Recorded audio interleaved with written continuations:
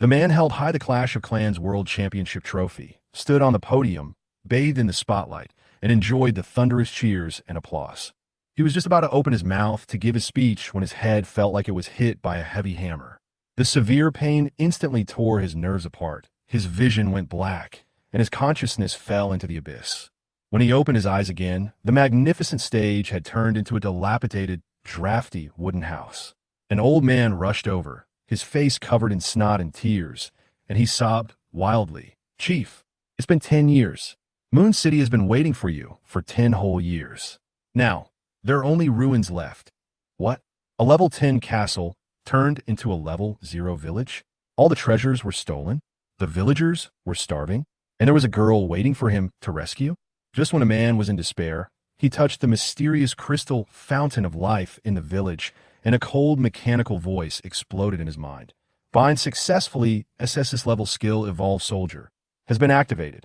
Unprecedented magical skills are here. Use soul fragments dropped by enemies to evolve your soldiers into unknown abilities. Attribute surges, skill mutations, everything is possible. But the tricky part is the chance of evolution is only 10%.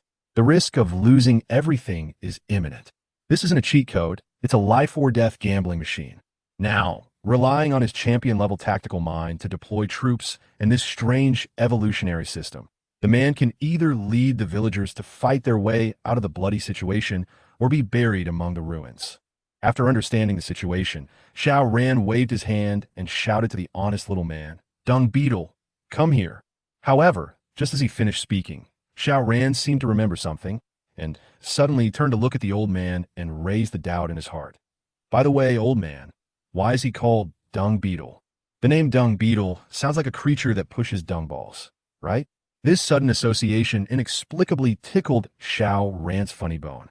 The old man shed tears and replied, "Chief, are you pretending to be confused, or are you really confused? You chose all our names yourself." The old man continued, "You used to like naming us after flowers, trees, birds, and animals. The name Dung Beetle was given by you personally." "Oh, sorry, what are the names of the rest of you?" Xiao Ran asked with some embarrassment, but trying his best to remain polite. "My name is Huang Banshu," the old man replied. "My name is Dung Beetle," the leading barbarian responded without hesitation. "My name is Jingguizi," another barbarian said. "My name is Carnation. Chief, just call me a Kang." A village girl also introduced herself with a smile. Xiao Ran then turned his gaze to the last construction worker holding a double hammer. "What about you?" "My name is Turkey," the construction worker answered truthfully. "Sure, it seems that I was quite talented in the past." Xiao Ran pretended to be a leader, stroking his bald chin, his eyes rolling around twice, with a thoughtful look on his face. However, the old man knew in his heart that this was not talent at all. It was clearly a manifestation of laziness. Huangashu then said anxiously, "Chief, since you are back, there's no time to lose. Please immediately arrange for everyone to build a village, form an army as soon as possible, and save Meow Meow." "Okay, let's go back and discuss it carefully." As soon as he finished speaking, Xiao Ran waved his hand and led everyone back to the village's meeting hall. It was a level 0 village. Even the base camp had not been built yet. There was only a shabby and leaky meeting hall. The most urgent task is to build a level 1 base camp so that Xiao Ran and other villagers have a place to stay. The group returned at a leisurely pace. Before they reached the meeting hall, they faintly heard a quarrel. "Stop talking nonsense. Your broken village has 3 minutes to hand over 1,000 gold coins. If you fail by even 1 gold coin, I will tear down your meeting hall and leave you with no place to live." A ferocious voice came with the wind.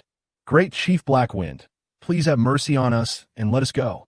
We in Moon Village have been penniless for a long time, without any food or ammunition. So where can we get 1,000 gold coins? Even if you defile me, I can't afford so much money." A village girl cried in response. The village girl was the one who did not go to the Fountain of Life with Xiao Ran and his party. She was at home at the moment, preparing meals for everyone according to Huangashu's instructions. "Defile you? Bah, you are quite confident. Look at your face. Who do you think you are?" Haifeng sneered. The girls of Moon Village who were even slightly attractive had long been robbed, and those who remained were mostly old and faded. Even the bandits despised them, which showed how far they were from the village. Haifeng then gave an order. "Forget it. Since you can't Come up with the money, then you can come with me and be my slave. I'm short of manpower. Come, capture her for me. Let me go. I won't leave. I want to wait for our leader to come back. The village girl struggled hard. Leader? Where did you get your leader? Ha ha, stop dreaming. I'm lucky today. I caught a village girl. Help. Dung beetle. Scarab. Because the only two barbarians guarding the village were taken away by Xiao Ran. The village girl was in danger in just half an hour. Fortunately, a group of people arrived just in time. Hearing the cry for help, Xiao Ran and the others immediately rushed over. Stop! Huang Geshu stepped forward and shouted, stopping the robbers in front of him. Xiao Ran finally got a clear look at the people coming. They were a group of 8, led by none other than Haifeng. Haifeng was wearing a jet-black vine armor that was greased with oil, giving it a sleek sheen. Haifeng was wearing mink shorts and a hat made of dried animal skins. Like other barbarians, he had a cheap dagger slung around his waist. Behind Haifeng were 5 barbarians and 2 archers. These barbarians were short, about 1.6 meters tall, with simple and honest looks but stern expressions. They carried long swords on their backs, exuding a murderous aura. The archers were 2 female savages, dressed very simply. Leather jackets wrapped around their chests, leather pants wrapped around their hips, and wooden bows and arrows on their backs. They had sexy and wild figures and sharp eyes. In contrast, Xiao Ran only had 2 barbarians, Dung Beetle and Scarab Beetle. If they were to face off head-on, they would surely face great danger. The current situation was not optimistic. This battle could not be fought head-on, but only outsmarted. Hey, everyone from Moon Village, young and old, is gathered here? Haifeng looked around, his face full of contempt, and his tone became increasingly arrogant. Why, you want to save people? Just with a bunch of you. You dare to stop me, Haifeng? Before Haifeng finished speaking, his eyes had already swept over the 2 savages, the Dung Beetle and the Scarab, and finally stopped on the banyan tree. The barbarians were the only combat force in Moon Village, and they were also Black Wind's only concern. If it weren't for these 2 men who had been defending the village, Moon Village would have been reduced to ruins long ago. Haifeng looked down upon the crowd with cold eyes, his voice rising and falling in a threatening tone. Today I am only arresting a village girl. I urge you to be sensible. Don't provoke me, Haifeng, or else don't blame me for being ruthless. Huang Geshu's face was filled with grief and anger when he heard this. He responded angrily, Haifeng, you are at least a well-known leader of a level 2 village. Why do you keep bullying us, a level 0 village? Huang Geshu said, you have plundered us dozens of times in the past year. Don't you know whether we have money or supplies? You can take whatever you want, but please let her go. She is from our village, our family. You must not take her away. What a joke. Haifeng shouted angrily. I, Haifeng, want to arrest someone, and I need your approval. Old man, anyone who doesn't want to die, get out of here. As soon as he finished speaking, Haifeng drew his dagger, and several barbarians behind him also drew their weapons.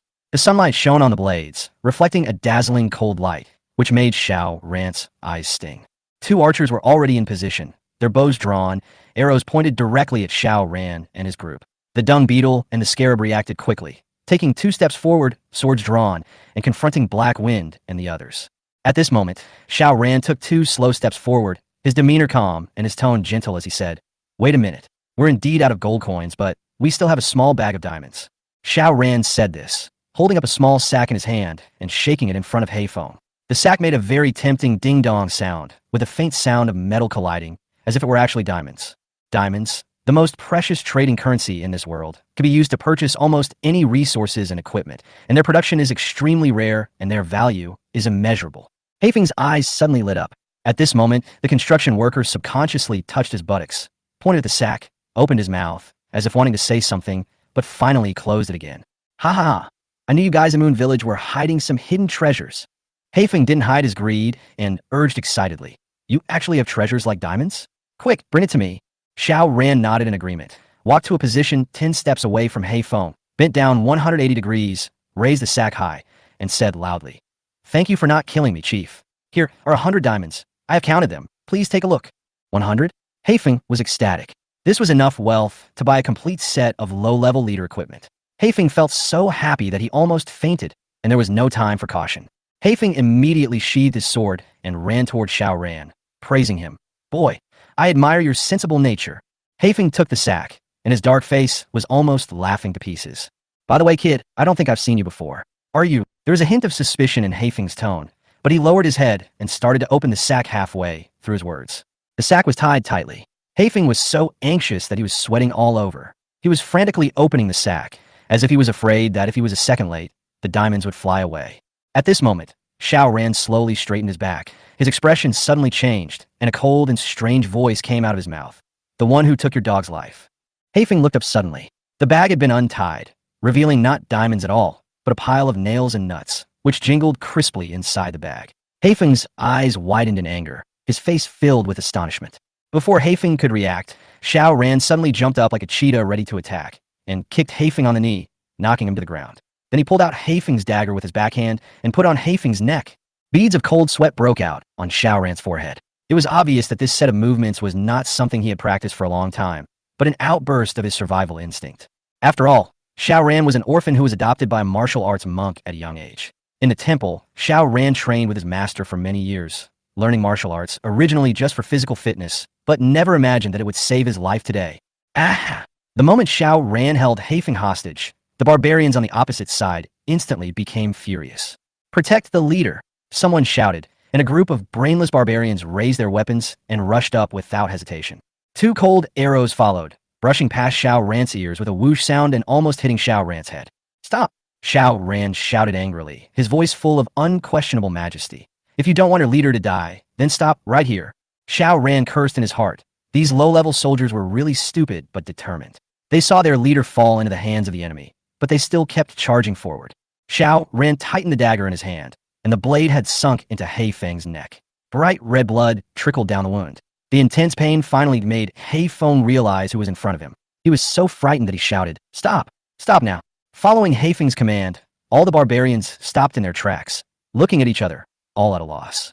Xiao Ran finally breathed a sigh of relief, then stared coldly at Haifeng, his eyes filled with murderous intent, and asked in a cold voice, "Do you want to die?"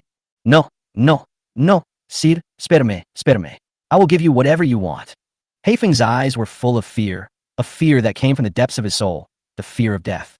In this world, soldiers are merely low IQ combat tools, mass-produced using holy water and black water. Their death is not real. It simply transforms into resources and returns to the system. But the leader is different. Once he dies, he is truly dead and cannot be resurrected. Therefore, most leaders will hide in the rear to command the battle and rarely appear on the front line to prevent the situation of capturing the leader first to capture the thief from happening. However, Haifeng was obviously an exception. Haifeng did not expect that Moon Village still had the ability to resist and was overwhelmed by the temptation of diamonds, and eventually fell into Xiao Ran's trap. "Have your men lay down their weapons, and I might consider letting you go," Xiao Ran said coldly. "Drop your weapons. All of them." Haifeng didn't hesitate and quickly gave the order. All the barbarians and archers obeyed the order, throwing their weapons to the ground and not daring to resist. Huang Geshu and others immediately stepped forward, confiscated all the weapons, and quickly tied up the enemy soldiers one by one with ropes. After the enemy was completely disarmed, Xiao Ran slowly turned his gaze back to Haifeng, ready to make the final decision on him. "Old Huang, what do you think we should do with this leader?" Xiao Ran turned around and asked. Huang Geshu said nothing more. He raised his crutch and hit Haifeng on the forehead with it, his beard twisted in anger. "Let's see if you can still be so arrogant. Our leader has returned, and you still dare to come to Yuelyang village and act so presumptuously." Chief, Moon City Xiao Ran. Haifeng finally recognized Xiao Ran and looked at him in astonishment. His eyes changed from the initial fear to awe and fear in an instant. Moon City, also known as Moon Village, was once a magnificent level 10 castle, towering over the entire Chinese continent. Back then, Moon City's leader, Xiao Ran, was a world-renowned figure. However, for unknown reasons, Xiao Ran suddenly left, and there was no news of him since. Without Xiao Ran, Moon City quickly fell into the hands of others and was plundered by various tribes. From a prosperous city, it was reduced to a ruined village. Now, when Haifeng heard with his own ears that the real master of Moon City had returned, Haifeng was so scared that his legs went weak on the spot. "Well, don't kill me. Please don't kill me. I really know I was wrong, and I won't dare to do it again." Haifeng lay on the ground wailing like a dead dog, thinking back on all the crimes he had committed. Now, one by one, they seemed to have become the reason for Haifeng's death. "Kill him! Kill him! Kill him!" Before Xiao Ran could speak, Huang Geshu, a Kang, and others were already shouting loudly in indignation. Obviously, during Xiao Ran's absence, Haifeng had committed numerous evil deeds, which had already aroused public anger. "It's not that I don't want to keep you, it's that you are not up to the task." Xiao Ran sighed, his tone full of regret. If Black Wind were just an ordinary plunderer, according to the laws of survival in this world, there would be no need to exterminate him. However, Black Wind was too greedy and too presumptuous, and he had already crossed the line. In reality, there are 3 main ways to deal with an enemy leader. First, imprisonment. Imprison the enemy leader and force his subordinates to pay a periodic ransom to keep him alive, or pay a large lump sum to redeem him. However, prisons can only be built in level 10 villages, which Moon Village is far from reaching. The second method is exile. The chief is placed on a wooden boat and allowed to drift downstream, leaving him to fend for himself. While this method is considered merciful, his village will also be left ownerless and repeatedly destroyed due to the chief's exile. The third strategy is to release the leader. This involves deliberately letting the leader go, allowing the village to continue to develop, and then robbing them later when they have grown fat. This is the most common tactic used by nomadic leaders. In addition, there is one last method: killing. Completely destroy the opponent and let its village become a complete ruin. Exiling you would be giving you a break. Releasing you is out of the question. Xiao Ran said slowly, his eyes cold. So, no, I am willing to surrender. Surrender. Heifeng suddenly interrupted Xiao Ran's judgment and shouted at the top of his lungs. This was the most impossible fourth way. Surrender. The so-called submission was to conclude a master-servant contract. Xiao Ran had already read the relevant rules from the inheritance system. In this continent, besides the low IQ soldiers, there is also a special existence: the leader. They are bound to the fountain of life and can control the village, command construction, and manage resources. The bond between the chief and the village is one-to-one and cannot be changed unless the chief dies. However, if the chief chooses to surrender, the original bond can be broken and the new chief will sign a master-servant contract, obeying his orders from then on and lowering his status to dust. Just as Xiao Ran was stunned, a system prompt suddenly sounded in his mind. Ding! Leader Heifeng requests your submission. Do you accept? Chapter 8. Barbarian Squad Leader. Accept, of course I accept. Making Heifeng submit is obviously much more beneficial to Xiao Ran than killing him directly. Accept. A system prompt sounded immediately. Congratulations, Master. You have obtained a servant, Black Wind. After hearing these words, Xiao Ran immediately felt a mysterious connection in his heart, as if there was an invisible thread that controlled Heifeng's life and death. That was the contract between master and servant. From that moment on, Black Wind's fate was firmly in his hands. As long as Xiao Ran had a thought, Black Wind would instantly turn to ashes, leaving no room for resistance. As the surrender ceremony was completed, Xiao Ran released his grip on Heifeng. Heifeng made no move to escape, but instead immediately bowed his head and respectfully called out, "Greetings, Master." Xiao Ran's eyes were sharp, and his voice was intimidating without anger. From now on, you are the captain of the barbarian squad, leading the charge. Do you understand your responsibilities? Heifeng obeys the order and is willing to fight for the master to the death and will never regret it. So Xiao Ran assigned Heifeng a difficult task and took this group of low-level barbarians to the front line. Although he did not kill Heifeng personally, but after being given such a cannon fodder position, Heifeng might not survive for long. But what is unexpected is that this servant, once on the verge of being wiped out, will become a nightmare for the entire continent in the future. Of course, all this is still early, so let's put it aside for now. Just as Xiao Ran finished dealing with Black Wind, another notification chimed in his head. Congratulations, Master. We've acquired a new unit, Barbarian Squad Leader. Huh, I can even directly obtain special units? This is an unexpected surprise. Xiao Ran immediately opened the system panel and began to check Black Wind's detailed attribute information. Name: Black Wind, Level 1. Type: Barbarian Squad Leader, Special, Construction Resources. Unknown, Upgrade Conditions. Unknown. HP: 90, DPS: 16, Defense Damage Reduction: 10. Movement Speed: 16, Population Occupied: 1, Training Time: Unknown, Attack Preference: Unknown, Damage Type: Unknown, Talent: None, Skills: None. After looking at Heifeng's panel, Xiao Ran took another look at the ordinary barbarian behind him and made a simple comparison. Name: Dung Beetle, Level 1. Type: Barbarian, Normal, Construction Resources: 25 Holy Water, Upgrade Path. Level 1 Laboratory Health: 45, Damage per second. 8, Defense Damage Reduction: 5.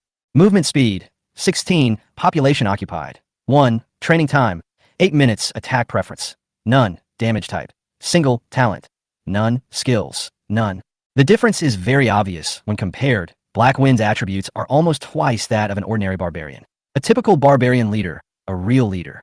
However, units like the barbarians were essentially low-level troops. They were somewhat useful in the early stages, but were essentially cannon fodder in the later stages. At this time, Huang Geshu and the others also came over, excitedly surrounding Heifeng and examining him.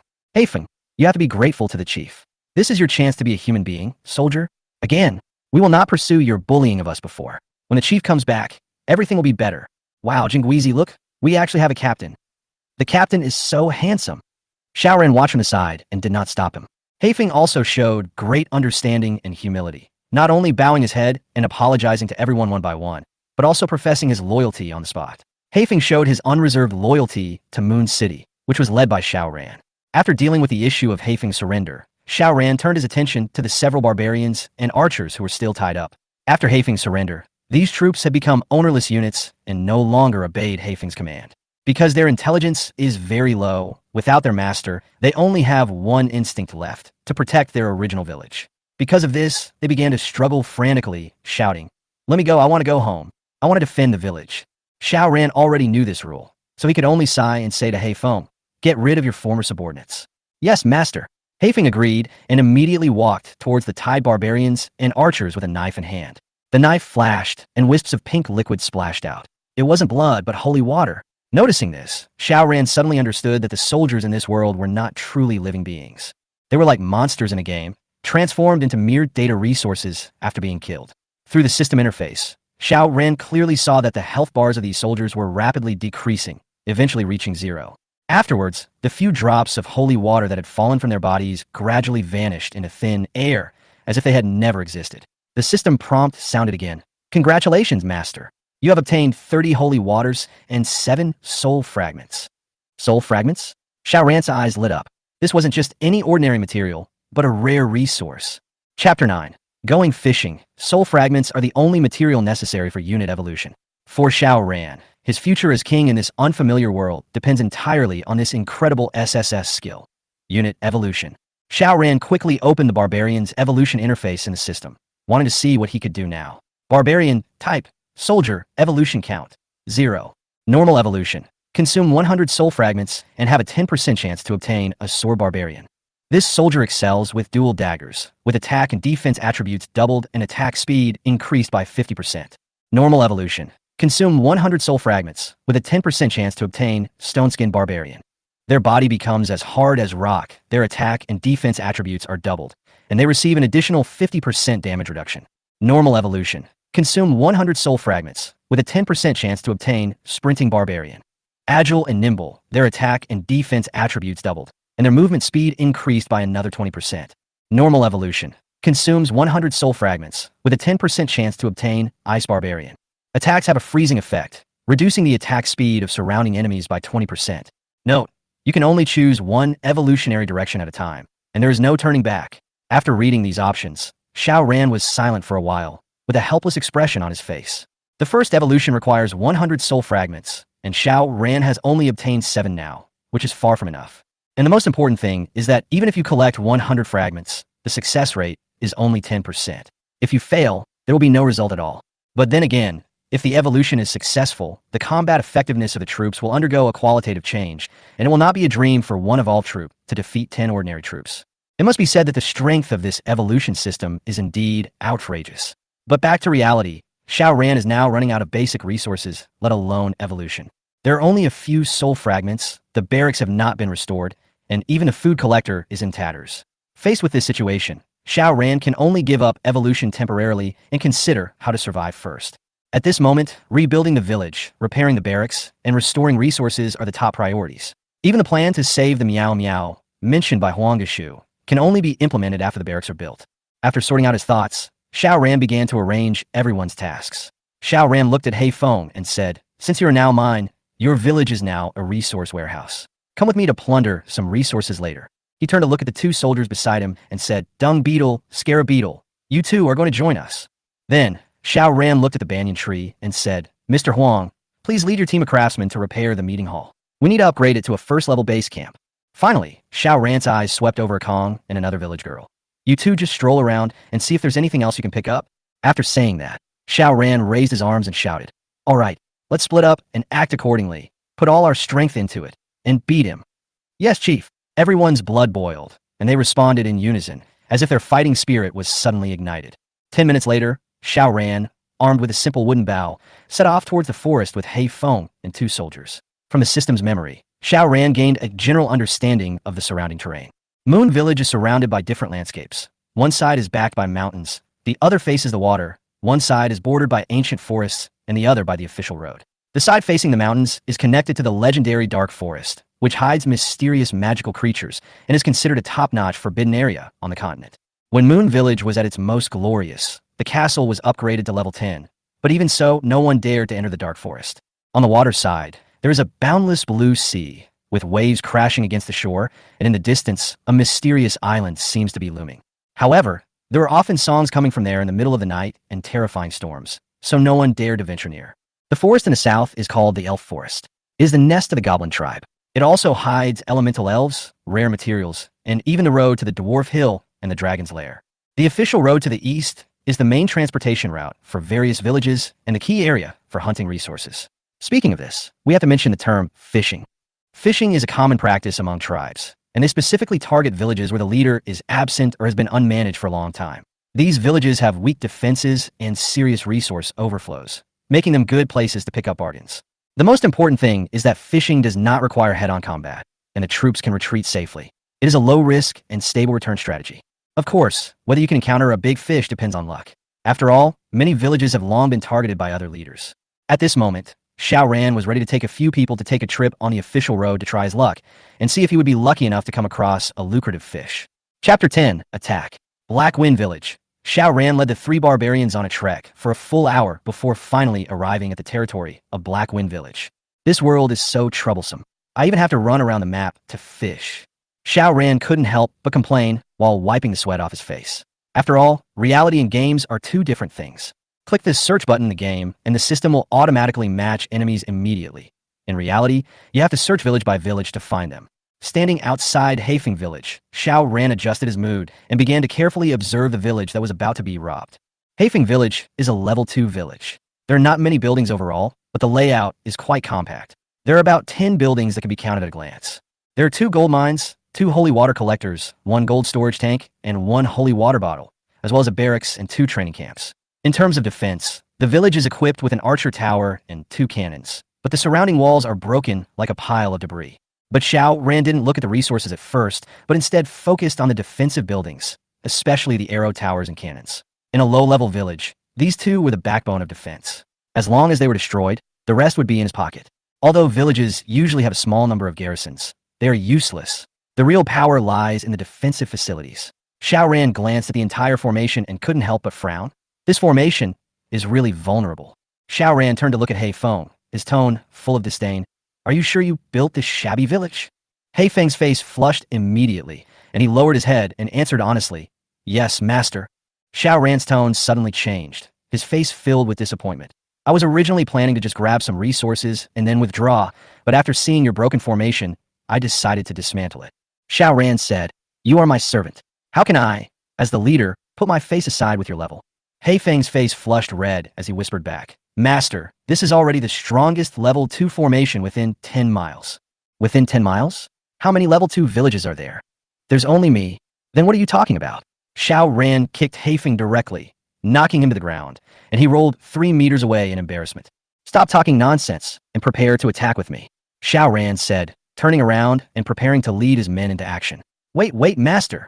Haifeng was stunned, his face full of disbelief, and he couldn't speak clearly. You mean, the 4 of us want to attack a level 2 village?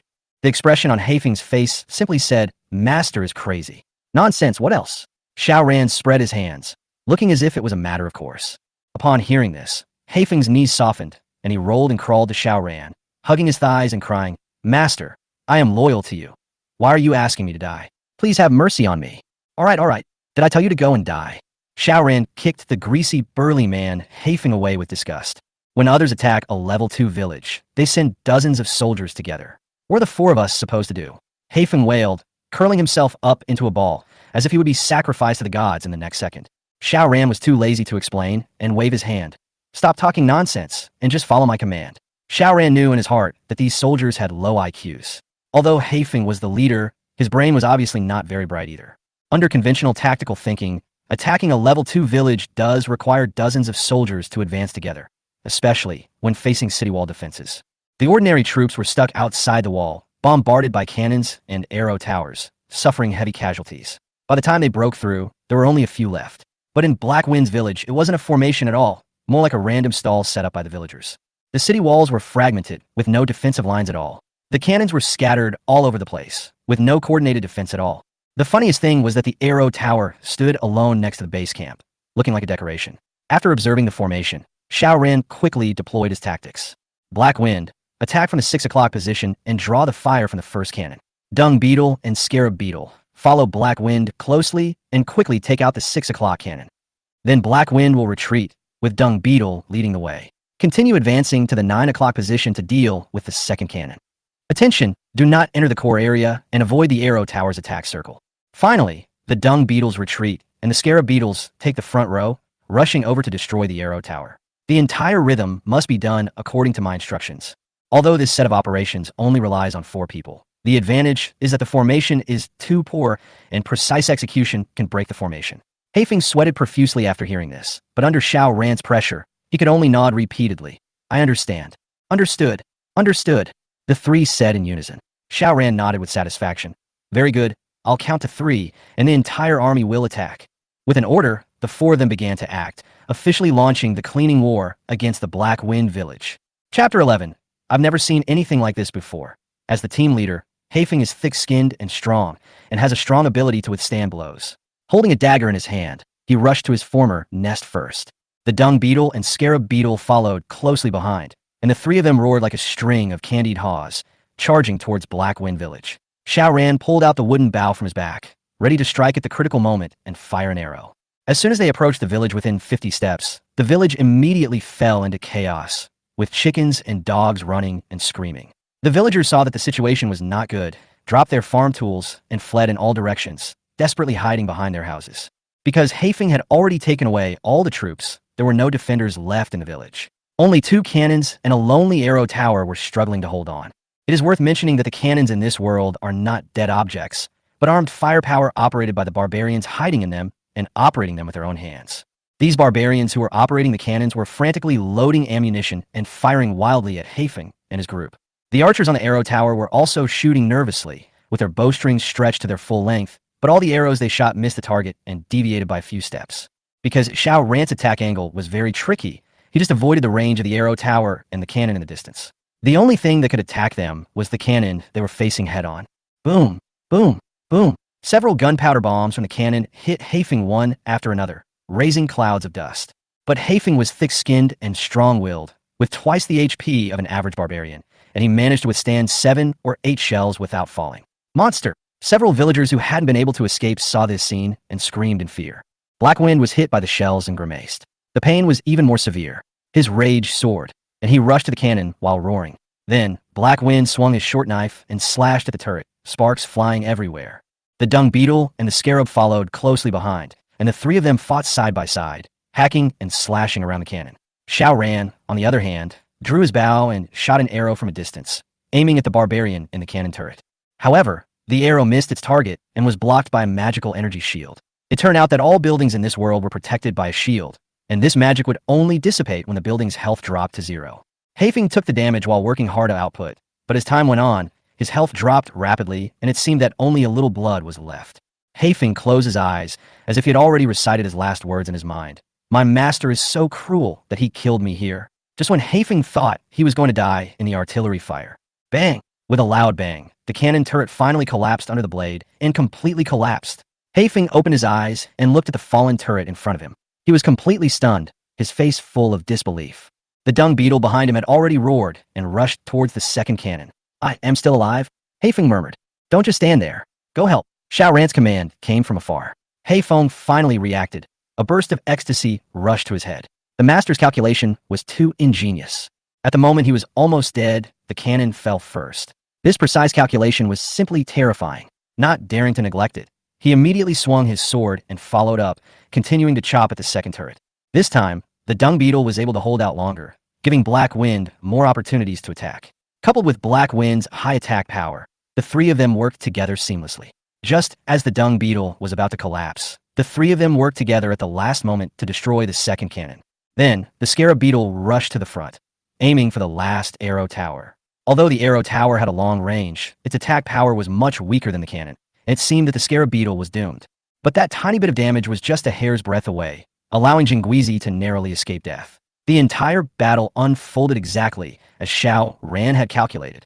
If any other high-ranking leaders were present and witnessed these 4 men overthrowing the defenses, they would probably be shocked. 3 barbarians flattening a level 2 village. This is something that no one would believe if they hadn't seen it with their own eyes. Boom! The last arrow tower was chopped down by Scarab Beetle's axe and collapsed with a loud bang. accompanied by thick smoke. We succeeded. We succeeded. Black Wind, Dung Beetle, and Scarab Beetle excitedly wave their daggers, jumping and shouting as if they had won a great battle. With all the defensive structures destroyed, this level 2 village was already in their grasp. Without wasting a moment, the three men turned and launched a comprehensive destruction campaign against the surrounding buildings. Cut the gold mine, dismantle the water bottle, and sweep the whole village. In the end, the base camp stood alone in the center and became the final target. They surrounded it, slashing with their swords, causing the magic shield to flicker. The base camp had a very high health pool, making it the strongest building in the village. The shield was derived from the Fountain of Life, and it would only be broken when the health pool reached 0. Hafen and his men chopped until their arms were numb, and finally they destroyed the base camp. The health bar was emptied, the shield dissipated, and the base camp turned into ruins in an instant. Ding dong, the system prompt followed. Congratulations to the master for destroying Black Wine Village with a 100% destruction rate. You have obtained 1141 holy water, 1324 gold coins, and 3 soul fragments.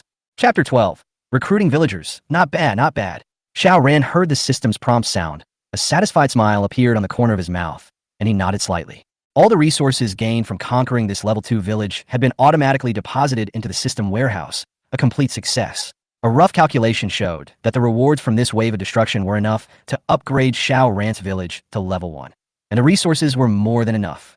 Upgrading a level 1 village requires 500 gold coins, and the remaining defensive facilities also cost about 500 gold coins. In addition to building barracks, etc., the holy water consumption is between 500 and 1,000. For an ordinary leader, it would take him half a year to get these resources by living frugally, but Xiao Ran only needed it in less than a day. The master is truly amazing. The master must be the savior sent by God to save our Huaxia tribe. The best thing Haifeng has ever done in his life is to submit to the master. When Haifeng returned with everyone, he immediately started praising Xiao Ran with a sincere look on his face. Faced with Haifeng's flattering praise, Xiao Ran didn't bother to respond at all.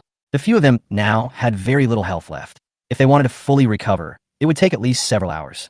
Anyway, they had already collected enough resources, so there was no need to take any more risks. The wisest choice was to return to the village and rest. Just as he was about to turn back, several furtive figures emerged from behind the ruins, catching Xiao Ran's attention. There were several former villagers of Black Wind Village, hesitantly glancing over here.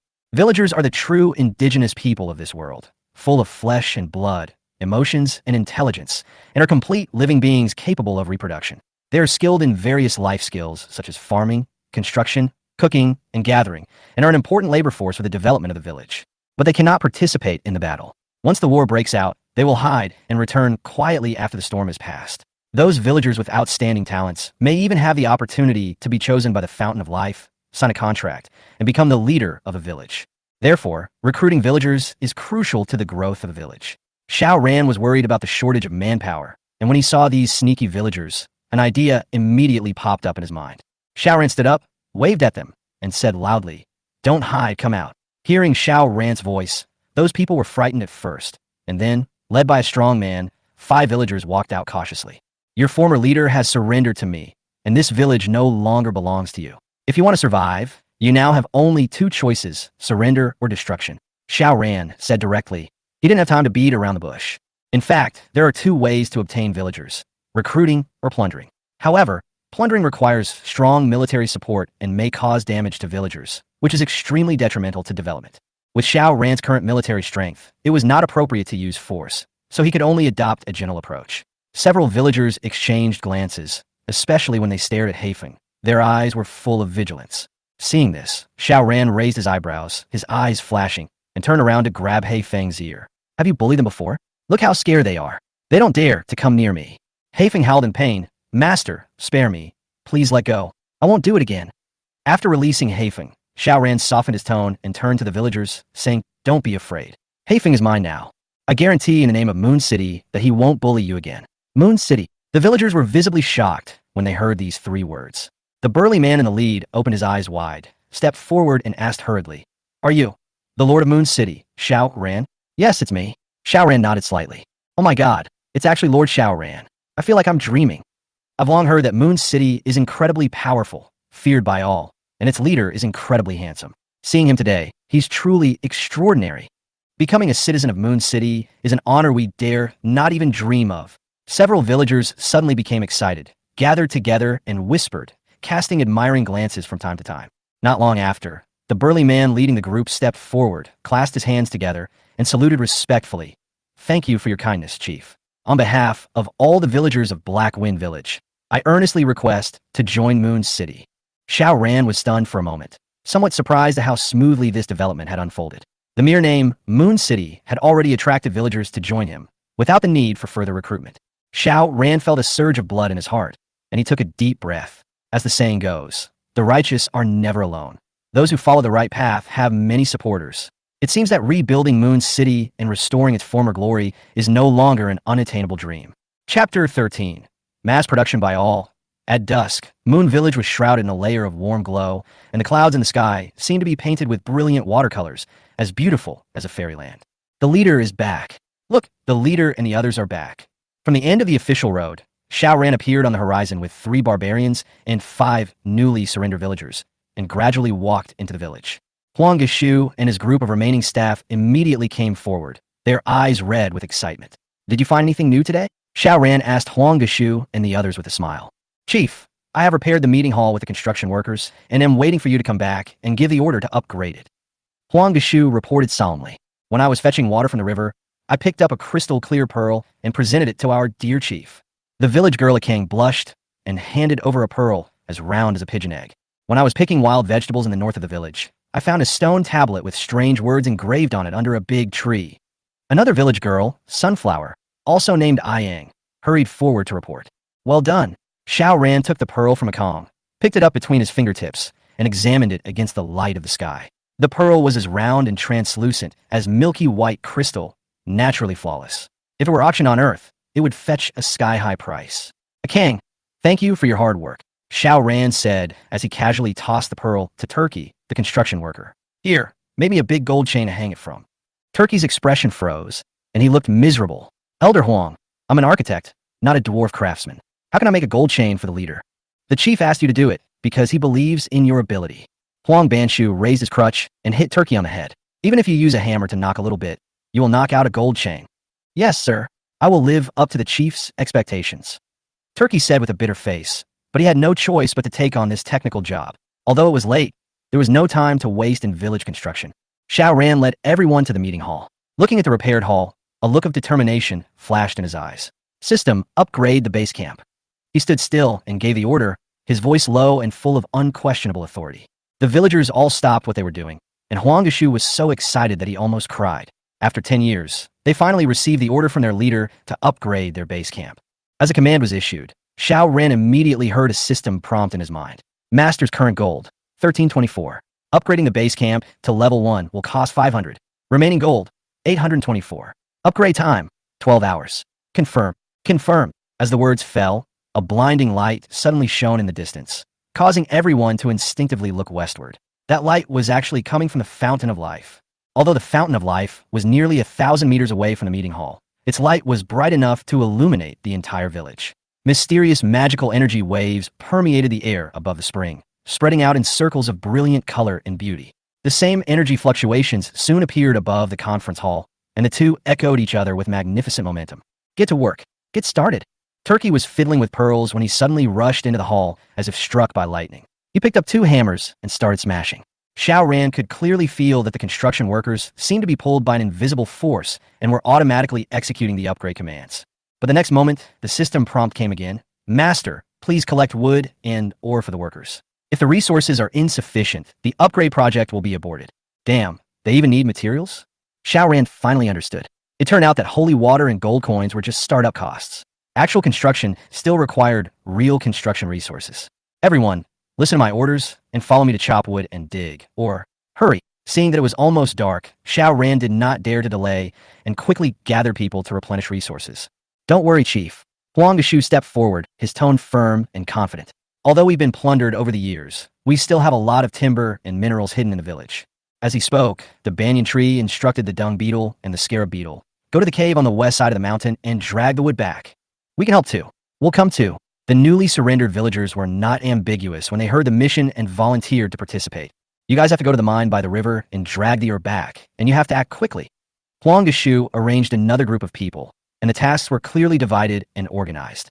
Huang Geshu said, "Heifeng, Lead the team to the mountainside. There are often wild beasts there at night. Having you will mean more safety. Understood. Haifeng responded loudly. I'll go too. Shaoran also offered to join in. No. Huang Geshu immediately shook his head with a serious expression. Huang Geshu said, it is extremely dangerous at night. The leader is not as strong as he used to be. It is too risky to go out at night. Yes, yes, yes. The dung beetles and scarab beetles also nodded repeatedly, like chicks pecking at rice, not letting Xiao Ran take risks. Seeing Huang Geshu so determined, Xiao Ran had to give up, then go quickly and come back quickly. Don't worry, leader. After receiving the order, several people set off quickly.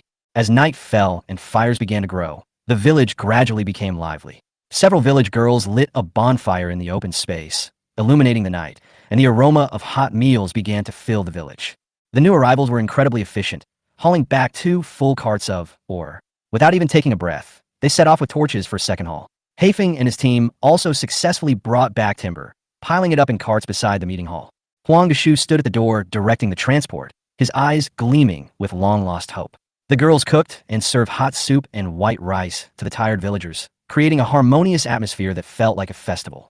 After more than 2 hours of hard work, a large amount of wood and ore piled up like a mountain, more than enough to even upgrade to level 2. Everything went exceptionally smoothly, and seeing everything in order, Xiao Ran felt at ease. As long as this night passed peacefully, tomorrow morning, after the upgrade was completed, he would have his own level 1 base camp. However, at this moment, a cry of extreme terror suddenly rang out from the depths of the night. Chapter 14. The village has been upgraded. Master, something terrible has happened. Haifeng ran back in panic, covered in wounds and with empty hands. The dung beetles and scarab beetles, who were supposed to return together, were nowhere to be seen. Haifeng rushed into the village breathlessly, his vine armor shattered beyond recognition, revealing his wheat yellow skin, covered in bloodstains and lacerations. Where's the dung beetle? Where's the scarab? Huang Geshu rushed forward, anxiously asking. Haifeng fell to his knees, tears streaming down his face, and kowtowed repeatedly. I'm sorry, master. The dung beetle and scarab. They're gone. Boom. Xiao Ran's smile froze in an instant, and the joy he had just felt from upgrading the base camp instantly dissipated. What's going on? Xiao Ran's face darkened, his voice cold. At this moment, Xiao Ran glanced at the system battle panel and found that Haifeng's health bar was almost at the bottom, with only a trace of health left. If he hadn't run fast, Haifeng would probably have become a corpse by now. Haifeng endured the pain and choked up as he said, we had just finished moving the last load of wood and were about to return when a wild wolf suddenly jumped out of the forest. Black Wind said, it's as big as a cow, and it can even turn invisible. We're no match for it. The dung beetles and scarabs desperately try to hold it back, forcing me to run back and report, woo woo woo, an invisible wild wolf. Xiao Ran was stunned when he heard it, and his heart skipped a beat. His intuition told Haifeng that the situation was not good. Huang Geshu's face changed drastically. He slapped his thigh and burst into tears. It's the Shadow Wolf King. It must be the Shadow Wolf King. Seeing Xiao Ran's confusion, old Huang hurriedly explained, Chief, the mountain behind our village is called Dideo Ridge, and it hides many terrifying monsters. The Shadow Wolf King is one of them. It only appears at night. We used to keep our distance from it, but we didn't expect it to kill us this time. Xiao Ran then realized that Haifeng and his companions must have mistakenly entered the Shadow Wolf King's territory while transporting wood at night, resulting in this tragedy. The dung beetle and the scarab had also paid the price with their lives. The bustling village suddenly became silent, as if the sky had darkened. Xiao Ran felt heavy-hearted, as if a huge rock had been pressing down on his chest. Although they were only low-ranking soldiers, they had been with Mr. Huang and the village girls for many years and had developed a bond with them. After hearing the news, several girls in the village silently wiped their tears in a corner, and the atmosphere was extremely depressed. This is my fault. Xiao Ran lowered his head and blamed himself. If Xiao Ran had not been in a hurry to upgrade, perhaps this tragedy would not have happened. Chief, don't blame yourself. As long as you are still here, the dung beetles and scarab beetles will come back. Huang Geshu wiped his tears and patted Xiao Ran's shoulder. Soldiers are reproducible, especially those named by the leader, who can even retain their original memories when resurrected. However, if the leader dies, that's the end of everything. I will definitely avenge them. Xiao Ran growled, his eyes piercing with determination. Once the barracks are built, I'll call them back and we'll fight back together. Fight back. Kill them back. Kill them back. A group of villagers waved their fists in anger, their emotions boiling as they roared deafeningly around the campfire. As long as their leader was still there, they wouldn't be afraid of the Shadow Wolf King. Xiao Ran suppressed his grief, glanced at everyone and said, don't leave the village tonight. Have a good rest after dinner. Tomorrow, we will have a new life. Listen to the leader. Everyone responded in unison. No one moved around anymore, and they all sat around the fire to rest. The bonfire burned brightly, and the village gradually quieted. Night was drawing to a close. That night, Xiao Ran lay awake. This was Xiao Ran's first night in this other world. High in the night sky hung a silvery white moon, its light as cold as frost, beautiful yet desolate. The construction workers seemed to have no need for sleep at all, constantly swinging their hammers, hammering away at the meeting hall in the darkness. Meanwhile, Xiao Ran curled up by the campfire, leaning on his knees to sleep, still thinking about tomorrow's arrangements. After an unknown amount of time, Xiao Ran suddenly heard a clear and pleasant notification sound in his mind. Ding dong. Congratulations, Master. The base camp has been successfully upgraded to level 1. Xiao Ran suddenly woke up, and the crowd around him erupted in cheers, the atmosphere boiling with excitement. Success. We succeeded. We finally have a new base camp. It's been 10 years. Our moon village has finally stood up again. Chapter 15. Building a barracks. Is it done? Xiao Ran was startled and immediately stood up from the ground, rushing to the front of the meeting hall in 2 steps. The old, dilapidated building had vanished, replaced by a brand new level 1 base camp. This new base camp, shimmering in a warm, goose yellow hue, covered approximately 80 square meters and boasted a more imposing and practical design. This is not only the core building of the entire village, but also a prerequisite for upgrading and constructing other buildings. A level 1 base camp can build more than one facility, including barracks, training camps, gold mines, holy water bottles, etc., and most importantly, it can also install 2 cannons. Xiao Ran looked at the newly renovated building, almost incoherent with excitement. He waved his hands and shouted excitedly, System, system, call the system, hurry up, build the barracks for me immediately. Start construction now. Xiao Ran knew that the army was the foundation of a village. Without a barracks, everything else was just empty talk. Master, please choose a building location. The system's prompt sounded as expected. It was then that Xiao Ran remembered that village buildings could be arranged freely, and a proper layout was key to defense. He recalled Black Wind, the level 2 village, which had every possible defense, yet was still defeated by Xiao Ran's 3 hammer strikes. That layout was a lesson in negativity. Can I move after repairs? Xiao Ran thought carefully and quickly asked the system.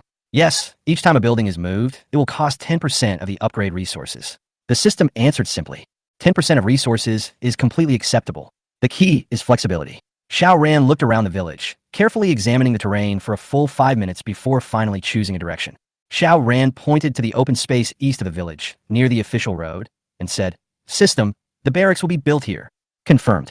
Level 1 barracks can accommodate 20 units. Construction takes 1 hour, consumes 250 holy water, and has 921 holy water remaining. Confirmed. As soon as Xiao Ran finished speaking, shimmering magical lights immediately emerged from under his feet, spreading out and covering the surrounding land. At the same time, a holy light flashed from the direction of the Fountain of Life, transmitting some mysterious energy fluctuations. At this moment, Turkey was nibbling on cold rice from his bowl when he suddenly shuddered, threw away his bowl, and rushed over with a gleaming look in his eyes. I have 2 hammers in my hands. I'm going to build a building for the leader. The turkey shouted as he rushed to the construction site, full of energy, as if he had eaten a full dose of chicken blood. Xiao Ran looked at Turkey and smacked his lips helplessly. It turned out that construction workers don't need to sleep. An hour later, the level 1 barracks was officially completed. The barracks looks like an open amphitheater with a burning bonfire in the center, as if waiting for the soldiers to return. The barracks played a crucial role. Not only was it the soldiers' home, it was also the starting point for the birth of the military. With the barracks completed, Xiao Ran didn't rest and immediately arranged for the second construction project, the training camp. The training camp is where soldiers are generated. It can produce warriors with holy water, and it can unlock new soldiers after upgrading. System, build a training camp. Now, training camp level 1, unlocked barbarian unit. Construction time 1 hour, holy water consumption 200, remaining 721, please confirm. Confirm. Xiao Ran once again selected a vacant lot, and construction began immediately. Turkey didn't rest, continuing to work overtime. Old Huang and the villagers also came to help carry wood and ore. The entire village once again entered a state of intense construction, a scene of bustling activity. Heifeng was also busy. To welcome the arrival of the new barbarian squad, Heifeng ran to the newly built barracks and demonstrated his martial arts skills. After a lazy donkey rolling around, it is followed by a kite flipping over and then a cutting the Gordian knot. Heifeng's face remained calm, and he kept on performing while shouting, Chief, Mr. Huang, Sister Kong, Sister Yang, come and see. Are my skills unrivaled in the world? Huang Geshu watched with squinted eyes, stroked his beard and shook his head. Not bad, not bad. Your acrobatic skills are quite solid. A Kong smiled and replied, How about a chest-breaking rock? Iang joined in the fun. What about putting a steel bar against your throat? I'll give you a shout. Hafing's face turned green, his hands dropped, a look of "it's so hard for me" on his face, looking more tired than fighting. The villagers burst into laughter, and the oppressive atmosphere was swept away, and the whole village was filled with lightness and joy again. Chapter 16. Understanding New Skills. An hour of waiting passed. Although this building was not the most anticipated, it was the long-awaited achievement for Xiao Ran and his companions. Colorful water wave-shaped, magical light slowly slid down from the roof of the training camp, like taking off a layer of outer clothing, revealing a brand new first-level training camp. Congratulations, Master, the training camp has been successfully upgraded. The system prompt sounded, and the whole audience immediately burst into warm cheers. Hafing also stopped his acrobatic performance, ran quickly to the entrance of the training camp, patted the vine armor on his body, and prepared to welcome the younger brothers who were about to appear. Xiao Ran activated the combat system and brought up the training camp control panel. It displayed the avatars of the dung beetle and scarab beetle, but both were gray, meaning they had been killed and needed to be retrained. Training barbarians. Each barbarian costs 25 holy water. Training 20 barbarians requires 500 holy water total. Currently, there are 721 holy water, leaving 221. Please confirm. The system prompt rang out clearly. Confirm. Xiao Ran gave the order without hesitation, selecting the full complement of 20 barbarians at once. However, unlike in the game, training a unit here takes longer. One barbarian takes 8 minutes, and 20 barbarians take 3 hours in total. But when the first barbarian walks out of the training camp in triumph, the wait is not worth mentioning. Huang Lao, a Kong, and others lined the streets to welcome the new recruits. They not only cheered for the new recruits, but also personally welcomed the resurrected dung beetle and scarab. Hei Feng even hugged the two younger brothers, tears welling up in his eyes as he kept thanking them. After all, Black Wind was a high-level life form, unable to regenerate. If it weren't for these two risking their lives to save him, Black Wind would have long since ceased to exist. Xiao Ran also knew that he, like Black Wind, was a genuine carbon-based life form. Once the physical body was destroyed, it would be a farewell forever. As the barbarians gradually left their camp, the once deserted Moon Village finally became more lively and active. With the army taking shape, Xiao Ran began to prepare the final equipment before the expedition. A Kang and Iang made him a simple rattan armor overnight. The style was similar to Hafing's. Although the defense was limited, it was better than nothing. As for weapons, Xiao Ran could still use the bow and arrow he had captured last time, but since he wasn't a professional archer, it could only exert 70% of its power. In the more crucial melee weapon, Xiao Ran searched everywhere, but couldn't find a suitable one. Finally, Xiao Ran's eyes fell on the dagger at the barbarian's waist. Although the quality was average, it was better than nothing. "Little brother, lend it to me." After saying that, Xiao Ran directly took the dagger from a barbarian and put it on his waist. Surprisingly, the barbarian froze for a moment, then ran back to the training camp, only to emerge moments later with a new dagger. This completely stunned Xiao Ran. It turned out he could have it if he wanted it, so why bother snatching it away? Out of curiosity, Xiao Ran walked to the entrance of the training camp to find out what was going on, but the magic energy barrier prevented Xiao Ran from seeing the situation inside. At this time, the system explained that low-level weapons were automatically refined using the stored ore in the training camp. If the ore was used up, they would have to replenish the ore or wood themselves to continue production. Xiao Ran suddenly realized what was going on, but shook his head and didn't delve into it any further. He arrived in front of the barracks and shouted, "Everyone assemble!" The barbarians immediately trotted together, and although their movements were a little sparse, they soon formed an orderly formation. Xiao Ran looked around at everyone and began to mobilize them passionately. Xiao Ran told everyone that Moon Village was once glorious, but due to persecution by corrupt officials, it has now become a desolate place, and even ordinary monsters can bully them at will. "Can you bear this?" Xiao Ran demanded. "No." Old Huang led the roar in response, and the barbarians roared in unison, shaking the valley. Xiao Ran said, "For the sake of the village's peace, we must eradicate the beast infestation, no matter the cost. Do you have the confidence?" "Yes." The response boomed like thunder. Slogans echoed over the training ground, and fighting spirit burned like flames. Xiao Ran looked at them with satisfaction. Although these barbarians were not smart, they knew how to be infected by emotions. Once their morale was high, their fighting power would naturally increase. At this moment, the system's notification sounded. "Congratulations, Master. You have comprehended the A-level skill, Commander." After activation, the combat effectiveness of all troops will be increased by 10%. This unexpected surprise shocked Xiao Ran. Xiao Ran realized that many skills in this world can be actively learned or triggered. This skill, which directly improves the combat effectiveness of the troops, even if it is only A level, will become an important trump card in the future. However, Xiao Ran did not have time to indulge in joy at the moment. The most urgent goal was to destroy the Shadow Wolf King.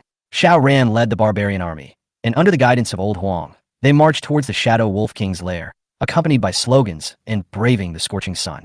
Chapter 17 Hunting. Shadow Wolf King. The Daling. The mountains are green and the forest waves are approaching. The Shadow Wolf King's lair is backed by a rock and is in the shape of a concave U. In addition to the Wolf King, there are 4 guard wolves called Swift Shadow Wolves. The Swift Wolf has a very fast initial speed and can quickly approach the enemy, but does not have the stealth skill of Shadow Wolf King. Xiao Ran led his army and hid opposite the wolf pack's lair. He parted the bushes and looked at the sleeping wolves. Is this what you said, a wolf as big as a cow? Xiao Ran drew out his dagger and hit Haifeng on the head. His face looked particularly ugly, as if water could drip out of it. The Shadow Wolf King was very strong, with a body length of more than 2.5 meters and a height of about 2 meters. Lying on the ground, he looked like a small mountain. Yes, master. Haifeng had a sad face, squeezing out tears and acting pitiful. Is this a cow? It's clearly a rhinoceros. Xiao Ran cursed. Rhinos are also cows, master. Go away. I'm too lazy to talk to you. Just by looking at the size of the Shadow Wolf King, Xiao Ran knew that this would be a tough battle. The Shadow Wolf King is really too strong. Not to mention he has 4 guard wolves. If you are careless, you might be killed by the wolves, not to mention eradicating them. Mr. Huang, do you have any suggestions? To be on the safe side, Xiao Ran first asked Huang Geshu, the most experienced man in the village. Chief, the Shadow Wolf is a level 1 monster. Its characteristics are fast speed and invisibility. Our barbarian army is definitely no match for the wolf pack. I suggest that the master use a trick to lure and kill it, and not take it by force. Old Huang said maturely and prudently. Xiao Ran nodded in agreement, but sighed silently in his heart. He didn't expect that such a strong Shadow Wolf King was only a level 1 monster. This world was truly wonderful. Afterwards, Xiao Ran led the barbarians to a remote open space and began to dig traps. Unable to defeat them by force, Xiao Ran had to use his brains. To deal with the wolves, Xiao Ran mobilized all the barbarians to dig a massive earthen pit trap. Inside, sharpened wooden stakes were inserted upside down, and 4 barbarians were hidden inside as cannon fodder. The trap was covered with fallen leaves and dust, and a ball of raw meat was placed in the center as bait. If the wolves took the raw meat, the barbarians in the trap would work together to cut through all the supports and die together with the wolves. In order to ensure that the trap can be triggered successfully, Xiao Ran personally selected dung beetles and scarab beetles to carry out this glorious task, because this link is the key to killing the wolves. Once the trap fails to be triggered, everyone will have to die here. It was approaching dusk, and Xiao Ran's trap was finally completed. Report to the leader. The wolves are starting to move. A barbarian ran back to report on the wolf pack. Haifeng, take 5 people with you to lure them out. Make sure to bring all the wolves here. Xiao Ran said to Haifeng. Yes, master, I will complete the task. Haifeng gritted his teeth and took on this difficult task. Then, Xiao Ran said to the remaining barbarians, everyone, lie in ambush around here. If anything unexpected happens, follow my command and join the battle immediately. As you command, Chief.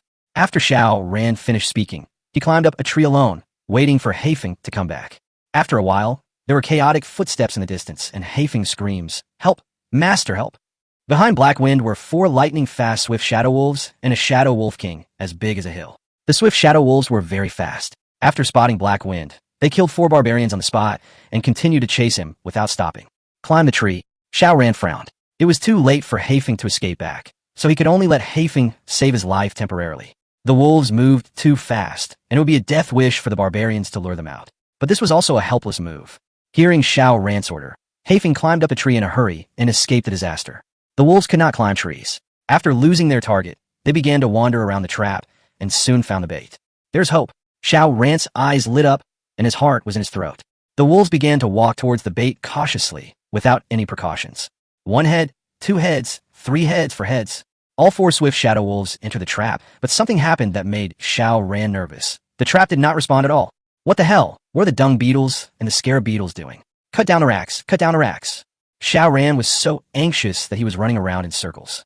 Could it be that these 2 barbarians had a temporary brain short circuit? Damn it, if the hunt fails, all the barbarians around will die, and he and Old Huang, who are hiding in the tree, will have to stay in the tree all night and dare not return to the village the next day. Just as Xiao Ran was cursing, the 4 Swift Shadow Wolves suddenly dispersed. It's over. Xiao Ran's eyes went dark as he realized that the wolves might be retreating, which meant that the hunt was going to fail. At this moment, in the center of the trap, a huge wolf silhouette gradually emerged from the void and slowly solidified. This is the Shadow Wolf King. Awesome. Xiao Ran was stunned. How did this big wolf dog get in? Could it be the Shadow Wolf King's stealth skill? Just when Xiao Ran was deeply shocked, A loud noise suddenly came from the direction of the trap. Boom, boom, boom. The dung beetles and scare beetles are fighting. The ground within a radius of 20 square meters where the wolves were located suddenly sank, and all 5 monsters fell into the trap. Pretty.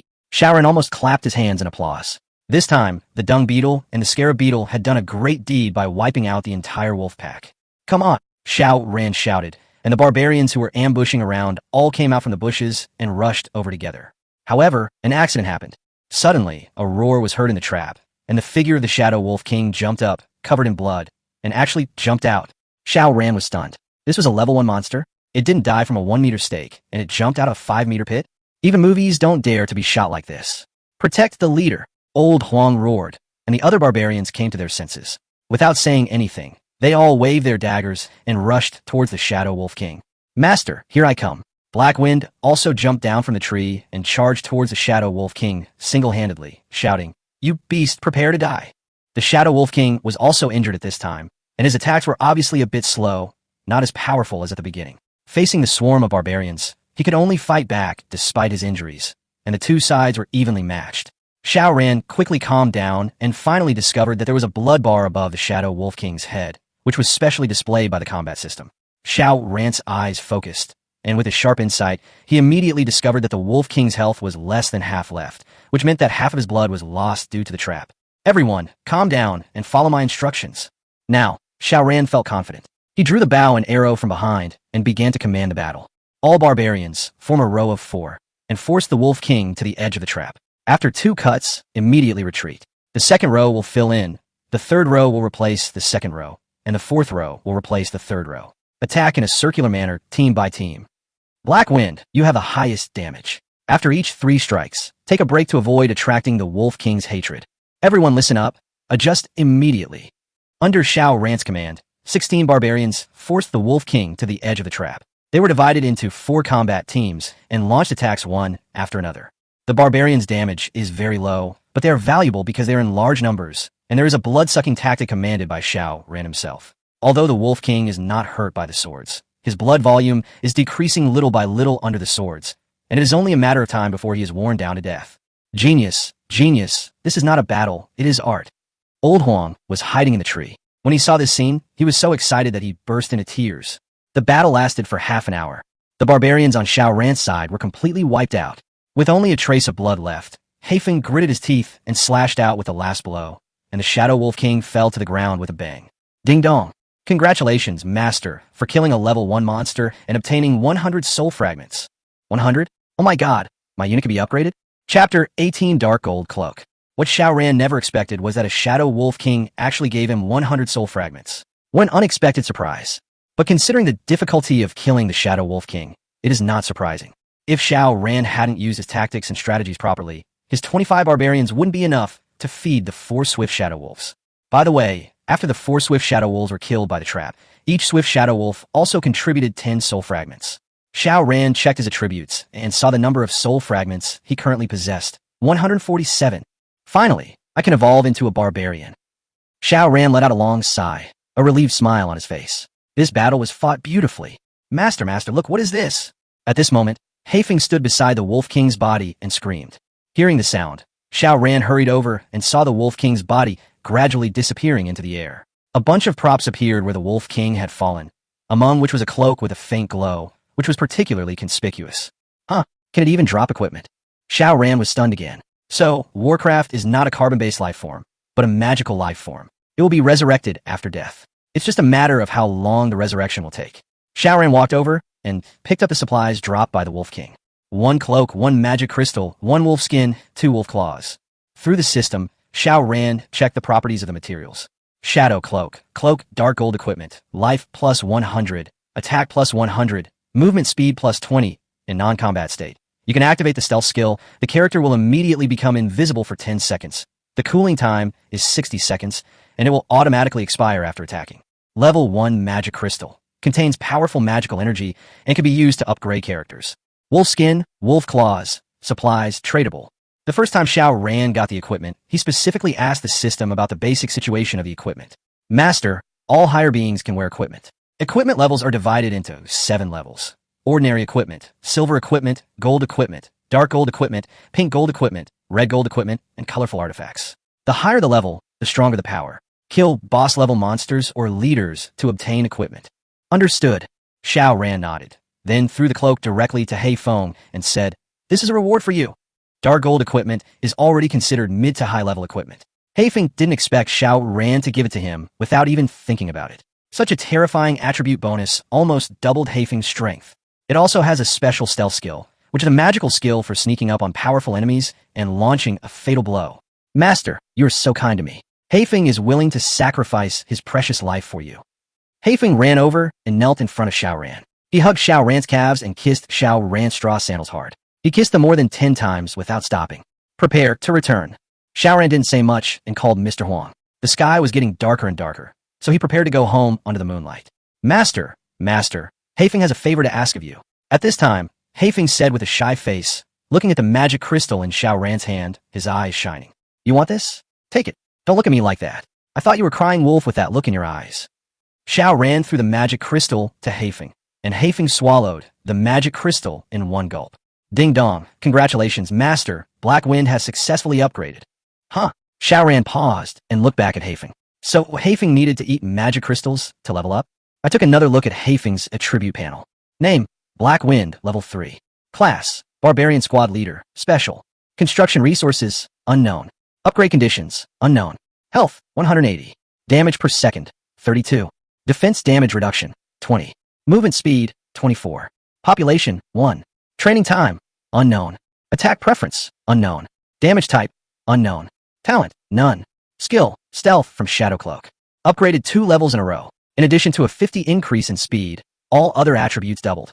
Xiao Ran looked at Hei Feng and said with a smile, since you rely on eating magic crystals to level up, when our troops become stronger, we will kill a few more for you.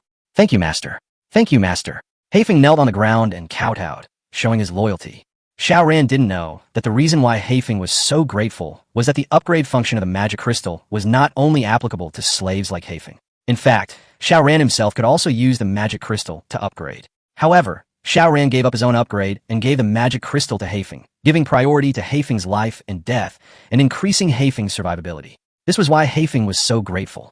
It was already late, and in the woods there were the howling of tigers and wolves and the glint of ghosts. Hei Feng, pack up the spoils and go home. Xiao Ran looked around and ordered Hei Feng to carry the wolf skin and wolf claws and walk down mountain. After returning to the village, the first thing Xiao Ran did was to evolve his troops. The barbarian's first evolution has 4 evolutionary directions, namely, the Swift Blade Barbarian, the Stone-Skinned Barbarian, the Sprint Barbarian, and the Ice Barbarian. System, evolve into a Stone-Skinned Barbarian. Xiao Ran made the final choice after careful consideration. Barbarians, as a low-level troop with both offensive and defensive capabilities in the early stages, are more important to be able to resist than to be able to fight, so Xiao Ran chose defense. As for the attack, just leave it to the archers produced by the level 2 base. Barbarian, current evolution count.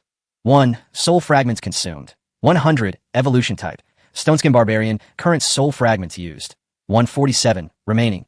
47. Please confirm, Master. Confirm. Congratulations, Master. The evolution was successful. Xiao Ran walked to the side of the training camp and used the remaining holy water, 221 points, to train all of them into barbarians. At level 1 evolution, there's a 10 chance of producing a thick-skinned, stone-skinned barbarian. Although it is still a barbarian, it is already a mutant species.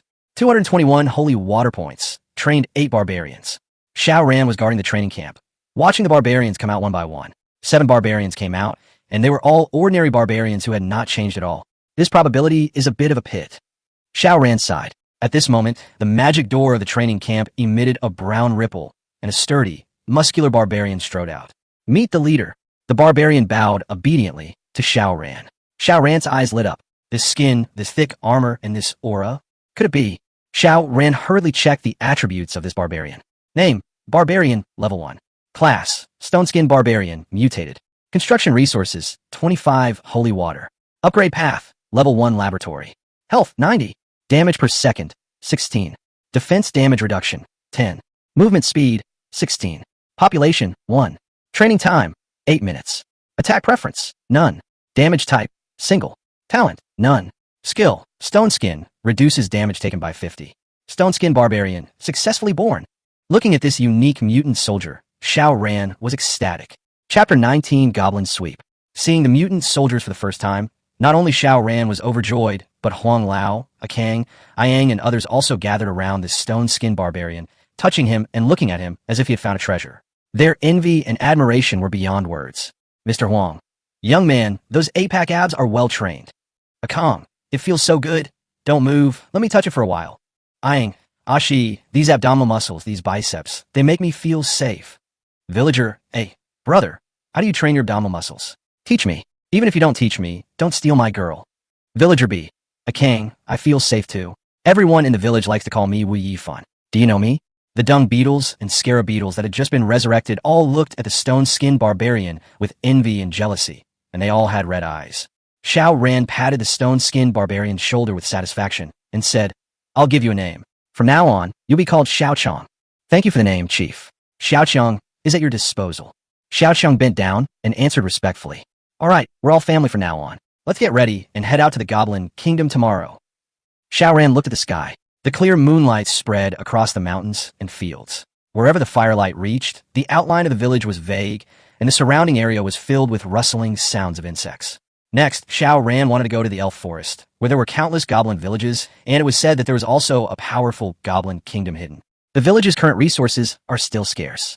There's a lack of gold coins, holy water, and even insufficient money to train soldiers. Therefore, Xiao Ran urgently needs to lead his troops to continue to break the village's predicament.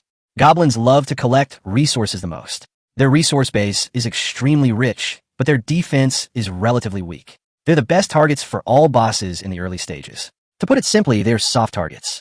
If you don't pinch the goblins, who else can you pinch?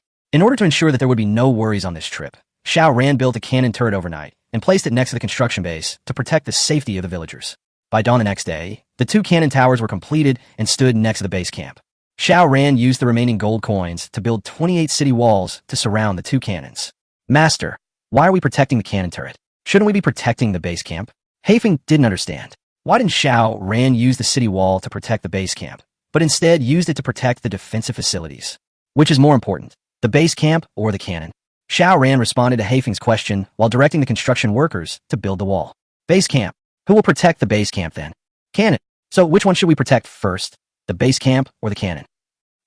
Haifeng was completely stunned by Xiao Ran. Only old Huang was left stroking his beard, looking at the fortifications Xiao Ran had built and laughing. The leader is truly wise and shrewd, although he has abandoned the base camp. As long as the cannons are not destroyed, the enemy will never be able to overthrow the base camp under the damage of the cannons. Very impressive. After simply setting up defensive fortifications, Xiao Ran led Haifeng, a mutant barbarian, and 7 barbarians, and headed towards the Forest of Elves. The elf forest, with its towering ancient trees and fresh, sweet air, provided a particularly comfortable experience. As they journeyed, all sorts of strange little animals appeared from time to time, running around Xiao Ran and the others. Xiao Ran and others walked for more than 10 minutes and found the first goblin camp in an open depression. The camp is very small, as if it was newly established. The base camp is just a simple tent, and there is a cannon not far away to protect the safety of the camp. Black Wind! Xiao Ran called out Black Wind and prepared to launch an attack. Before he could finish his words, Haifeng drew out his dagger and rushed forward. Master, do you think I'm handsome? Haifeng chopped off the cannon with 2 swords, turned around, and grinned. 2 black lines suddenly appeared on Xiao Ran's forehead. This guy actually wanted to take credit? There's nothing wrong with it. It could be considered as repaying a favor. He got an advantage yesterday and is acting like a good boy today. He's a good boy. Look behind you, Xiao Ran said helplessly. What? Before Haifeng could even turn around, he suddenly cried out, covered his butt, and jumped 2 meters high, shouting, Ouch! Who's shooting at my butt? 5 short, agile creatures with pointed ears and green skin jumped out of the goblin tent. They were goblin warriors. Among these 5 goblins, there are 3 ordinary goblin warriors and 2 goblin archers. The archers drew their bows and fired a rain of arrows at Haifeng's anus. Let's go and kill them. Xiao Ran led Xiao Chong, Dung Beetle, Scarab Beetle, and others, and rushed to the goblin camp. They cut the Gordian knot and chopped up these goblin warriors who had little combat power. Then they pushed down the goblin camp and let the camp return to nature. Congratulations, Master, for destroying the level 1 goblin camp and obtaining 500 holy water, 500 gold coins, and 5 soul fragments. It was easy to take down 1,000 resources. Goblins are really fat. Xiao Ran was quite satisfied. If they continue to fight like this, the village would almost never lack resources. Let's go to the next one. After destroying the goblin camp, Xiao Ran led the team forward and headed deeper into the forest. Perhaps it was because the Moon Village had been in decline for too long. Ever since the former leader left, there had been no army to clear out the goblins in the elf forest, causing the goblin tribes here to become rampant. After walking a few hundred meters, another goblin camp came into view. It is still a level 1 goblin camp, with only a lonely cannon protecting the safety of the camp. With Hafing's current combat power, he can easily destroy the cannon tower and wipe out the defending army by himself, not to mention Xiaoqiang, Dung Beetle, and others. In less than 3 minutes, Xiao Ran led his army and razed the second goblin camp to the ground effortlessly. Congratulations, Master! You destroyed the level 1 goblin camp and received 500 holy water, 500 gold coins, and 4 soul fragments. After fighting for a whole morning, Xiao Ran did not encounter any obstacles and destroyed 10 goblin camps. Get 5,000 holy water, 5,000 gold coins, and 50 soul fragments. Afterwards, Xiao Ran led his troops to continue sweeping the goblin camp until dusk, when a system prompt sounded in Xiao Ran's ears. Master, the current village resource warehouse has been fully stocked and no more resources can be obtained. It is recommended that you consume the current resources first or upgrade the village and build a gold storage tank or holy water bottle. The position has been liquidated?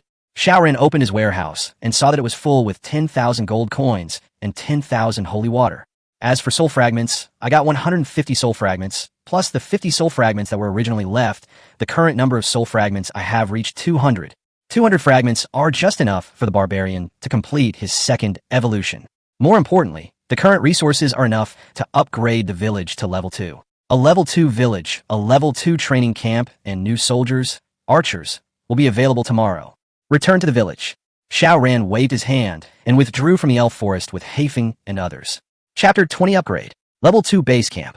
After returning to the village, the construction of the level 2 village began in full swing. Master, you currently have 10,000 gold coins.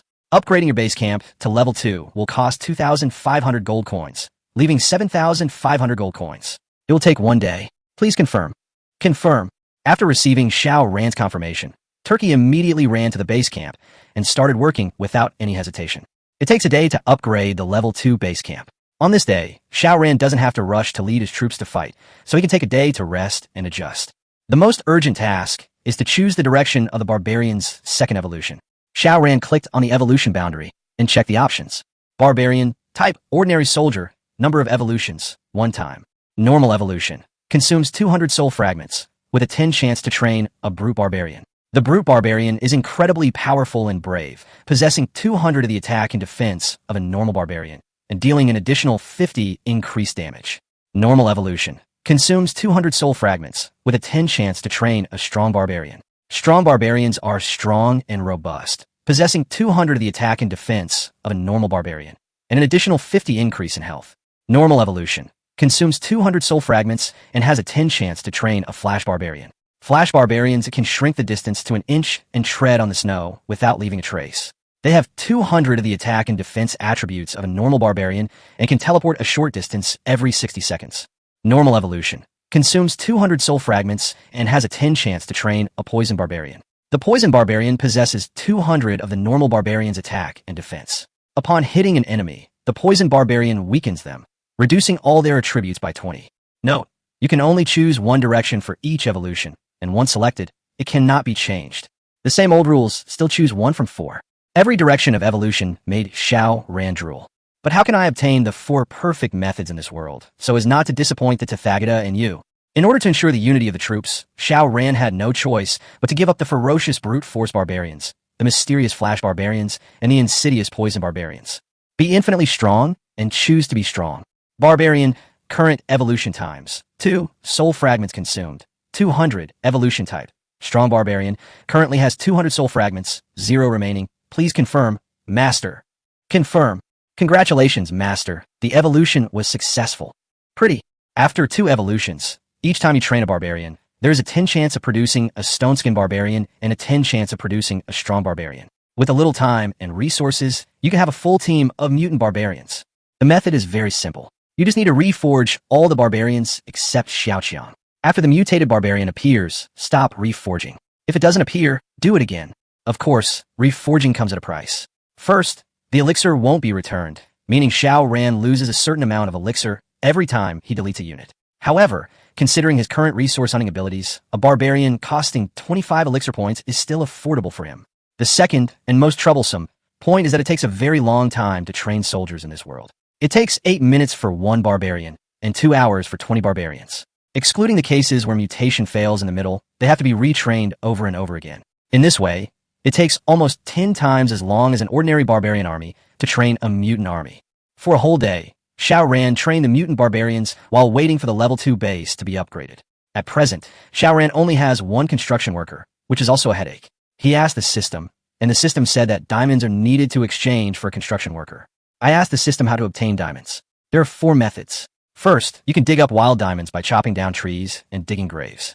Second, goblins like to collect gold, silver, and jewelry. Goblin camps above level 3 have a chance to produce diamonds. The higher the level, the more diamonds they produce. Third, some monsters may drop diamonds. Fourth, trade with other characters. There are methods, but none of them are realistic.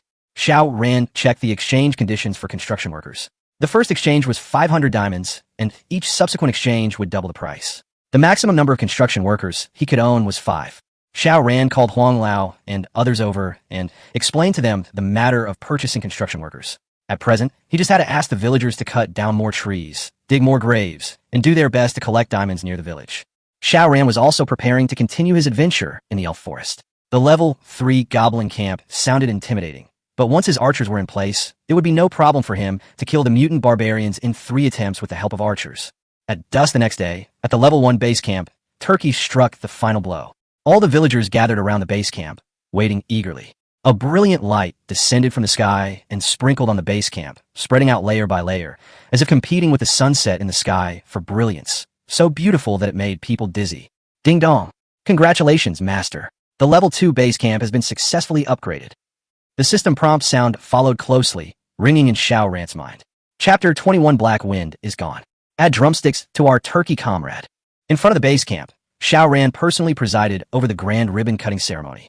Level 2 base camp means more buildings, more types of troops, and stronger defense capabilities. Add chicken legs. Add chicken legs. Add chicken legs. The villagers cheered loudly, their faces showing excitement and pride. Congratulations, Chief. Congratulations, Chief. You have successfully upgraded your base camp to level 2.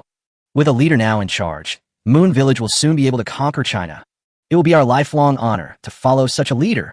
Mr. Huang and others did not hesitate to praise Xiao Ran and greeted him with a barrage of flattery. But indeed, if Xiao Ran was not so strong, how could he have reached the level 2 base camp in just 2 days? Turkey, thank you for your hard work. I'll give you another task tonight.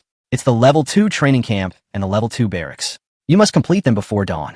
Xiao Ran patted Turkey's shoulder and said with great respect, Serve the people. Turkey saluted, didn't even eat, and continued to generate electricity for work. Level 2 training camp unlocks new soldier type, archers. Level 2 barracks increases population by 10 units, for a total of 30 units. By midday, the 2 combat buildings were fully constructed. Xiao Ran checked the information of the archers and trained the last 10 population quotas into archers. Arms. Archer, level 1. Construction resources, 50 holy water. Upgrade path, level 1 laboratory. Health 20. Damage per second, 7. Defense damage reduction, 3. Movement speed, 24. Population, 1. Attack preference, none. Damage type, single. Talent, none. Skills, none. The training time for 10 archers is 80 minutes. Xiao Ran no longer waited for them one by one. After instructing Turkey to build a gold storage jar, he returned to the tent specially built for him by Kang and others and went to sleep. No words were spoken that night. The next day, the morning light dyed the sky green and the breeze was calm. Xiao Ran opened the tent curtain, stretched his body, and urinated while enjoying the beautiful mountains and rivers. Oh my god, the leader is so ashamed in broad daylight. Yeah, but it's so manly. Kang, Yang, and others who got up early came back from the river to fetch water and saw Xiao Ran's dragon root in full view. Grass. Xiao Ran quickly pulled up his pants, coughed twice, and said, Good morning, Kang. Good morning, Yang. Good morning, Chief. The 2 village girls covered their mouths and sneered. Xiao Ran shook his head, feeling a little lost. These village girls all looked like old ladies, the kind that would give him goosebumps if he called them Auntie. How could they possibly arouse his interest? Alas, the world is so big. Why is my goddess so reluctant to come? At this time, a burst of uniformed footsteps and loud slogans came from far away. Haifeng, along with his barbarian army and 10 archers, was doing his morning exercises as per normal. When he passed by Xiao Ran, he quickly bowed and greeted him. Good morning, Master. 20 mutant barbarians and 10 ordinary archers stood at attention, their heads held high and their chests puffed out, shouting in unison. Good morning, Chief. Not bad, keep training. Xiao Ran waved his hand, signaling everyone to continue. Haifeng drew out the dagger from his waist in an orderly manner. Wearing a shadow cloak, the cloak fluttered in the wind. If you didn't look closely, he looked like a team leader. Pointing his dagger forward, Haifeng shouted, "Keep going. March in step. Duck, duck, duck." Xiao Ran looked at the army with satisfaction. His eyes slightly narrowed, with a faint glint of the desire to rule the world. That's right, this barbarian army is composed entirely of mutated barbarians. In order to create this army of mutant barbarians, Xiao Ran spent a whole day and consumed more than 4,000 holy waters. It is hard to imagine that there are 20 barbarians in total, each costing only 25 holy waters. Xiao Ran repeatedly deleted, and trained again, spending 8 times the resources to produce this army of purely mutated barbarians. In this army, there are 12 stone-skin barbarians and 8 strong barbarians. Their attack and defense attributes are twice that of ordinary barbarians, and they also have special bonus skills. Their combat effectiveness is comparable to other ordinary barbarians. Preliminary estimates show that even if one cannot beat 10, one can beat 5 without any problem. Xiao Ran tidied up a bit and waited for Turkey to build a holy water bottle, which took 1 hour, and an arrow tower, which took another hour. After leaving 4,000 gold coins, he used the remaining gold coins and holy water to paint the walls. Walls are the most resource-intensive structures in Clash of Clans. Each wall upgrade requires a significant amount of gold or elixir. Upgrading a wall significantly increases its health, but upgrading just a level 1 earth wall requires 200 gold or elixir, while a level 2 wall requires 1,000 gold or elixir. And that's just for one wall. Therefore, unless you're an exceptionally wealthy village, raising a wall is practically impossible. In the early stages, you need to upgrade buildings, troops, and city walls, which are luxuries. But for Xiao Ran, he did not have time to wait for the village to develop and take shape, because his trump card was not to rely on the village's development, but the SSS hidden skill, evolving troops. He needed to upgrade his troops as quickly as possible, which required endless soul fragments. Therefore, the extra resources would be left there anyway, so he simply upgraded the city walls, and then lead the troops to battle. Master, you currently have 4,000 gold coins. Upgrading the base camp to level 3 will cost 4,000 gold coins, leaving 0 gold coins. The time left is 2 days. Please confirm. Confirm. With the remaining 4,000 gold coins, Xiao Ran chose to continue upgrading the base camp, and he made rapid and amazing progress. The upgrade time for the level 3 base camp is longer, which requires 2 days. Xiao Ran can now go out and collect resources with peace of mind. However, before getting resources, Xiao Ran still had one thing to do. Haifeng, come here. At this time, on the training ground, Haifeng was competing with a group of younger brothers in breaking stones with their chests. Whoever could carry the most stone slabs would be the most handsome boy in Moon Village. Haifeng hadn't finished the match yet when he heard Xiao Ran's voice. He was cursing, "Fuck, are these barbarians cheating? They're all made of iron and steel, so tough they can withstand more than me." As he spoke, Haifeng ran towards Xiao Ran, pointing at the army on the training ground, and cried, Master, I want to report this group of barbarians with my real name. They are shameless. They are obviously my subordinates, but they look like monsters. I can't breathe, even if I hold a stone slab on my head. And they're smiling and playing like they're having fun. Don't you think I'm angry? Xiao Ran looked at Haifeng with an intriguing smile in his eyes. Xiao Ran stood up from the stone bench, turned his back to Haifeng, and stood with his hands behind his back. Haifeng, go away. Xiao Ran looked up at the distance for a long time and said this. Go. Master, where do you want me to go? Haifeng was stunned after hearing Xiao Ran's words. Xiao Ran gazed deeply into the distance. The lush green mountains and majestic rolling hills looked like a giant beast devouring the village. Xiao Ran slowly uttered 3 words and said, Dao Ridge. Dedaling? Master, you don't want me anymore? Haifeng burst into tears on the spot. Yesterday, I discovered something. Actually, we don't need you right now. You're just right for training and adventure in Dedaling.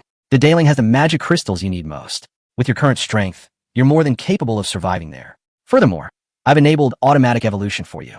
Once you've hunted enough soul fragments, the system will automatically learn new attributes and skills for you, ensuring that you become stronger with each battle. Even if you're defeated, you'll be able to escape unscathed. So leave.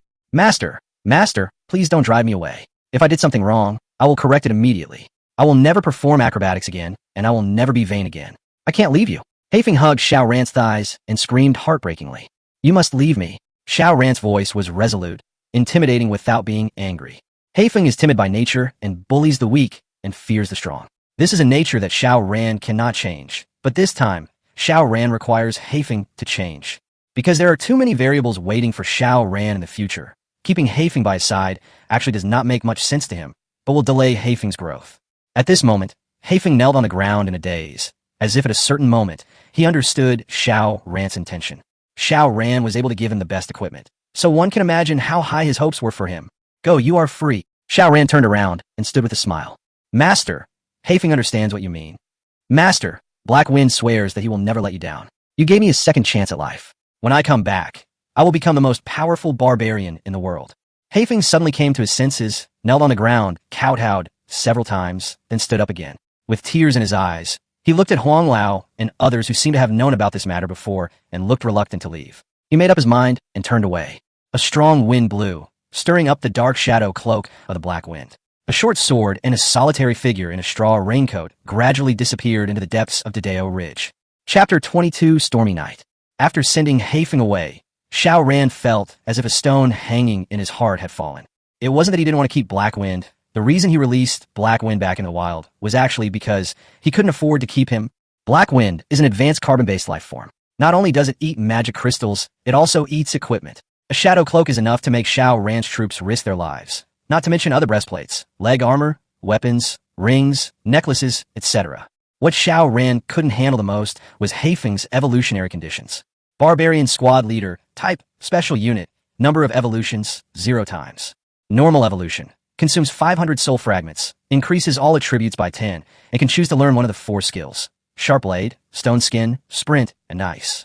Exclusive evolution, consumes 1,000 soul fragments, all attributes are increased by 20. You can choose to learn one of the 4 skills: Sharp Blade, Stone Skin, Sprint, and Ice, and there is a 50 chance to randomly obtain another skill.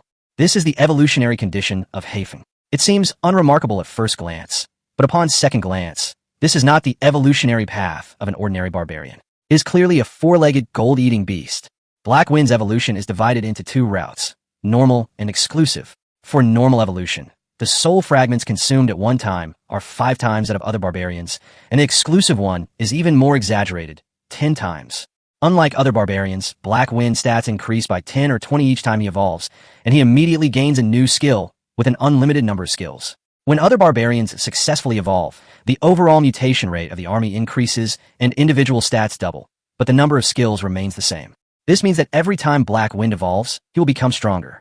As for the other barbarians, as the number of evolutions increases, the individual combat effectiveness will be almost the same, but the overall strength of the army will become stronger and stronger.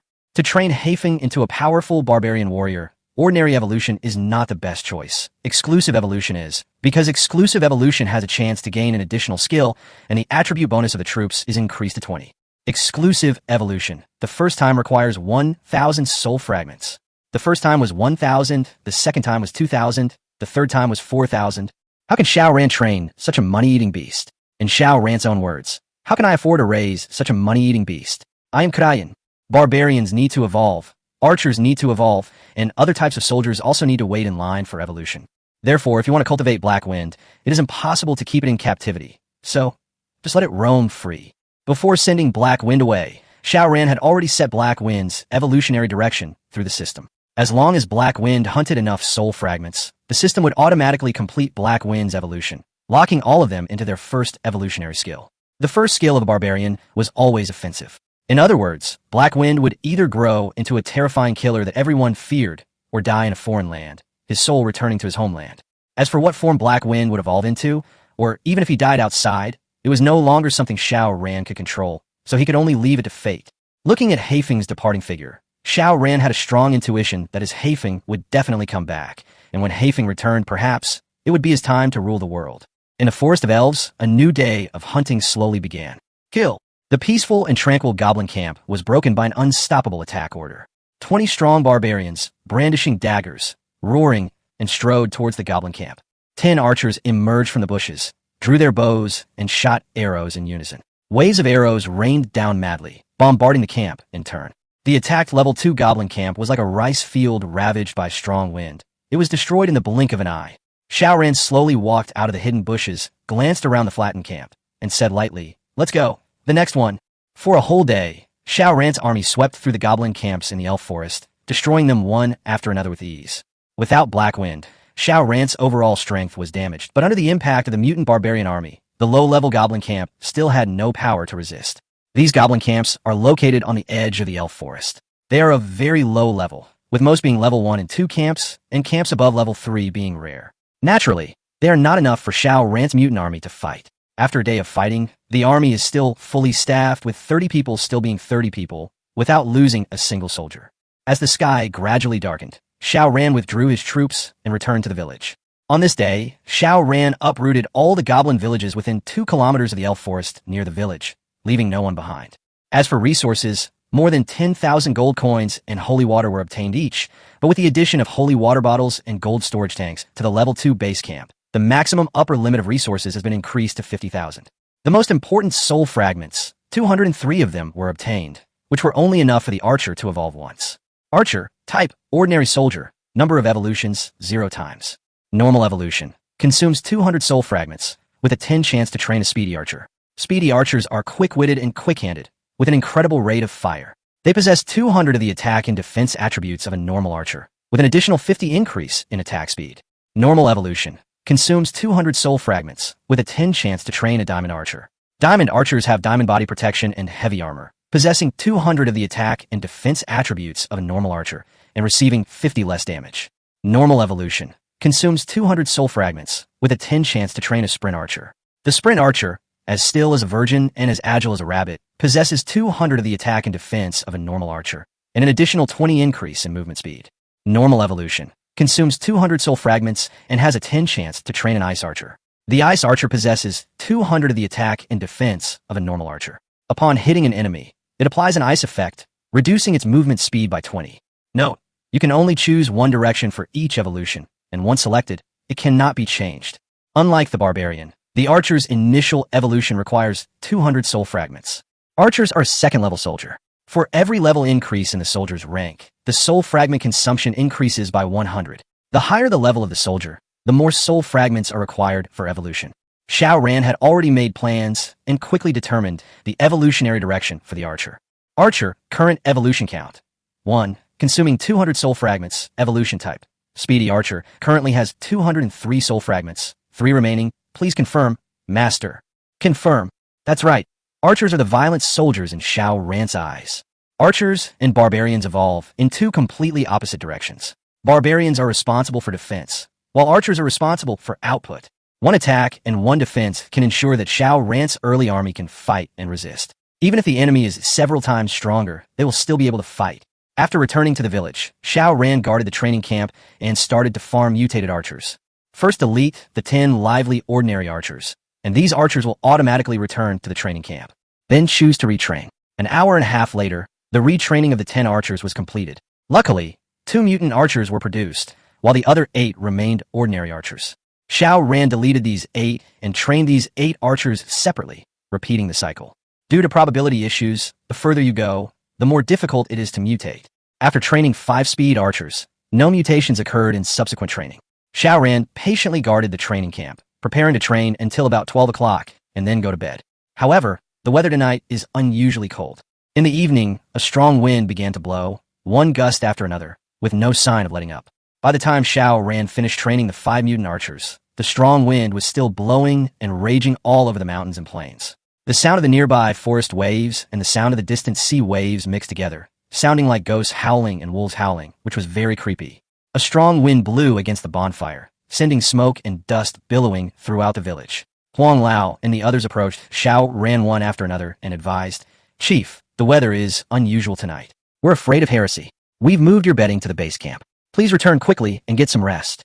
The base camp is the village's meeting hall, not Xiao Ran's bedroom, but the terrible weather has made everyone in the village terrified. Considering Xiao Ran's safety, Mr. Huang and others temporarily arranged Xiao Ran's bedroom in the base camp. As an earthling, Xiao Ran is also a night owl. However, dark clouds covered the sky, the wind was howling, and in the blink of an eye, lightning and thunder began. Xiao Ran had no choice but to put aside the work of training mutant archers and return to the base camp under the escort of a Kang and Yang to prepare for sleep. Dung beetles, scarab beetles, other barbarians and archers, all listen up. Old Huang summoned all the troops and gathered in front of the base camp. The dung beetle is here. The scarab beetle is here. Barbarians, take your positions. Archers, take your positions.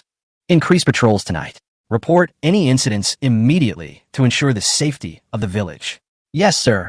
Chapter 23 Woman? Goddess? Xiao Ran had just gotten into bed when he heard a loud bang from above the clouds, and heavy rain began to pour down. The rain poured down on the roofs, flowers, plants, and mud, mixed with the sound of wind and thunder, like an iron horse and an ice river coming into a dream, powerful and shocking. The Moon Village, which was built not long ago, stands in the storm like a lone boat in the sea, which may capsize at any time. Xiao Ran lay in bed, unable to sleep anyway, thinking about the barbarians and archers who were still patrolling outside. Because they are holy water troops, barbarians and archers do not need to sleep. If they feel sleepy, they will take a nap on the ground. They do not have a clear sleeping time. They usually train during the day and patrol at night, guarding the safety of the village at all times. I don't know how long it took, but Xiao Ran was about to fall asleep in a daze. Suddenly, an anxious shout was heard outside the base camp. Chief, something terrible has happened." Xiao Ran sat up suddenly and asked, "What's the matter?" The dung beetle rushed in through the rain, not even pausing for breath. He pointed east of the village and panted, We found a man covered in blood at the intersection of the official road. It looked like he wasn't going to live much longer. What should we do? Take me to see it." Xiao Ran's face darkened. Without saying anything, he grabbed a straw raincoat from the wall and followed the dung beetle's footsteps, rushing towards the scene of the incident. After a while, Xiao Ran walked to the official road near the village in the heavy rain. With the help of the lightning, he found a man lying on the ground under a big tree. There was a carriage parked not far behind the man. If the man had not been covered in wounds and dying, Xiao Ran would have thought he was just passing by. "Sir, do you need any help?" Xiao Ran walked forward and asked kindly. But the man seemed to have lost consciousness, and there was no response after shouting for a long time. Xiao Ran was accompanied by 7 or 8 barbarians. One of them, seeing the man remain silent, impatiently approached him, nudged him, and said, "Hey, are you dead or not? If you're not, answer your question. Our leader is asking you a question." It happened in the blink of an eye. As soon as the barbarian finished speaking, the man suddenly woke up, and there was a clang of sword being drawn, followed by a flash of sword light. Whoosh! The long sword cut through the rain curtain, cutting the barbarian in half with the force of cutting iron like mud.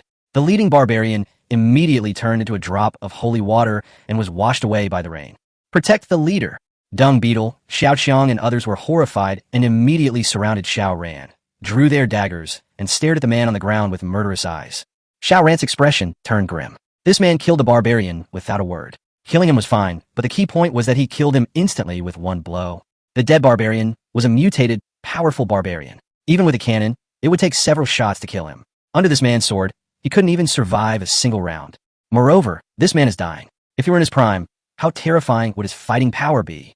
"Who are you coming?" The man leaned on his sword and forced himself to stand up. His voice was like a bell, and he looked at Xiao Ran and others vigilantly. Xiao Ran calmed himself, pushed the barbarian in front of him away, and said, "Sir, I am Xiao Ran, the leader of Moon Village. You passed by our village and were seriously injured. I brought people here to check on you. Do you need any help?" Moon Village?" The man shuddered, suddenly drawing his sword and pointing it at Xiao Ran's neck. His eyes were filled with murderous intent as he raged, "Asshole! Moon Village no longer exists, and Xiao Ran died a violent death. You're trying to trick me? Tell me, are you someone sent by Nighthawk?" The sword on his neck shone so coldly that even Xiao Ran couldn't help but feel a little scared. This is a serious matter. If this grumpy old man kills Xiao Ran with a knife like killing a barbarian, then he will be the one who is taken advantage of. "Sir, I am unarmed and weak, so why should I lie to you? Moreover, if I really wanted to harm you, I would have done it when you were unconscious. Why would I wake you up again? If you don't need help, we won't bother you anymore. Goodbye." Xiao Ran said and left.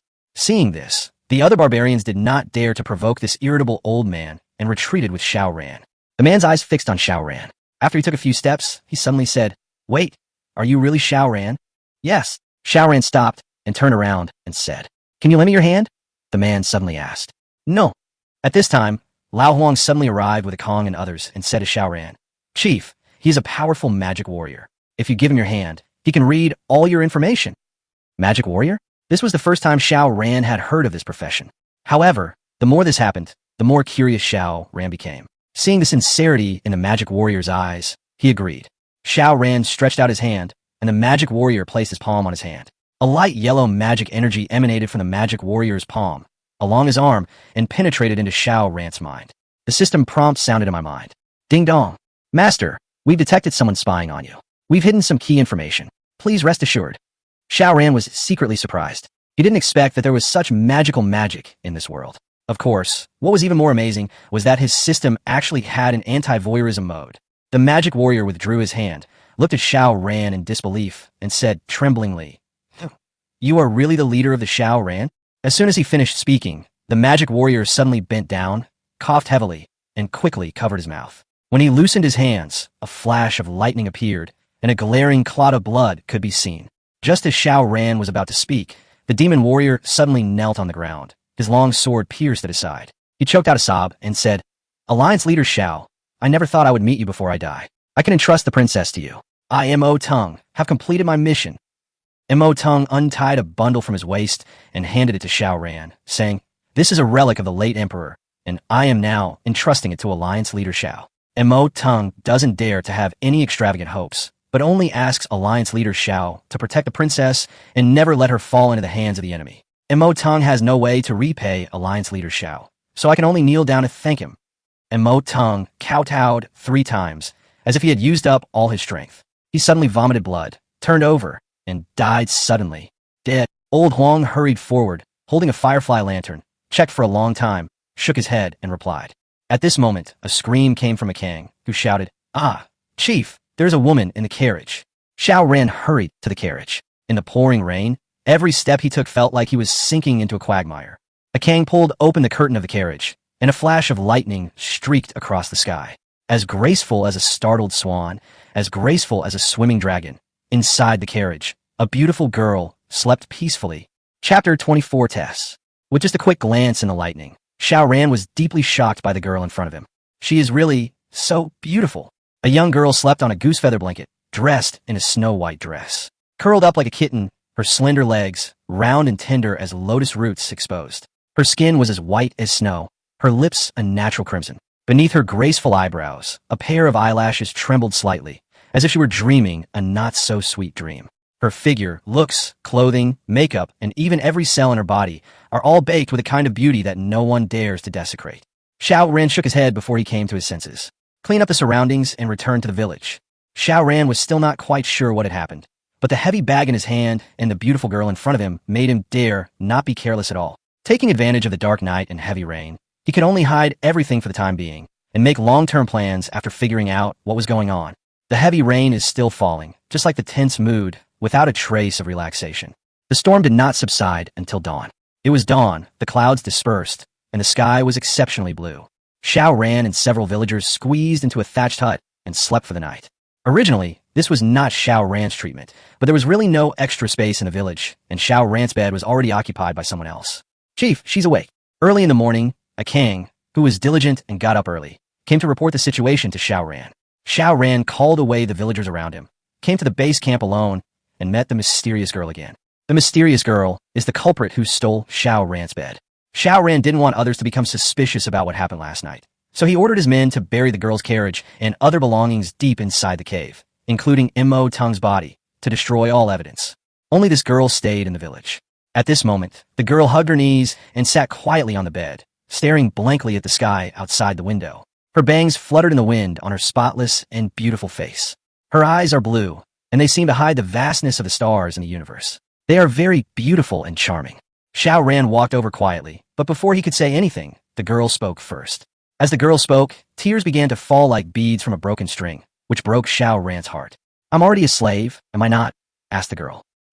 Shao Ran didn't know what to say, nor did he know what had happened. However, when he saw the girl's expression, he felt very distressed. Seeing Shao Ran didn't say anything, the girl seemed to be certain of her thoughts. The girl raised her head and stared at Shao Ran with her bright eyes. Tears were welling up in her eyes, but she tried hard not to cry. The girl said, "I could be your servant and wait on your orders. I will obey you in everything you ask me to do, but I have one request. If you don't agree to it, I will die before you can touch a hair on my head." The girl's eyes were determined, and she had the spirit of a heroine ready to die bravely. "Can you tell me about it?" Shao Ran asked. "Let my subjects go, don't massacre them." The girl choked up as she finished speaking. She sobbed twice, calmed down, and then continued, "I beg you, let them go, they are all innocent." "Oh." Shao Ran didn't give an answer, but asked calmly, "What's your name?" "Tess, my name is Tess." Tess replied. Shao Ran looked at Tess deeply and finally sighed. Shao Ran originally thought that the girl in front of him was just a stunningly beautiful goddess, but after hearing her words, he vaguely guessed that she was the princess that Mo Tung was talking about, or even the queen of a country. Shao Ran took out a package from his back, threw it to Tess, and said, "Calm down. Your follower is dead. This is the legacy he gave me. My name is Shao Ran. You can stay here temporarily. If you want to leave, I won't try to stop you." After saying that, Shao Ran closed the door and turned to leave. A barbarian was sacrificed last night, and the archers have not been trained yet. Xiao Ran now needs to continue training the troops so that he can lead them in a battle. Today's goal is the level 3 goblin camp. It just so happens that the level 3 goblin camp can produce diamonds, which is also the resource Xiao Ran needs most of the moment. Only with enough diamonds can he exchange them for construction workers and then speed up the upgrade of the village. An hour later, Xiao Ran replenished the 20 mutant barbarians and asked the Kong, "What is that girl doing now?" "She's standing there in a daze, Chief." A Kang replied, "Please take care of her. She's not very emotionally stable. Also, please stop working and spend more time with her." Afterwards, Xiao Ran instructed Huang Lao, "Huang Lao, I'll give you 2 barbarians. Take them with you and build a few decent houses, including one for the girl." "Okay, Chief. There's a shortage of housing in the village." Xiao Ran has been back for a few days, but he's still living in a tent. There's no way. In this world, houses and construction workers' huts are luxuries that take up the village population and land. Xiao Ran checked the conditions for building a house. 1,000 diamonds can be exchanged for a house, which increases the number of villagers by 5. A maximum of 10 houses can be built, which means that 50 villagers can live in it. After the village reaches level 10 and is upgraded to a castle, there will be a separate residential area. Before the construction of residential houses, villagers had to live in tents, which were exposed to the wind, rain, sun, and rain, resulting in an extremely high mortality rate among villagers, including Xiao Ran.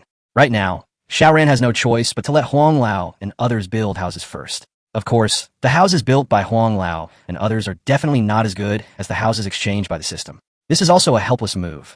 After making all the arrangements, Xiao Ran led the army and prepared to go to war. "All barbarians and archers, listen to my orders and follow me to battle. We will win. We will win. We will win."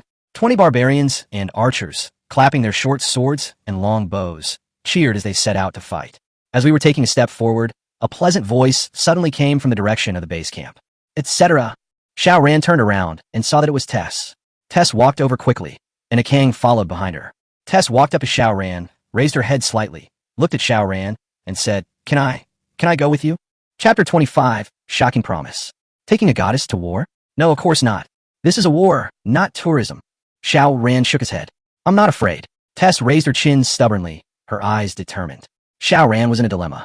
After taking a closer look at Tess, I found that she was beautiful with fair skin, clean golden hair, and a spotless, luxurious dress. How could such a girl, whose every corner of her body embodied high-end luxury and class, engage in violence and killing? "You stay in the village. A Kang and Yang will accompany you." Xiao Ran said, "You lock me up in the village. What's the difference between that and imprisoning me? Since I'm not a slave, let me help you. I also want to do what I can for the village. Please let me follow you, okay? Please." Tess put her hands on her knees, leaned forward slightly, and looked at Xiao Ran with a pleading look on her face. Her flawless white face and a pair of big eyes that were as bright as stars and seemed to be able to speak made Xiao Ran's heart soften immediately. "It's not that I don't want to agree, but we are going to cross mountains and rivers later. How can you go there dressed like this?" Xiao Ran said helplessly. "Ah, then wait for me. It will only be a moment." When Tess heard this, she pulled a Kang and returned to the base camp. After a while, Tess came out. Her snow-white long skirt was gone, replaced by a mink chest wrap in brown and yellow sheepskin shorts on her lower body. Her originally half-covered body, flat white belly, slender and graceful legs, and smooth shoulders and back were all exposed to the air at once. Puff! When Xiao Ran looked back, his blood rushed to his head, and he almost vomited blood. The male villagers who were working nearby were all stunned when they saw Tess coming out. She was so beautiful that it was astonishing. Tess herself didn't realize this, and walked all the way to Xiao Ran's side, surrounded by the sound of wood and/or hitting her feet. "Chief, why are you pinching your nose? Look at me now, is this okay?" Tess walked forward and walked around Xiao Ran. Squeak! Xiao Ran couldn't hold back his nosebleed anymore, and it spurted out 3 meters away. Chief, what's wrong with you? You seem to be injured." Tess rushed over anxiously and hurriedly helped Xiao Ran stop the bleeding. No. Female donor. Men and women should not touch each other." Xiao Ran hurriedly stepped back, groaning in his heart. Tess's dress is actually no different from that of a Kang, Yang, and others. But a Kang and Yang were villagers who toiled day and night. Their skin was a rough, wheat yellow color, and their bodies were tall, thin, and dry, with no distinctive features. Even if they were naked, in Xiao Ran's eyes, they looked no different from wooden figures. But Tess has fair and tender skin and a natural figure. She comes out in a bra and shorts, just like a beautiful young girl suddenly walking on the runway in a bikini. Wouldn't that shock us, Xiao Ran? Force him to commit a crime? All right, let's do this for now. All the troops, listen to my orders and follow me to the battle. Xiao Ran didn't waste any more time. He pinched his nose and took the goddess and the army to the elf forest. Xiao Ran walked in front, and Tess followed beside him. Along the way, Xiao Ran tried his best not to look away, but Tess was too beautiful, with an attractive figure, delicate features, and a body fragrance that was different from nature. With Tess, Xiao Ran had an uncontrollable distraction. The march was rather boring, so Xiao Ran chatted with Tess for a while. Tess was very obedient, well-behaved, and sensible. It turned out that Tess was the princess of Alsace, a country formed by the alliance of countless powerful tribes. As for where Alsace was, Xiao Ran asked for a long time, but still couldn't get the answer clearly. But unfortunately, the Almas tribe, the most powerful tribe in Alsace, colluded with the enemy and dismembered the kingdom from the inside out. They joined forces with foreign invaders to launch an attack, and eventually the kingdom's coalition forces were defeated. Tess escaped with the desperate rescue of Mortong, and she was on the run all the way to the ends of the earth. Finally, she walked outside Xiao Ran's village and was discovered by Xiao Ran. What are your plans now? After hearing Tess's tragic life story, Xiao Ran stopped and asked softly, I don't know. My father died in the battle, and the Imperial Guards were also wiped out. What I'm worried about now is my subjects. After they're captured by Armas, they will either surrender or beheaded, but I can't do anything. Tess said this. Tears welled up in her eyes and soon fell. Xiao Ran was silent. He walked up to Tess, patted her shoulder, sighed, and said, Don't cry. Now that we are here, we should make the best of it. When our moon village becomes strong one day, we can fight back. Crying won't solve the problem. And that Armas, kill him. After hearing Xiao Ran's words, Tess stopped crying instantly. She opened her big, innocent eyes and asked, Are you telling the truth? Xiao Ran nodded affirmatively. Tess stared at Xiao Ran for 3 seconds, then suddenly threw herself into Xiao Ran's arms and hugged his waist tightly. At this moment, Xiao Ran's heart melted instantly. It is true. Beauty is the root of all trouble. In front of Tess, Xiao Ran had almost no resistance, or any man, for such a woman who was otherworldly and stunningly beautiful, would feel sorry for her and empathize with her. However, how easy is it to restore Tess's country? This was an almost impossible promise to fulfill, and also a shocking promise. But the moment Tess threw herself into Xiao Ran's arms, Xiao Ran already had the answer in his heart. Xiao Ran stretched out his hand and couldn't help but put his arm around Tess's smooth shoulders. Tess looked up and their eyes met, and everything was said without words. Tess's big sapphire eyes gradually closed, and her straight eyelashes flickered and trembled slightly, like a hint and a teasing. At this moment, breathing stopped and heartbeat accelerated. Xiao Ran stared at Tess's cherry mouth and her thin, tender red lips, and couldn't help but lower his head. 10 centimeters, 8 centimeters, 6 centimeters, 4 centimeters. Just when Xiao Ran was only 0.0001 centimeters away from Tess's red lips, an untimely and rough voice sounded in Xiao Ran's ears. Report to the leader, a goblin camp has been discovered ahead. Please give us your instructions. The air froze, and the atmosphere became eerily awkward. Xiao Ran turned around abruptly and kicked the barbarian who came to report away, cursing, Fuck, don't you see what I'm doing? I told your uncle to get out of here. Tess flushed and blushed and ran away. Chapter 26 Attack. Level 3 Goblin Camp. Xiao Ran was very angry because he didn't give his first kiss. Kill him. The goblins who blocked the road were instantly in trouble and became the best place for Xiao Ran to vent his anger. The level 1 and 2 goblin camps outside the elf forest have been completely looted. Today, Xiao Ran is facing a level 3 goblin camp. The level 3 goblin camp, in full defense, has a level 3 wall with a health of up to 700. Xiao Ran's level 1 mutant barbarian needs to chop 40 to 50 times to break through a wall. In addition, there are 2 level 4 cannon towers, 1 level 3 arrow tower, and a mortar with group damage. The power of the level 4 cannon is extremely terrifying. A level 1 barbarian will die after resisting 3 hits at most. Even a mutated barbarian can only resist a little more than 8 hits. In addition to the above defensive facilities, the level 3 goblin camp also has 10 to 20 defenders. The defenders have one more type of troops than Xiao Ran's, called goblin giants, who have a lot of health and are meat shield type defenders. The entire defensive layout puts a lot of pressure on Xiao Ran. According to preliminary estimates, there may be losses in troops with every attack. But for Xiao Ran, he could see through the opponent's defense flaws with just one glance, such as the goblin camp in front of him. This goblin camp adopts a formation that invites wolves into the house. The formation is in concave shape, protected by walls on 3 sides, guarded by cannons and arrow towers on both sides, with a base camp and mortars in the middle, and the base camp is guarded by defenders. Once Xiao Ran attacks the base camp from the front, he will inevitably encounter stubborn resistance from the goblin defenders, and will also be attacked by the high-damage cannons and arrow towers on both sides. Even if he finally captures the village, he will probably suffer heavy losses. However, a frontal attack is of course impossible. How could Xiao Ran send troops according to the normal script? Dung Beetle, take 1 barbarian, 3 speed archers, and 2 normal archers to take out the 2 cannons at 9 o'clock. Scarlet, take 1 barbarian, 3 speed archers, and 2 normal archers to take out the cannon and arrow tower at the 3 o'clock position. When attacking the turrets, the barbarians must not attack the walls. They should just circle around them. The archers will be responsible for the concentrated fire. After taking down one turret, they will immediately focus on the second one. Once all the turrets have been taken down, they will immediately return to their team. The rest of you, follow me. Xiao Ran made the pre-war deployment in a resounding manner. Tess was beside Xiao Ran, and her face was full of admiration when she heard it. She asked, Lang, the buildings on the opposite side are so high level. Can we really defeat them? Lang is Tess's new name for Xiao Ran. Xiao Ran doesn't know why Tess suddenly calls him that. Since Tess had never seen Xiao Ran command an army, and didn't know what kind of monster Xiao Ran's barbarians were, she couldn't help but worry when she saw the towering arrow tower and the shiny black cannons opposite. Xiao Ran looked at Tess, smiled, and said, Follow me, don't get separated. After saying that, Xiao Ran drew the dagger from his waist and shouted, Everyone listen up, kill them, kill, kill, kill. A group of barbarians divided into 3 groups and launched an attack from 3 directions at the same time.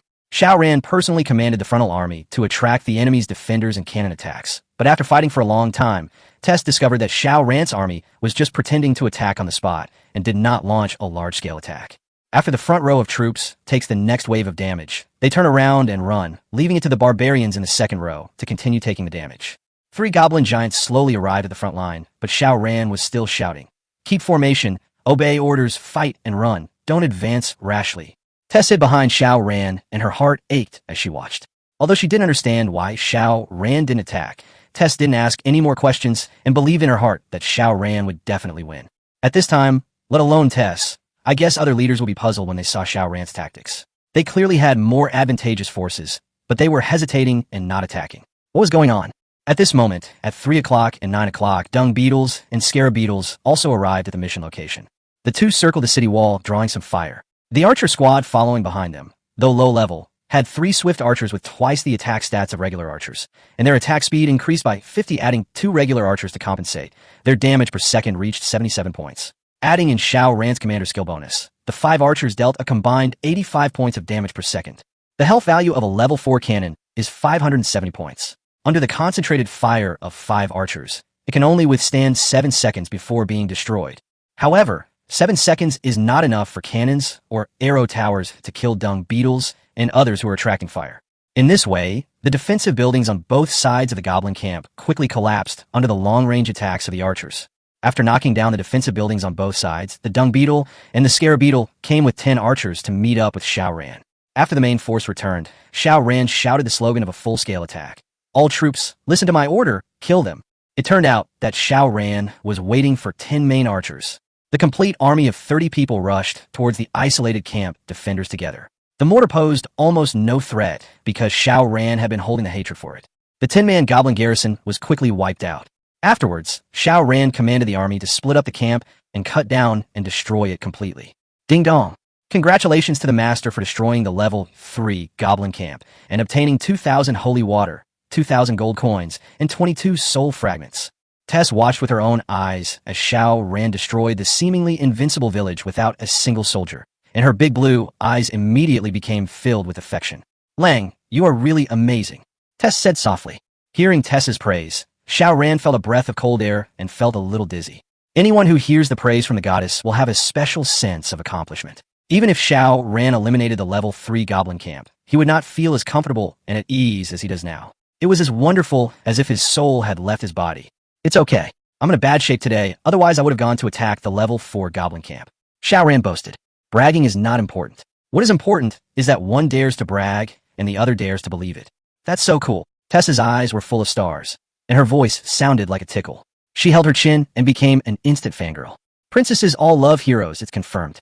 At this moment, dung beetles and scarab beetles came from the direction of the goblin camp, carrying a wooden box, followed by a group of barbarians, making a lot of noise. Tongue! The 2 men put down the box, and a cloud of dust rose from the ground. The dung beetle wiped the sweat off his face and said, Chief, we found a treasure chest. Take a look. Chapter 27, Encounter in the Forest. While beating the goblins, she unexpectedly found a treasure chest. This was the first time that Xiao Ran, a virgin, had encountered such a thing. I took a closer look at the treasure chest. It was a wooden treasure chest, 1 meter long and about half a meter high and wide. It looked quite heavy. Open it and take a look, Xiao Ran ordered. Chief, please stand back. The dung beetle and the scarab beetle brandished their daggers and hacked wildly, finally cutting off the broken iron lock of the treasure chest. When they opened it, a burst of golden light shone out, instantly dazzling people. Wow, diamond! The group of barbarians and archers all looked at the treasure chest in surprise and couldn't help but exclaim in surprise. In addition to the diamonds, there was also a pair of gloves and an exquisite wizard robe. Xiao Ran picked up the gloves and wizard robe, weighed them in his hands, and a string of system data appeared in front of him. Goblin gloves, weapon, ordinary equipment, attack plus 20, defense plus 5. Elf robe, top, silver equipment, attack plus 40, defense plus 20, magic damage cause plus 10. As for the boxing gloves, they're the giant's weapons. Xiao Ran currently has no troops to use, so he puts them in the system warehouse for now. The system comes with a 100-grid warehouse that can store weapons and equipment. Special props are needed to expand the capacity. The elf robe, since it is a piece of clothing, and it is women's clothing, naturally belongs to Tess. Tess, come here and try to see if it fits. Xiao Ran called Tess to his side and handed her the elf robe. Is this my gift? Tess said shyly, her face flushed. Well, yes. When Xiao Ran heard Tess asking for a gift, he almost retracted his hand. How could a piece of silver equipment be worthy of Tess's status? Xiao Ran just thought that Tess lacked clothes and wanted Tess to make do with some temporarily. He never thought that it was a gift for Tess. But seeing Tess's nervous expression, Xiao Ran agreed reluctantly. Tess cautiously reached out her hand and took the clothes Xiao Ran handed her. She quickly made a gentle and lovely gesture of rejection to the group of barbarians and archers, waving her hand and saying, "Don't look, don't look. Turn around, turn around." The barbarians and archers did not listen, but looked at Xiao Ran. Xiao Ran said, "What Tess said is what I said." After hearing what Xiao Ran said, the barbarians and archers turned around and pushed each other. At this time, Tess shyly put on her clothes and put on her robe to cover her snow-white skin exposed to the air. How is it? Does it look good? After putting on the clothes, Tess looked at Xiao Ran with anticipation and asked, "Yeah, it looks good." Xiao Ran smiled. "You're kidding me. This isn't the chiffon dress I have at home. It must be hideous." Tess lowered her head and fiddled with her robe, looking disgusted. However, a sweet and shy smile secretly appeared on her face as she nodded. Xiao Ran put his hand on Tess's shoulder and said, "It will be better, believe me." "Well, thank you, Lang." Tess nodded obediently. Xiao Ran let out a long sigh and thought to himself that as long as Tess was happy, no matter what he did, it would be worth it. Afterwards, Xiao Ran put the diamonds in the treasure chest into the system warehouse. There were a total of 15 thumb-sized diamonds, which were extremely precious. They were one of the most important resources in this world and could almost buy all the combat supplies. After cleaning up the battlefield, Xiao Ran looked up at the bustling army, waved his hand, and shouted, "Let's go to the next one." This battle is not the end, but the beginning of a day. There are a large number of level 3 goblin camps stationed in a circular radius of about 5 kilometers on the outer edge of the elf forest. There are so many of them, so densely packed, and so many that they are countless. The level 1 and 2 goblin camps were close to Moon Village, located on the outskirts of the forest, and were relatively small in size, so Xiao Ran quickly cleared them out. But the level 3 goblin camp is already a little deep in the elf forest, with a larger area and a wider range. Xiao Ran initially estimated that it would take about 10 days to half a month to complete the level 3 goblin camp. This way, Xiao Ran doesn't have to rush to upgrade the village. He could just collect some soul fragments to increase the level and evolution level of his troops. The soul fragments produced by the level 3 goblin camp increase significantly, especially the goblin giant. One giant is 5 soul fragments. After defeating each camp, you can get 20 to 40 soul fragments.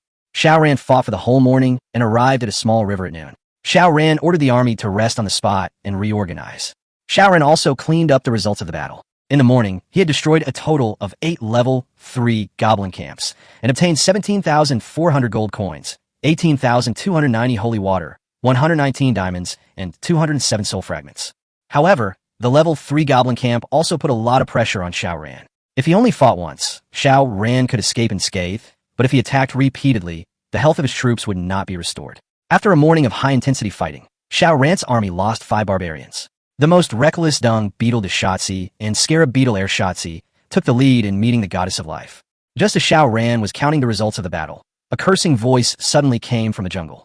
"Oh, my luck is so bad. I've been wandering around all morning and haven't caught a single fish. My treasury and holy water bottles at home have become mere decorations. These goblins are all screwed. They've hidden their collectors like their treasures, making it impossible for me to steal any resources. It's so frustrating. I finally came across a campsite with some collectors out in the open, but I don't know who bulldozed them.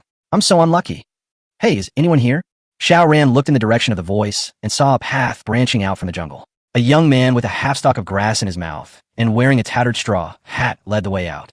Oh my god. The young man was also shocked when he saw Xiaoran. It seemed that he did not expect to meet other people. Hey buddy, are you fishing? Coming back to his senses, the young man asked in a frivolous tone, holding a grass stem in his mouth. Xiaoran looked at the young man and initially estimated that he should be the leader of another village. Behind the young man, a team of warriors came out one after another, including 5 giants, 3 mages, 3 barbarians, 3 archers, and about 10 green-skinned goblins. The goblins here are not wild goblins, but domesticated combat troops in the village. This type of troops is the product of the level 3 village. The combat effectiveness of this type of troops is very low, but they're good at stealing resources, move fast, and cause twice the damage to collectors and warehouses. But Xiaoran knew that this young man was not the leader of a level 3 village because he actually saw a blue-robed wizard in the young man's army. Mage, a level 5 village soldier. In other words, this young man's village is at least level 5, 3 levels higher than Xiaoran's village. Yeah, the weather's nice, let's go out and fish. Xiaoran laughed and responded casually. While speaking, Xiaoran naturally blocked Tess behind him. Ah, fellow travelers, how are your profits today? The young man laughed. I fought for a few hundred gold coins, but gained nothing. I even lost 5 barbarians. Xiaoran replied. Ha, buddy, you're so miserable. The young man laughed heartily. After laughing, the young man noticed the army around Xiaoran. His face changed slightly, and he said, Hey, brother, you are so brave. This is a level 3 goblin activity area. You bring barbarians and archers to fish here? I'm afraid you are a little arrogant. Not to mention you, as the leader of a level 5 village, I, Luffy, dare not send troops easily. Just try your luck, Xiaoran said with a smile. By the way, is this my sister-in-law? Finally, the boy noticed Tess. Xiaoran's heart suddenly tightened, and an unfathomable murderous intent flashed in his eyes. Tess's identity is very complicated. There must be many enemies searching for her everywhere, eager to wipe her out. Xiaoran nodded without saying anything. Of course, brother. There are always beautiful girls accompanying me during the war. When will I ever be able to enjoy such treatment? The young man said with a smile. Afterwards, the young man said to Xiaoran, Brother, you took your sister-in-law out and got nothing. It's too pitiful. I'll give you a few soldiers. I have to go back to the village anyway. As he spoke, the young man said to the giant behind him, Zhuang, Fatty, and the rest of you, go help my brother. Hearing the young man's order, 3 giants, 2 mages, and several goblins broke away from the formation and automatically joined Xiaoran's side. This is not necessary. Xiaoran was stunned for a moment. What kind of trick is this? Is he so stupid? Giving warmth for no reason? Seeing Xiaoran's expression, the young man waved his hands and said generously, No, brother. If we were destined to meet, even if we are thousands of miles apart, it is fate. It just so happens that I have a big harvest today. I broke my account in an hour. I'll give you a few soldiers. It's a piece of cake. A margin call? Xiaoran wondered if there was something wrong with his ears. Okay, brother, take your time fishing. I'm going home to upgrade my buildings. Oh, I have too many resources and nowhere to spend them. I'm feeling lonely. After saying that, the boy left happily with the remaining soldiers. After taking 2 steps, he turned around and asked again, By the way, brother, what's your name? Xiaoran. My name is Luffy, the leader of Luffy Village. Come visit us often when you have time. Luffy's voice came from afar. Chapter 28, Good Boy, Thunder Dragon. When it comes to pretending to be rich, Xiaoran doesn't admit defeat to anyone except Luffy. Not only did Luffy's margin call fail within an hour, his family was so poor that even the rats would pack up and run away. Xiaoran had already heard Luffy's mumblings. This guy is quite interesting. Xiaoran looked at Luffy who was leaving, then looked at the giants and wizards around him and smiled. How funny is that? You're not ashamed at all, Tess said with a blushing face. Shameful. What are you embarrassed about? Looking at Tess's shy look, Xiaoran was a little confused. You, Tess said angrily, a little annoyed. Didn't you hear what he said? What? Xiaoran was even more confused. I won't talk to you anymore. Tess walked away angrily without explaining. Wow. Xiaoran was completely stunned by Tess. What did Luffy say that made Tess suddenly angry? Unable to figure it out, Xiaoran was too lazy to think about it anymore. He ate some of the dry food he brought with him and asked Tess if she wanted some, but Tess was too busy being angry to speak. Xiaoran had no choice but to give up. After eating and drinking his fill, he continued his march. The afternoon battle has begun, and we continue to sweep the level 3 goblin camp. From Luffy, Xiaoran learned a piece of information. That is, in this world, the level 3 goblin camp is not easily attacked even by the leader of a level 5 village like Luffy.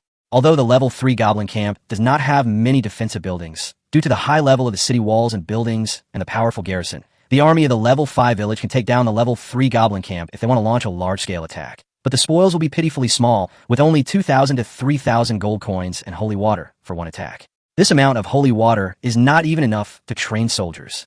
Therefore, Unless it has an absolute advantage, the level 5 village will not easily attack the level 3 goblin camp.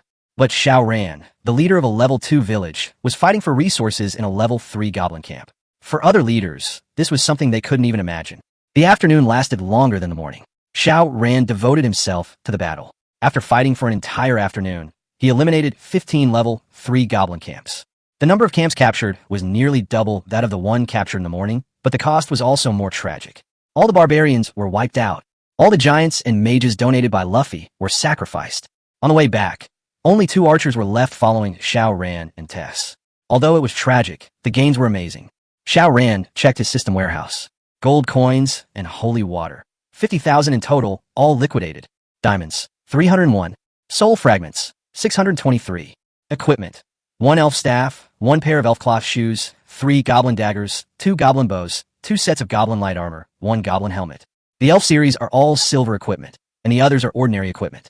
Xiao Ran made a preliminary estimate and found that the attribute bonus of a complete set of ordinary equipment could increase the combat effectiveness of a level 1 barbarian by about 100, which was quite good. However, the drop rate of equipment is very low, and the daily output is only enough to equip 2 barbarians and 1 archer. Xiao Ran plans to distribute it to his own troops after returning. It was getting dark and the wind was blowing hard. We are getting closer to the village, but today is destined to be an extraordinary day. Xiao Ran had just walked out of the elf forest and had not yet set foot on the main road when a murderous aura came from the direction of the village. Tess, who had been deep in resentment and deep in thought all the way, turned pale instantly when she saw the scene above the village. Xiao Ran's heart trembled violently. From a distance, he saw terrifying dragons circling above the village. If he was not mistaken, they were Thunder Dragon. The Thunder Dragon, also known as the Lightning Dragon, is a terrifying creature that can only be found in level 11 base camps. It can shoot out powerful chain lightning. The leader who can control the Thunder Dragon has a higher status than a level 10 city lord, and may even be a level 15 lord or a level 20 king. Beside Lei Long, Xiao Ran also saw a group of huge lava hounds and balloon soldiers circling in the sky. The balloon soldiers were black, which means they were the highest level balloon soldiers. If the camp in the sky is shocking enough, then the camp on the ground is equally terrifying. Above, neatly formed teams of boar riders, heavy pickup trucks in eerie armor, murderous valkyries, and boulder pitchers playing with boulders as if they were basketballs. Even from a distance, Xiao Ran felt like he couldn't breathe. How could such a lineup appear in his level 2 village? His small level 2 village was not even enough to support this army. You two take Tess and hide. Don't bring Tess back without my order, Xiao Ran said to the 2 archers with a gloomy face. No, Lang, they must be here to find me. This matter has nothing to do with you. Tess had already realized the unexpected danger, and she burst into tears as she spoke, with tears streaming down her face. In the face of such a huge army, Xiao Ran's village had no power to resist at all. Unless she took the initiative to assume responsibility, the entire village would inevitably be implicated. Xiao Ran took a deep breath and said with a smile, Don't be afraid. I'm here. You stay here and wait for me to come back. Xiao Ran left after he finished speaking, but as soon as he turned around, his left hand was grabbed. Tess held Xiao Ran's wrist tightly, very hard, as if she let go, she would not lose a person, but her whole world.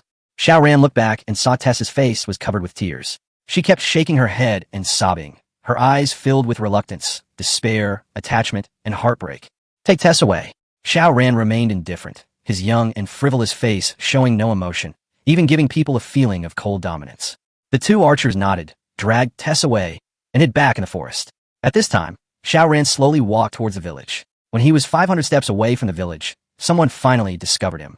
The flying dragons in the sky and the pickup trucks on the ground all looked at him. Dark clouds pressed down on the city, threatening to destroy it. Armor shines with golden scales towards the sun. Xiao Ran muttered. If any other level 2 leader had seen this scene, he would have been scared to death.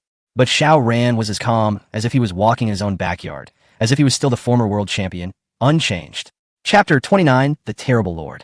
Moon Village, with only a dozen or so buildings, is shrouded in the shadow of death. Huang Lao, Akang, Iang, and others were all arrested, lined up in a row, and stood at the gate of the village, waiting to be killed. The 2 barbarians that Xiao Ran had left in the village had disappeared and were most likely dead. The defensive troops were slaughtered and the villagers were captured. This was a precursor to a bloodbath in the village. The root cause of the arrival of such a terrifying army could not be that Xiao Ran offended some big shot. There was only one possibility, which Xiao Ran knew with his toes, and that was Tess. But because of Tess, Xiao Ran did not retreat, and he had no choice. Was he asked to give up Moon Village and flee with Tess? As a man, he couldn't do it. No matter how dangerous, no matter how difficult, even if the sky falls, he must hold on, because he is a man. His name is Xiao Ran. Xiao Ran stood 50 steps away from the army and no longer moved forward. At this time, the opposing armies split up. A group of people emerged from the army, led by a cute girl. The girl was about 158 centimeters tall, wearing a colorful magician's hat, a white silk top with a pink bow tied around the chest, a dark green robe draped over it, and black shorts, revealing two slender, well-proportioned legs. Beneath her calves, wrapped in ribbons, were bright red, pointed-toe shoes. She held a crystal ball in her left hand and a crystal-clear staff in her right hand. Because her magic hat was very long, it obscured her appearance and added a different kind of mystery. She was accompanied by a group of followers, including a barbarian leader holding a giant bone, a heroic archery queen, a spearman who looked like Runtu, and a white-haired old man holding a tome. Against the backdrop of this group of people, the girl appears even more mysterious and noble. "Excuse me, honorable leader." As Xiao Ran opened his mouth, he was interrupted by an angry scolding. "How dare you kneel down when you see our Lord Bifei?" The barbarian king roared, waving the giant bone. "Lord?" Although Xiao Ran had expected this, he was still shocked when he heard the barbarian king's words. What is a lord? Xiao Ran already knew it from the memories passed down by the system. In this world, villages are divided into many levels. In a level 5 village, you can establish a tribal alliance and become the leader. In a level 10 village, you can build a prison, take charge of the surrounding tribes, and be called the city lord. Level 15 village, in charge of the city lords and all alliances within a certain range, dominates one side and calls himself the lord. Level 20 village, all lords must bow down to it and be promoted to king. For example, Tessa's hometown, Alsace, is a powerful kingdom. Xiao Ran's previous level 10 Moon City was just a castle. But because Xiao Ran had been away for 10 years, the Moon City had actually become terrifyingly powerful 10 years ago. If it had not been destroyed, it would have become a kingdom that unified the world. But now, as the leader of a level 2 village, Xiao Ran witnessed the appearance of a level 15 lord with his own eyes. The shock he felt was imaginable. All of them were max-level soldiers and max-level kings. Behind the max-level kings, there were several strange followers, seemingly followers of other races. The appearance of characters of this level gave people an extremely strong visual impact. Xiao Ran shook his head and said with a smile, "A man has 1,000 gold under his knees. He kneels to heaven, earth, and parents. How can there be any saying of kneeling to the Lord?" A voice of interest and doubt came from under the magic hat, as if Xiao Ran's words had aroused her interest. Gilligus, like people like you who are tough. The last village chief, as tough as you. Now even his corpse is nowhere to be found." The barbarian king who called himself Gilligus, holding the giant bone, had a ferocious face. He licked his lips and showed a bloodthirsty smile. Gilligus, who is 1.8 meters tall, took big strides, pulled out his giant bone, and rushed straight toward Xiao Ran. The archer queen, the great guardian, the flying shield god, and the other 3 kings all looked at Xiao Ran coldly with mocking eyes, as if they were looking at a lowly ant who was unapologetic even when facing death. When Mr. Huang, a king, and others saw this scene, they all screamed in fear. "Chief, leave here now and never come back." "Woo woo woo. Chief, run quickly. Yang and I are not afraid of death." "Yes, Chief, we will die if we die, but you cannot die. We have no regrets in becoming your people." All the villagers roared, but they were tied up like dumplings, and although they struggled desperately, they were helpless. In this world, all leaders, especially leaders of low-level villages, will hide when they are in danger. They will never be like Xiao Ran, who acts as a reinforcement, because soldiers can be resurrected if they die, and villagers can be recruited if they die. But if the leader dies, it means everything is over. Gilligus raised his huge bone high and smashed it onto Xiao Ran's head. Along with the giant bone, the bloodthirsty smile on the corner of Gilligus' mouth also rose. Old Huang was so angry that he beat his chest and stamped his feet. A king, Yang and others closed their eyes in pain, unable to bear to see the scene of Xiao Ran's head being smashed to pieces. "That's enough, come back." When the giant bone was only 1 centimeter away from Xiao Ran's head, a magical energy vibrated from Bifei's staff and directly bounced the barbarian king's giant bone away. "You're lucky." Gilligus cursed and retreated with his big, but sticking out. Bifei put away her magic wand, raised her head slightly, and looked at Xiao Ran. Similarly, Xiao Ran was also looking at Bifei.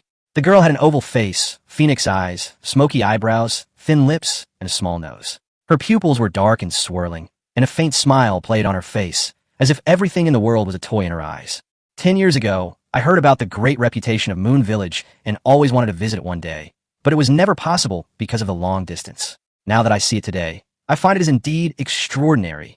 Bifei said jokingly. "Ha ha ha." Behind Bifei, a burst of laughter broke out. Huang Lao and the others all looked ashamed and angry, and could clearly feel the humiliation and contempt from Bifei. That's right. The former Moon Village was once powerful and influential, and there is indeed a world of difference between it and the level 2 village in front of it. I'm sorry to disappoint you. Xiao Ran smiled faintly. The good times of the past were indeed gone. But Xiao Ran knew that he was still there. His backbone and dignity were still there. And this was the only eternity of Moon Village. Biffy continued, I have no interest in killing innocent people. Hand over Tess, and I will ensure that your village is safe. Having said that, Biffy paused. She suddenly lowered her head and glanced at the crystal ball in her left hand. The corner of her mouth, covered by the shadow of the magic hat, outlined a cold smile.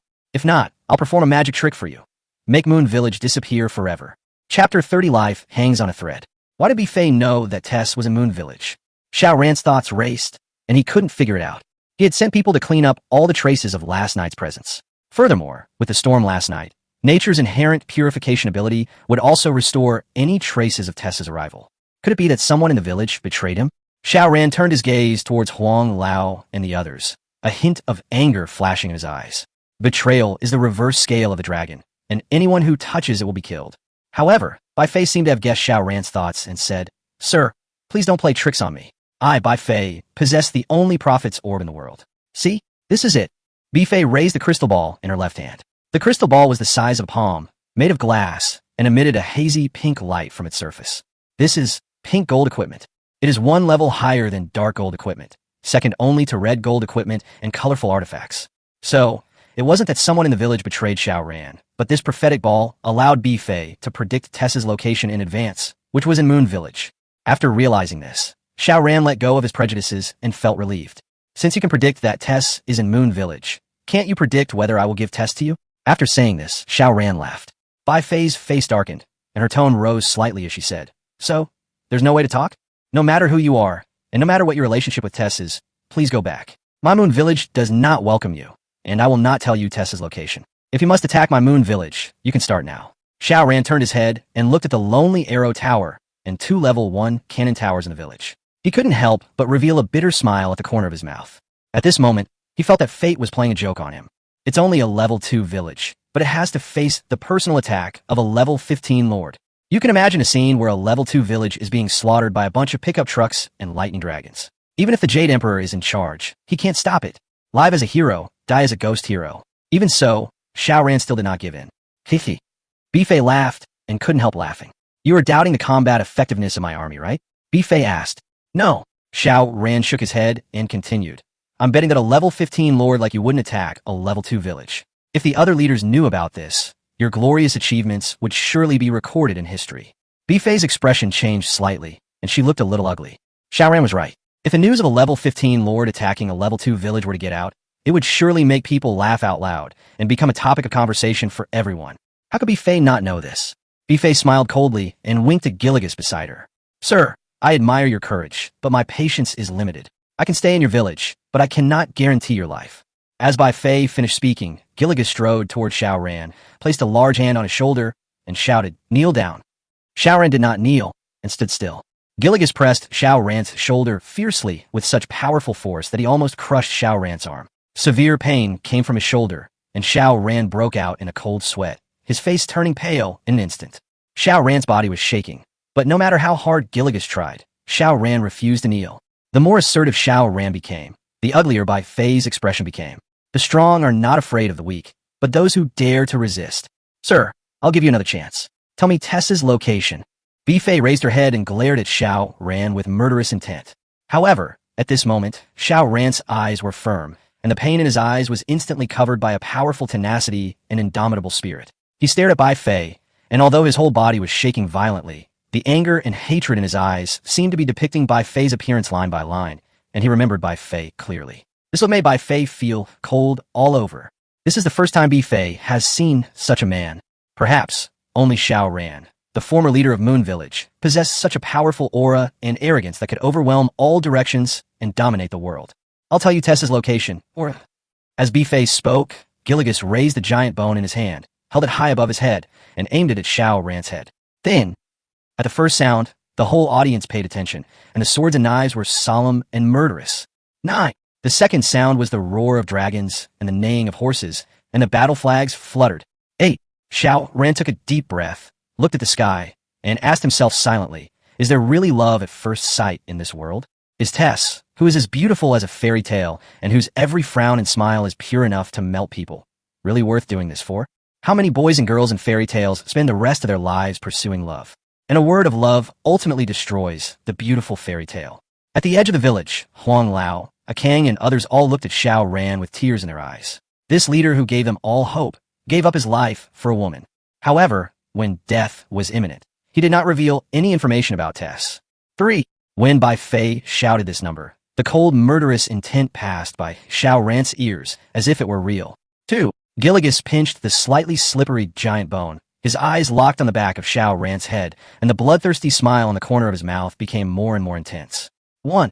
As soon as Bai Fei finished speaking, powerful magical energy, due to her emotions, instantly vibrated from her body. Bai Fei's magic robe fluttered without wind, and a whirlwind blew up around her, stirring up a cloud of dust.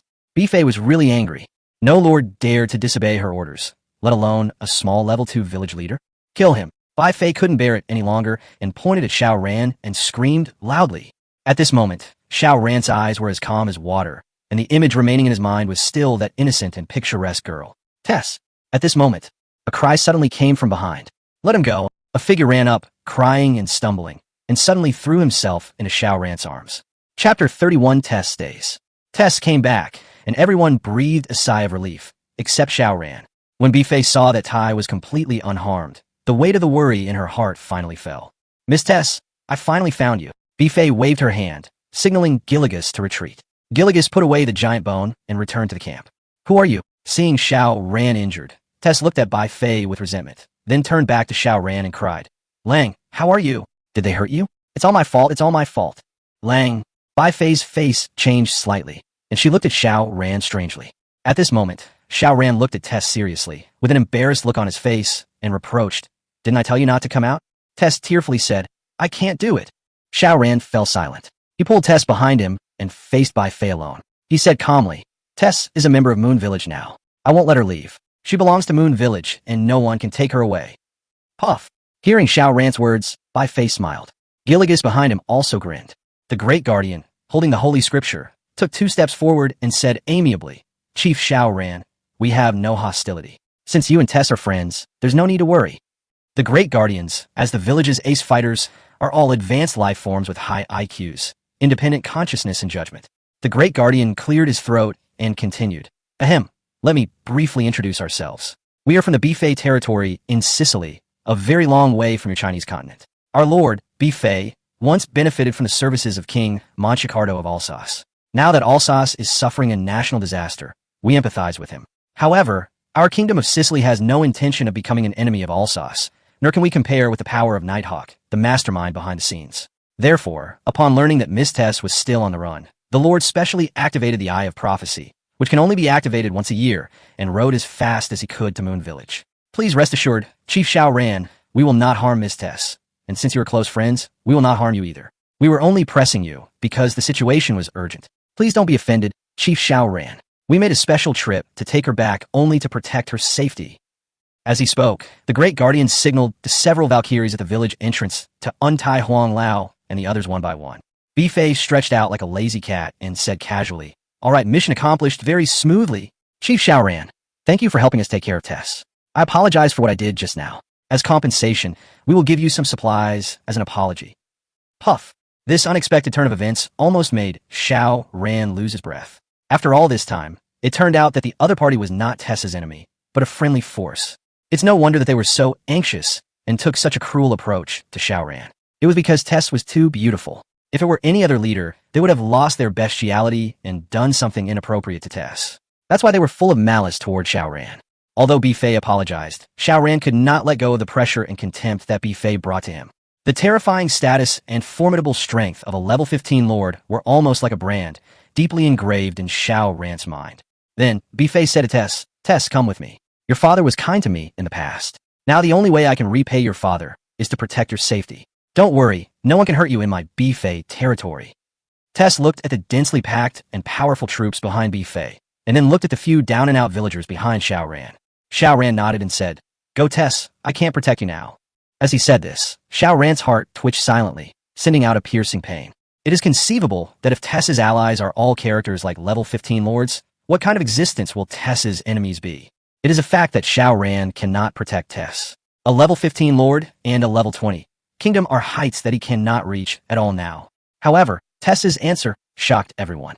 Tess shook her head and said to Bi-Fei, "Thank you. I won't leave. I'll stay in Moon Village." The smile that Bi-Fei had just revealed froze on her face in an instant. Bi-Fei's expression changed, and her tone became serious and a little anxious. She said, "Tess, right now, Armas's men and Nighthawk's men are searching the world for you. If it weren't for Mortong protecting you, you would have been captured long ago. And I think you know better than me how powerful they are. If you stay in Moon Village, do you know what the consequences will be?" Tess nodded and said, "I know, but I want to be with Lang." As soon as these words came out, the whole audience was stunned. Bi-Fei was stunned. She looked at Tess in disbelief, then at Xiao Ran. Bi-Fei raised her hand and suddenly rubbed her temples, as if she had a headache. After hesitating for a long time, Bi-Fei continued to persuade. "Tess, I think you may have underestimated their strength. I can patiently explain it to you." "No, thank you, you can go." Tess stood up without even looking at Bi-Fei, but looked at Xiao Ran's shoulder with a distressed face. The shoulder area of the rattan armor that Xiao Ran wore in the morning had been crushed to pieces by Gilligas's brute force. Behind Bi-Fei, the barbarian king, the queen, Prince Yong and Runto all looked at each other, not knowing what to do. Bi-Fei's head hurt even more. She lowered her head and muttered to herself, "How could this happen? How could this happen?" Suddenly, Bi-Fei had an idea and looked up and said, "How about this? You two come back with me." Xiao Ran shook his head and said, "I'm sorry, but I'm not interested in living under someone else's roof, especially a woman's roof." Bi-Fei's face instantly showed a trace of anger. She ignored Xiao Ran and said to Tess angrily, "Tess, I'm asking you one last time. Will you come with me? I'm here to protect you, not to imprison you. If you're stubborn, don't blame me for being ruthless and ungrateful." Tess looked a little impatient and said to Bi-Fei, "Please leave here immediately. You hurt my husband. I hate you." At this moment, Bi-Fei felt as if she was going to be angry to death. Her kindness was really taken for granted. She felt like she had come thousands of miles to be humiliated. "Okay." Bi-Fei shook her head and said, "Never mind. No wonder people always say I'm childish. I'm fed up with myself." Bi-Fei raised the staff in her hand and shouted to the army behind her, "All troops, listen up, retreat." So, Tess insisted on not leaving, and Bi-Fei had no choice but to withdraw. Before leaving, Bi-Fei did two things. The first thing he did was toss 2 tokens to Xiao Ran and say, "This is a pass to the Bi-Fei territory. In the Bi-Fei territory, this token can gain the protection of all the leaders. I hope you will think it through soon and not be stubborn. I, Bi-Fei, will repay the kindness and will do my utmost." The second thing was what Bi-Fei thought of halfway through the journey. "Hey, Xiao Ran, do you know why Tess doesn't leave?" Bi-Fei asked. "I don't know," Xiao Ran replied. "Then do you know why she calls you Lang?" "I don't know." "Then let me tell you. There's a custom in Alsace that when a girl meets someone she likes, she'll use this character to replace their name." "Okay, I'm leaving now. I wish you all good luck. Also, you have a lot of personality. I hope you can live a few more years and don't let me down." With that, the flying dragons in the sky and the pickup trucks everywhere, like a black cloud, gradually disappeared on the distant horizon and disappeared into the vast night. Chapter 32, Welcome Psyduck. Bi-Fei left, but the pain in Xiao Ran's shoulder reminded him all the time of his weakness and humility today. When Xiao Ran thought of the horror of the level 15 lord, he seemed to feel no pain. Strength, strength, strength. At this moment, Xiao Ran was so eager to become stronger, not only to restore the glory of Moon City, but also to protect Tess. "I'm fine, don't cry. I'll go replenish tomorrow's army first. You follow Akang and the others to prepare dinner." Xiao Ran comforted Tess for a while, then let Akang and Ayang take Tess away. After a while, Mr. Huang and others found some herbs and applied them to Xiao Ran's shoulder. The injury was not serious, but the bruises left behind would probably take 10 days or so to disappear. When Bi-Fei left, she kept her word. As compensation for offending Xiao Ran, she left a treasure chest containing 1,000 diamonds. 1,000 diamonds can be exchanged for a construction worker's hut or a residential house. Before meeting Bi-Fei, Xiao Ran would definitely choose a private house to make Tess live more comfortably. But now, Xiao Ran just wants to become stronger. With his current strength, he is not qualified to consider the comfort of life. He just wants to survive with Tess, that's all. System, exchange for a construction worker's hut. Construction worker's hut, adding 1 construction worker, consuming 1,000 diamonds. Currently has 1301 diamonds, 301 remaining. Please confirm, owner. Confirm. Master, please choose a construction site. Here. Xiao Ran walked to the edge of the barracks and determined the construction location. Master, please choose the human race to be transformed. Huh? Xiao Ran was stunned. Is there such a setting? Xiao Ran hurriedly read the system's construction worker exchange rules. It turned out that in this world, when exchanging construction workers, the system did not create a worker out of thin air, but transformed the villagers, turning ordinary villagers into construction workers with powerful construction capabilities. I see. Xiao Ran called over several villagers recruited from Blackwind Village and asked, "Who among you is willing to be a construction worker?" The 5 villagers looked at each other, then lowered their heads and replied respectfully, "We await the leader's instructions and are willing to sacrifice our precious blood and lives for him." Xiao Ran nodded. The loyalty of these ordinary villagers was almost as high as that of the soldiers. Xiao Ran chose a villager who looked similar to a turkey and determined the target of transformation. "Master, please wait." A magical energy rose from the direction of the fountain of life and enveloped the transformed villager. The villager's body began to shrink gradually. The coarse linen clothes he was wearing were replaced by a work shirt, and 2 hammers unique to construction workers appeared in his hands. In a moment, the transformation was completed. Ding dong. "Congratulations, Master. You have a new builder. Please name the builder." Mr. Huang and others gathered around the new construction worker to welcome the new village builder. "From now on, you'll be called Psyduck. Go help Turkey. The task of building the village will be left to you." Xiao Ran said, "Thank you for the chief's kindness in giving me a new life. I will definitely live up to your expectations." After saying that, Psyduck and Turkey were the same. They waved 2 hammers and ran towards the unfinished level 3 base camp. The buildings in this world can be constructed by multiple people at the same time. For example, for a level 3 base camp, it takes 1 construction worker 2 days to build it. If 2 construction workers start working at the same time, it will take only 1 day. With the addition of Psyduck, Xiao Ran's village construction progress will be faster. Afterwards, Xiao Ran walked toward the training camp and began training tomorrow's troops. Before training, Xiao Ran checked the soul fragments and found that there were 623 left, enough for the barbarian's 3rd evolution or the archer's 2nd evolution, both of which required 400 soul fragments. Let's go with the barbarian first. Xiao Ran thought for a moment and finally chose to evolve into a barbarian. Barbarian, type, ordinary soldier, number of evolutions, 2 times.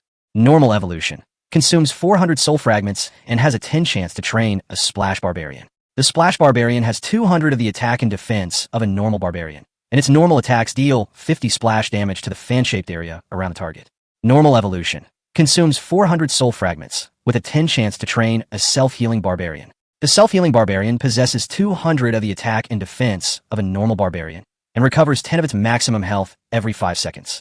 Normal evolution, consumes 400 soul fragments and has a 10 chance to train a mirror barbarian. The mirror barbarian has 200 of the attack and defense of a normal barbarian. For mirror barbarians are randomly created. The mirror image has no attack power, but can confuse the opponent.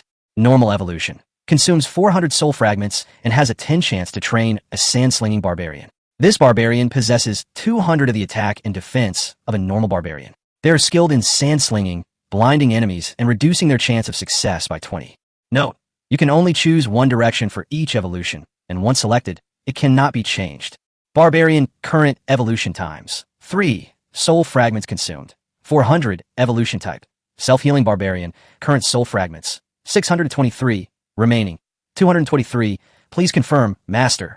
Confirm. Congratulations, Master. The self-healing barbarian has evolved successfully. After the 3rd evolution, the overall mutation probability of the barbarians reached 30. Preliminary calculations show that the mutation probability of the barbarians will reach 100 after 10 evolutions. Before that, Xiao Ran had to use the crude method of repeated training and deletion to ensure that all the troops could mutate smoothly. This process was difficult and arduous for Xiao Ran. But once the mutation was successful, his barbarians had twice the attributes of ordinary barbarians and had additional enhanced skills. A level 5 leader could only fish in a level 3 goblin camp, but Xiao Ran could easily defeat them. This was the horror of the mutant soldiers. And this is only the early stage of the evolution of Xiao Ran's troops. As the number of evolutions continues to increase, Xiao Ran's troops will become stronger and stronger, and their combat effectiveness will become more and more terrifying. Although it is hard in the early stage, everything is worth it. After working for most of the night, we finally replenished all the troops consumed today. At this moment, a brilliant light came from the direction of the base camp. All the villagers turned their heads to look, their eyes filled with amazement. Xiao Ran stood up suddenly, and a pleasant system prompt sound rang in his mind. Ding dong. Congratulations, Master. The base camp has been successfully upgraded to level 3. Chapter 33, 3 books opened. 3 books, opening a new era of rapid strength.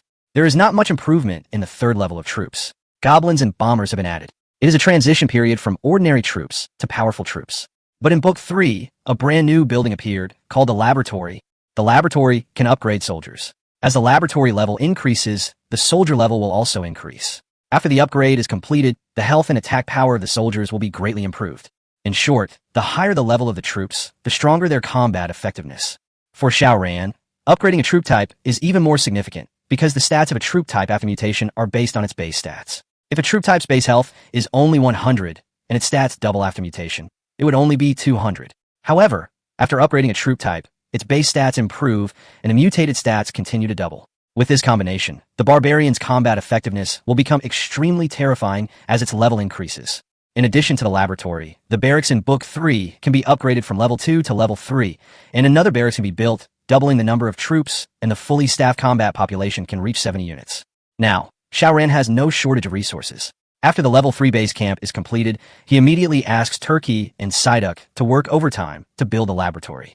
Laboratory, level 1. Construction requires 25,000 holy water. Construction time 1 hour. Current holy water 45,700. Remaining 20,700. Master, please confirm. Confirm. Turkey and Psyduck received the instructions and started working immediately. They worked together to accomplish a great task and finish the laboratory in half an hour. Barracks, level 1, can accommodate 20 units. Takes 1 hour to build. Consumes 250 holy water. Currently has 20,700 holy water and has 20,450 remaining. Please confirm, Master. Confirm. Barracks, level 2, can accommodate 30 units. Upgrade time 2 hours. Consumes 2,500 holy water. Currently has 20,450 holy water. Remaining 17,950 holy water. Please confirm. Confirm. Barracks, level 3, can accommodate 35 units. Upgrade time 4 hours. Consumes 10,000 holy water. Currently has 17,950 holy water. Remaining 7,950 holy water. Please confirm, Master. Confirm. On a dark and windy night, working overtime, Xiao Ran upgraded the laboratory and then upgraded the barracks to level 3 in one go. He returned to his tent to rest until he felt extremely sleepy and could no longer hold on. After waking up, Xiao Ran felt energetic again. Before I even got up, I heard the shouts of barbarians and archers from the 2 level 3 barracks. Before going to bed last night, Xiao Ran used the remaining holy water to train barbarians and archers. Now, Xiao Ran has a huge army of 70 people, including 27 mutant barbarians, 13 ordinary barbarians, 8 mutant archers, and 22 ordinary archers. The number of troops increased, but Xiao Ran also encountered an embarrassing problem. That is, there were not enough resources to upgrade the troops. The laboratory and the upgrades of the troop types were both bottomless pits of elixir. Building the laboratory cost 25,000 elixir, while upgrading a level 2 barbarian and archer required 50,000 elixir each. Naturally, Xiao Ran's elixir supply ran out, so he had no choice but to continue gathering resources today. After having a satisfying breakfast, Xiao Ran packed his luggage and prepared to set off. "Where is Tess?" Xiao Ran asked the king. "Chief, Tess made breakfast for you and then went back to her room to rest. She said that if you asked her, she would tell you that she didn't want to burden you. So she asked you to take care of yourself, and she would wait for you to come home." A king replied. "Oh." Xiao Ran looked at Tess's room from a distance. It was a wooden house covered with various grass stems and vines. Even so, it was considered a mansion in the village. Xiao Ran understood that what happened yesterday had a great psychological impact on her, and it must have had a certain impact on Tess as well. Since Tess wanted to be alone, let her be. Xiao Ran left 5 mutant barbarians and 5 ordinary archers as defenders of the village, and then ordered Turkey and Psyduck to upgrade the turrets. After making all the arrangements, he led his troops out of the village. Today's goal is still the level 3 goblin camp. Unlike other bosses employ a flexible, fishing-style strategy when fighting goblins. When encountering a heavily defended goblin camp, they typically retreat, avoiding a fight. Only when encountering a weakly defended camp will they surge forward and capture it in one fell swoop. When encountering a resource-rich camp, they act as their client, stealing the resources and fleeing, avoiding engagement whenever possible. Because in this world, the production of holy water and gold coins is extremely scarce. Even a wealthy goblin camp can hardly offset the loss of troops caused by a large-scale attack by most leaders at one time. But Xiao Ran is different. No matter the layout or resource capacity, as long as it is a level 3 camp, he will push it without thinking. Yesterday, Xiao Ran had only 30 barbarians and archers, which made it difficult for him to fight. But today, apart from the defenders left in the village, Xiao Ran still had 60 units of troops, twice as many as yesterday. Among them, the Dung Beetle Decili and the Scarab Beetle Aircili were assigned a complete goblin suit by Xiao Ran, followed by Xiao Chong, who picked up a few pieces of silver equipment. After putting on the equipment, the combat effectiveness of the 3 idiots soared again, and their health almost caught up with the giant in the level 4 village. One blow from them was equivalent to 4 blows from an ordinary barbarian. The 3 idiots led the charge, like a bulldozer, and defeated a group of goblin defenders. making them scream in defeat. Without Tessa's company, Xiao Ran's murderous intent became even stronger, and he was shrouded in an invisible aura of hostility for the entire day. After a day of fighting, Xiao Ran had flattened 56 goblin camps, more than double the 23 he achieved yesterday. The journey was smooth and unobstructed, and he didn't even have to use his brain much, as he caught them all in one fell swoop. On the way back to the city, Xiao Ran began to count the results of the battle. Today's casualties were much better than yesterday's. Half of the 60 barbarians and archers were taken home, and the other half, because their health could not be restored, accidentally went to have tea with the goddess of life after the intense battle. The warehouse resources include some of yesterday's surplus, and the data is also very beautiful. Gold coins, Chinashchiv. Holy water, 12W. Diamonds, 1081. Soul fragments, 1754. Other leaders of the same level would take several months or even half a year to obtain resources, but Xiao Ran got them in just one day. Of course, what is more important is the soul fragments. The harvest from this day is enough for the barbarian's 4th evolution and the archer's 2nd evolution. Chapter 34 First Kiss. The barbarian's 4th evolution consumes 800 soul fragments. The 4 evolutionary directions are bleeding, dodge, bloodthirst, and paralysis. The bleeding barbarian has 200 of the attack and defense attributes of an ordinary barbarian. Normal attacks will cause a continuous bleeding effect of 20 of the attack power to the target, which lasts for 5 seconds and can be stacked up to 5 layers. Dodge barbarian has 200 of the attack and defense attributes of a normal barbarian and a 20 chance to dodge all physical attacks. The bloodthirsty barbarian has 200 of the attack and defense attributes of an ordinary barbarian, and 20 of the damage caused by ordinary attacks is converted into his own health. Paralyzed the barbarian, who has 200 of the attack and defense attributes of an ordinary barbarian, and has a 20 chance of causing a 1-second paralysis effect on the target. After checking the direction of evolution, Xiao Ran chose to dodge the barbarians. At this point, Xiao Ran's barbarian army has mastered 4 skills: Stone Skin, Strong, Self-Healing, and Dodge. Xiao Ran could feel that the more he evolved, the more powerful his skills would become. For example, Self-Healing and Dodging. If these 2 skills were used well, under certain conditions, the barbarian would be almost invincible. Of course, the soul fragments consumed by each evolution now also make Xiao Ran feel a lot of pressure. Afterwards, Xiao Ran also evolved the archer. Archer, type, ordinary soldier, number of evolutions, 1. Normal evolution, consumes 400 soul fragments and has a 10 chance to train a giant archer. The giant archer is incredibly powerful and naturally possesses 200 of the attack and defense of a normal archer, and deals an additional 50 more damage.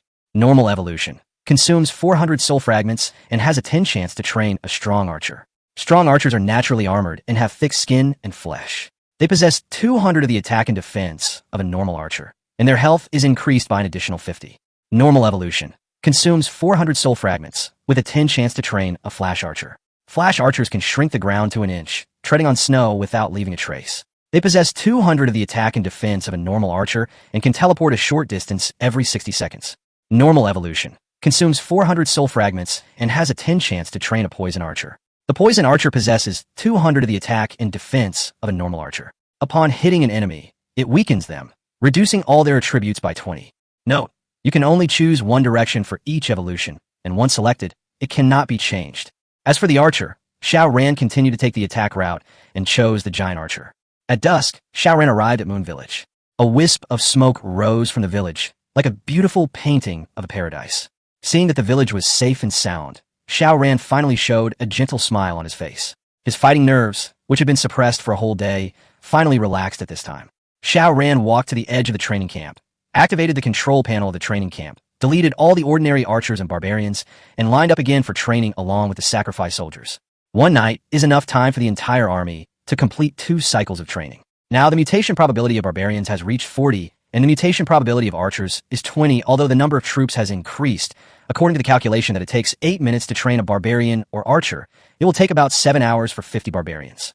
However, because a level 3 base can build another training camp, 2 training camps can be trained together, then all 70 units of troops can be filled in 3 to 4 hours. For Xiao Ran, the time for reorganization and rest at night is the time to replenish troops. Afterwards, Xiao Ran walked towards the laboratory. In addition to training soldiers, there was another urgent matter, which was to upgrade the barbarians and archers to level 2. Xiao Ran called out the control panel in the laboratory and silently said in his mind, "System, upgrade to level 2 barbarian." The system's voice then rang out, "Master, the resources required to upgrade a level 2 barbarian are 50,000 holy waters, and the upgrade takes 6 hours. I currently have 120,000 holy waters, and 70,000 are left. Please confirm. Confirm.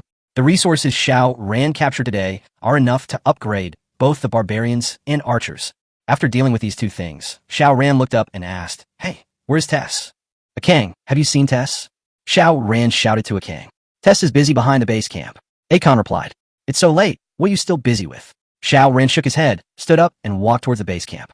Behind the base camp, Tess was sitting in the middle of a pile of vines, with a piece of vine armor on her thigh. She held a bone needle in her right hand and a vine in her left hand. She was sewing the vine onto the vine armor bit by bit, with a focused expression, oblivious to the people around her.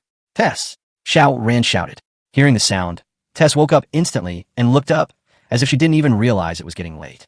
But in the dim light, Xiao Ran clearly saw that the moment Tess looked at him, her deep blue eyes seemed to glow, and an exceptionally bright look flashed across them, which contained surprise, unexpectedness, excitement, and joy. "Lang, you're back. Wait for me. It will be done soon." Tess moved faster. She quickly broke the fishing line, stood up from a pile of vines, held the vine armor, and ran toward Xiao Ran. "Lang, your rattan armor is broken. I sewed you a new one. Try it and see if it fits you well." Tess's face was full of joy. She held the vine armor in her hands and showed it off, trying to show it off on Xiao Ran. Xiao Ran was stunned by Tess's uncontrollable joy. In the morning, Akang said that Tess was resting, and Xiao Ran believed it. Now he realized that Tess was not resting at all, but was busy sewing rattan armor for him. As a princess of a country, Tess had never done such rough work, although the rattan armor was sewn, but Xiao Ran grabbed Tess's hand. Tess seemed to realize something and pulled her hand back with all her strength, curling her fingers together and not daring to stretch them out. But Xiao Ran stared intently at Tess's hands. On those boneless, pink little hands, as tender as a baby's, were bloody marks from being bruised by the vine armor, as well as needle holes from being punctured by bone needles. The snow-white skin was replaced by bruises. Both hands, without exception, were covered in scars. Looking at these hands, Xiao Ran's eyes instantly became moist, and his nose felt very sore. "My hands are ugly, my dear. Please let go of me." Tess struggled desperately. After a long time, Xiao Ran raised his head and stared at Tess. Under Xiao Ran's gaze, Tess's eyes were evasive, and she didn't dare to look him in the eye. Under the cover of night, in the breeze, Xiao Ran put his arms around Tess's waist and bent down to kiss her. Tess, who was still struggling, suddenly became limp, like a boneless willow branch, graceful and weak. The vine armor slipped from Tess's hand and slowly fell to the ground. The two trembling hearts, from strangers to familiar ones, pressed tightly together. Chapter 35, First Deployment. Wearing the rattan armor woven by Tess, Xiao Ran took Tess's hand and went to have dinner with the villagers. After having physical contact, Tess became much clingier. While eating, she would snuggle up to Xiao Ran, and her beautiful eyes would always be on Xiao Ran. After dinner, Xiao Ran used the more than 1,000 diamonds he had worked so hard to earn today to exchange for a house, which he built against the city wall. The area of the house was larger than Xiao Ran had imagined. It was a small building in the shape of a quadrangle courtyard, with one main house and 3 side rooms, accommodating a total of 5 people. It took 1 day to build. But he can't stay in the courtyard tonight, and Xiao Ran has to make do with sleeping in a tent. When he has enough money, he plans to build a few more houses so that everyone in the village can live a healthy life. As the night deepened, Xiao Ran stayed with Tess for a while, then asked Akang to take Tess to rest, while he continued to guard the training camp and replenish the troops for tomorrow. Since the training time for the troops was very long, Xiao Ran didn't have to keep an eye on the training camp. In his free time, he commanded Psyduck to improve other buildings. As for Turkey, he was assigned to repair the courtyard house. Xiao Ran's level 3 village was now essentially complete. Aside from the collector and storage, all other defenses were complete. All level 3 buildings, including 50 walls, 2 cannons, 1 arrow tower, a mortar, 2 invisible bombs, 3 gold mines and holy water collectors, 2 gold storage tanks, and 2 holy water bottles, 2 barracks, 2 training camps, and a laboratory. Taking advantage of the free time tonight, Xiao Ran arranged the formation of the village. Xiao Ran used a set of 3 level formations he had developed before. As the world champion of Clash of Clans, it is no exaggeration to say that the formation he put up is the strongest formation in the same level. The city wall is square and wraps around the base camp and all defensive facilities. For storage devices are scattered around the base camp. Because the health of the storage devices is extremely high, they can withstand a lot of damage and effectively delay the enemy's attack. Other less important training camps, collectors and barracks are placed outside the city wall, with the purpose of restraining the enemy. 2 invisible bombs are placed between the 2 barracks on the necessary route to attack the base camp. Add to that the standing garrison in the village, and this formation won't do any good even if a level 4 enemy attacks. After completing the village layout, Xiao Ran looked down at the layout of the village through the system control interface. Not bad, not bad. Xiao Ran nodded with satisfaction. At this time, a mutant archer walked out of the training camp, and the pink magic light on the roof of the training camp slowly went out, which meant that there were no more soldiers being trained. After this round of training, including the mutant soldiers retained yesterday, Xiao Ran now has 40 barbarians, including 32 mutant barbarians, 30 archers, and 11 mutant archers. Xiao Ran deleted the 37 unmutated soldiers, queued them up for training again, and handed them over to the training camp for automatic training. He then stopped caring about them. Xiao Ran also didn't have the time and energy to take care of them. If he wanted to increase the mutation probability of the soldiers, the only right way was to increase the evolution level of the soldiers. At this moment, above the laboratory, a flash of light flashed by, and a pleasant system voice sounded. Ding dong. Congratulations, Master. The level 2 barbarian has been successfully upgraded. After 6 hours of waiting, the level 2 barbarian upgrade was completed. Upgrading and evolving troops are equally important. Xiao Ran quickly opened the barbarian's data and checked it. Class: Barbarian, level 2. Construction resources: 40 holy water. Upgrade path: level 3 laboratory. Health: 54. Damage per second: 11. Defense damage reduction: 5. Movement speed: 16. Population: 1. Attack preference: none. Damage type: single. Talent: none. Skills: none. The attributes of an upgrade are increased by about 30. Xiao Ran clicked on the dung beetle's data again to check it out. Name: Dung Beetle, level 2. Type: Strong Barbarian, mutated. Construction resources: 40 holy water. Upgrade path: level 3 laboratory. HP: 266, equipment bonus 108 points. Damage per second: 44, equipment bonus 22 points. Defense damage reduction: 7, equipment bonus 2 points. Movement speed: 20, equipment bonus 4 points. Population: 1. Attack preference: none. Damage type: single. Talent: none. Skill: strong, gain 50 extra health. With the dual support of equipment and skills, the health value of the level 2 dung beetle has approached 300 points. In other villages, the barbarians are still barbarians, but in Xiao Ran's village, the barbarians are more powerful than giants. After comparing the data, Xiao Ran silently complained in his heart, pervert. His SSS level hidden skills have increased the combat effectiveness of his troops by more than 1 times, and a full set of helmets, clothes, pants, shoes, weapons can double the combat effectiveness of the troops. With such a combination, it would be strange if it doesn't become abnormal. It was getting late. Xiao Ran finished adjusting the layout of the village, consumed another 50,000 holy waters, and asked the laboratory to start upgrading the level 2 archers. Then he returned to the tent and went to bed to rest. A peaceful night. On the second day, the training of 70 units of combat troops was completed, and the level 2 archers were also upgraded. Arms: Archer, level 2. Construction resources: 40 holy water. Upgrade path: level 3 laboratory. Health: 23. Damage per second: 9. Defense damage reduction: 5. Movement speed: 16. Population: 1. Attack preference: none. Damage type: single. Talent: none. Skills: none. The archer upgrade increases the attack power by 2 points, and there are no other changes. However, it is a long-range output unit after all, and this little bit of attack power accumulates into a large amount, and the destructiveness is also quite large. The weather is nice today, the sun is shining, and the breeze is harmonious, making people feel refreshed. After breakfast, Xiao Ran began to reorganize the troops and prepare to set off. Before setting off, I cleaned up the equipment I got yesterday, put together 4 complete goblin suits, and armed 4 barbarians. Xiao Ran stood in front of the barracks, gazing at his army solemnly. He couldn't help but ask a question in his heart. How far is this army from saving Miao Miao? Miao Miao, Mr. Huang's granddaughter, is the only thing that Mr. Huang cares about, and Xiao Ran has not forgotten her either. But due to his family situation, Xiao Ran did not dare to ask Huang Lao Miao Miao who had the treasure before the 5th copy. Alas, Xiao Ran sighed silently, shook his head, put aside all distracting thoughts, and the most urgent thing was to improve his strength. It just so happens that Xiao Ran has a new plan today. If it is implemented properly, his strength improvement progress will make a qualitative leap. After making up his mind, Xiao Ran called out Tess. Strangely enough, after breakfast, Tess disappeared and no one knew what she was busy with. Tess, I'm leaving. Hearing the sound, Tess ran out with a bamboo basket, sweating profusely. My dear, this is the military rations I prepared for you. Take it with you and eat when you are hungry. Then go home early. Tess ran to Xiao Ran, took fruits, coarse grains, and other food from the bamboo basket, and put them all in Xiao Ran's bag. The food Tess prepared at one time, as if for farewell, was enough for Xiao Ran to eat in 3 days. However, Tess did not seem to realize this problem. She was afraid that Xiao Ran would be hungry while going out, so she stuffed him with as much food as he could. Looking at the wild fruits that Tess had found from somewhere and the carefully made pancakes, Xiao Ran's eyes melted again. In front of such a simple and kind woman, Xiao Ran only wanted to say one thing to her. When I rule the world, I will allow you to make the whole world your home. Wait until I come back. Xiao Ran kissed Tess lightly on the forehead, then waved his hand and led the army out of the village.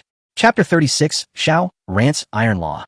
For today's expedition, Xiao Ran took all the mutant soldiers away, leaving only 3 ordinary barbarians and 2 ordinary archers to guard the village.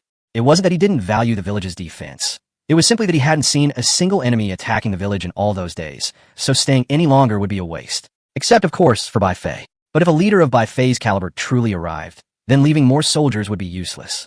Today, Xiao Ran also plans to implement a new combat plan. In order to ensure the smooth implementation of the new plan, he has no choice but to arrange more troops around him.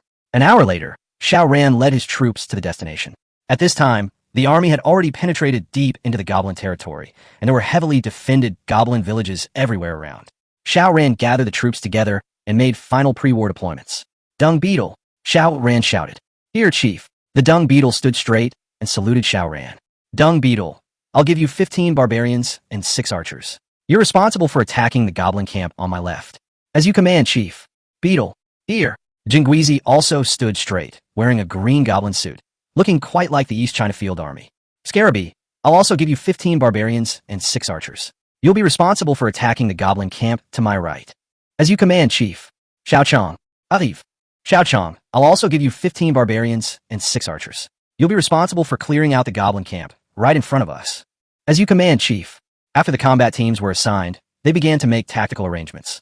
When the 3 squad leaders lead their respective attacks, they must keep the following points in mind. First, only attack goblin camps up to and including level 3. Goblin camps above level 3 are prohibited. Second, archers must be sent in groups of 3 and must not attack in separate groups. Third, the barbarians must always remain within the archer's range. Fourth, no matter what the situation, focus your fire on the nearest defensive building. If there are no defensive buildings, attack the defenders. Fifth, any warrior with health below 70 must retreat immediately until they are out of harm's way. These 5 military orders became the 5 iron laws of resource-grabbing tactics that gradually became popular many years later. They had a profound influence and were later called the Xiao Ran Iron Laws. Since its inception, Xiao Ran's Iron Law has undergone many revisions, but the basic principles remain the same.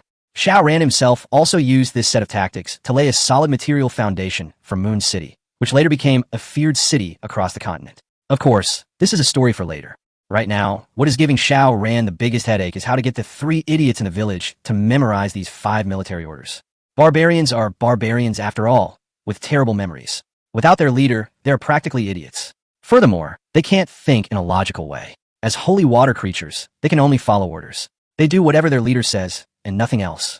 Considering the barbarians' anxious IQ, the military order issued by Xiao Ran was also a death order. The 3 idiots only needed to memorize this set of rules. But even so, Xiao Ran waited for half an hour before the Dung Beetle, the Scarab, and Xiao Qiang finished reciting the 5 military orders. As for the others, they only needed to follow the orders of these 3 people. With the supervision of the 3 idiots, the entire team would basically be safe. Xiao Ran, on the other hand, served as Grand Commander, overseeing the 3 idiots' combat performance and effectiveness. Early on, he would roam between the various squads, helping them familiarize themselves with tactics and correcting any errors, allowing them to become proficient through practice. He would then assume the role of Junior Commander. Once the 3 idiots became proficient at leading a team, Xiao Ran will be primarily responsible for monitoring the strength and health of each squad, ensuring proper deployment. After the tactics were arranged, the battle began. At Xiao Ran's command, Dung Beetle, Scarab Beetle, and Xiao Qiang led their respective teams, divided into 3 groups, and rushed towards the goblin camps they were responsible for.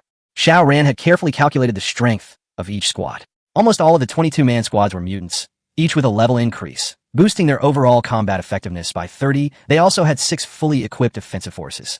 These main forces, equipped with goblin suits, were incredibly powerful, capable of withstanding cannon fire for 20 seconds without dying. In those 20 seconds, with the cooperation of their comrades, as long as they quickly took down defensive installations and strictly followed Xiao Ran's escape tactics, each squad could easily achieve victory. In the first wave of attack, without losing a single soldier, the 3 goblin camps were flattened by the 3 dung beetles. The city wall was chopped down almost instantly, and then they swarmed up and chopped the goblin defenders, stepped on the corpses of the goblin defenders, and chopped the entire camp into pieces like cutting through the Gordian knot. Such a powerful impact made even the Grand Commander, Xiao Ran, feel a little embarrassed. This was easier than the battle he fought yesterday. It really was true. Great strength could create miracles. But there are also disadvantages. Since the three idiots combination cannot calculate the health recovery of other teammates, the attack in the front is relatively easy, but the further you go, the more barbarians will escape halfway because the health cannot be restored. Once the health of a unit is lower than 30, the unit will execute the escape command and will not rejoin the attack until a certain amount of health is restored. After a morning of fighting, each team lost 3 or 4 barbarians. Then it was lunchtime for everyone to rest and replenish their health. The results of this morning's battle are amazing. We captured 61 camps in this morning, which is more than we captured in the whole of yesterday. This new tactic maximizes the value of military forces and increases the efficiency of resource acquisition by almost 3 times. In the afternoon, Xiao Ran led the team to continue sweeping the goblin territory. Fighting all the way, Xiao Ran's army was like a giant bulldozer, flattening all the goblin camps in a straight line like autumn wind sweeping away fallen leaves. Before the sun set, Xiao Ran had already captured 100 goblin camps. Xiao Ran checked the results of the battle. Gold coins, 380,000. Holy water, 32W. Diamonds, 2,661. Soul fragments, 4,591. Equipment, 7 pieces of silver equipment, 57 pieces of ordinary equipment. Xiao Ran originally planned to clear the level 3 goblin camp in half a month, but at this rate, it could be cleared in 5 days. Just 1 more hour of play, and then you can go home. Seeing the huge amount of resources in the warehouse, Xiao Ran took a deep breath of the fresh air in the elf forest and felt particularly happy. However, at this moment, a system prompt sounded. Ding dong. Warning, warning, warning. Your village is under attack. Master, I suggest you don't turn back. Wait until the enemy's attack is over before returning to the village. Hearing this prompt, Xiao Ran's mind was instantly confused. The enemy is coming? Why didn't they come earlier or later? By the time Xiao Ran relaxed the village's defense, the enemy had arrived? According to the system suggestion, when a village is attacked, the leader should flee quickly and let the village automatically defend itself against the enemy. The biggest loss would be that the village would be flattened and automatically downgraded to a lower level. If the leader does not run away and returns to the village to fight the enemy, once he is caught, there will be big trouble. But can Xiao Ran escape? Tess is still in the village. This system prompt made Xiao Ran's eyes instantly redden. He roared like a madman at the dung beetles, scarab beetles, and others in the distance. Come back to me. Return immediately. Quickly. Quick, quick. Chapter 37. Distress. Moon Village. In Moon Village, the murderous aura is like frost and the iron armor is like a curtain. In the late level 5 village of Langya Village, the leader Langya is sizing up the formation of Moon Village with greedy eyes, ready to make a move. Look what I found, a small 3-level village. Gold and holy water are flowing out of the jar. It's incredible. Langya's eyes lit up, and the more he looked, the more he salivated. He couldn't help licking his dry lips. The gold coins and holy water in other level 3 villages can only hold a few thousand at most, but the warehouse in Xiao Ran's village is about to burst, with a total inventory of at least 400,000. According to the 20 looting ratio of a 5-level village attacking a 3-level village, the profit of one attack is as high as 80,000, a full 80,000. Langya thought secretly that as long as he could capture this village, he would have enough resources to upgrade the village to level 6. The leader of a level 6 village would have a greatly improved status in the tribe, would be more confident when speaking, and would be able to walk with his head held high. To achieve this glory, the only thing missing was the village before him. Behind Langya, several giants and mages led the way. A giant in full gear said, "Chief, these are just 3 villages. There's no need for you to make a big fuss. Just leave it to us giant warriors." The wizard next to him was dissatisfied. Such a rich village was taken down by the giant. If any top-quality equipment was dropped, wouldn't it all be given to the giant? The wizard quickly said, "Chief, you don't have to worry about this little thing, and there's no need for Big Brother Giant to take action. I'll bring 10 of my men and get it done in 3 minutes." This time, Langya's full-strength army consists of 15 giants and 15 mages. It is extremely large in scale, with a total of 135 combat units. Xiao Ran's current combat units are only 70, and the difference between 5th level and 3th level is evident from this. Moreover, as the leaders of the late 5th volume, the giants and mages have been upgraded to level 2. In front of such a terrifying army, the Moon Village is like a lamb to be slaughtered, and the only fate that awaits it is to be ruthlessly destroyed. At this time, alarms rang out throughout Moon Village. The archers on the arrow tower, the barbarians driving the cannons, and the 5 defenders were all on high alert. The mature and prudent Mr. Huang hurriedly ordered a Kang and Yang to take Tess to the back mountain to avoid the war, and he led several other villagers to the village wall. Xiao Ran has upgraded the city walls to level 2. A level 2 wall is a low-quality stone wall 1 meter wide and 2 meters high. Villagers have separate gates for entering and exiting the wall. Once attacked, the gates will automatically close. No matter from which angle the enemy attacks, they'll be blocked by the wall. However, the health of the level 2 city wall is only 500 points. Facing the giant's heavy punch and the wizard's powerful magic, it is as fragile as paper. With the help of the villagers, Mr. Huang climbed up the city wall tremblingly and shouted to Langya in the distance. Respected chief, the prosperity of our moon village today is hard-won. Please show mercy and spare our moon village. Let you go? Haha, old man, are you kidding me? Langya heard the voice and laughed out loud, as if he had heard a huge joke. As long as you are willing to let us go, we will try our best to satisfy you whatever you want. During the 10 years that Xiao Ran was away, Old Huang had been in charge of Moon Village alone for nearly 10 years. He was experienced and shrewd in dealing with such matters.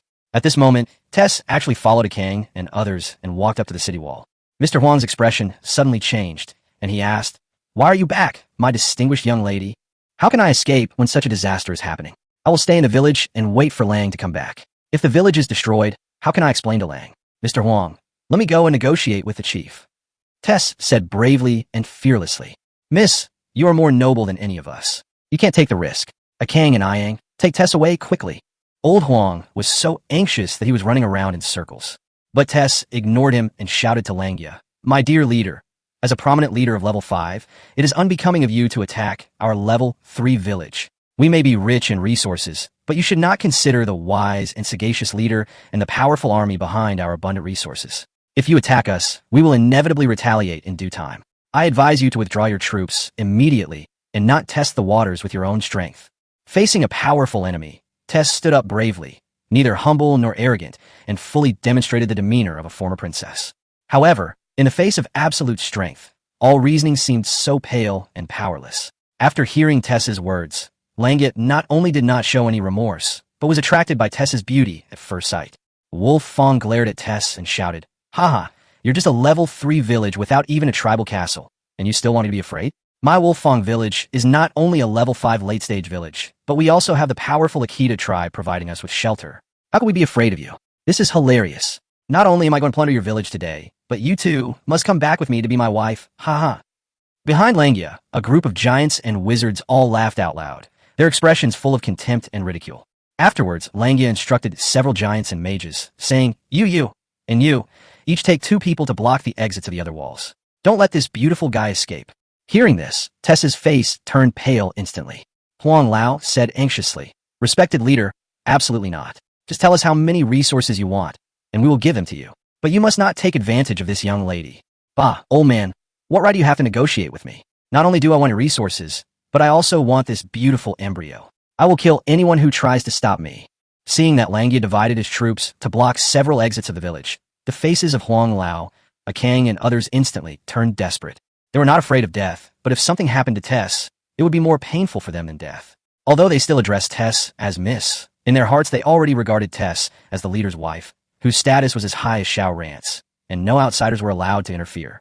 After discovering Tess, Langya couldn't wait to catch her. He immediately shouted, "Everyone listen up, give it your all, and destroy this little fishing village.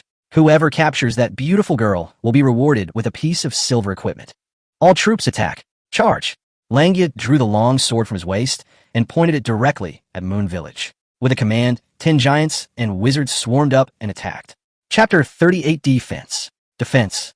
Giants, a type of soldier in level 4 villages, are tall and sturdy, with low attack power and slow movement speed, but they have a lot of health. A level 2 giant has 360 health points, making it a real meat shield soldier.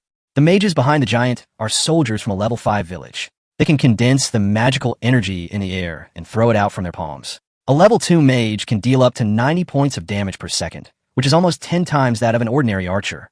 Under such a terrifying army, the Third Moon Village is in danger, and it is only a matter of time before it is destroyed. But Xiao Ran is Xiao Ran. The defensive formation he set up last night greatly hindered the offensive rhythm of the giant and the mage. As soon as the giant rushed up, he stepped on 2 invisible bombs in succession. The invisible bombs caused a large area of damage, blowing away 40 health points of 10 giants. Before the giant could touch the city wall, a muffled sound came from inside the tower. Chwong! The mortar roared and launched a powerful lead bullet, which drew a high parabola in the air and landed on the heads of the giants, giving them a head-on blow. The mortar has a long range, but a slow attack speed. It is a very powerful group damage building in the early stage. This bullet took away 20 of the giant's health.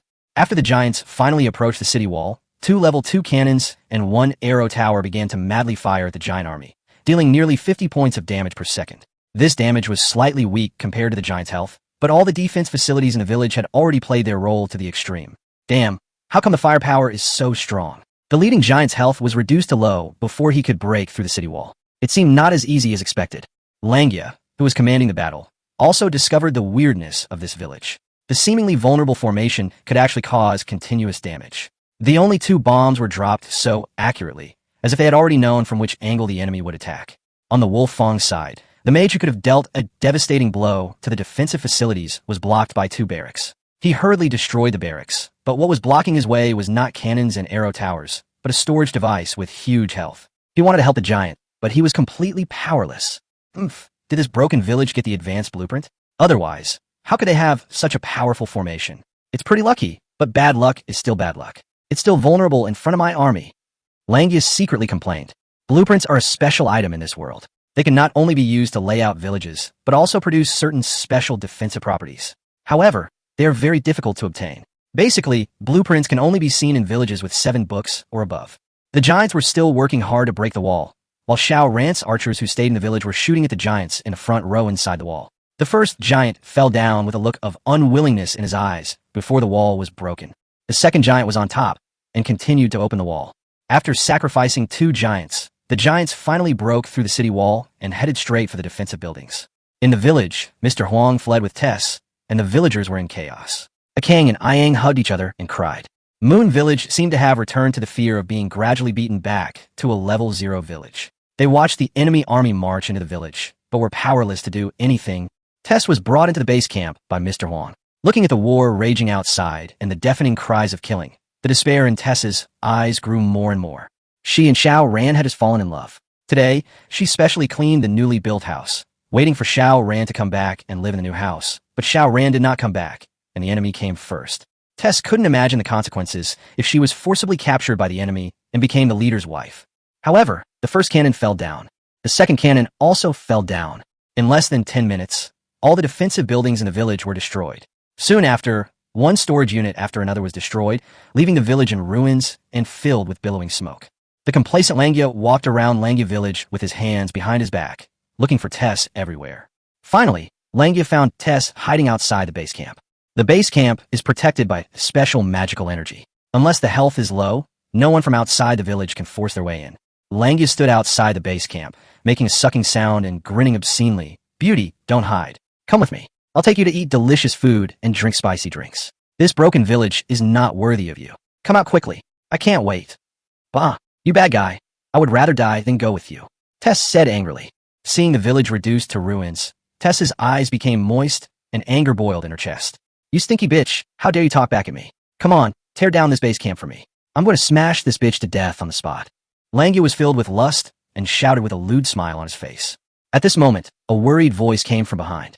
Tess, are you okay? I'm back. Hearing the sound, Tess, Akang, and others all looked into the distance with joy on their faces. Xiao Ran, who had been running all the way, finally arrived. Chapter 39, 3 books versus 5 books. Xiao Ran didn't have time to look for Tess. As soon as he entered the village and looked up, he was so angry that his lungs exploded. The 3 camps that had just been set up last night were beaten to pieces. Under the joint attack of giants and mages, his 3 camps had no power to resist at all. In a short while, only a lonely base camp was left. Lang, you're back. You're finally back. Tess ran out of the base camp, rushed toward Xiao Ran, and threw herself into Xiao Ran's arms, her body trembling and sobbing violently. I am sorry, Long. No matter how much I tried to persuade them, they still wouldn't let us go. Our home is gone. It's okay. Xiao Ran gently stroked Tess's hair and let out a long breath. It would be fine if the village was destroyed and rebuilt, but if something happened to Tess, not only would he not forgive his enemy, he would not even be able to forgive himself. After comforting Tess, Xiao Ran suddenly raised his head and stared at the Wolfang leader opposite him. The Wolfang leader was wearing a loose wild boar suit. He was thin, with a haggard face and deep eye sockets, giving people a feeling of malnutrition. At first glance, he looked like a wretched old man. Bastard, do you know the consequences of attacking my moon village? Xiao Ran said in a voice as loud as a bell, extremely angry. Consequences? Langia laughed heartily, patting his belly. You're just a level 3 village. I can attack you whenever I want. What consequences can there be? As he spoke, Langia pointed at the army behind Xiao Ran, the sparse number of barbarians and archers, and laughed even louder, patting his belly and thighs, tears streaming down his face. He continued, "What's the matter? Are you planning to use these barbarians and archers to make me bear the consequences? I'm so scared." Wu Fong turned around and asked the giant and the wizard, "Are you afraid?" "We are afraid too." The giants and wizards laughed collectively. Their contempt was self-evident.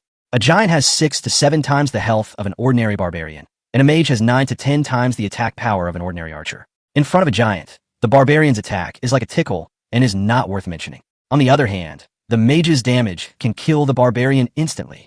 Xiao Ran clenched his fists instantly, and his powerful joints made a series of crackling sounds. Laugh a little longer, because you won't be able to laugh anymore soon. Xiao Ran smiled coldly, and took out the results of today's battle from the warehouse. 7 pieces of silver equipment and more than 50 pieces of ordinary equipment were taken out of the warehouse and thrown on the ground, forming a small hill in an instant. Xiao Ran said to the army behind him, "Put on your clothes. They destroyed our hometown. What do you think we should do?" The dung beetles and cockchafer's eyes turned red instantly.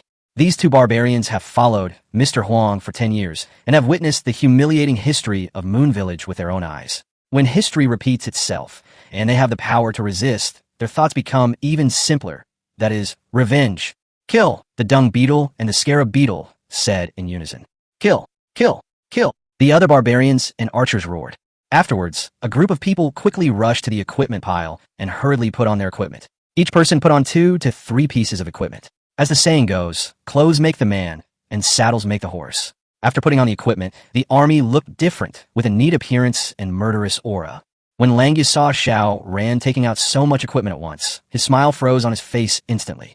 He is a leader in the late 5th level. Up to now, apart from the set of silver equipment he wears, he does not have any extra silver equipment. Moreover, he didn't obtain his silver equipment through fighting. Most of it was purchased through trading. Apart from silver equipment, Langia Village only has 2 sets of ordinary equipment, one for the giant and one for the mage. Looking at Xiao Ran's troops again, they were wearing green goblin suits and several barbarians were fully equipped. What was even more exaggerated was that one of the barbarians was wearing a set of silver equipment. Seeing the silver equipment on Xiao Qiang, Langia rubbed his eyes in disbelief, thinking he had seen it wrong. How rich must this village be that even the barbarians can wear silver equipment? Although barbarians are still barbarians, Langia couldn't help but shudder when he saw so many fully armed barbarians. Langia's face darkened as he spoke. "Although I don't know the relationship between your Moon Village and the former Moon City, I underestimated you for being able to produce so much equipment. However, even if you have equipment, it's still like a gnat try to shake a tree in front of my giants and mages. You're overestimating your own abilities. Today, not only will I raise your village, but I'll also take all your equipment. Ordinary equipment can only double the attributes of soldier at most, but it is still far behind giants and mages." "Really? Dung beat the gokdo that, form a formation and attack in groups. Hit them hard." Xiao Ran waved his hand and launched an attack directly. Langia quickly retreated, and more than a dozen giants quickly rushed forward. The mages lined up, holding a ball of magic energy in their palms, ready to go. "Kill!" The 3 idiots took the lead and rushed towards the giant army. The health of the giant troops is indeed very high, but Xiao Ran's barbarians are not ordinary barbarians, but mutated barbarians. His barbarians have slightly lower health than level 2 giants, but have additional skill bonuses, and their attack power is higher than that of giants. If they fight against level 2 giants alone, there is no problem in defeating the giants. The only shortcoming is the archers on Xiao Ran's side, whose damage is slightly insufficient. After the mutant archer puts on the equipment, the damage caused per second is between 40 to 50 points, which is lower than that of the mage, so it is a disadvantage. But the problem is, Xiao Ran has a lot of people on his side. There were only 30 giants and mages on the opposite side, while the troops Xiao Ran brought back had as many as 50 people, almost twice as many as the opposite side. There were as many as 30 mutant barbarians in the front row, who rushed forward and confronted the giants head-on. With the advantage in numbers, the barbarians fought 2 against 1. The extremely high damage made the giants scream, and their health dropped at an incredible speed. The archer's damage of 50 points per second is even more exaggerated. After repeated training, Xiao Ran's archer troops have become accustomed to attacking in formation, in groups of 3, with a wave of 150 points of damage. When attacking giants, 1 by 1 will make 1 pregnant. In one encounter, 5 giants from Langia Village fell to the ground in an instant. Hiss! The giants moved very slowly, and 5 of them died before they even touched their opponents. This scene made Langia's eyes pop out. "Fuck you, what kind of archer is this? He can't even withstand my giant. Langya was so angry that he cursed. Even if there were 10 other archers attacking a giant together, the giant could still withstand the damage and twist off the opponent's head. But the problem now is that the giant knelt down before he even reached the opponent's hair. Behind the giant, the mage troops immediately exerted their strength, and powerful magic balls hit the barbarians in the front row. The barbarians, who should have been killed instantly, were actually alive and kicking with no signs of dying. They kept howling and continued to fight with the giants, looking very impressive. This was the first time the mages encountered such a situation.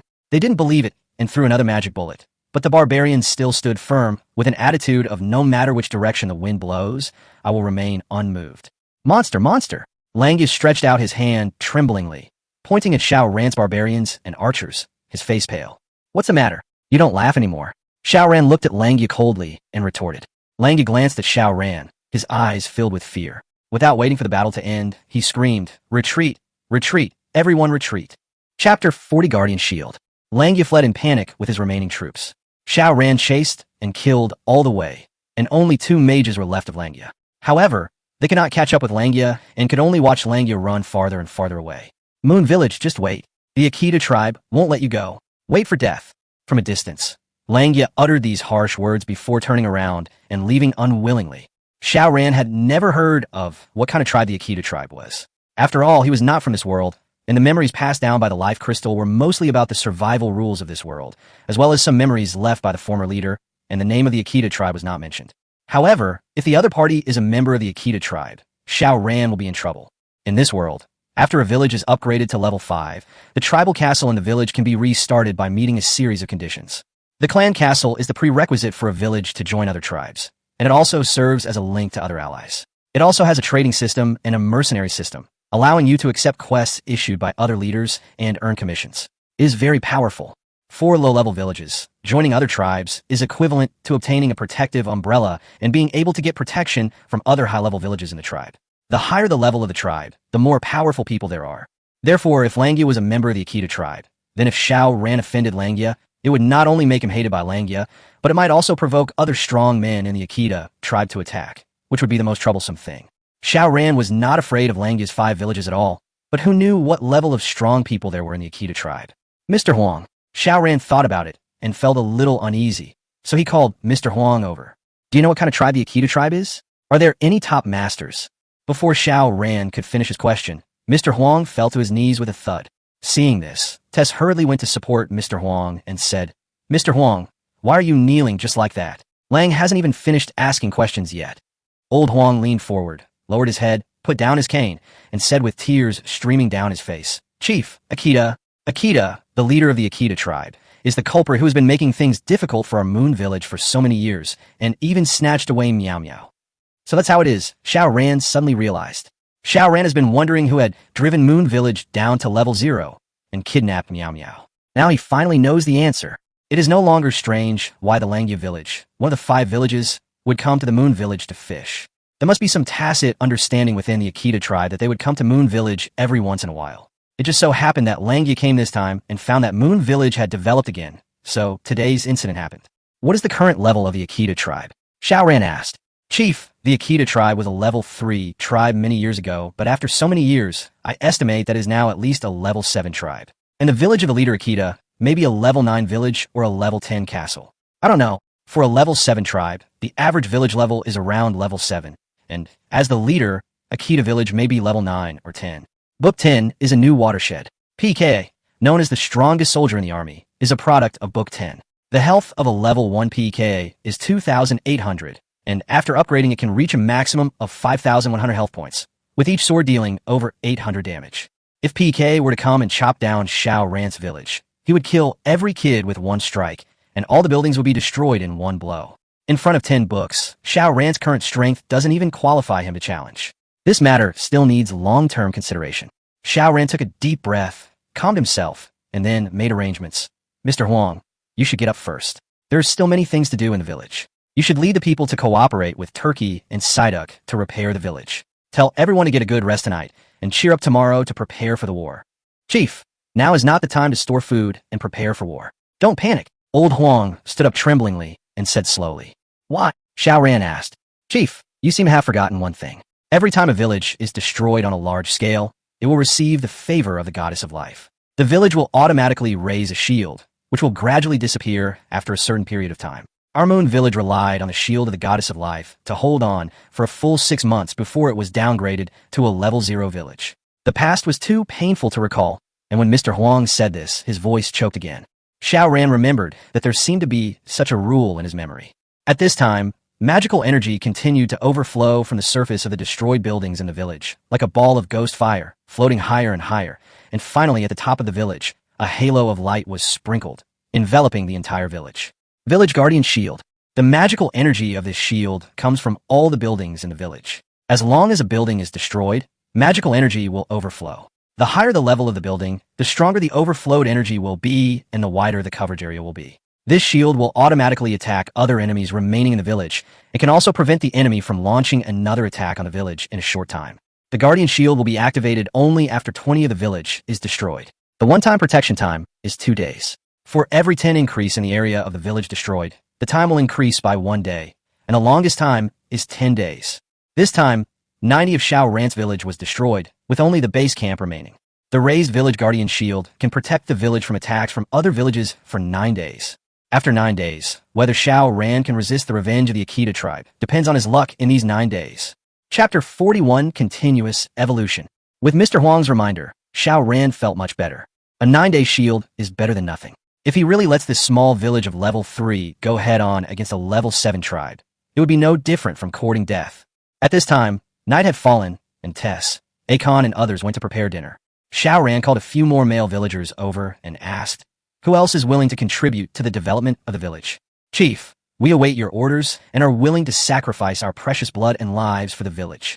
These villagers recited the words as if they were reciting a book, without even changing their lines. Xiao Ran nodded, and then communicated with the system. "System, I still need a construction worker." "Master, you currently have 2 construction workers. Adding 1 more will cost you 2,000 diamonds. You currently have 4,591 diamonds, and there are 2,591 remaining. Please confirm." "Confirm." "Master, please choose a construction site." "Here." "Master, please choose the human race to be transformed." Xiao Ran pointed at a villager at random. After confirmation, the system deducted the diamonds, and magical energy enveloped the villager who was undergoing transformation. A new construction worker was born. Xiao Ran gave him the name Pigeon. After exchanging the pigeons, Xiao Ran still had more than 2,000 diamonds left. He planned to save some more. The next construction worker would cost 4,000 diamonds, and the 5th construction worker would be the real luxury, not 8,000 but 10,000 diamonds. But no matter how expensive it is, Xiao Ran has to buy it. Only with a full staff of construction workers can the village's upgrade speed soar like a rocket. With the addition of pigeons, the village was repaired much faster. In less than an hour, all the ruined buildings were restored, including the house that Xiao Ran built specifically for Tess.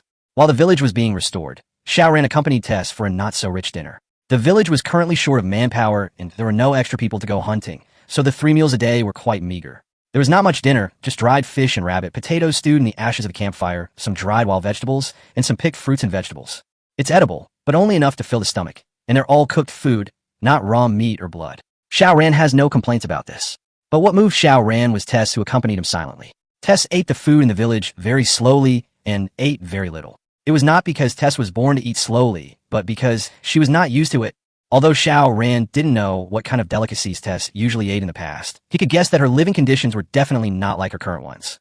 But even so, Tess did not complain at all. She raised her head from time to time and gave Xiao Ran a sweet smile. "Lang, just go ahead and do your thing. Don't worry about me." Seeing Xiao Ran staring at her, Tess squinted her eyes and smiled sweetly. "It's okay, I'll stay with you." Xiao Ran picked up a bamboo tube next to him and handed it to Tess, holding the bamboo tube and letting Tess drink a sip of warm water. Afterwards, Xiao Ran put his arms around Tess's very thin waist and sat by the campfire, staring at the jumping campfire, feeling Tess's smooth skin and unspeakable warmth, saying nothing and thinking nothing. Xiao Ran didn't finish dinner until Tess was 80 full. He sent Tess back to the house, then went to the training camp and began preparations for tomorrow's army. Back at the training camp, Xiao Ran closed his eyes, adjusted his breathing, and cleared his mind. Training troops, upgrading buildings, and laying out villages all require strategy. You must always keep a clear head to be organized and avoid mistakes. Time flies so fast. Tonight is Xiao Ran's 8th night in this other world. Currently, the village has been upgraded to level 3 and has 3 construction workers. Compared with other villages, this development speed is already incredible, but Xiao Ran knows that it is not enough, or even far from enough. With his current strength, let alone protecting Tess or recovering Moon City, he might not even be able to get past the Akita tribe. We have to speed up and race against time to improve our strength. Xiao Ran's first thing tonight was to evolve his troops. Currently, the Barbarian has evolved 4 times, and the Archer has evolved 2 times. The Barbarian's 5th evolution consumed soul fragments that reached the upper limit of the Barbarian's first-class troops, 1,000 soul fragments. Each subsequent evolution will consume a fixed 1,000 soul fragments, no more, no less.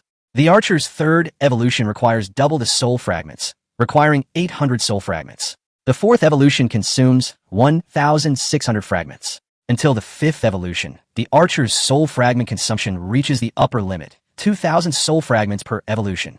Xiao Ran checked the number of soul fragments. He had a great harvest today by defeating goblins, obtaining 4,591 soul fragments. Later, he fought a bloody battle with the Wolf Fong army and obtained another 129 soul fragments. Now the total number of soul fragments is 4,720. You can evolve a Barbarian 4 times, or an Archer 3 times. Xiao Ran thought for a moment and decided to evolve the Archers first. Archers had only evolved twice so far, so the mutation probability was very low. Only 20. This low mutation probability would result in an insufficient number of mutated Archers, insufficient military output, and greatly affected resource farming efficiency. The Archer's 3rd evolution still has 4 directions. Archer, type, ordinary soldier, number of evolutions, 2 times. Normal evolution, consumes 800 soul fragments, with a 10 chance to train a piercing archer. With a heavy arrow in hand, the piercing archer can pierce through the clouds with 1 arrow. With 200 of the attack and defense of a normal archer, normal attacks will cause a piercing effect on the target, dealing equal damage to targets behind him. Normal evolution, consumes 800 soul fragments, with a 10 chance to train a bloodthirsty archer. This bloodthirsty archer, thirsting for blood, becomes more courageous with each battle. They possess 200 of the attack and defense of a normal archer, and 20 of the damage dealt by normal attacks is converted into health. Normal evolution, consumes 800 soul fragments, with a 10 chance to train a camouflage archer. Camouflage archers are adept at deception and sneak attacks, possessing 200 of the attack and defense of a normal archer. They can disguise themselves as small animals, which automatically become ineffective after being attacked. Normal evolution, consumes 800 soul fragments, with a 10 chance to train a blow dart archer. This blow dart archer, with its mysterious and unpredictable darts, possesses 200 of the attack and defense of a normal archer. Every 5 seconds, it fires a poisonous dart, blinding enemies for 2 seconds. The skills of the Archer's 3rd evolution are very powerful, but Xiao Ran still chose the single direction of violent output, the piercing archer. This skill allows the Archer to kill 2 birds with 1 stone. Archer, current evolution count, 3, soul fragments consumed, 800, evolution type. Piercing Archer, current soul fragments, 4720, remaining, 3920, please confirm, Master. Confirm. Congratulations, Master. The piercing archer has evolved successfully. Chapter 42, Don't Leave Tonight. Immediately afterwards, Xiao Ran began to check the direction of the archer's 4th evolution. The 4th evolution of the archer is the poison archer, the shield archer, the Hawkeye archer, and the demon thief archer. The poison archer will deal 20 of the target's attack power as poison damage for 5 seconds, which can be stacked up to 5 times. This skill is very powerful. It can be understood that after the poison archer shoots the 5th arrow, each damage will cause double damage, making it a very powerful continuous output skill. Holy Shield Archer automatically raises a shield every 30 seconds, which can block any magic damage.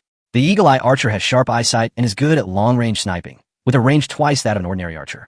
The Magic Thief Archer steals the target's magic value with each attack, and the stealing ratio is 20 of the attack power. Archer, current evolution count, 4, soul fragments consumed, 1600, evolution type. Poison Archer, current soul fragments, 3920, remaining, 2320, please confirm, Master. Confirm. Congratulations, Master. The Poison Archer has evolved successfully. The Archer's 4th evolution has been completed, and now it's the 5th. The 5th evolution. The Archer has 4 evolution directions, namely Combo, Feign Death, Soul Stealing, and Knockback. Combo Archer, with agile hand speed, has a 50 chance of performing a combo when launching a normal attack, and the damage caused by the combo is 80 of the normal attack. The Archer can feign death once every 60 seconds. In the feigned death state, he will not be identified as an attack target by the enemy. Soul Reaper Archer. The amount of resources required to train a Soul Reaper Archer is reduced by 50. Repel archers and fire a heavy arrow every 10 seconds, knocking back living targets and briefly shocking buildings. Archer, current evolution count, 5, soul fragments consumed, 2000, evolution type. Combo archer, current soul fragments, 2320, remaining, 320, please confirm, master. Confirm. Congratulations, master. The combo archer has evolved successfully. Combo is a very abnormal skill. Although there is only a 50 chance of triggering a combo, the effect of a double arrow is absolutely shocking.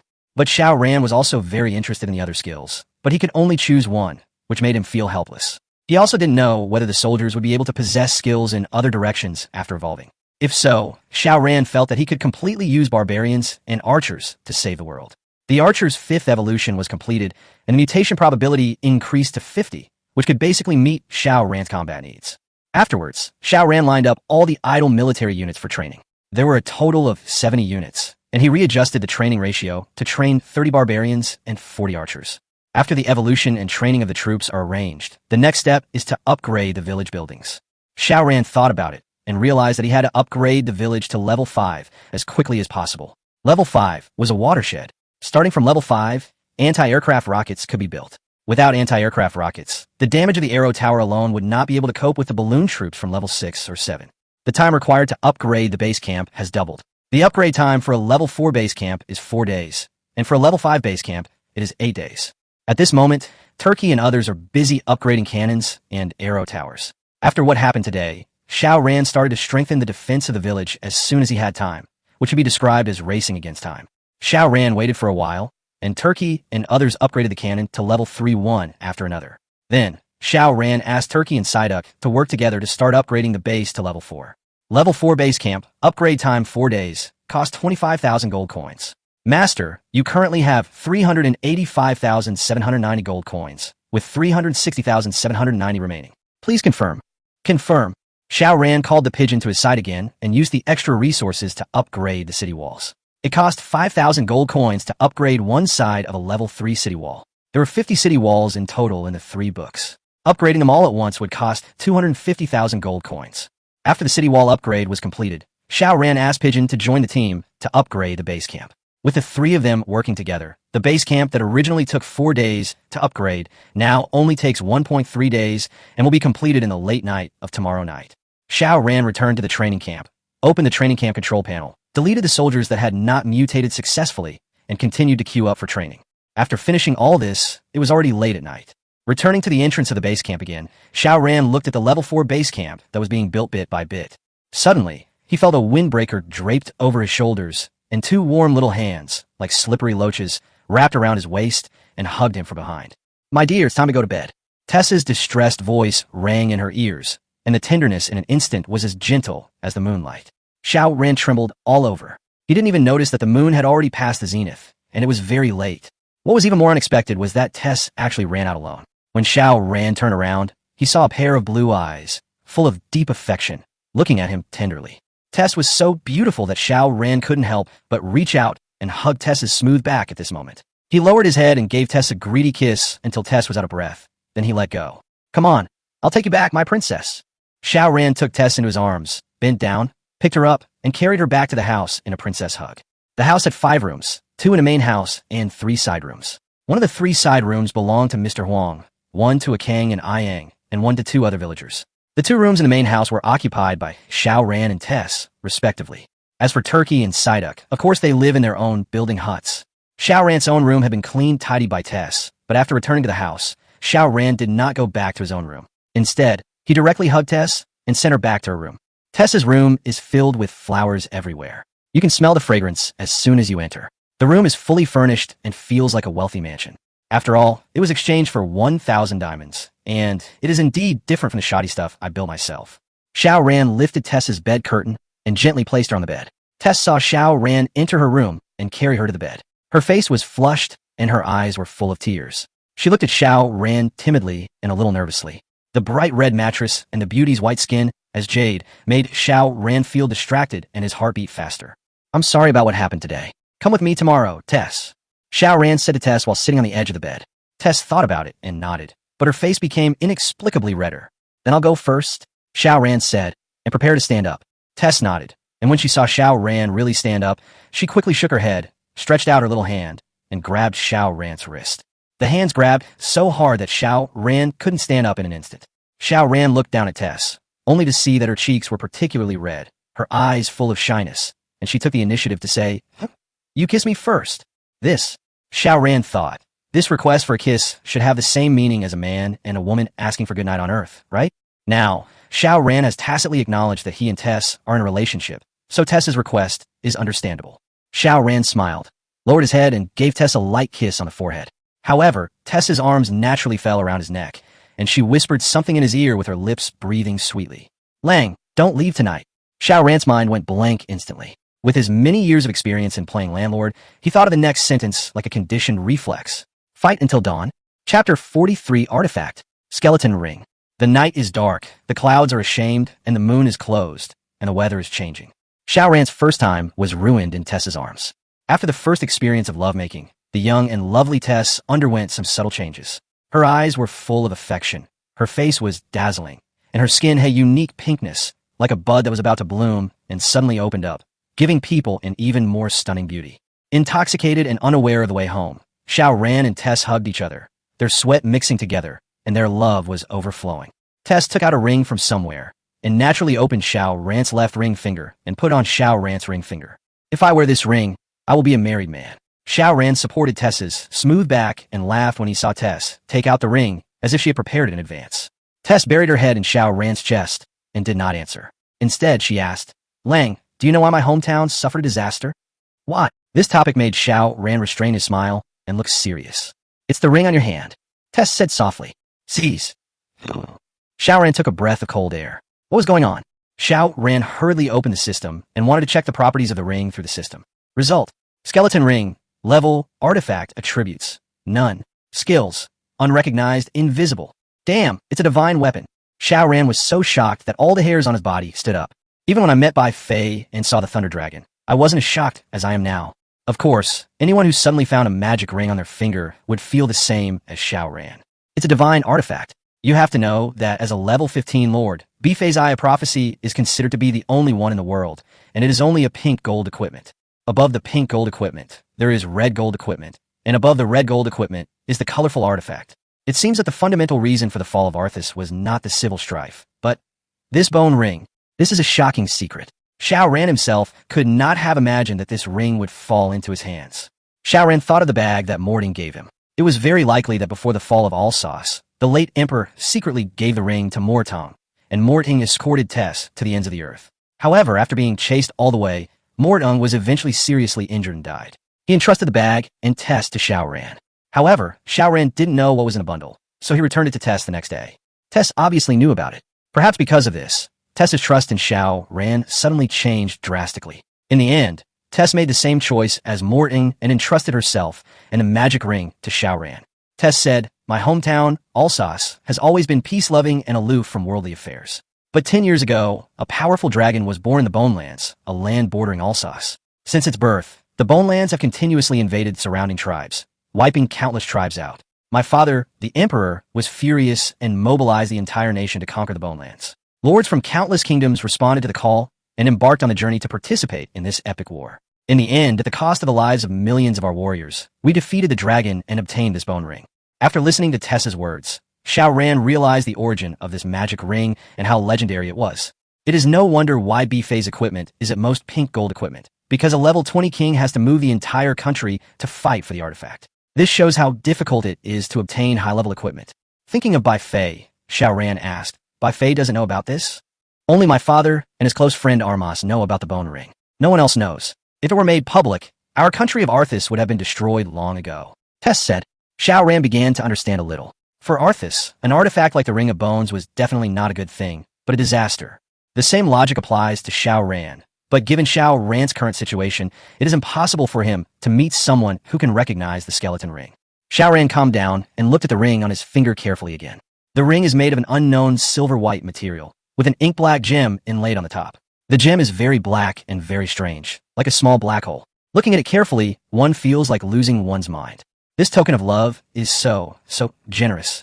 Thank you, Tess." Xiao Ran didn't know what to say. In front of the artifact, all words seemed so pale and powerless. "My dear, I'm so scared. This ring is a disaster. Because of it, I lost my father, my relatives, and my home, but I don't want to lose you again." Tess buried her head in Xiao Ran's arms and sobbed softly. Xiao Ran could understand that Armas would not let Tess go. Not because Tess was so important, but because of the skeleton ring. You won't lose me, I swear. Xiao Ran held Tess's face, stared at her tear marks, and said very seriously. Tess nodded with tears in her eyes. Xiao Ran exerted force, turned over, and pressed Tess under him. With the magic weapon in hand, the world was his, and the heroic feeling in his heart was eager to vent. Tess screamed and slapped Xiao Ran's chest hard, shouting, "Go away, go away, go away quickly. We are not married yet.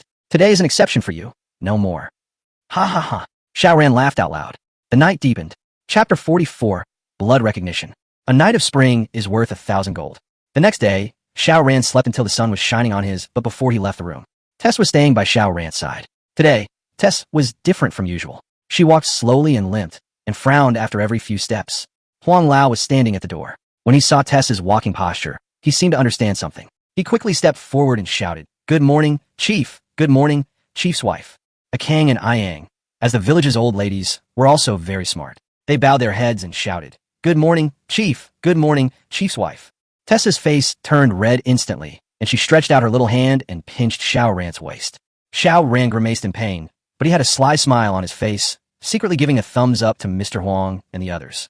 Suddenly, Xiao Ran thought of the last time he met Luffy, when Tess got inexplicably angry. Could it be that Luffy could call her sister-in-law easily, but Xiao Ran remained indifferent? Could it be that this reason stimulated the simple and sensitive Tess? It's almost there. Afterwards, Xiao Ran had breakfast with Mr. Huang and others. There is an unwritten rule in the village that if Xiao Ran has not had breakfast, Huang Lao, Akang, and others cannot eat. This is why a group of people were waiting at the door for Xiao Ran and Tess to get up. Breakfast is over and a new day of battle begins. Tess was not very mobile, so Xiao Ran had originally planned to take her with him on the march. However, considering the actual situation, he decided to let her stay in the village. With the protection of the village's guardian shield, there was no need to worry about Tess's safety. The last types of soldiers trained last night were also born, a total of 22 mutant barbarians, 31 mutant archers, and the rest were ordinary soldiers. After feeling the scarcity of equipment in this world, Xiao Ran redistributed the equipment assigned to the barbarians and archers, allowing the meat shield barbarians in the front row and the main archers in the back row to wear the equipment first. The remaining equipment was then distributed to other arms in a scattered manner to ensure that the main force had the strongest combat effectiveness. After the adjustment was completed, Xiao Ran counted and found that there were 10 fully equipped barbarians and 8 archers. With such combat power, it would be easier to continue implementing yesterday's combat plan. All troops, listen to my orders, follow me. As Tess, Mr. Huang, and others watched them go, Xiao Ran led the team out of Moon Village. An hour later, Xiao Ran arrived at the elf forest again. Xiao Ran chose an uncultivated goblin territory and divided the army into 3 groups again. The 3 idiots each led a team to continue sweeping the goblin camp. After yesterday's training, the 3 idiots were now more proficient in applying tactics. Xiao Ran, in order to ensure that all the barbarians and archers retained their memory of the tactics, specifically named them with numbers. After being named, even if a unit was sacrificed, they would still retain some important memories during the next training session. In this way, combat efficiency is greatly improved. Xiao Ran let the 3 idiots attack the goblin camp, and he found a piece of bluestone. Leaning against the bluestone, he studied the bone ring on his finger. "System, how does this thing recognize its master?" Xiao Ran asked. "Master, just drip your blood onto the ring," the system replied.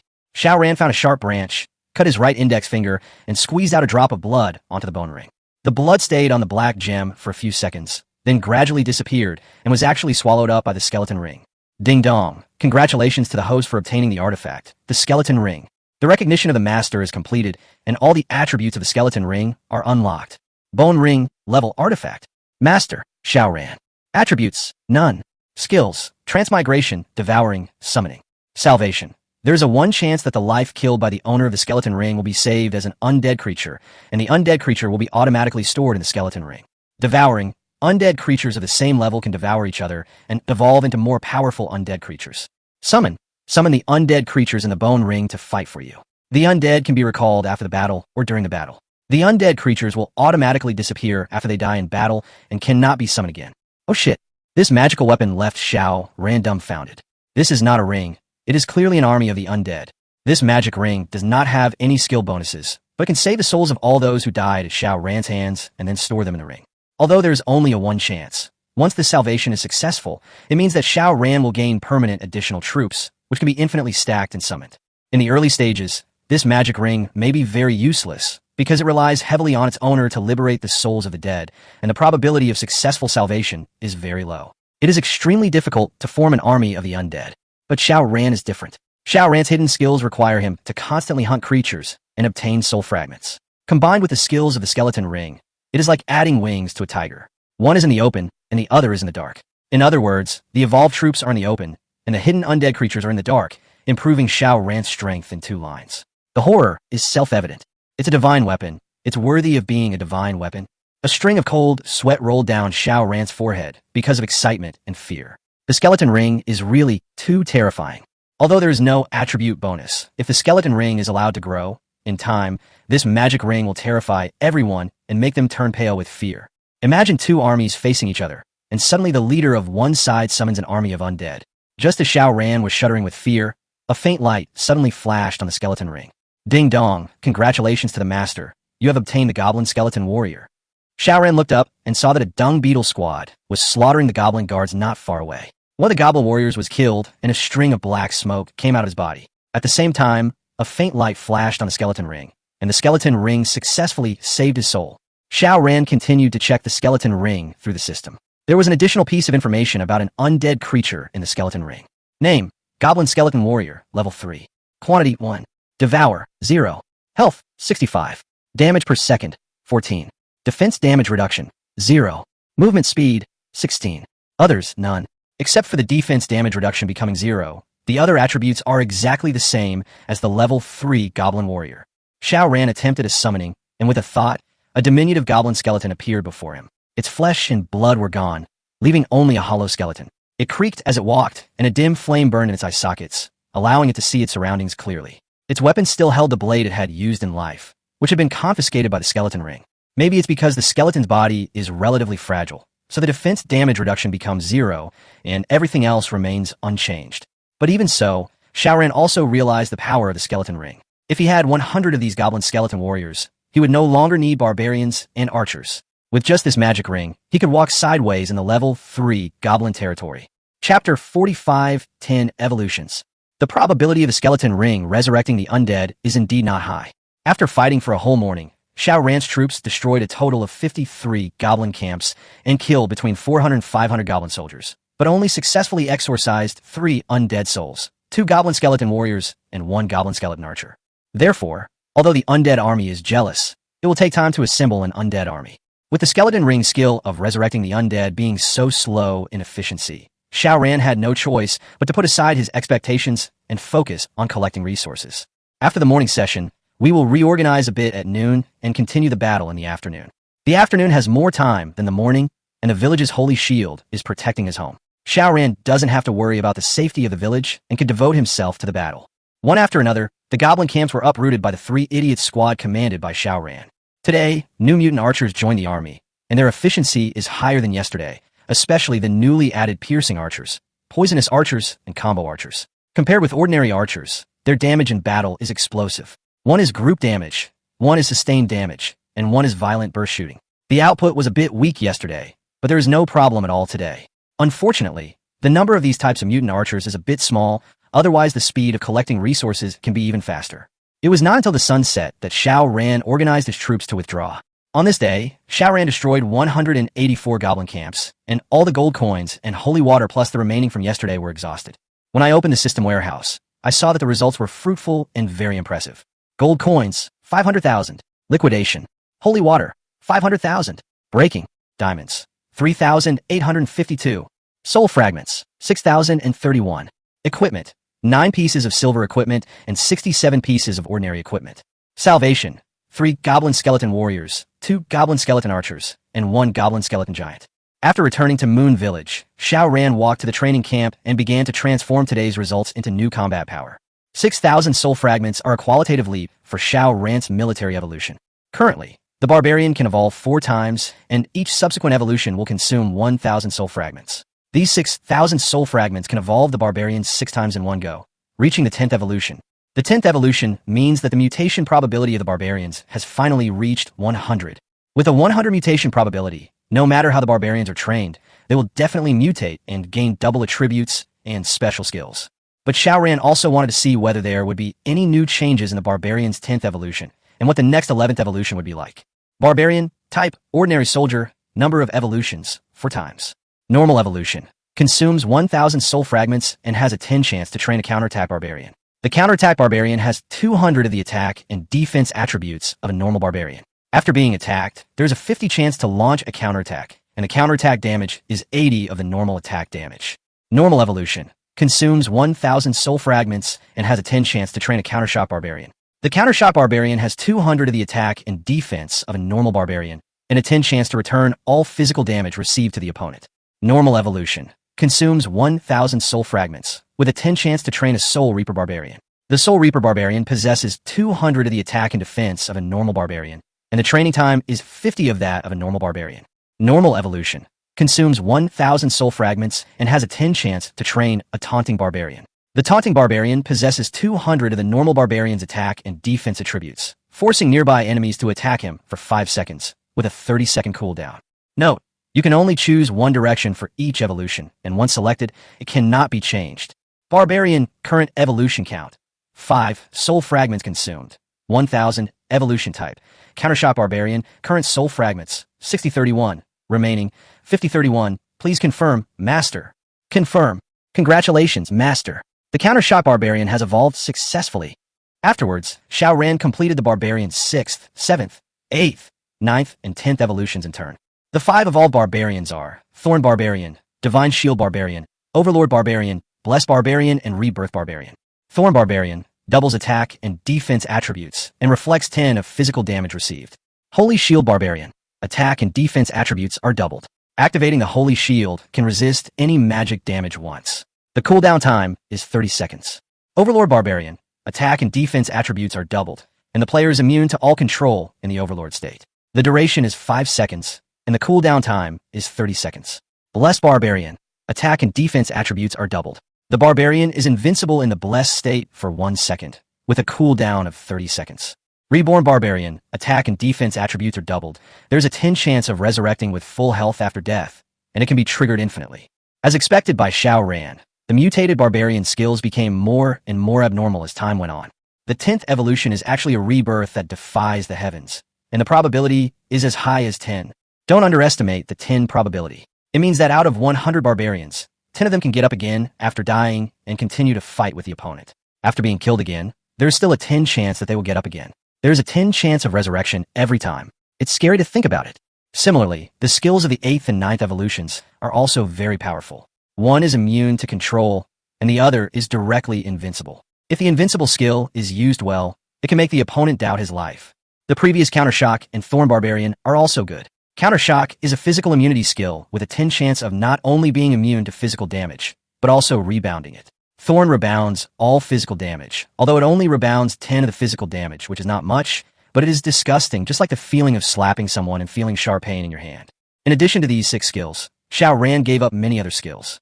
Attack direction. The 6th to 10th evolutions are Heavy Attack, Combo, Rage, Immortality, Pursuit, and Flying Axe. In the auxiliary direction, the 6th to 10th evolutions are Stealing Light, Supporting, Self-Destructing, Battle Song, and Metallurgy. Control the direction. The 6th to 10th evolution directions are Trample, Knockback, Silence, Knockback, and Charge. The last 3 types of mutant barbarians in the attack direction are really powerful, namely Undead, Chasing, and Flying Axe. The Undead Barbarian can retain 1 point of health and fight for another 5 seconds. The Chasing Barbarian will increase the attack speed and damage to the target with lower health. And the Flying Axe Barbarian is even more powerful. Throwing Axe Barbarian throws the weapon in his hand with great force, causing a devastating blow to the target, with damage 5 times that of a normal attack and a cooldown of 10 seconds.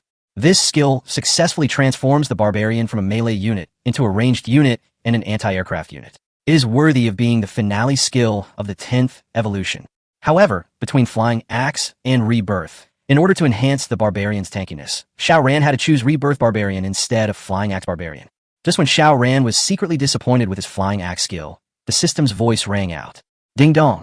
Congratulations, Master. You have completed the Barbarian's 10th evolution. The reincarnation system has been activated. After completing the reincarnation, the Barbarian can continue to evolve. Chapter 46, 4 books. For books, reincarnation. Although Xiao Ran had guessed that the Barbarian's subsequent evolution would definitely change after reaching a 100 mutation probability, he did not expect that it would be reincarnation. summon the system, and check the barbarian's reincarnation conditions. Barbarian, type common soldier. Number of evolutions, 0 turns 10 times. Mutation probability, 100. Random skills, stone skin, strength, self-healing, dodge, countershock, thorns, holy shield, domination, divine blessing, rebirth. Reincarnation conditions, 10,000 soul fragments. Reincarnation attributes. Choose any one skill from the 40 reincarnation skills to learn, and the barbarian will permanently obtain this skill. The barbarian's basic attack and defense attributes will be permanently increased by 100, and the defense damage reduction and movement speed will be permanently increased by 20. This reincarnation system, finally, solved Xiao Ran's biggest headaches, the barbarian's insufficient basic attributes and the extremely regrettable flying axe skills. As for the one-time 10,000 soul fragments, compared to directly obtaining a new skill, is totally worth it. However, after feeling the power of the barbarian's 10 evolutions, Xiao Ran now wants to upgrade the archer to 10 turns as soon as possible, improve the basic attributes, and directly learn a skill. Otherwise, no matter how high the archer's mutation probability is, if the basic attributes cannot be improved, it will always feel short and weak. In general, soul fragments, missing. After sorting out his thoughts, Xiao Ran felt particularly happy. No matter what, the barbarians now finally had a 100 chance of mutation, and he no longer had to rely on stupid methods to mutate barbarians. He first arranged for training all the barbarians who were killed today. With a 100 mutation probability, a powerful mutant barbarian walks out of the training camp every 4 minutes. Looking at the anti-shock barbarians wearing magic armor, the thorn barbarians covered with barbs, the blessed barbarians with a pair of small wings, and the bright green reborn barbarians, Xiao Ran could feel from the bottom of his heart that his barbarian army was becoming stronger and stronger. Old Huang had finished his work at some point and was waiting beside Xiao Ran. He sighed. Our moon village has such powerful warriors and a wise and intelligent leader. It's only a matter of time before we reach the pinnacle of China. Xiao Ran asked Mr. Huang. Mr. Huang, do you have something to report to me? Yes, Chief. Old Huang lowered his head humbly. Then he slowly said, Chief, you ordered us to search for diamonds near the village. Over the past few days, we've been cutting down trees and digging the ground, searching any suspicious areas. We've indeed found quite a few diamonds. I counted them today, and there are 204 in total. Please review them, Chief. As he spoke, Mr. Huang took off the bag from his waist and handed it to Xiao Ran. Good. Xiao Ran's eyes lit up. He didn't expect that Mr. Huang was so reliable. Since he had been digging diamonds in the goblin camp, he had forgotten that Mr. Huang and others were also digging diamonds in the village. These 204 diamonds, plus the more than 3,800 diamonds in stock in his warehouse, add up to more than 4,000 diamonds, which is just enough to exchange for a 4th construction worker. This progress made Xiao Ran excited. Hey young man, come here. Xiao Ran waved to a villager, and after some tinkering, he transformed this villager into a construction worker. From today on, your name is Big Fat Goose. Go help Turkey and the others. We are almost there at the level 4 base camp. Xiao Ran said to Big Fat Goose. Yes, Chief. The Big Fat Goose carried 2 hammers and ran towards the level 4 base camp, which was about to be completed. Turning back, Xiao Ran asked Huang Lao again, Is there anything else? Huang Lao withdrew his gaze from the Fat Goose and said hurriedly, It's like this, Chief. The construction of our village has been progressing too fast recently. Timber are in short supply. The original men have been converted into construction workers. We're even more short of manpower. Chief, please recruit some villagers or buy some slaves. Xiao Ran had already recruited, but he didn't know how to buy slaves. How do I buy slaves? Xiao Ran asked.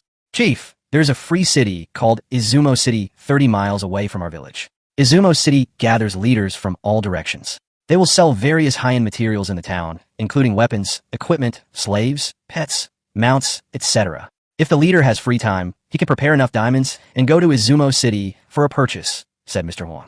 Free cities, a special type of castle in this world, are built and managed by powerful nearby tribes. Each free cities is guarded by a tribal coalition. Because they are neutral entities, free cities are extremely prosperous, serving as a haven for leaders to trade, purchase goods, and enjoy a carefree life. Liberty City? Xiao Ran's eyes lit up. In Liberty City, gold coins and holy water could be traded. This would definitely be of great help in improving his strength.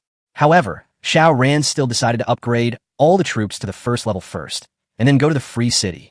Let's use the village's garrison to deal with it first. I will deal with the purchase of slaves as soon as possible. Okay, Chief. After Mr. Huang finished his report, he left. Xiao Ran poured out the equipment he had obtained today from the system warehouse and piled it into a small hill. The daily division of the spoils officially began. Who worked the hardest today? Time to distribute equipment and supplies. Dung beetle, cockchafer, cockroach. Come here, you guys are the ones who will make the fortune. No one is allowed to grab it. line up to receive it. Xiao Ran gathered all the barbarians and archers and distributed some equipment to them. A barbarian's full set of equipment consists of helmet, clothes, pants, weapons, and shoes, with 5 pieces forming a set. I got about 10 sets of equipment today. Some of the equipment suitable for giants cannot be used for the time being, so I have to put aside for now. Including these 10 sets, the dung beetles, scarab beetles, and cockroaches now have full sets of silver equipment. The other barbarians and archers wearing ordinary equipment total 25 people. The equipment was extremely valuable. A fully armed army of 25 men could be considered the elite soldiers of the army, and the 3 dung beetles wearing silver suits were the elite of the elite, taking on 5 at once without a single problem. 1 against 5 here meant 1 man against 5 mutant barbarians. Just as Xiao Ran was busy distributing equipment, a brighter halo of light descended from the base camp, like fireworks at night, almost illuminating the entire village. Ding dong. Congratulations, Master. The base camp has been successfully upgraded to level 4. The 4-book era is here. Chapter 47 Meeting Luffy Again.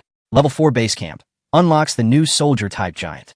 1 arrow tower can be added. For gold coin and holy water collectors can be added. 1 storage device can be added each. The barracks and laboratory levels can be upgraded by 1 level, and defensive buildings such as cannons, arrow towers, and city walls can also be upgraded by 1 level. There are no other major changes. Xiao Ran doesn't need to consider the newly unlocked giant for the time being. It's not that he doesn't want the giant, but he really doesn't have any extra soul fragments to upgrade other types of soldiers. Moreover, Xiao Ran knew very well that instead of upgrading all types of troops, it would be better to concentrate resources to strengthen 1 type of troops first. The benefits of doing so would be much greater than spreading the resources evenly. Just like the classic tactics in many mobile games, smart players will concentrate their resources to cultivate a certain hero or general, and finally raise a powerful father who can slaughter all opponents with balanced development. For Xiao Ran, there's only one important thing, which is to upgrade the barracks. The barracks at level 4 are level 4 barracks, which increase the population by 5. 2 barracks mean 10 people, which is equivalent to 10 mutated barbarians. This is a good thing, so arrange it quickly. The upgrade time for a level 4 barracks is 8 hours. Xiao Ran asked Turkey and Psyduck to be responsible for upgrading the barracks, while Pigeon and Big Fat Goose were responsible for continuing to upgrade the base camp. Barracks level 4 can accommodate 40 units, upgrade time 8 hours, consumes 100,000 holy water, currently has 500,000 holy water, remaining 400,000 holy water, please confirm. Confirm. Base camp, level 5, upgrade time 8 days, consumption of 150,000 gold coins, current gold coins available 500,000, remaining gold coins 350,000, please confirm. Confirm. Afterwards, Xiao Ran used the extra gold coins to paint the level 4 city walls. Level 4 city walls cost 10,000 gold coins per side, and there were 75 walls in total. Xiao Ran had 350,000 gold coins and 400,000 holy water left, which was just enough to paint the entire wall. After finishing all this, it was already late at night. A cold evening breeze blew through the village. The bonfire gradually died out, and the buildings emitted a dim magical halo, illuminating the scattered villages. Xiao Ran looked back at the house. The light in Tessa's room was still on, and she was still waiting for him to come home. Xiao Ran walked back to the house, pushed open Tessa's door, and tiptoed in. Lang, Tess called out, as if she had noticed the footsteps. Since Xiao Ran could stay up late, Tess went to bed early, but she didn't turn off the lights, and even left the door open for Xiao Ran. As soon as Xiao Ran entered, he went straight to the edge of the bed, quickly lifted Tessa's quilt, and crawled into the bed, scaring Tess so much that she screamed. After seeing clearly that it was Xiao Ran, Tess threw herself into Xiao Ran's arms, rubbing her little head against his chest, being extremely clingy. Sorry to have kept you waiting for a long time. Xiao Ran hugged Tess with a sly smile on his face. I'm sorry, my dear. I was so sleepy that I fell asleep while waiting. Also, didn't we agree last night that we could only do that once? You haven't married me yet, so you can't sneak into my room. Go back to your room, it's next door. I packed it for you. Get out, get out, Tess said with a red face, pushing and yelling. Although they were pushing and shoving on the surface, Tess actually held Xiao Ran's waist tightly and had no intention of letting go. Don't be anxious. Didn't you say that it can only happen once? Then it can only happen once. Let's just have one time. Let's start from tonight, Xiao Ran said seriously. Tess always felt that something was wrong, but she didn't know what exactly was wrong. That's settled then. Please keep your voice down, young lady, so as not to disturb our neighbors. Oh my God, I haven't agreed yet. It's so late, good night. I'm so embarrassed. On the second day, there were still 8 days until the Guardian Shield was closed. After a night of rush work, the 2 level 4 barracks were completed, and the combat units they could accommodate were expanded to 80 units. Xiao Ran trained all the extra 10 units as barbarians, and completed the task in more than half an hour. The sun gradually rises, and a new day of battle is about to begin. Xiao Ran was just about to set off when a group of uninvited guests suddenly appeared on the official road in front of the village. This was an army of giants and wizards, followed by a group of barbarians and archers, about 30 or 40 in number. The leader, wearing a straw hat, held a half-stalk of grass in his mouth, with his hands in his trouser pockets, and complained as he walked. His voice could be heard from far away. What a fate. I'm already miserable enough, but a few days ago, I met someone even more miserable than me. His name was Xiao. What was that, Xiao? He nearly made me lose my pants. Now, I've been waiting for 2 days for the collector to collect enough to train a wave of soldiers. The problem is the elf forest has been haunted these past few days, and a large number of level 3 goblin camps have disappeared. I've lost all my fishing spots, so I can only try my luck at Dedeo Ridge. God bless me. The person came closer. Xiao Ran looked up and saw that it was none other than the boy he met in the forest a few days ago, Luffy. Chapter 48, Little Pretender vs. Big Liar. Luffy also saw Moon Village. His eyes fell on Xiao Ran, who was lining up for battle at the entrance of the village. Luffy recognized Xiao Ran immediately and waved to greet him, his face full of joy as he said, "Hey brother, why is it you? What a coincidence, are you out fishing?" "Yes, you left quickly last time, and I didn't have time to say thank you to you." "Thank you to your giant and wizard." Xiao Ran walked forward and had a good chat with Luffy. No way, no way. There are too many resources at home, and my strength doesn't allow it." Luffy scratched the back of his head and waved his hands. No big deal. Xiao Ran almost burst out laughing. Luffy is really trying to save face, but end up suffering. Luffy said again, "Hey, brother, I've been here several times, but I haven't seen a village here. And judging from the thickness of your village's shield, are you in trouble?" It's not surprising that Luffy didn't know there was a village here, because Xiao Ran had only rebuilt Moon Village about 10 days ago. At this time, Xiao Ran's Moon Village was shrouded in magical energy. The larger and thicker the magical energy shield was, the more tragic the destruction of the village would be. "It's not a big problem. At least the base camp is saved," Xiao Ran said with a smile. "That's too miserable. When I was at your level, I was always bullied. Don't be afraid. I'll be outside your village on the right-hand side. If you encounter any trouble in the future, just tell me my name. Forget it. Leaders in this world are busy fighting for resources and don't care much about human relationships. So, you could just send someone to find me, and I will bring troops to support you immediately. Your business is my business, and the relationship between us can be summed up in one word: iron." Luffy patted his chest and smiled carelessly, revealing a mouthful of white teeth. "Thank you in advance, brother. By the way, it's getting late. Let's not waste time. I'm gonna go fishing first. Let's get together again when we have time," Xiao Ran said, then turned around and waved his hand, signaling Dung Beetle and others to set off. "Hey brother, are you going to the elf forest?" No, let me tell you, the elf forest has been haunted recently. All the fishing spots that I had scouted before have disappeared. I don't know who did it, but it makes me so mad." Luffy hurriedly tried to dissuade him. Xiao Ran's face turned dark in an instant. "Brother, why do you look so bad? Are you sick?" Luffy said with a worried look on his face. "There's no way I'm not that good. You're obviously scolding me?" "Oh, that's indeed a bit weird. It's okay. I'll just wander around and try my luck," Xiao Ran replied dejectedly. "Oh, I'm not saying anything mean to you, brother, but you're a bunch of misshapen barbarians, and you have these weird archers. I don't know where you got all that equipment, but honestly, your troops are still too weak. How about you come with me to Dedeo Ridge? We'll split the equipment. We get 50 to 50. Luffy looked at the army behind Xiao Ran. At first glance, he was shocked by Xiao Ran's various mutant soldiers. The stone-skinned barbarian with scabby skin, the strong barbarian with bloated body, the skinny dodging barbarian, the thorny barbarian with barbs, the blessed barbarian with small wings, the reborn barbarian with green skin, and so on. At second glance, the equipment of Xiao Ran's troops was extremely luxurious. Even Luffy suspected that he had met a rich friend. But the richer Xiao Ran was, the calmer Luffy acted, with the words average, third best in the world, written all over his face. However, the almost heartbreaking envy in Luffy's eyes could not be hidden. Xiao Ran took out 3 sets of goblin giant suits from the system warehouse and placed them on the open space next to him. These were all the giant suits he had. "Here are 3 sets of giant suits. I haven't trained the giant yet, so it would be a waste to keep them. Brother, you can use them first," Xiao Ran said. "Oh my god, bro. 3 sets of giant suits." This level of wealth shocked Luffy again. The last time, Manga Village was a combat village, but the whole village could only gather 2 sets of ordinary equipment. Now Xiao Ran has 3 sets of equipment. If they're taken apart, there are a total of 15 pieces of equipment. Such rich supplies are definitely a huge fortune. But Luffy's answer was brilliant. Luffy took 3 steps back, his cheeks and neck flushed red. He acted like he treated money like dirt and shouted, "Brother, do you look down on me? Just tell me, do you look down on me? Do you think I, Luffy, am someone who lacks equipment?"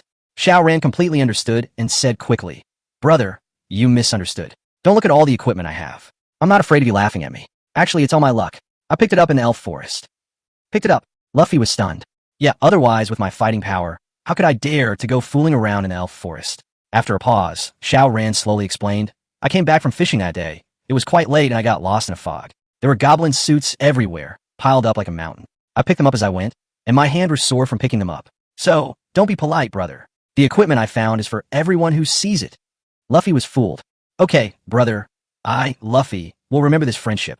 Luffy picked up the equipment on the ground with a distressed look on his face, as if Xiao Ran was wasting the equipment by treating it like this. Afterwards, Luffy distributed the equipment to his giants one by one, and said, Listen to me, all of you. The equipment is a gift for my brother. If my brother encounters trouble in the future, even if you die, you have to support me. Do you understand? Understood, the giants answered in unison. You're welcome, bro. I'm going fishing now. See you later. Afterwards, Xiao Ran and Luffy said goodbye. Xiao Ran led his troops south and headed towards the Forest of Elves. Chapter 49, damn. Monsters attacking the city? Today, Xiao Ran led 75 units of troops out. There were a total of 50 mutant barbarians and 25 mutant archers. Because the mutation probability of barbarians reached 100, Xiao Ran directly trained all the archers who failed to mutate into mutant barbarians. The current barbarian army can only be described in one word: fierce. If the stone skin and fat barbarians in front are just more resistant, then the countershock and thorn barbarians in the back are both offensive and defensive. They can continuously rebound physical damage, which is equivalent to outputting damage to the enemy in disguise. If the barbarian is strong enough, it can even shock the enemy to death, or rebound to death. As for the Holy Shield barbarians and the Blessed barbarians, these two types of barbarians are actually not very effective in attacking villages. Their skills are suitable for resisting devastating damage, such as the ultimate skills of superbosses, the special skills of top masters, etc. For example, a combat unit with explosive damage like the Lightning Dragon. If it encounters a Holy Shield barbarian, the magic immunity shield that the Holy Shield barbarian continuously generates is enough to beat the Lightning Dragon to the point of doubting its life. When attacking a village, the effects of the Divine Shield barbarian and the Blessed barbarian are weaker than those of the Counter Shock barbarian and the Thorn barbarian. There's always a trade-off, that's just the way it is.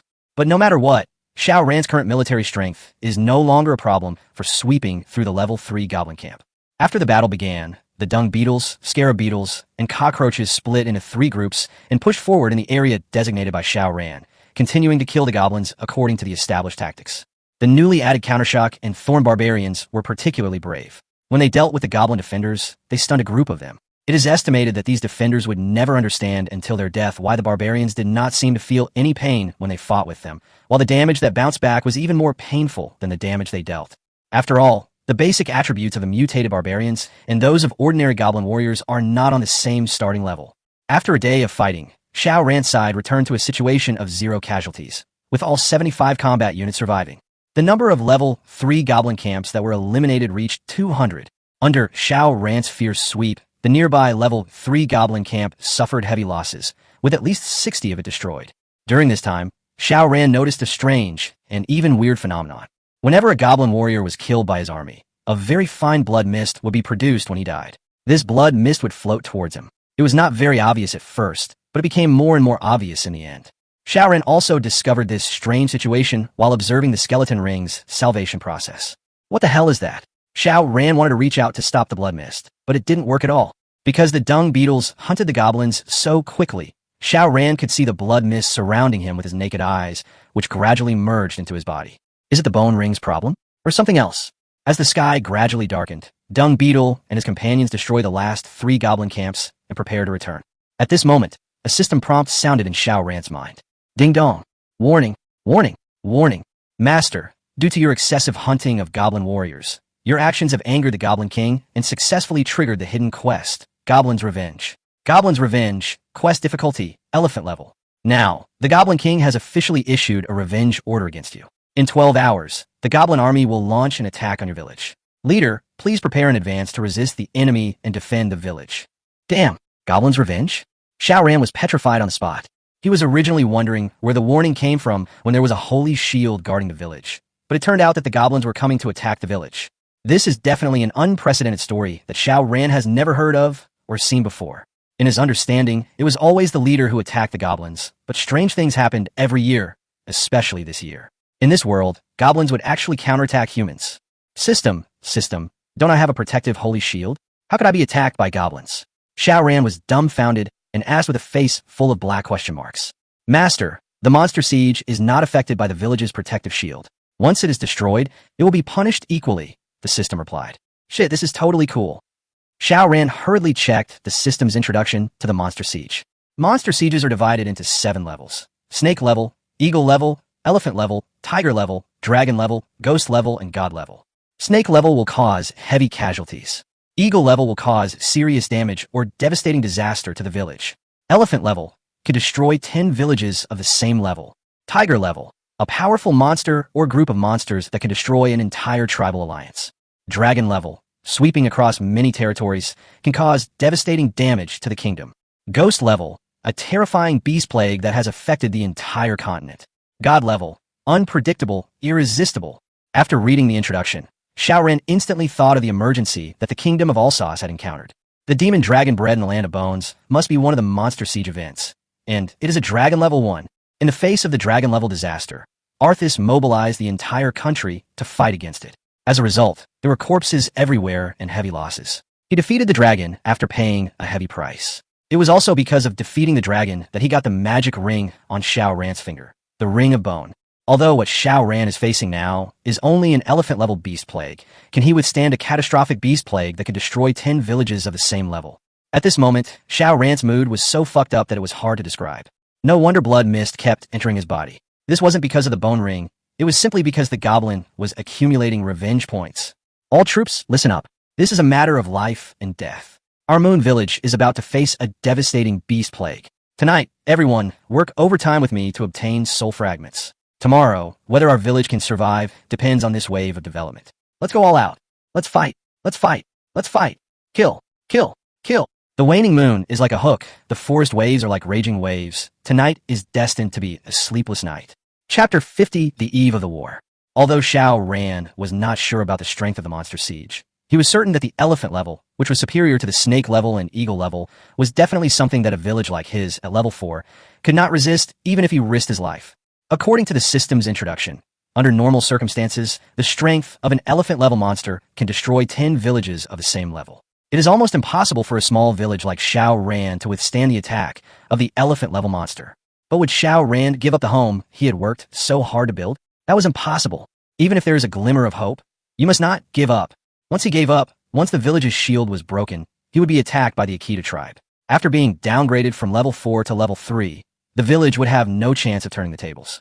So, it wasn't that Xiao Ran didn't want to retreat, but he had no other way to retreat. This wave of goblin revenge must be stopped, and he must survive.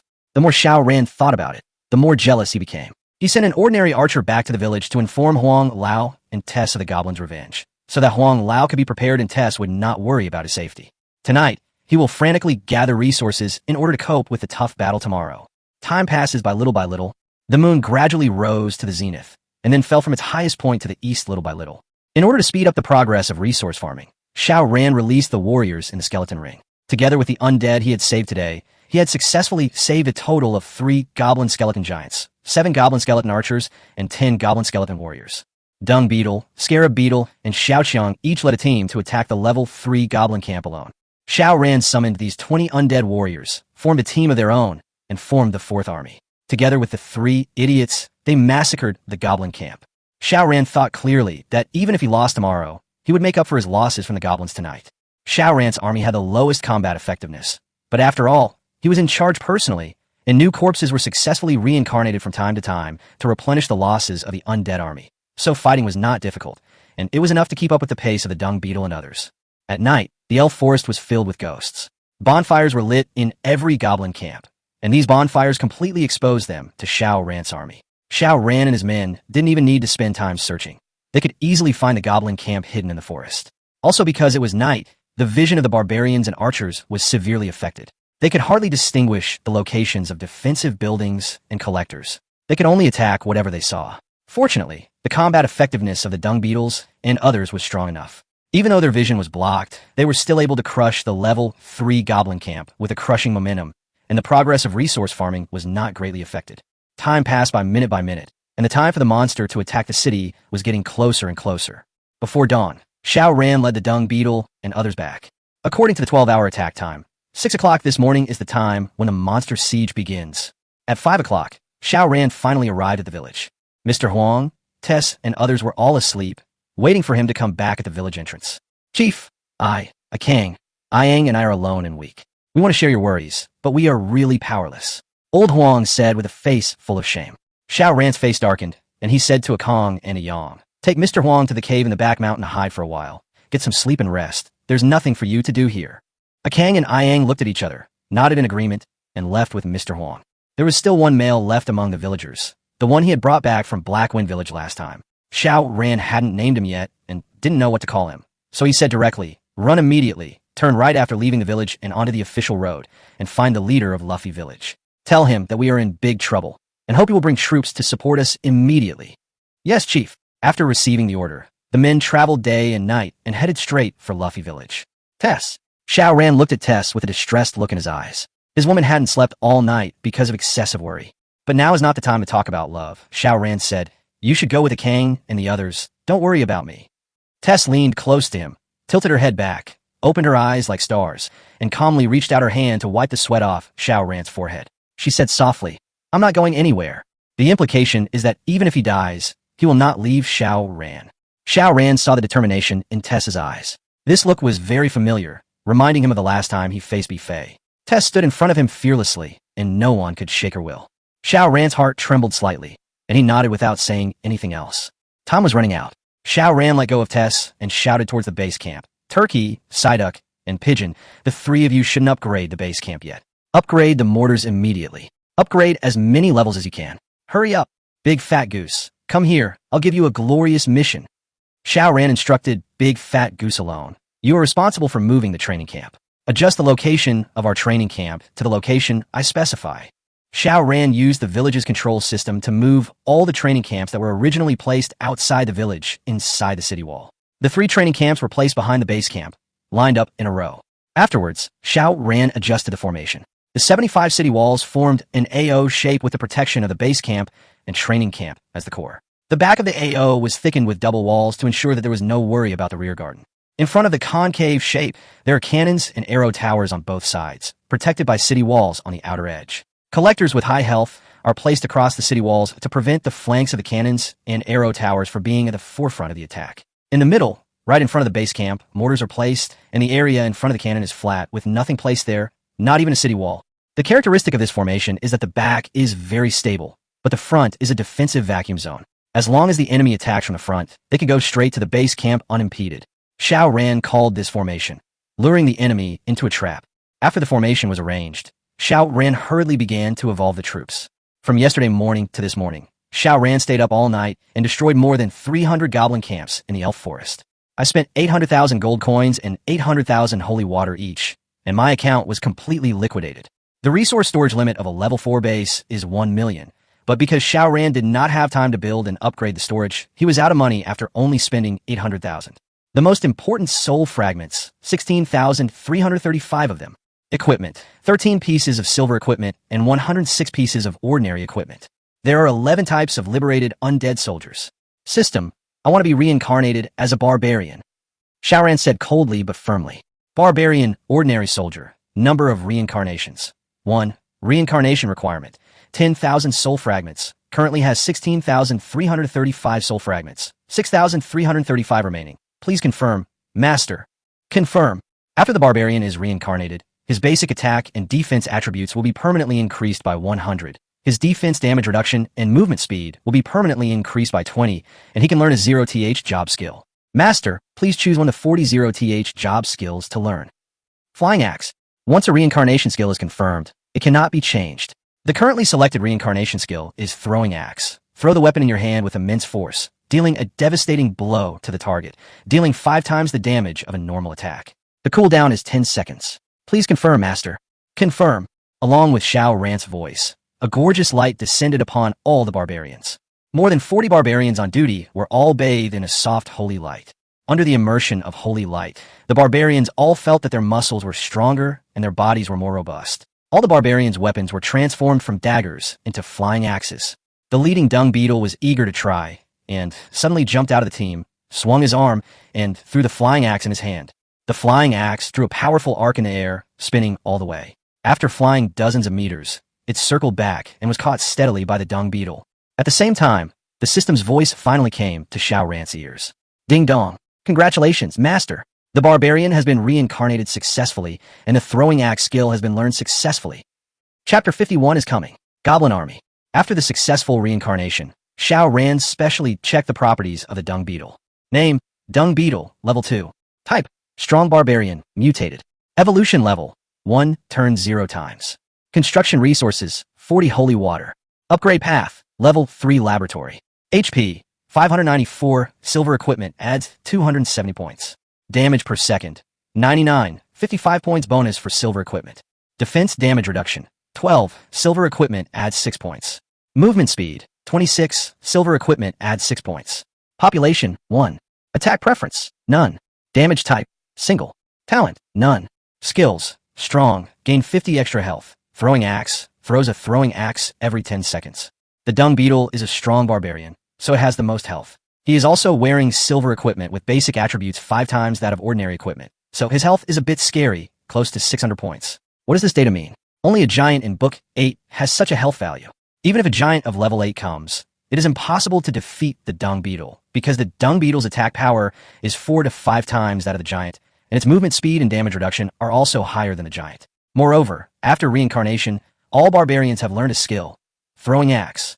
Throw a flying axe once every 10 seconds. The damage of a flying axe is 5 times the normal attack power. One axe will cause 500 points of damage. Giants below level 4 will die if hit by an axe. From this we can see that the horror of the barbarians does not lie in the high or low attributes, but in the skills they learn. Comparing them, it's clear that evolution doesn't actually improve stats significantly. On the contrary, equipment improves stats even more significantly than evolution. It's no wonder equipment is so scarce in this world, especially for high-level troop types like giants and mages, which have extremely low production. The reason Xiao Ran's barbarians and archers can quickly acquire so much equipment is largely due to their troop type. Xiao Ran now has more than 40 sets of barbarian and archer equipment, but only 3 sets of giant equipment. This shows how difficult it is to produce equipment for high-level troops.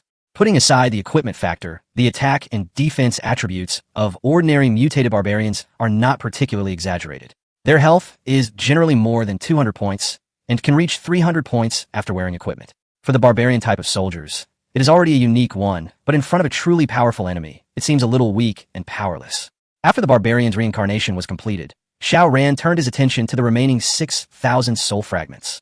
These 6,000 soul fragments are all used to evolve the archer, and can be evolved 8 times to 0. Unlike the barbarian, the archer consumes 2,000 soul fragments each time after the 5th evolution, which is twice as much as the barbarian. But like the barbarians, Xiao Ran also wanted the archers to reincarnate as soon as possible, and then all of them learn an additional skill. Just by learning one more skill, the archer's combat effectiveness could be qualitatively improved. Currently, the archer can evolve 5 times from 0 to 5, and the 5 random skills are super speed, great strength, poison, piercing, and combo. The random skills added in the 6th to 8th evolutions are critical hit, severe injury, and armor penetration. Explosive archer. Normal attacks have a 30 critical hit chance. Critical hits cause double damage, and can be triggered at the same time as combos. Severely injured archer. Normal attacks reduce the target's healing effect by 50, lasting for 10 seconds. Armor piercing archer. Normal attacks weaken the target's defense by 5, stacking up to 10 times. The archer skills from levels 6 to 8 share the same characteristics as the barbarians. They aren't particularly offensive or defensive, but they are highly functional. Under special circumstances, these 3 archer skills can ensure the army's overall damage isn't significantly weakened, allowing it to deal even more damage overall. At this point, the archer's evolution progress has reached 0 turns 8 times, and the overall mutation probability has reached 80. However, compared to the reincarnated barbarians, the archers seemed much inferior. Xiao Ran adjusted the proportion of troops. Currently, his combat population limit is 80. He trains 60 barbarians and 20 archers. The main combat units are barbarians, and archers serve as auxiliary units, responsible for making up for long-range output and anti-air output. All equipment will be distributed to barbarians first, totaling 8 sets of silver equipment and 38 sets of ordinary equipment. After the equipment was distributed, Xiao Ran climbed up the city wall at the entrance of the village, stood on the 2-meter-high wall, and began to make the final mobilization. "Everyone gather," Xiao Ran shouted. Following his command, all arms quickly assembled. Barbarians, divide into 5 groups of 10 and guard the village in trance. Archers divide into 4 groups of 5 and stand behind the barbarians. The remaining group of barbarians, listen to my instructions and be ready to provide support at any time. Warriors, this is a bloody battle, a bitter one, a fight to the death. But we have no way to retreat, because behind us are our homes, behind us are our families. I have always believed that the warriors standing before me are the bravest and most fearless warriors in the world. Your names will be engraved on the monument of Moon Village, immortalized forever. Now that we are faced with a formidable enemy, Moon Village has reached a critical moment of life and death. Please tell me loudly, what should you do? Having said that, Xiao Ran drew out his sword, which was a silver equipment. The moment the sword was unsheathed, a clang sound of a dragon's roar was heard. Kill! Kill! Kill! All the barbarians and archers raised their weapons, roared, and made a deafening shout. Ding dong, congratulations, master! The commander skill has been activated successfully, increasing the combat effectiveness of all members by 10. Xiao Ran's eyes were filled with coldness, and the scene was filled with murderous intent. Everything is ready. The sky in the east was already turning pale. In the forest of elves, there was a rustling sound. On that windless morning, the leaves rustled without any wind, as if countless groups of creatures were hiding in the dense forest and rushing towards the Moon Village in an orderly manner. Xiao Ran turned around and looked up at the elf forest. He clearly remembered that in the past, at dawn, there would be melodious bird calls coming from the elf forest. However, today, there was only deathly silence, and the dark sky was filled with a solemn and murderous atmosphere. At this time, the villagers who were sent out by Xiao Ran to ask for support came back. The villagers stood at the foot of the city wall, looking at Xiao Ran, crying helplessly. Chief, our subordinates are incompetent and failed to call for support. Why? Xiao Ran asked sternly. Chief Luffy is not at home. I asked their deputy why. Since Chief Luffy left yesterday, he has not returned and is nowhere to be found. After hearing this reason, Xiao Ran's expression became even more serious. After a moment of silence, Xiao Ran said to the villager, Go back and go find Mr. Huang and the others. Thank you, Chief. After saying this, the villager suddenly turned around and looked at the elf forest with fear in his eyes. He seemed to have sensed something, and his hands and feet instantly became weak, and he stumbled away. Xiao Ran sighed. Luffy hadn't returned home yet. Now, he had to rely on himself. Tess came over at some point and stood with Xiao Ran, looking towards the direction of the elf forest. Tess's hand tightly grasped Xiao Ran's arm, and she was so nervous that she could hardly breathe. At this moment, the elf forest seemed to be torn apart by a pair of invisible giant hands in an instant. Two terrifying beasts rode in the lead, followed closely by countless goblin warriors, goblin archers, goblin cavalry, and goblin tamers, marching towards Moon Village in a mighty procession. Chapter 52, Never Retreat. Warning, warning, warning. Before the goblin army got close, the system's alarm started beeping. Master, your village is under siege by monsters. The current monster siege level is elephant level. The strength of the elephant level siege is 10 times that of the eagle level. The cumulative number of siege waves is 10. Master, please prepare. The first wave is about to begin. 10 waves? After hearing the system's report, Xiao Ran was dumbfounded. This densely packed goblin army, with no end in sight, is actually coming in 10 waves? What the hell is this? Not only Xiao Ran, but even the battle-hardened dung beetles, scarab beetles, and others, when they saw the herd of beasts in front of them, their hand holding their weapons were shaking, and cold sweats were pouring down their foreheads and backs. Even the holy water soldiers could clearly feel the tremendous pressure from the goblin army. Let alone 10 times, they probably couldn't withstand it even once. How many goblins are there? Xiao Ran took a look and found that he couldn't count them at all. They were as densely packed as ants. One group after another, they gathered together to form a sea of goblins. Xiao Ran estimated that there were at least tens of thousands of goblins. An elephant-level beast plague. It's worthy of being an elephant-level beast. The system never deceives me. With so many goblins, Xiao Ran's mere 80 barbarians and archers wouldn't even be enough to fill their teeth. In front of the goblin army, there were two giant beasts that were over 3 meters tall. Their height was even higher than the walls of Moon Village. The behemoth is not some kind of magical beast, but a war machine made of alloy. It has the shape of a wolf's head and body, and its entire body is made up of pieces of steel plates. From a distance, it shines with a silvery white metallic luster. From its size and material, one can imagine how terrifying their defense and lethality will be. In front of the behemoth, there stood 4 goblin warriors wearing gorgeous armor. The armor was very gorgeous, and it looked like a full set of gold equipment. They were about 20 centimeters taller than ordinary goblins, and their bodies were far less terrifying than the alloy behemoths. But the tendons exposed outside the armor revealed the amazing explosive power hidden in their bodies. Behind these people stood a mysterious goblin warrior alone. This mysterious goblin warrior, wearing a cape and a cloak, with a Japanese sword slung over his waist, stood among the beasts, his arms folded. Surrounded by an open space, no one was competing for position with him, making him stand out. Xiao Ran had a vague feeling that this man was the ultimate boss behind this invasion. Through the war system, Xiao Ran checked their data. They are Goblin Royal Guards, number 4, level 40, attribute, invisible. Alloy Armored Beast, Quantity 2, Level 45, Attribute. Invisible. Goblin Elder, Quantity 1, Level 50, Attributes Invisible. In addition to these three most conspicuous enemies, there are also several strange colorful elves floating in the sky with flapping wings. There are more types of troops on the ground, including goblin cavalry riding wild wolves, goblin tamers who control wolf packs, wild boars, lions, and tigers. In addition, there are giants, mages, archers, and ordinary goblin warriors that Shao Ran is more familiar with. Through the war system, Shao Ran was also able to capture their names. Elemental elves, 8 in number, level 30, a forest species that coexist with goblins, able to use powerful magic to attack opponents. Jungle tamers, number 15, level 25, a type of soldier that can control ferocious beasts and use the power of beasts to deal fatal blows to the enemy. There are 30 wolf-tamed knights, each at level 20. They possess the attack power of wolves and the lethality of knights. They dance with wolves and are unstoppable. Judging from their levels, these three types of monsters that came to attack the city are not easy to deal with. They belong to the second tier in the strength ranking of the siege monsters this time. Looking down further, there are densely packed mages, giants, and ordinary soldiers. The levels of most goblin warriors and archers are between 1 to 10, and the higher the level, the stronger the combat power. The levels of giant mages are between 10 to 20, but their numbers are relatively rare.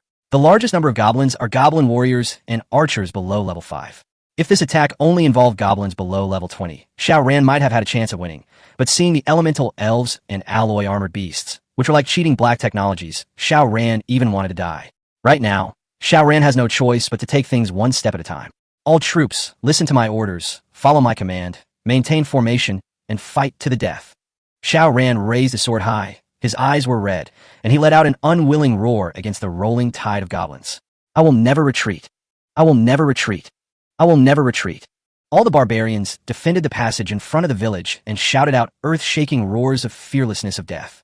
In the distance, the first wave of goblins attacking the city was approaching a black mass. There were hundreds of goblins in the first row alone. Their momentum was so terrifying, like a flood, which could swallow up the Moon Village in an instant. Flying axes, get ready. Shao Ran raised his sword and gave orders to all the barbarians. 50 barbarians stood in a bow stance, holding sharp axes high above their heads, in 5 rows, using their bodies to form the most reliable line of defense to guard the village. Getting closer, getting closer. 100 meters, 80 meters, 50 meters, 30 meters. At a distance of 30 meters, you can even see the goblin's leg hair clearly. At the same time, Shao Ran waved his sword and pointed it at the goblin army. Let it go. 50 flying axes were launched at the same time, drawing a beautiful yet deadly arc in the sky, and smashing towards the goblin army. Chapter 53, Fight to the End. Now we finally have the answer to why Shao Ran left the space in front of the village blank without even a piece of city wall. Because Shao Ran already knew that a level 4 village could not withstand the siege of an elephant-level monster. Instead of using the city walls for feudal resistance, it would be better to use the city walls to enclose a battlefield and let the real main force play a role. That is, Shao Ran's mutant army. 50 flying axes hit the first row of goblins with devastating damage. Blood splattered everywhere, and the goblins that were hit were killed instantly. The damage of the flying axe is really too high. The 5 times attack damage is simply not something that ordinary goblins can withstand. Even a goblin giant, if its level is not high, cannot withstand the headshot of the flying axe. After the flying axe is cut into the enemy formation, the powerful spinning force caused them to fly back and return to the hands of the barbarians. The finale skill of 0 turns 10 times can only be described in one word, that is, fierce. 1 axe to kill 1 kid, no negotiation required. But the problem is that the flying axe skill has a 10-second cooldown. During these 10 seconds of output vacuum, the barbarian has to use his flesh and blood body to resist the goblin army. After the 50 goblin warriors were killed and fell, new goblin warriors quickly filled in, as if there was no loss at all, and continued to rush towards the village. Dung Beetle, Scarab Beetle, Xiaoqiang, each of you lead a small team to block the first row of goblins at the village entrance. The other 20 people are responsible for filling the positions of our deceased comrades. Every 10 seconds, the barbarians in the back row will use their throwing axe skills. After 5 seconds, the barbarians in the front row will use their throwing axe skills again. Listen to my commands, and don't make any mistakes. Shao Ran adopted a new style of fighting to deal with this monster siege. In the past, when facing a strong enemy, Shao Ran used a tactic called the wheel tactic, grinding the enemy round after round until the enemy was worn out. But today, Shao Ran's tactic is to fight to the bitter end, to risk his life, because the chances of victory are slim, and only by fighting to the bitter end can there be a glimmer of hope. After hearing the order, The three dung beetles each took a team of the most elite barbarians to form the first line of defense and block the goblin army. But there were too many goblins swarming in, and their powerful and domineering impact forced the dung beetles and their defense line to retreat step by step almost at the moment of close combat. They retreated 10 steps in a row before they managed to stabilize the defense line precariously. Behind the barbarian army, 20 mutant archers took their positions, drew their bows and arrows, ready to fire. Archer squad, first and second groups, prepare, aim at the second row of goblins, red shoot. Archer squad, groups 3 and 4, prepare, aim at the third row of goblins, ready to shoot.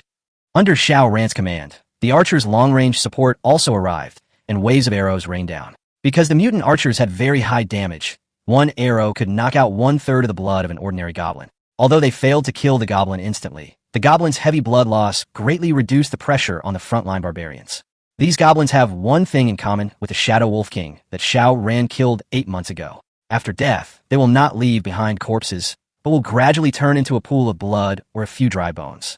Some will drop some items, while others will simply not drop anything and will soon disappear.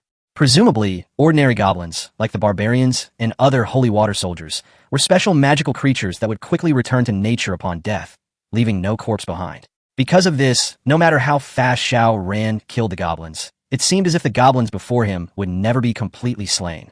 As soon as they died, new goblins would swarm in, leaving no chance for respite. Xiao Ran was still directing the battle at the beginning, but later he stopped shouting because he was too tired, and there are just too many. The goblin army is like ants, endless. The first wave of monsters attacking the city were all low-level goblins of levels 1 to 3. They were huge in number and densely packed, but their individual combat effectiveness was no match for the mutated barbarians. After the dung beetles and others stabilized their position, they could not shake their defense line at all. Meanwhile, Xiao Ran's soul fragments soared up like a plane. In 10 minutes, the number of soul fragments exceeded 10,000. In 30 minutes, the soul fragments reached 30,000. In 60 minutes, the soul fragments reached 60,000. The bone ring worn on Xiao Ran's finger kept flashing a strange light and never stopped. Xiao Ran glanced at the information in the skeleton ring. The number of goblin warriors who were successfully exorcised reached 600. Such a terrifying amount of soul fragments and the progress of the undead army's construction made Xiao Ran begin to doubt whether this was a monster attacking the city or a monster sending warmth. As the 60-minute mark arrived, the goblins that were originally densely packed like a tide suddenly began to retreat. Xiao Ran's heart skipped a beat. Ding dong.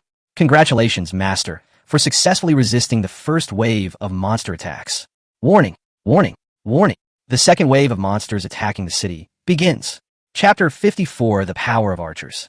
The second wave of monsters attacking the city is completely different from the first wave. In the first wave, only goblin warriors of levels 1 to 5 launched the charge, while in the second wave, the level reached 10, and a new type of soldier was added, goblin archers. On the vast plain outside the village, the goblin ocean was surging with people, and countless goblin archers began to join the attacking team. The goblin army, which was originally only able to fight in close combat, became a more powerful army with both melee and long-range attack capabilities.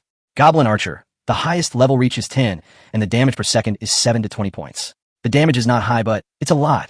Even if a goblin archer only causes 10 points of damage per second, 10 will be 100 points, and 100 will be 1,000 points. Looking at the goblin sea in the distance, there are at least more than 5,000 goblin archers alone. With so many archers, even if a maximum of 500 archers can attack at the same time, because the line cannot be opened, the volleys of 500 archers will hit the city wall, and the health of the city wall will drop rapidly. The dung beetles and others who are on the front line of the battle can only use their bodies to resist. Not to mention the barbarians. Even if a pickup truck comes, facing so many archers, he will lose a layer of skin if he does not die. Before Xiao Ran could come to his senses, the second wave of attack had already arrived. A large rain of arrows suddenly came, like a swarm of passing locusts, a black mass, giving people a feeling of claustrophobia, coming in an overwhelming manner, falling from the sky in an instant. Hiss, hiss, hiss, the goblin roared. Swish, swish, swish. The bow and arrow flew off the string and flew all over the sky. Da da da da. The rain of arrows hit the armor of dung beetle and others, making a sound like big and small pearls falling on a jade plate. Several barbarians wearing ordinary equipment had their equipment blown up instantly, and the equipment fell to the ground one by one and broke into scrap metal. Because equipment has durability, it will continue to consume durability after being attacked. Once the durability reaches 0, it will explode. At the same time as the equipment exploded, the health of dung beetle and others also dropped rapidly. After a wave of arrow rain, their health plummeted and they lost at least half of their health. If another wave came, they would be wiped out, If Xiao Ran's mutated barbarian did not have high health, complete equipment, and special skills, he would not have been able to withstand this wave of rain of arrows. Also because of the powerful skills of the mutant barbarians, especially the thorn barbarians and the countershock barbarians, under such intensive attacks, the probability of countershock is very high, and the rebound damage is also considerable. Some unlucky goblin archers didn't understand what was going on before the numbers -10, -3, -3 appeared on their bodies. Before they could shoot the mutant barbarians to death, they were shocked to death first. Throwing axe ready. The terrifying rain of arrows made Xiao Ran's face turn pale. The army was already in disarray before they even touched the enemy. How could this be possible? Let it go. 60 mutated barbarians, including the followers around Xiao Ran, all activated their flying axe skills, throwing unstoppable flying axes at the archers in the goblin army, killing 60 enemies in an instant. Archers, get ready. 20 mutant archers tightened their bowstrings, ready to shoot. Aim at the enemy archer, ready shoot. Xiao Ran hurriedly adjusted his tactics. The combat effectiveness of his archer unit was particularly amazing. 2 arrows could kill a goblin archer. The only shortcoming was also the biggest pain point. The difference in numbers was too big. The enemy had thousands of archers taking turns to fight, with only 500 archers launching an attack at a time. With only Xiao Ran's 20 archers, even if he killed them with all his might, he could only destroy 1 out of 10 of the enemy's forces. Countershock and Thorn barbarians, all of you, stand in front. After discovering the great role of the Countershock barbarians and the Thorn barbarians, Xiao Ran quickly adjusted the positions of the barbarians. Even if all the Countershock barbarians and the Thorn barbarians were killed in battle, they had to block the rain of arrows from these archers. However, the rain of arrows was only the prelude to the second wave of siege. The battle lasted only 2 minutes, and his army, together with the arrow towers, cannons, and mortars in the village, only killed a few hundred enemy troops. However, the number of attackers in this wave was still a monster frenzy of nearly 10,000 people. After the rain of arrows, dense goblin warriors came again. This wave of goblin warriors was of higher level, with an average level of 5 to 8. Originally, the dung beetle and others would die with 1 hit, but now they have to die with 2 hits. Under the cover of the archers' firepower, the goblin warriors successfully reached the city walls on both sides, and a rain of arrows hit the collectors and storage devices outside the wall. The outermost defense facilities arranged by Xiao Ran were quickly destroyed one after another. Kill. As 10-year veterans of Moon Village, the dung beetle and the scarab beetle have particularly deep feelings for the village. When they saw the enemy start to destroy the buildings again, their eyes turned red in an instant, with bloodshot and tears rolling in their eyes. Veins bulged on their arms as they used all their brute strength to tightly grasp the battle axes that were more than 1 meter long. With both axes, they chopped the attacking goblin warriors in half. Their roars, accompanied by the goblins' blood, bloomed like flowers on the battlefield. Rows of goblin warriors fell one after another under the desperate counterattack of the mutated barbarians.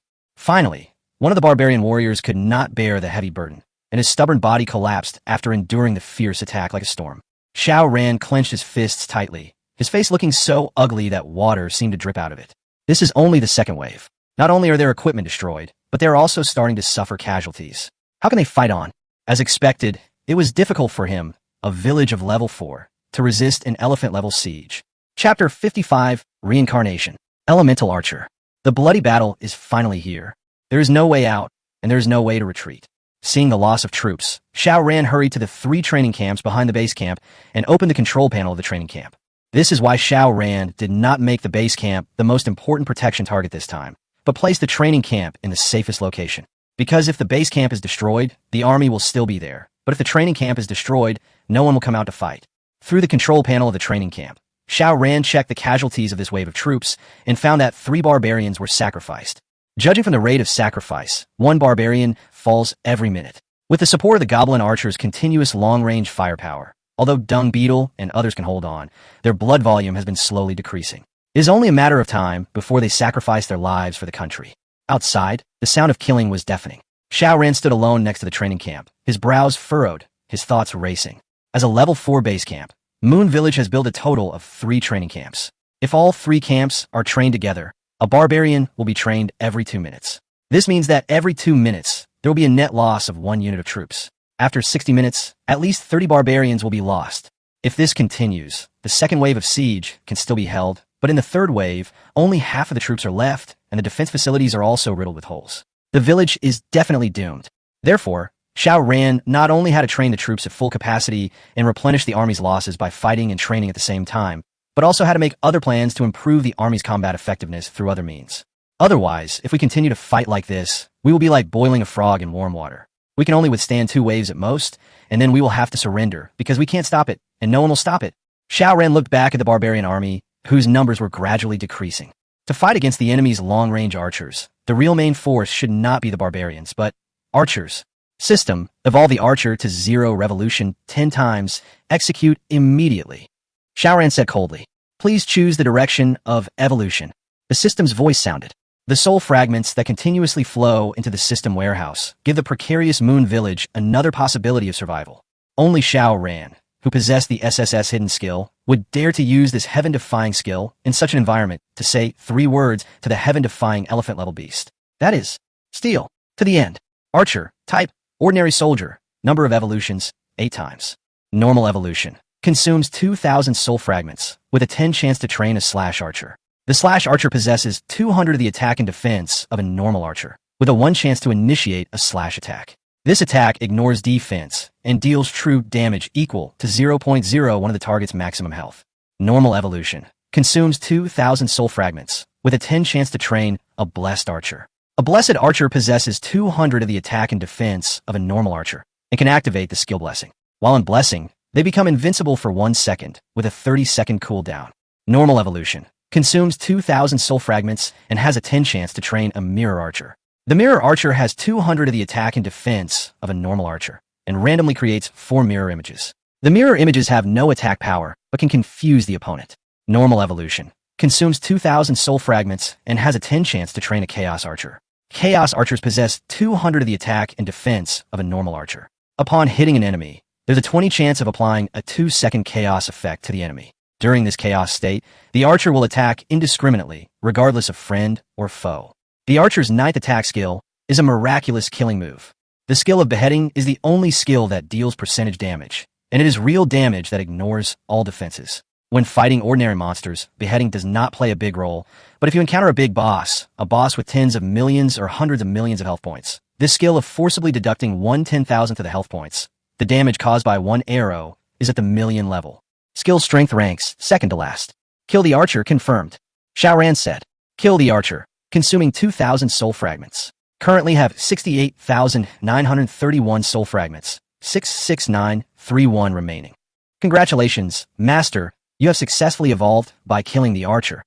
Master, please choose the evolution direction of 0 revolutions 10 times. 0 turns 10 times, for skills are Clone, Ghost, War Song, Element. Clone Archer. Summons 2 shadow clones at the start, and has a 10 chance of summoning more clones each time attacking. Each clone has 50 of the original's attributes, and survives for 30 seconds. Ghost Archer. After death, he will transform into a ghost. The ghost has 50 of the main body's health, and is immune to all magic attacks.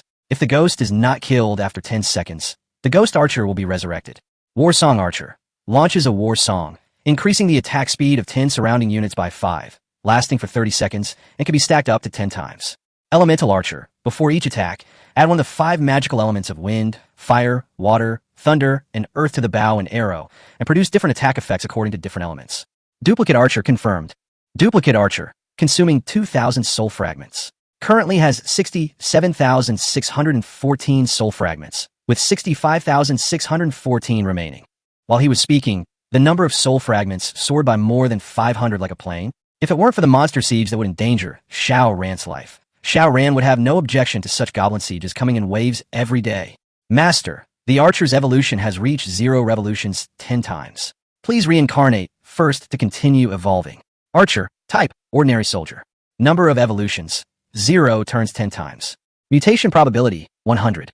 Random skills, super speed, great strength, piercing, poison, combo, violent kill, severe injury, armor break, kill, and clone. Reincarnation conditions, 10,000 soul fragments.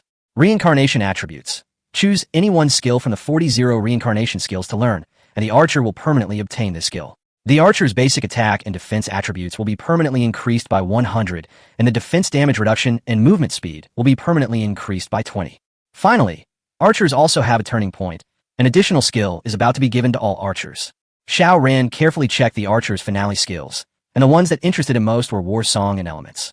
Battle Song increases the attack speed of the group, with the attack speed stacking up to 50 whether it is used for output or auxiliary control. It will be quite violent. Elements are even more interesting. Wind element shoots wind arrows, increasing a teammate's movement speed by 10, lasting for 60 seconds, up to 5 layers. Fire element shoots out rockets, which produce a burning effect after hitting the target, causing magic damage of one of the target's maximum health, with an upper limit of no more than 10 times the attack power, lasting for 3 seconds. Water element shoots water arrows, restores 10 of teammates' health, and the upper limit does not exceed 10 times of attack power. Thunder element shoots out thunder arrows, causing a 1-second paralysis effect on the target. The paralysis effect can only be triggered once on the same target every 10 seconds. Earth element shoots earth arrows, granting teammates 1 layer of earth shield. The shield is 10 of the health value, no more than 10 times the attack power, and can be stacked up to 3 times.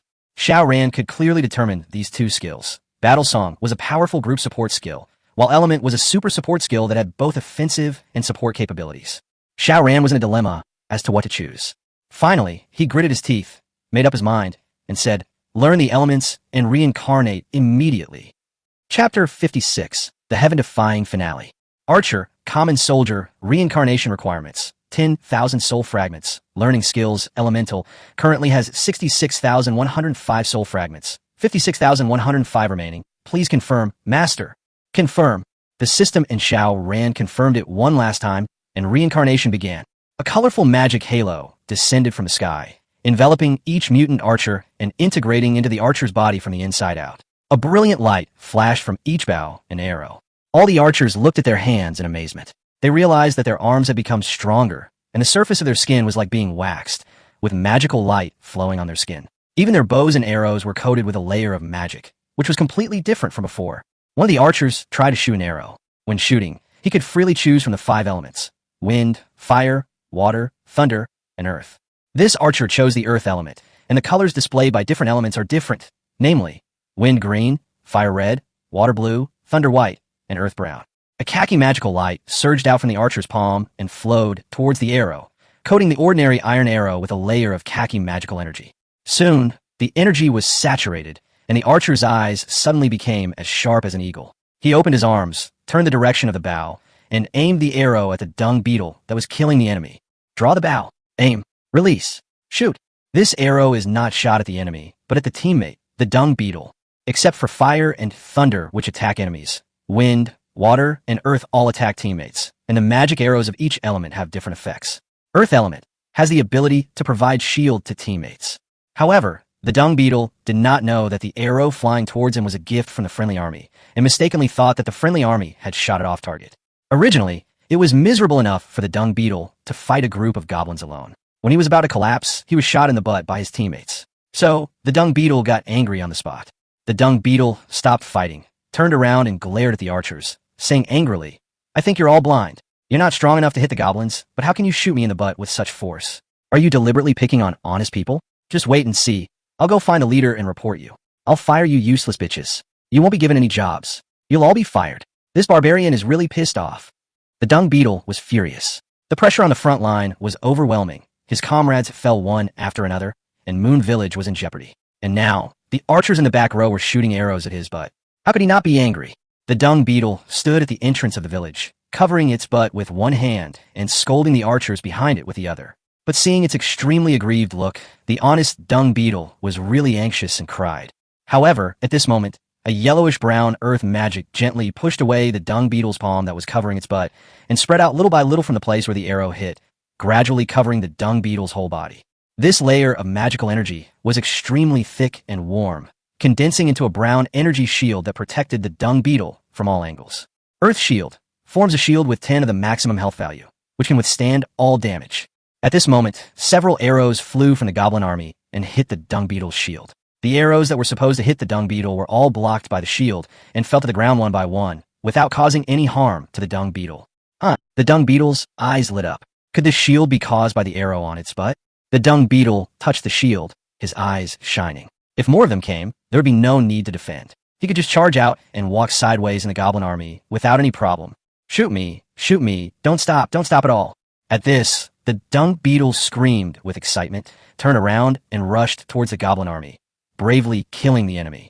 Xiao Ran saw all this and was shocked beyond words. Was it the shield that surprised Xiao Ran? No, it's a critical hit. Xiao Ran was almost stunned by this shield, because the archer who shot this earth arrow happened to be a blast archer. The blast archer has a 30 critical hit chance, and once a critical hit occurs, it will cause double damage. This earth-based magic arrow actually became a critical hit after hitting the dung beetle. The double damage that should have been caused turned into double shield value. One arrow actually gave the dung beetle a shield of 20 of its health. This shield value ratio was already quite high, but what shocked Xiao Ran the most was that if the magic effect of the earth shield could be triggered by the archer's innate ability, then it meant that whether it was shielding, healing, or speed, it could all have critical hits and combos, and it could also pierce, affecting a group at once. It could also stack spell effects like poison, equivalent to continuous health recovery and continuous speed. In this way, the earth shield that can be stacked up to 3 times, each time 10 to the maximum health, and the acceleration aura that can be stacked up to 5 times, each time 10, can achieve more than 100 shield blessing with the blessing of a series of mutant archer's talent skills. And it can also ignore all the critical hits and combo healing of a nurse, and provide terrifying continuous shield and blood recovery and speed up capabilities. Is this the elemental archer? The thought of this made Xiao Ran feel horrified. This was too outrageous, wasn't it? Chapter 57, Second Turn, Dual Skill Barbarian. The earth-shaking changes that a reincarnation brought to the combat effectiveness of the troops made Xiao Ran feel like his scalp was tingling. Whether the flying axe or an element, it's simply too terrifying. Now the mutation probability of the archer has reached 100, the basic attack and defense attributes have also doubled, and the damage per second has reached 70 points, close to 80 points. What a concept! A mage that can only be trained in a 5-level village, the kind that just came out of the womb, can only do 50 points of damage per second. Therefore, a first-level mutant archer can kill goblin warriors below level 5 and goblin archers below level 10 without critical hits or combos. The most common attack is to kill with 1 arrow. The violent output troop that Xiao Ran devotedly created had already taken shape the moment the elemental archer was born. Now, Xiao Ran is no longer worried about the battle situation of Dung Beetle and others. With 21st-level archers in charge, even if these archers shoot randomly, well, just shoot randomly, they can withstand the attack of the second wave of Goblin Army. The power of the elemental archers can be summed up in one word: powerful.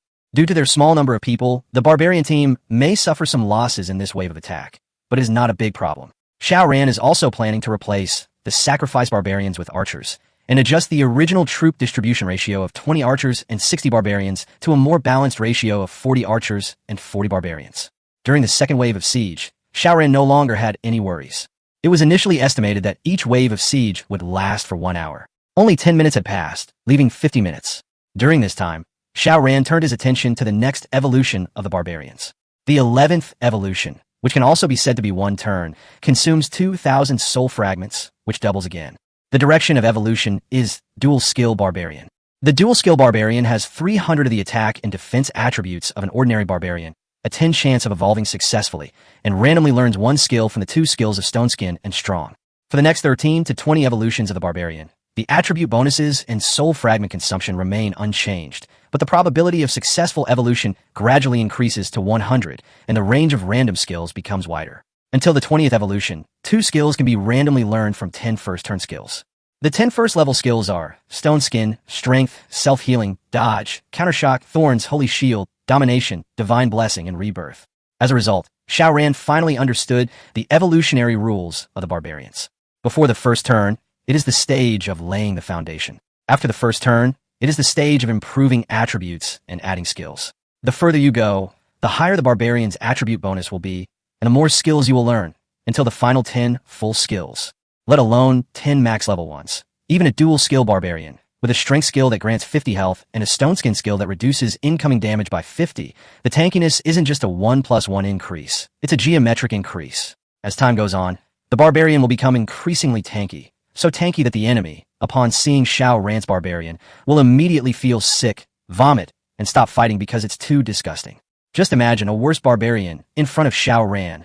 Not only has high health and defense, but can also dodge, rebound damage, be immune to control, and have an invincible time. Finally, he is killed with great difficulty, but he comes back to life, revives with full health, jumps up, and continues to strangle. Anyone who encounters such a type of soldier will probably feel sick. Instead of fighting them head-on, it is better to vomit and then withdraw. Anyway, you can't beat them or kill them, so it's better to slip away early and save trouble.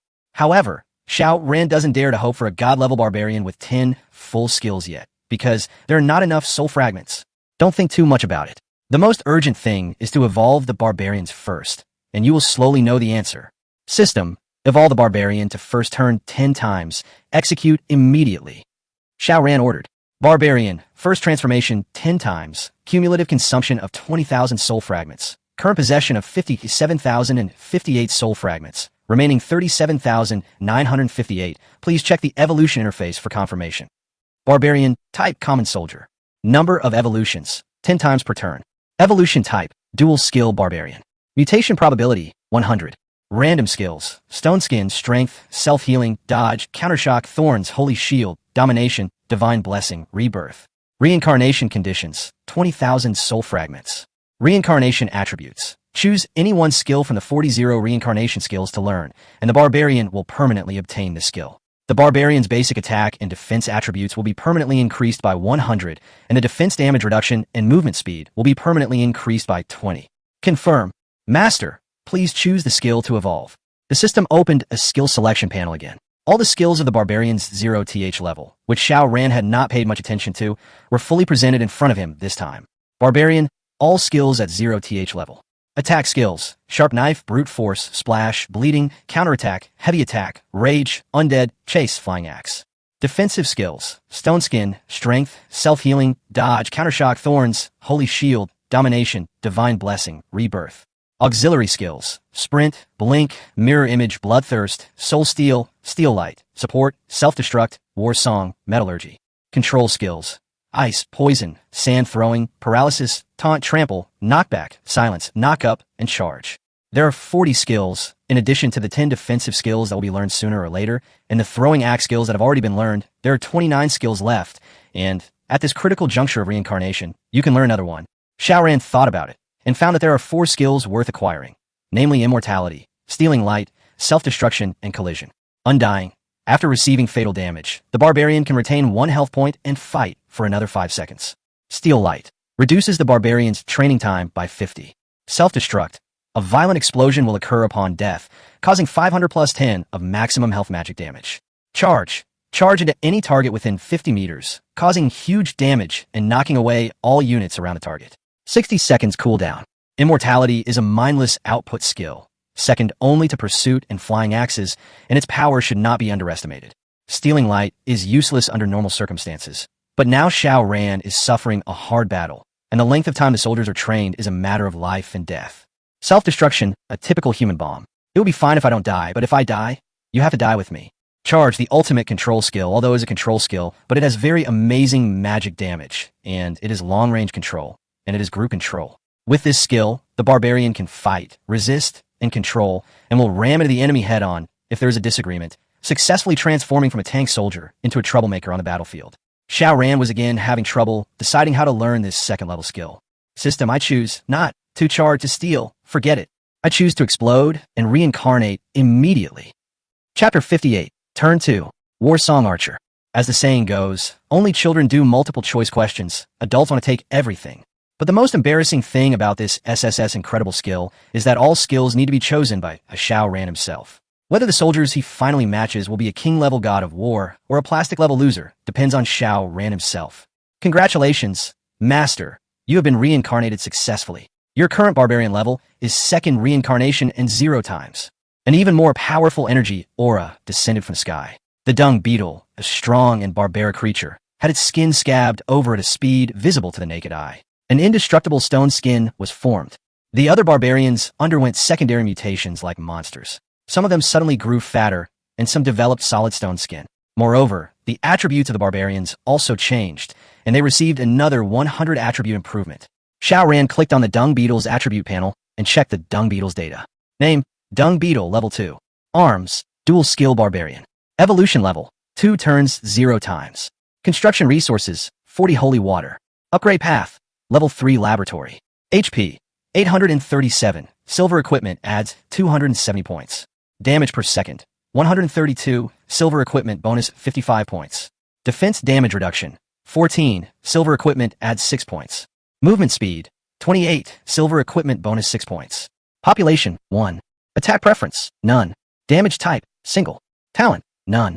Skills, strong, gain 50 extra health. Stone skin, reduce 50 of damage taken. Throwing axe, throws a throwing axe every 10 seconds. Self-destruct, explodes on the spot when dying.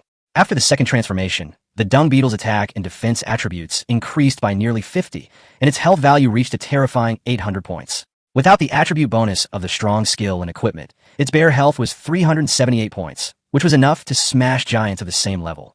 Of course, what's even more terrifying is the skill column, with 4 skills. If this were changed into a turn-based mobile game, it would almost be as good as a pay-to-win baby game.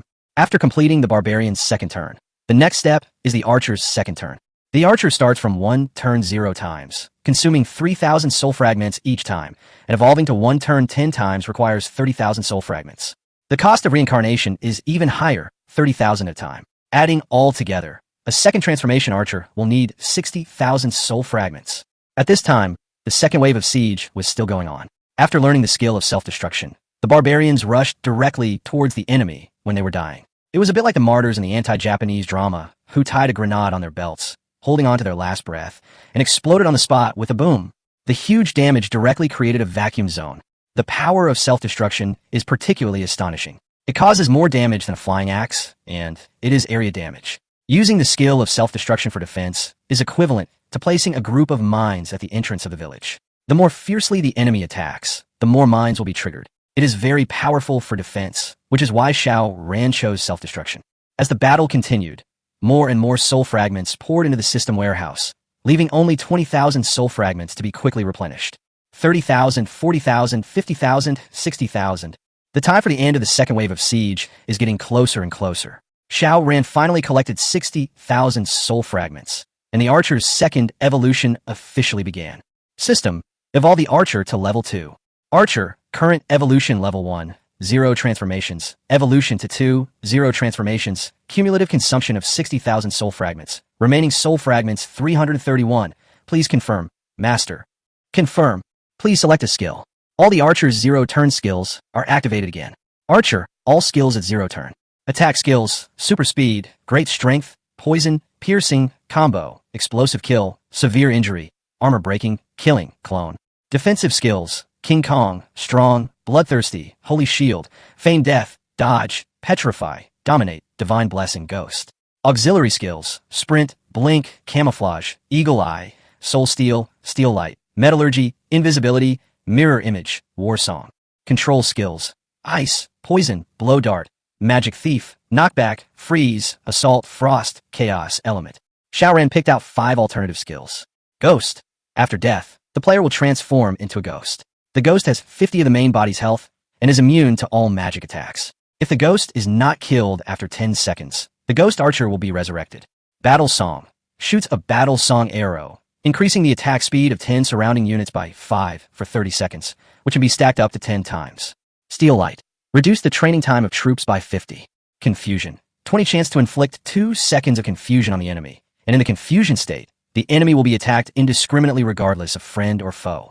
Eagle eye: increases the archer's range by 1 times. Xiao Ran thought about these 5 skills for a moment. Ghost is the ultimate skill that allows archers to revive infinitely, but in ghost state, they can only escape and cannot attack, which is equivalent to a rebirth time of 10 seconds.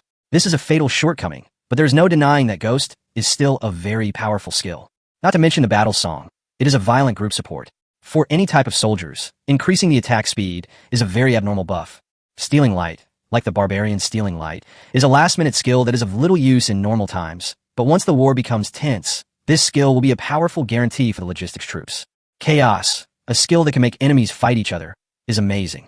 Eagle Eye allows archers to attack targets at a greater distance, and its functionality should not be underestimated. Learn the battle song and execute it immediately.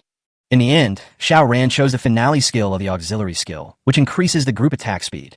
The attack speed buff can be stacked up to 10 times, but can trigger attack effects such as critical hits and combos. If a group of mutant archers add the buff collectively, after a round of arrow rain, taking into account the critical hits, combos, and poison effects, it is estimated that the attack speed can be increased by 200 or even higher. However, Xiao Ran's archer is only at level 2 now, and being able to stack 10 times to reach a 50 attack speed increase is already pretty good. If it reaches 200, that would be a miraculous operation in the late stage when the archer has full skills. Congratulations, Master. The archer has been reincarnated successfully. Current evolution level, second transformation, 0 times. The gorgeous halo of reincarnation descended for the second time in just 1 hour. The halo shines on all the archers, and each archer's attributes are increased by 100 again, and they immediately gain the battle song skill.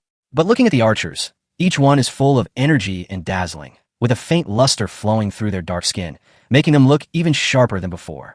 Xiao Ran clicked on the attributes of an archer and checked them. Arms, dual skill archer, level 2. Evolution level, 2 turns 0 times. Construction resources, 80 holy water. Upgrade path, level 3 laboratory. Health, 161. Damage per second, 63. Defense damage reduction, 7. Movement speed, 20. Population, 1. Attack preference, none. Damage type, single. Talent, none. Skills, swiftness, increases attack speed by 50. Combo, 50 chance to launch another attack. Clone, summons at the start and has a chance to summon a clone. War Song, increases attack speed for 10 units. As Xiao Ran expected, the raw damage per second of the second level archer has reached 63. If he has the skill of Great Strength, the basic attack power will be increased by another 18 points. Coupled with Xiao Ran's commander skill, Commander, increases all attributes by 10. Then, without wearing equipment, the damage that the archer can deal per second will reach a terrifying 89 points. And what's the damage per second for a mage of the same level? It's 70 points. But mages are a tier 5 unit. In other words, although Xiao Ran's current base camp is still at level 4, the combat effectiveness of the troops has far exceeded that of a village at the late level 5. Book 5 adds a barracks, and the barracks level is increased by 1. The upper limit of the military population is 453, is equal to 135, which is 55 more than Book 4. However, each mage occupies 4 population, not 1 like an archer, which means that the maximum number of mages that can be trained at a time in level 5 is only 33. And how many mutant archers can Xiao Ran train at one time? 80. These 80 archers not only have attributes much higher than those of mages of the same level, but also master various abnormal skills. Not to mention level 5. Even if a late level 6 boss came, he would have to go around Xiao Ran's village. While thinking about it, a system prompt sounded in my mind. Ding dong. Congratulations, Master, for successfully resisting the second wave of monsters attacking the city. Warning, warning, warning. The third wave of monsters attacking the city begins. Chapter 59, The Mage Army. The wind is as sharp as a hiss. The third wave of monsters is attacking the city, and giants of levels 10 to 15 are making a strong appearance. Goblin giants are slightly different from ordinary village giants. The village giant is commonly known as the Fat Man. He looks honest and simple, and there is no sense of incongruity. The goblin giant is over 2 meters tall, with a dark complexion and covered in animal hair. His muscles are as tight as the hills of the Lust Plateau, and he wears a sharp scimitar on his hand. At first glance, he looks not only strong, but also extremely lethal.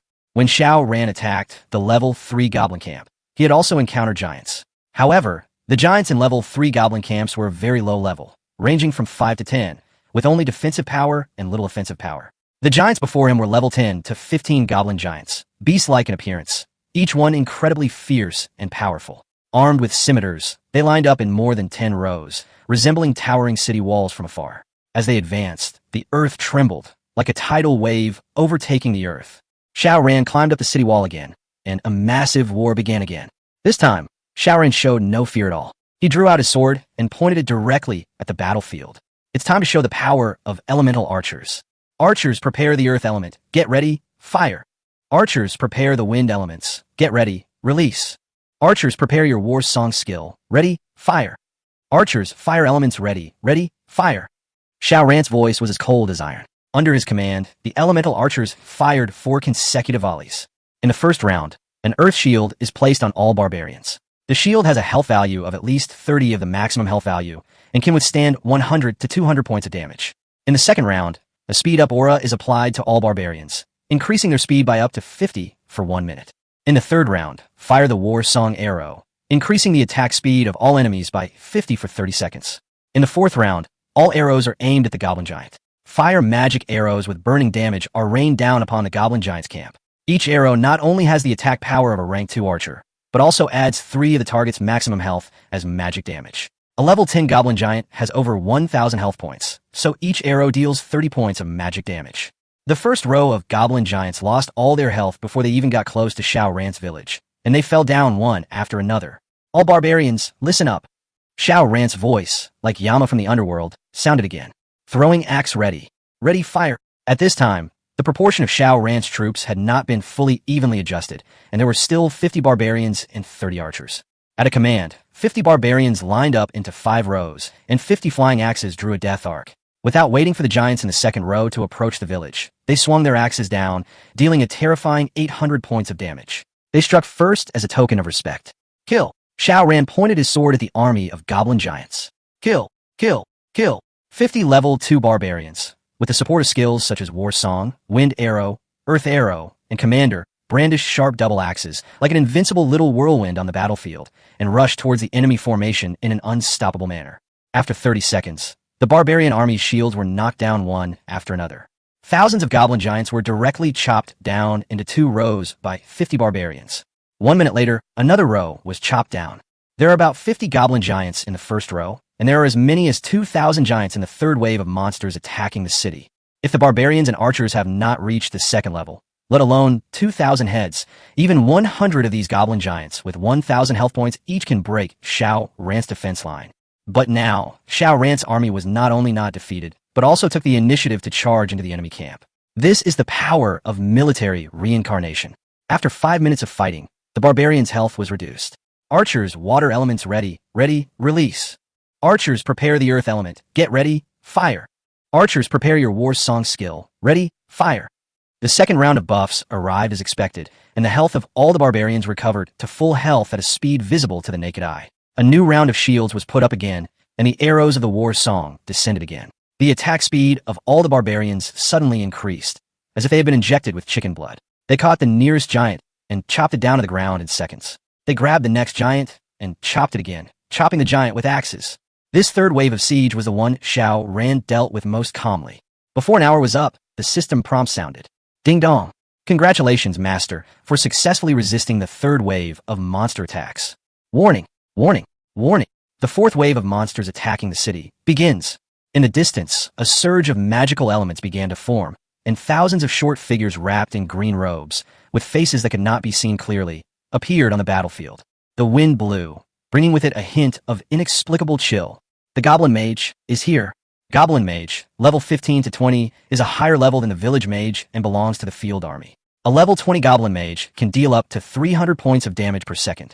What does 300 points mean? Even if a strong dung beetle with stone skin stands against it, with 800 health points, it can only withstand 5 hits and will die on the 6th hit. These 1,000 mages made Xiao Ran's face slightly solemn. Moreover, these 1,000 mages are not fighting alone, but are mixed with 1,000 giants. Each mage is protected by a giant. Who can stop such a terrifying army? Even if there were only 100 mages attacking the village at the same time, which was 1/10 of the mages, Xiao Ran's 50 barbarians could not withstand the bombardment of 100 mages. Just imagine, a scene of 100 mages casting spells densely. Even if a level 15 leader comes, he cannot mobilize 100 mages to attack any village at once. Attention mage, it's group damage. Xiao Ran took a deep breath. Since I can't stop it, then I can only not stop it. Archers, prepare the wind elements. Archers, earth elementals, prepare. Barbarian, self-destruct, prepare. Come on, it's time to fight to the death. Chapter 60 Wolf Cavalry appears. Although the mage has high damage, he has a fatal flaw, which is, he is very fragile. Fragile means that the health value is very low. A level 20 mage who can deal 300 points of damage only has 300 points of health value. A barbarian cannot kill him with one blow. But if he self-destructs, the minimum damage of the self-destruction is 500 points. No matter what kind of mage he is, he will definitely die if he is hit by the explosion. To fight against a mixed army of 1,000 giants and 1,000 mages, Xiao Ran has prepared for the worst. He divided the barbarians into 5 teams and intercepted the goblin army approaching the village, blocking the goblin army outside the village. All the barbarians were dispersed and rushed into the enemy camp. Even if they died in the end, the temporary king bomb before the battle could clear a piece of open space, thus achieving the goal of stopping the enemy's advance. Xiao Ran seized the time and continued to train the barbarians, fighting and training at the same time to block the fourth wave. The process may be painful, but there is still a glimmer of hope for Moon Village. The battle has begun. The first death squad, composed of barbarians, rushed to the battlefield. With the help of a series of skills such as shield and acceleration, as well as the fire cover of flying axes and lightning arrows, the suicide squad rushed into the enemy camp very smoothly. After breaking in, they began to look for mages, specifically attacking mages and chasing after them. The barbarian can be sacrificed, but the mage must die. If the mage reached the front line, Xiao Ran's troops, the barbarians in the front row would not be able to withstand it, and the archers in the back row would be even more unable to withstand it. The defensive buildings in the village would be as fragile as paper and would be destroyed by the mage in just a few hits. Archers, listen up. Switch to lightning, elemental fire. Stop concentrated fire, and switch to scattered fire. Xiao Ran arranged all 30 archers to go outside the village to confront the enemy head-on. The elemental archer is unpredictable, with lightning-infused arrows that paralyze enemies for 1 second. This 1 second can effectively delay the enemy's attack, allowing barbarians who penetrate the enemy to kill a few more mages and buying time for the army to replenish its forces. Bang, bang, bang. 1 minute later, loud noises erupted one after another from the goblin army. The moment the dead barbarian's blood volume dropped to 0, his body swelled rapidly, as if some adverse chemical reaction had occurred, and exploded. The damage range of the explosion is dozens of square meters. With each explosion, at least 10 mages are instantly evaporated, and not even their bones can be found. The vacuum zone created by the explosion made it impossible for the goblin giant, whose movement speed was already slow, to fill it in a short period of time. After the goblin army regrouped, Xiao Ran issued new orders. Suicide Squad, second team, get ready. 10 minutes passed. 20 minutes passed. 30 minutes passed. The number of Xiao Ran's barbarian troops plummeted, and no matter how they accelerated their training, they could not make up for the huge losses on the front line. Although self-destruction is extremely powerful, each self-destruction is a living holy water life. They also have memories and feelings, but they are just for the village, ready to die. In the end, almost all of the 50 barbarians died, and the number was reduced to 30 because the training time could not keep up with the losses on the front line. This was the result after the powerful support of the elemental archers. The only thing to be thankful for was that Xiao Ran used the self-destruction tactic to block the fat and magical goblin army outside the village wall with great difficulty. The system's prompt sound came so slowly and late, like an agonizing torture. Finally, a voice that sounded like the sound of nature rang in Xiao Ran's ears. Ding dong. Congratulations, Master, for successfully resisting the 4th wave of monster attacks. But is it over? No. In fact, not even half of the defensive progress has been achieved. An even more horrifying voice rang out again, not giving people a second to breathe. Warning, warning, warning. The 5th wave of monsters attacking the city begins. The Fat Mage mixed army had not yet dispersed when the army suddenly split into 2. A cloud of dust came from the direction of the elf forest, passed through the Fat Mage army, and reached the front line. This cloud of dust is not some natural wonder, but the arrival of a wolf-taming knight of level 25. There were only 32 wolf tamers, less than a fraction of the goblin warriors, goblin archers, goblin giants, and goblin mages. However, precisely because of their small numbers, these 32 goblin riders were incredibly tough, and even killing one of them was incredibly difficult. The wolf tamer knight himself is not very strong, but his mount is strong. The wolf tamer knight's mount is a powerful magical beast, a forest wolf species that is more advanced than the shadow wolf king, the wind-controlling blue wolf. The wind-controlling blue wolf is a level 5 magical beast with fast speed and strong attack. It can spray wind blades. The wind blades are extremely powerful, and their destructive power far exceeds the magic ball of a level 20 wizard. The appearance of the wind-controlling green wolf means that Xiao Ran's strategy of simply relying on self-destruction to keep the mage out of the village has failed. Even in front of a level 5 magical beast, a wind-type magical beast at that, Xiao Ran's barbarians might not even be able to touch a single hair of the wind-controlling blue wolf. As soon as these 32 wolf-taming knights arrived, the Fat Mage army regrouped, with the wolf-taming knights acting as the vanguard, rushing towards the already precarious defense line of Moon Village and heading straight for Moon Village. Chapter 61, The Terrifying Blue Wolf. Roar! Roar! Roar! The arrival of the wolf-taming knights seemed to ignite the blood of the goblin army. Thousands of goblin giants suddenly roared with overwhelming force, soaring into the sky. Similarly, the arrival of the wolf-taming knight also ignited Xiao Ran's anger. How to fight this wave? Of course, keep evolving. There is no problem that cannot be solved by evolving troops. If 2 turns are not enough, then 3 turns.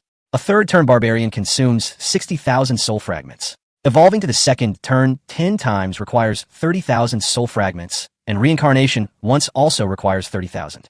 After the 3rd and 4th waves of monsters attacking the city, Xiao Ran now has 70,000 soul fragments left in the warehouse. Compared with the previous 2 waves, the income has been greatly reduced because the number of goblin armies has become smaller and smaller, but the level of the troops has become higher. System, evolve the barbarian to 3rd, turn 0 times, execute immediately. Barbarian, evolution level, 3 turns, 0 attempts, cumulative soul fragment consumption, 60,000, currently has 71,294 soul fragments, 11,294 remaining. Please confirm, Master. Confirm, Master. Please choose the skills you need to learn. Immortality. Congratulations, Master. The 3rd level barbarian has evolved successfully. A powerful magical energy poured onto the barbarian army, and the basic attributes of all barbarians doubled again, and they gained the additional skill of immortality. This time it doubled, and each barbarian's health increased by 216 points. The dung beetle with the most health has a health value of over 1,000, reaching 1,043 points. But what Xiao Ran needs most now is not only the barbarian attributes, but also the skill of immortality. Even a level 3 barbarian cannot withstand a level 5 monster. You know, when Xiao Ran led the army to hunt the Shadow Wolf King of Dedeo Ridge, it took a group of people to kill one, and they spent a lot of time setting traps. As a result, the traps did not kill the Shadow Wolf King. The Wolf King jumped out and continued to fight with the barbarians for an hour before finally falling down with his eyes open. The Shadow Wolf King is just a level 1 monster. The wind-controlling Blue Wolf is a level 5 magical beast, for levels higher than the Shadow Wolf King.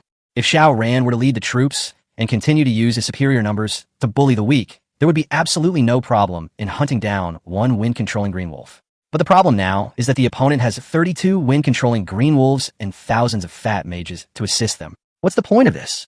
In this situation, Xiao Ran could only pin his hopes on the skill of immortality. Even if you can't kill the wolf tamer, you can still resist. Even if you can't withstand it, you still have 5 seconds to survive. Even if you die, you can still explode on the spot. Anyway, each siege lasts only 1 hour, so delaying it for an hour is also a solution. All barbarians, listen up, line up in a column, keep your distance, and only send one person forward at a time. The rest of you will use your throwing axes for remote support. After the front row is killed, the back row will take over. No mistakes.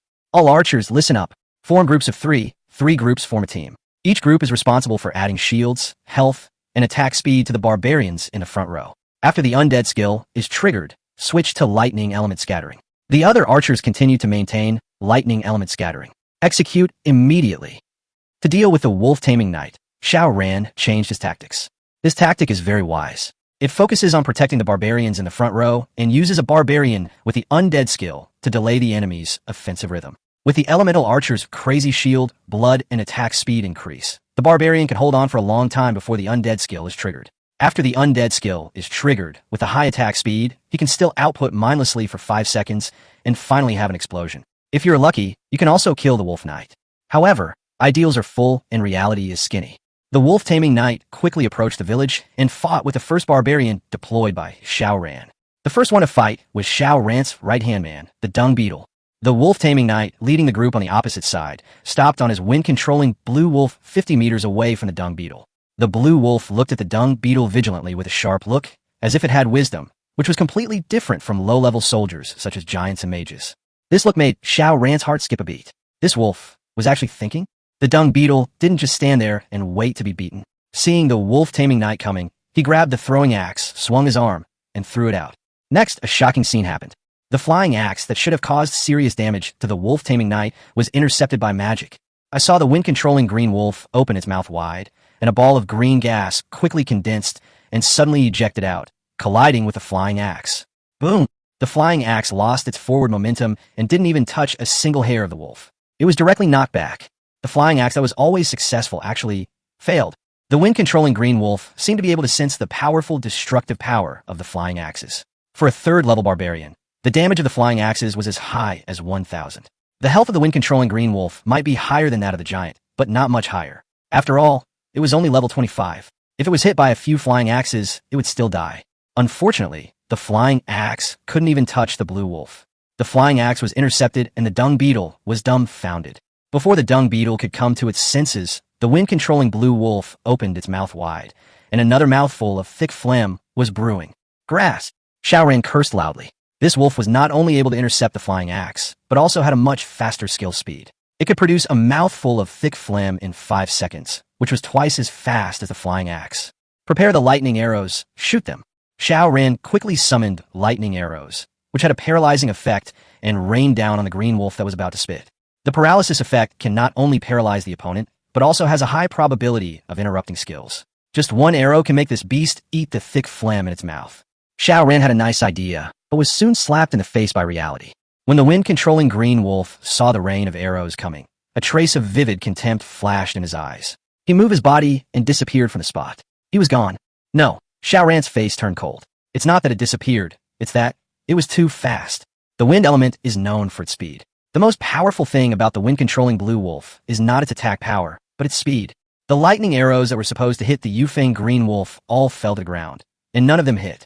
Xiao Ran was dumbfounded. If this level 5 monster was like this, what would a level 10 monster look like?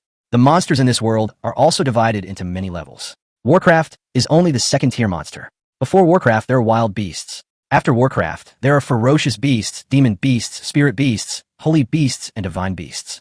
Seeing that a level 5 magical beast was so awesome, Xiao Ran found it hard to imagine what kind of monsters and demon beasts were. While Xiao Ran was stunned, the shadow of the wind-controlling blue wolf appeared on the flank of the dung beetle. Roar! Boom! A green wind blade shot out from its mouth and hit the dung beetle hard. Through the combat system, Xiao Ran saw a terrifying number floating over the dung beetle's head. -1,000.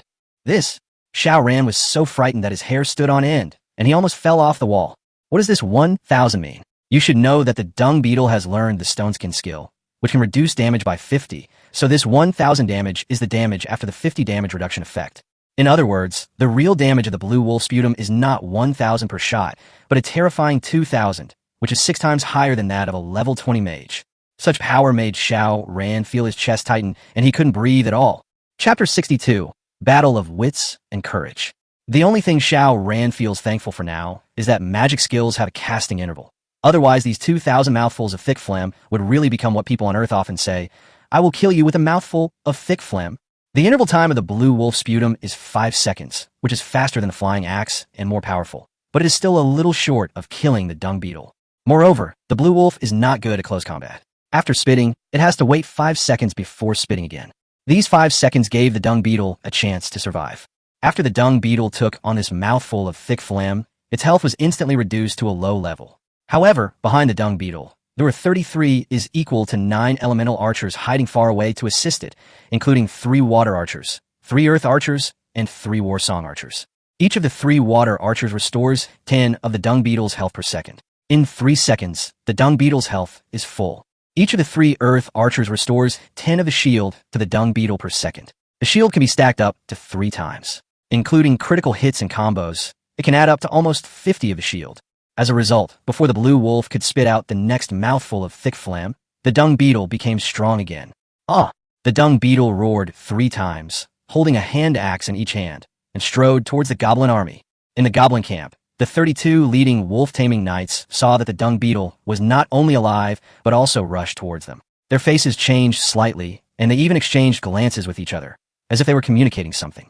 This scene was captured by Xiao Ran's eyes. This rare and advanced type of soldier not only has powerful combat capabilities, but also has extremely high IQ.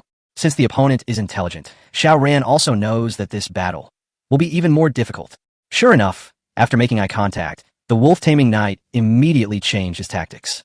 More than 10 wolf-tamed knights quickly rushed out of the camp. 10 blue wolves lined up in a row, opened their mouths wide at the same time, and aimed at the dung beetles.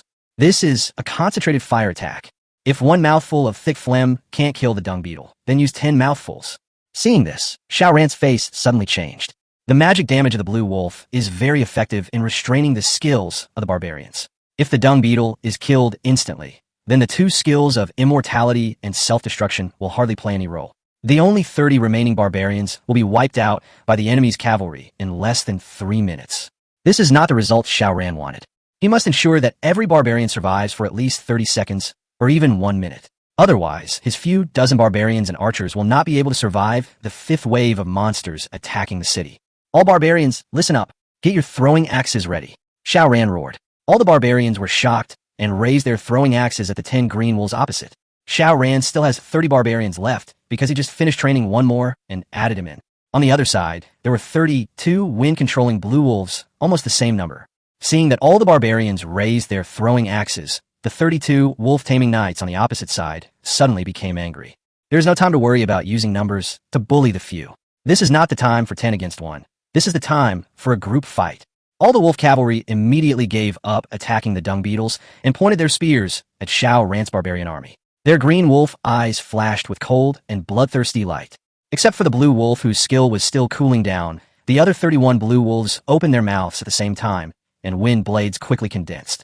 Swoosh, swoosh, swoosh. Huge wind blades with a length of more than 1 meter shot out from the big mouths of the green wolves, cutting through the air and making a series of sharp and piercing sounds of breaking through the air. At the same time, Xiao Ran also gave the order to attack. Throwing axe. Aim. Release. 30 barbarians swung out powerful flying axes and smashed them at the wolf riders. Bang, bang, bang. The wind blade and the flying axe collided with each other, causing a violent explosion in the air, like fireworks, shining brightly. The barbarian's most powerful finale skill is on par with the thick phlegm of the level 5 Warcraft Blue Wolf. Since Qinglong's skill cooldown is shorter, although he managed to hold on to the first wave, Xiao Ran was at a disadvantage afterwards. Archers, prepare the lightning element. Ready? Fire! Xiao Ran immediately issued a new order. 20 archers stepped forward, aimed at the wolf cavalry's position, and scattered a wave of arrows into the sky. The arrows had a longer range than the mages and landed on the heads of the wolf cavalry first. The paralyzing effect of the lightning arrows was not something a mere level 5 monster could resist. After being hit by the lightning arrows, the blue wolves that moved like the wind suddenly had cramps in their limbs. Several blue wolves that were running around in panic even stumbled due to the stiffness of their limbs, falling flat on their faces. The attack power of the third-level archers is not enough to kill the wolf cavalry for the time being, but the bows and arrows with thunder element effects have thrown the wolf-taming knights into chaos. At the same time, the dung beetles also rushed into the camp of the wolf-tamed cavalry. They chased the nearest wolf cavalry with 2 axes and chopped them all the way back to the main force of the Fat Mage Coalition. This story fully demonstrates that barbarians are barbarians after all, and it is unreasonable to kill people. Just like that, a confrontation that seemed to have no suspense was forcibly equalized by Xiao Ran's tactics. The dung beetle, alone, with the strong support of 9 elemental archers, kept killing his way in and out of the Fat Mage's army. Finally, he was ambushed by the wolf-tamer knight who could no longer tolerate him, and his health was reduced to 100, and his life was in danger. After the health drops to 0, the undead skill is triggered. In the desperate eyes of the wolf-tamer, the dung beetle picked up the axe again and chopped whoever he saw for 5 seconds. 5 seconds later, there was a loud bang, and it exploded on the spot. Xiao Ran's capable subordinate, Comrade Dung Beetle, held on for 2 minutes before dying heroically. During these 2 minutes, new barbarians were successfully trained, and the total number of troops remained unchanged. If he continued to fight according to this tactic, Xiao Ran would be able to ensure that he could survive the 5th wave of monsters attacking the city. The only regret was that since the blue wolf was too fast, no matter how the barbarians rushed around, they could only destroy the slow-moving giants and mages. As for fighting the blue wolf, they could neither touch it nor kill it, so they had to endure it. Xiao Ran originally thought that if they continued fighting like this and dragged the battle until the 6th wave of monsters attacked the city, there would be hope. However, reality is not only harsh, but also cruel. Even though Xiao Ran changed his tactics and maximized the army's combat effectiveness through flexible adjustments, it must be noted that Xiao Ran sacrificed 30 barbarians to survive the 4th wave of siege. The 5th wave? How could it be so simple? How could 32 wolf riders only have this level of siege capability? Just 30 minutes have passed since the 5th wave of siege. In the Fat French Coalition, all the wolf cavalry suddenly gathered together. As if they had reached some kind of consensus, they suddenly turned their heads and rushed towards the archers hiding behind the barbarians. Seeing the direction the wolf cavalry were moving, Xiao Ran's face changed instantly. The thing I was most worried about finally came. Chapter 63 Breakout failed. Xiao Ran's tactics have a fatal flaw. That is, the reason why all the barbarians can fight so aggressively is all thanks to the 9 elemental archers adding buffs from behind. On the surface, Xiao Ran only sent 1 death squad to die, but in reality, the actual number of participants was far more than 1, but 10. This is a 1-fighter, 9-assistant fighting style, using the power of 9 assistants to maximize the power of the warriors, which is why the miracle of the barbarian, taking on an entire army by himself, was possible. As a world-class champion, Xiao Ran is well aware of various tactics that were once popular on Earth, such as the 4 protect, 1 tactic, 4 assistants protecting 1 C position, the 5 protect, 1 tactic, 5 players protecting 1 super soldier, the Axe King's soldier breaking flow. The warrior brings 2 nurses to cut off the soldier line, and other classic tactics. This time, the tactics he adopted are an upgraded version of the 4 protect, 1 tactic, the 9 protect, 1 tactic. This tactic has a fatal flaw. That is, the warriors in the front row are very strong, but the nurses in the back row are very fragile. Once the opponent gives up attacking the front row and chooses to attack the back row, all the nurses will become fish on the chopping board. What surprised Xiao Ran was that this group of wolf cavalrymen actually saw through the flaws in his fighting style. Now the wolf cavalry gave up attacking the barbarians and went straight to the archers. Once the wolf cavalry killed 9 assistants, this tactic would be completely messed up. Without the assistance of the archers, the barbarians could not withstand the attack of the wolf cavalry and would surely be defeated. All barbarians, listen up and protect the archers. Xiao Ran made a prompt decision and adjusted his tactics. But the blue wolf was extremely fast. As soon as Xiao Ran opened his mouth, a blue wolf had already arrived at the front line, spraying out wind blades at the 9 auxiliary archers. That's right, the wolf cavalry not only saw through Xiao Ran's tactical loopholes, but also determined which archers were assisting the barbarians in the front row. As long as these archers are killed, the barbarians who are alone and deep in the enemy's territory without the assistance of the archers will not be able to withstand even a shot of Qinglong's thick sputum and will surely die. As soon as the blue wolf attacked, the surrounding barbarians immediately threw out their flying axes to restrain it, but the blue wolf was too fast and had fast skills. It hit and ran away, ignoring the barbarians at all and only targeting the archers. Form a circle and protect the archers. Xiao Ran's face turned pale. This group of wolf riders was too cunning. But when he thought about it carefully, the wolf riders themselves were not wild beasts. They were a hybrid of blue wolves and goblin knights. They had the fighting power of wolves and the wisdom of knights, so there was nothing strange about it. Under the harassment of this group of wolf cavalry, Xiao Ran's army began to shrink continuously. The original formation of one in front and one behind was surrounded by the constantly riotous wolf cavalry and gradually shrank into a circle. 30 barbarians used their bodies to circle out an area and protect the archers inside, especially the 9 auxiliary archers who stood in the center of the team. They madly added buffs to the suicide squad members throughout the process to ensure that the barbarians who were sent to die could penetrate deep into the enemy camp and stop the advance of the Fat Mage army. However, Xiao Ran was standing high on the city wall, overlooking the battlefield, and he could see the terrifying scene before him. It's over. Surrounded. This group of wolf riders are not only cunning, they are vicious.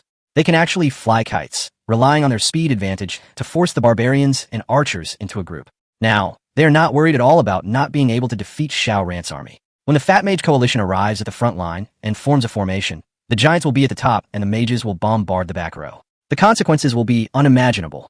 Sure enough, lured by the wolf cavalry, the Fat Mage coalition slowly approached. Seeing the scene, Xiao Ran's eyes instantly turned red. This is a fear of death. He understands better than anyone what the consequences will be if he is surrounded by the Fat French coalition. Completely annihilated. Absolute annihilation. All barbarians, listen up, divide into 4 teams, and take turns attacking to force back the giants and mages. All archers, listen up, switch to wind, earth, and water elements, and fully support the barbarians in their breakout. This order was like Xiao Ran's struggle before death. At this point, he could no longer care about the loss of personnel. He had to stop the Fat Mage coalition. Once the Fat French coalition launches an offensive, he will have no chance at all. However, the tactics were correct, but they simply did not work. The wolf cavalrymen were extremely cunning. When they saw the barbarians trying to break through, they immediately concentrated their fire and attacked. Relying on their high mobility, they quickly penetrated and guarded every breakthrough point. As soon as the barbarians came out, they immediately greeted them with wind blades, forcing the barbarians back and giving them no chance to break through. After all, after half an hour of adaptation, the wolf cavalry had become very familiar with the mutated 3rd-level barbarians. The barbarians' immortality and self-destruction skills are too powerful. Once they break into the Fat Mage's army, the Fat Mage's army will be unable to play any role at all. Especially the final self-destruction caused great damage to the Fat Mage coalition. Therefore, the current wolf cavalry would rather die than let a single barbarian out. But Xiao Ran's barbarians were not to be trifled with. With the powerful assistance of the elemental archers, although they failed to reach the Fat Mage coalition, they also approached the wolf cavalry. After being kite-killed by the wolf cavalry, they rushed towards the wolf cavalry position before they died and blew several wolf cavalry soldiers half to death. Jingguizi and Xiaoqiang died one after another. The barbarian army suffered heavy losses.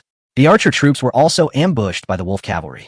The cunning wolf cavalry looked for gaps and sprayed wind blades. From time to time, the wind blades broke through the defense line and fell into the archers' camp. The archers had very little health and were all output units. Under the thick sputum of the blue wolf, they had no power to resist at all. They evaporated instantly after just a scratch.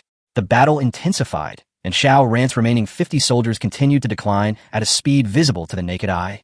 What's worse is that the Fat Goblin army is approaching rapidly. Thousands of goblin giants have surrounded Xiao Ran's army like a solid wall. After the giants completed the encirclement, more than 30 wolf-tamed knights roamed quickly in the encirclement, running happily. The wind-flying blue wolves peeked at the barbarians, and archers huddled together, as if they were looking at a dish of delicacies that was about to be shared. As soon as the giants stood still, mages in long robes passed under the giants' armpits and arrived at the front line. Hundreds of mages formed a circle, and balls of magical energy quickly condensed in their palms, aiming at the barbarians and archers who were surrounded by layers of enemies. Death, like the sword of Damocles hanging over our heads, is about to fall. It's over. Xiao Ran looked at the scene with despair in his eyes. He never imagined that 32 wolf cavalrymen could lead the Fat Mage coalition and bring such a devastating offensive to his army. Could it be that the fifth wave is my limit? All barbarians, listen up, break out together, and protect the archers as they return to the village. Xiao Ran roared and shouted to the barbarians that the only chance now was to sacrifice all the barbarians and bring back the archers. This was a tragic ending, but it was also an ending that Xiao Ran had to accept, otherwise his entire army would have been wiped out. However, at this moment, ding dong. Congratulations, Master, for successfully resisting the fifth wave of monster attacks. Warning, warning, warning. The sixth wave of monsters attacking the city begins. The crisis of the fifth wave of monsters attacking the city has not been resolved yet, and a sixth wave of siege is coming. Chapter 64, Jungle Tamer. If Moon Village really perished, what would be the last straw that broke the camel's back? Without a doubt, it would be the sixth wave of monsters attacking the city. Although the elephant-level monster siege is divided into 10 waves, each wave is not independent, but superimposed. If the first wave is not killed, it will accumulate to the next wave. Unless you can survive the 10th wave, the goblins will never reduce the intensity of their attack, let alone withdraw. Xiao Ran looked up and saw 16 jungle trainers wearing animal skins and riding on tiger backs running towards him majestically in the distance. They encountered no hindrance and easily passed through the barrier of giants and mages and came to the barbarians and archers. These 16 people are none other than level 30 jungle beast tamers. At this time, the remaining 20 or so barbarians received Xiao Ran's order and rushed out, roaring and howling, risking their lives, eager to break through the siege. Even the wolf riders dare not confront 20 self-destructing barbarians head-on. But the 16 animal trainers held a strange bell in their hands and shook it jinglingly. In the open space in front of the barbarians, the ground suddenly shook, energy gushed out, and the roars of wild beasts and the screams of ferocious birds came from the void. After hearing the roaring sound, the level 5 magical beast, the wind-controlling blue wolf, showed a look of fear in its eyes. Its legs became weak, and it retreated quickly with its tail between its legs, staying away from the trainers and not daring to get close. Zing dang dang. The bell is still shaking, and the magical energy is even stronger. In front of the beast tamer, hideous monsters tore through the void and appeared on the battlefield one after another, blocking the barbarians' way. These monsters are extremely numerous, including beast-level hyenas, wild boars, mountain eagles, black bears, tigers, and King Kong, as well as monster-level man-eating plants, tree monsters, armored ants, saber-toothed tigers, three-headed dogs, fire foxes, giant lizards. It is no exaggeration to say that every level 30 jungle tamer is a terrifying army of monsters. The higher the level of the tamer, the higher the level of the monsters he can tame. Every tamer has an ancient summoning bell. By shaking the bell, he can summon the monsters he has tamed, and by reciting a spell, he can summon them out. Through the combat system, Xiao Ran could clearly see the names and levels of these monsters. Level 1 Warcraft Giant Piranha. Level 2 Warcraft Glacial Saber-Toothed Tiger. Level 3 Warcraft Flame Cerberus. Level 4 Warcraft White-Backed Iron Ant. Among the densely packed monsters, Xiao Ran actually saw a level 7 monster, the green-footed dragon snake, 2 levels higher than the wind-controlling blue wolf. With so many monsters, even without the support of the wolf cavalry and the Fat Mage coalition, they can easily swallow up Xiao Ran's army. What about now? Xiao Ran's heart instantly sank to the bottom. It's over. With these 16 animal trainers around, even if the barbarians use all their skills and risk their lives, they will not be able to break out of the siege. If the barbarians cannot break out, it means his army is finished. Now, the army inside can't break out, and the newly trained barbarians outside can't rush in. Under the layers of encirclement by giants, mages, wolf riders, and animal trainers, the village's army has no chance of winning and can only end up annihilated. Is there still hope? Xiao Ran watched this scene unwillingly. Can't lose, can't lose. If we lose, Moon Village will be finished. But it is difficult to defy fate. Moon Village is just a level 4 village. How can it be easy to fight against elephant-level beasts? At this moment, the shadow of death loomed so clearly in Xiao Ran's heart. It's only the 6th wave, and we can't hold on any longer. What about the remaining 7th, 8th, 9th, and 10th waves? Xiao Ran showed a bitter smile at the corner of his mouth, and without turning around, he said lightly, "Tess, go find Huang Lao and the others. I will be there soon." Just then, the dung beetle was resurrected and ran out of the training camp in a hurry. After the dung beetle was resurrected, he still retained the memory of the war, so he didn't dare to delay for a second. He picked up 2 huge axes and rushed straight to the battlefield with murderous intent. "Zung beat thou!" Xiao Ran called out, stopping the dung beetle. Because it's useless. The current situation cannot be reversed by a dung beetle. Even if there are 10 or 100 dung beetles, they cannot defeat the army of monsters summoned by the tamer. "Chief, what are your orders?" The dung beetle looked anxiously at the battlefield, looking at his comrades who were surrounded. He wished he could rush forward and die with the enemy. Take Tess with you and leave Moon Village through the back door immediately, Xiaoran said. Chief, okay. The dung beetle was stunned for a moment and didn't say much. He just did whatever Xiaoran said. Tess. At this time, Xiaoran turned around and reached out to grab Tess. However, when I looked back, Tess was nowhere to be found. Hey, where's Tess? Xiaoran's face changed drastically.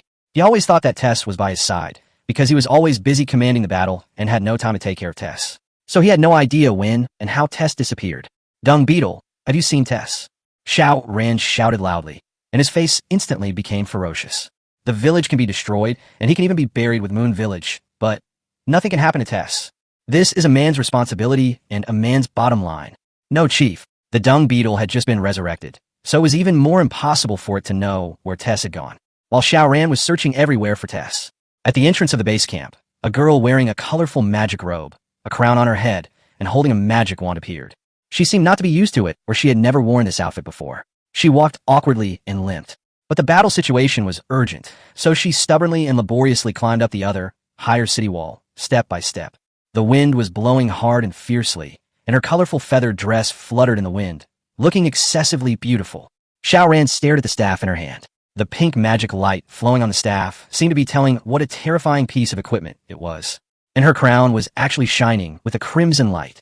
Oh my god! Xiaoran could hardly believe his eyes. This is red gold equipment. The red gold equipment second only to the divine weapon. What made Xiaoran even more unbelievable was that the girl turned around slightly, nodded slightly to him, and said, Lang, I'll help you. Chapter 65 Tess. Tess. Xiaoran never dreamed that when he was most desperate, the first person to stand up was Tess. How is it possible? Xiaoran felt his thoughts instantly tangled. His brain was severely deprived of oxygen, and he stared at Tess blankly, his mind going blank. From the moment he rescued Tess, his stereotype of Tess was that she was just a down-and-out princess of a fallen country.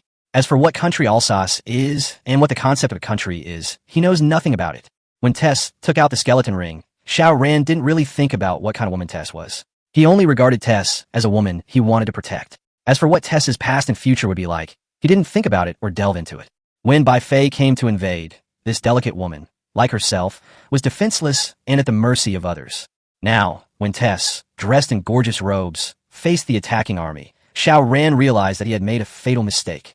He thought that Tess was just a simple and kind little woman who would always live in his arms. In fact, Tess's true strength is far more powerful than that of a time traveler like him. On the other hand, how could a princess of a country not even have the ability to defend herself? Xiaoran thought of the bag that Emo Tong had given him. It was so heavy. How could it be that it only contained a ring?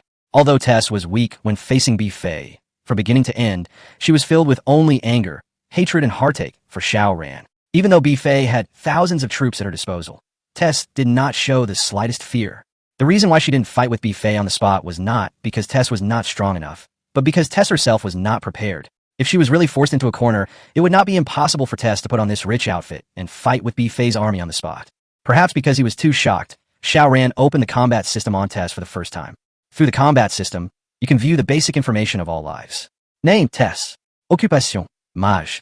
Level, 35. Village, none. Tribe, none. Life, not viewable. Attack power, cannot be viewed. Normal skills, healing light, toxic bite, summon skeleton, thunderbolt, berserk. Other skills, hide. Equipment, Zuma crown, red gold equipment. Rainbow feather robe, pink gold equipment. Bone jade scepter, pink gold equipment. Free and easy cloud shoes, dark gold equipment. Gold and silver wire belt, dark gold equipment. Longevity bracelet, dark gold equipment. Others, invisible. You don't know until you see it. Xiaoran was almost scared into an idiot. Your own woman, the kind you sleep with every day and make love with, is always well-behaved and obedient and does whatever you say. As a result, who would have believed that Tess's true strength was that of a mage who was even higher in level than a beast tamer, reaching level 35. What does level 35 mean? Just look at the beast tamer on the opposite side, and you will know. He can summon a group of Warcraft minions at will, just like playing. And this set of equipment is simply the most ridiculous of all. 1 piece of red gold, 2 pieces of pink gold, and the worst are all dark gold equipment. What makes Xiaoran feel most ashamed is that he has been in this world for half a month, and he is still level 0. Xiaoran secretly made up his mind that after this disaster was over, he would definitely improve his strength. This world is colorful, and the village is only a part of strength, not the whole. Xiao Ran was still in shock when a peaceful magical light suddenly appeared in the sky above the village. Supreme Goddess of Life, obey my call, forgive the sins of the world with mercy, and heal their pain with holy light. Healing light appear. Tess stands isolated high on the city wall, beautiful and holy, like an angel that cannot be desecrated. Her whole body was bathed in holy light. She lowered her head slightly, chanted spell, then raised her hand and pointed her staff at the barbarians and archers who were fighting hard. With the holy light shining down, the barbarians and archers continued to recover their health at a speed visible to the naked eye. Almost in the blink of an eye, they were all full of health. This is not the end yet. The healing light ended, and a new spell began to be chanted. The ancient demon gods remember the covenant. Light is the original sin of mercy. Grant me the power to purify their filthy souls with the most evil of evils. The poisonous bite appears. An orange, gloomy magic fell from the sky, covering a large area of the goblin army. If Xiao Ran recognized it correctly, this spell was not any other spell, but the poison spell used in Clash of Clans to attack reinforcements and kill the king. The name is almost the same, and in Tessa's mouth it becomes the toxic bite, but the function has hardly changed. It can reduce the enemy's attack speed and movement speed. It can also cause continuous damage. The longer the enemy stays in the poison, the higher the damage they will suffer. Turbulent dust, confused travelers, the roar of the earth, the call of the stars, evil thoughts, chaotic rebirth, wild darkness. Appear. I summon the thunder in the name of heavenly thunder. The thunder magic appears. I swear by my blood. I burn my body with my hatred. Supreme God of War, please grant your followers the most powerful strength and inflict the same trauma on the enemy. Berserk activate. Healing, poison, lightning, rage, all available. This isn't a wizard at all. It's simply a mobile spell factory. The barbarians who were already in desperate situation were suddenly nourished by the healing magic. They were all bathed in holy light. Their scarred bodies were healed at an extremely fast speed, and their combat effectiveness was instantly restored to 100. Goddess! Goddess! Goddess! All the barbarians and archers waved their weapons at Tess and shouted to the sky excitedly. The subsequent berserk increased the barbarians' basic attributes by nearly 200, including attack speed. At the same time, the poison spells sprinkled on the goblin army trapped the blue wolves and made it difficult for them to move. The speed that the wind-controlling blue wolf was proud of disappeared in an instant. The blue wolves seemed to have aged 100 years in an instant. They ran slower and slower and became weaker and weaker. A string of numbers -20, -30, and -40 kept floating above their heads. The same thing happened to the monsters summoned by the jungle tamer. They were covered by the ultra-large-scale poison spell, and their various attributes continued to decline. In less than a moment, the low-level beasts began to die, and the high-level monsters also groaned in pain. The monsters had no desire to fight and scrambled to flee, trying to escape the killing range of the poison spell. However, lightning kept falling from the sky, exploding one after another in the goblin army. The low-level goblin soldiers were killed on the spot by the lightning, and the high-level ones were beaten to a pulp with their health plummeting, and were in a miserable state. At this moment, Tessa's voice sounded, with a hint of anxiety. Lang, I have the blessing of the Bone Jade Scepter, so I can release such a large-scale magic, but there are too many enemies, and I can't hold on for too long. You have to hurry. This is all I can help you with.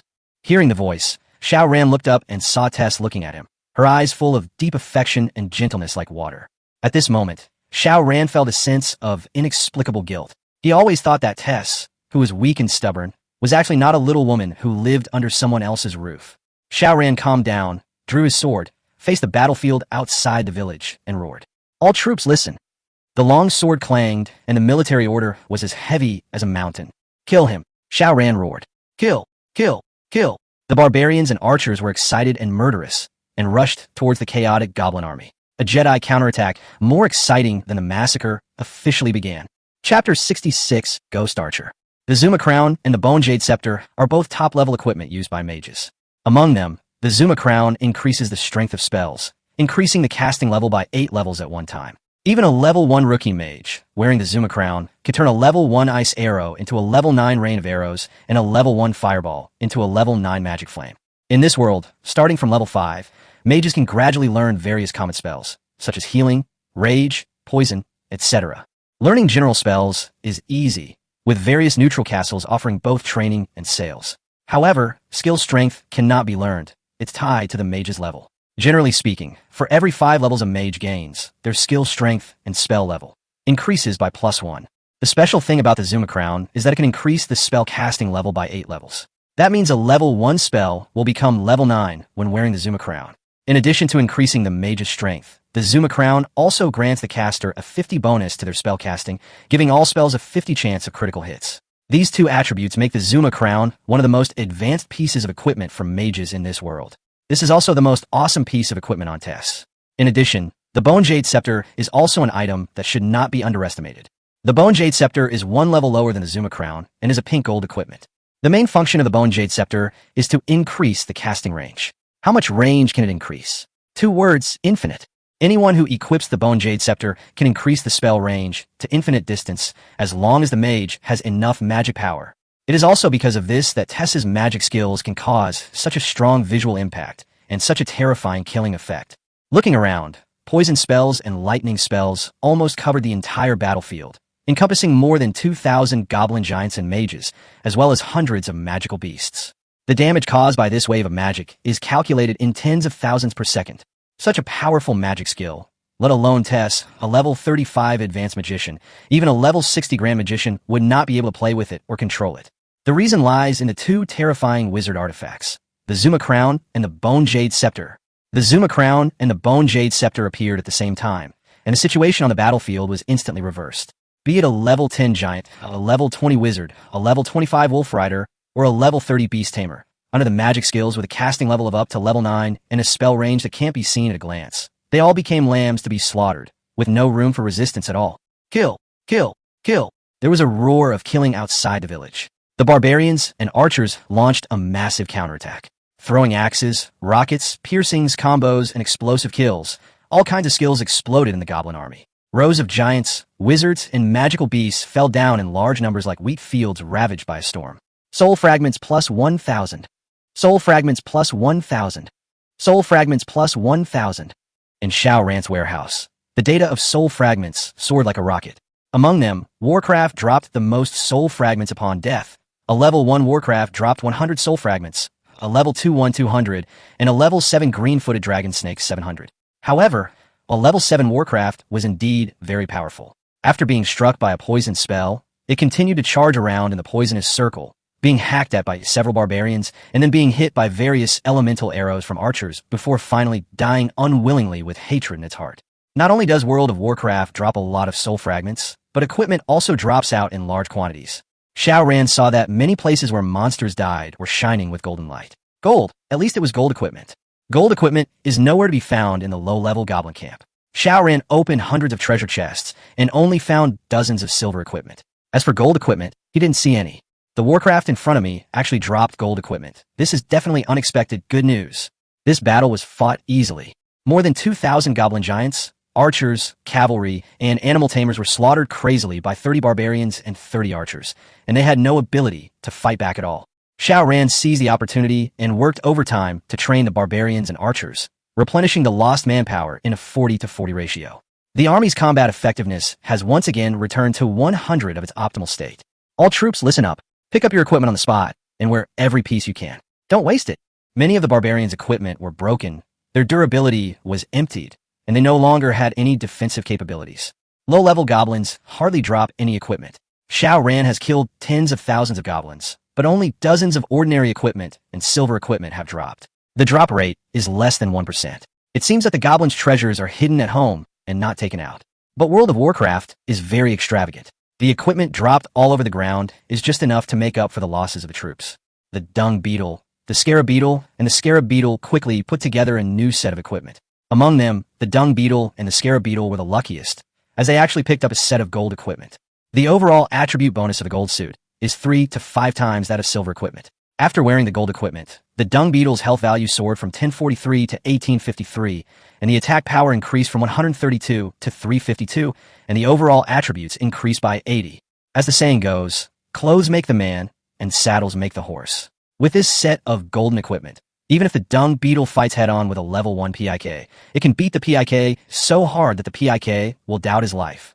Except for the dung beetles and scarab beetles, other barbarians also changed into brand new silver equipment. More than 20 sets of silver equipment were dropped. The remaining half of the barbarians and archers could only continue to wear ordinary equipment. The attribute bonus of ordinary equipment was not as powerful as that of silver and armored equipment, but the combat effectiveness of low-level archers would still increase by about twice when wearing ordinary equipment.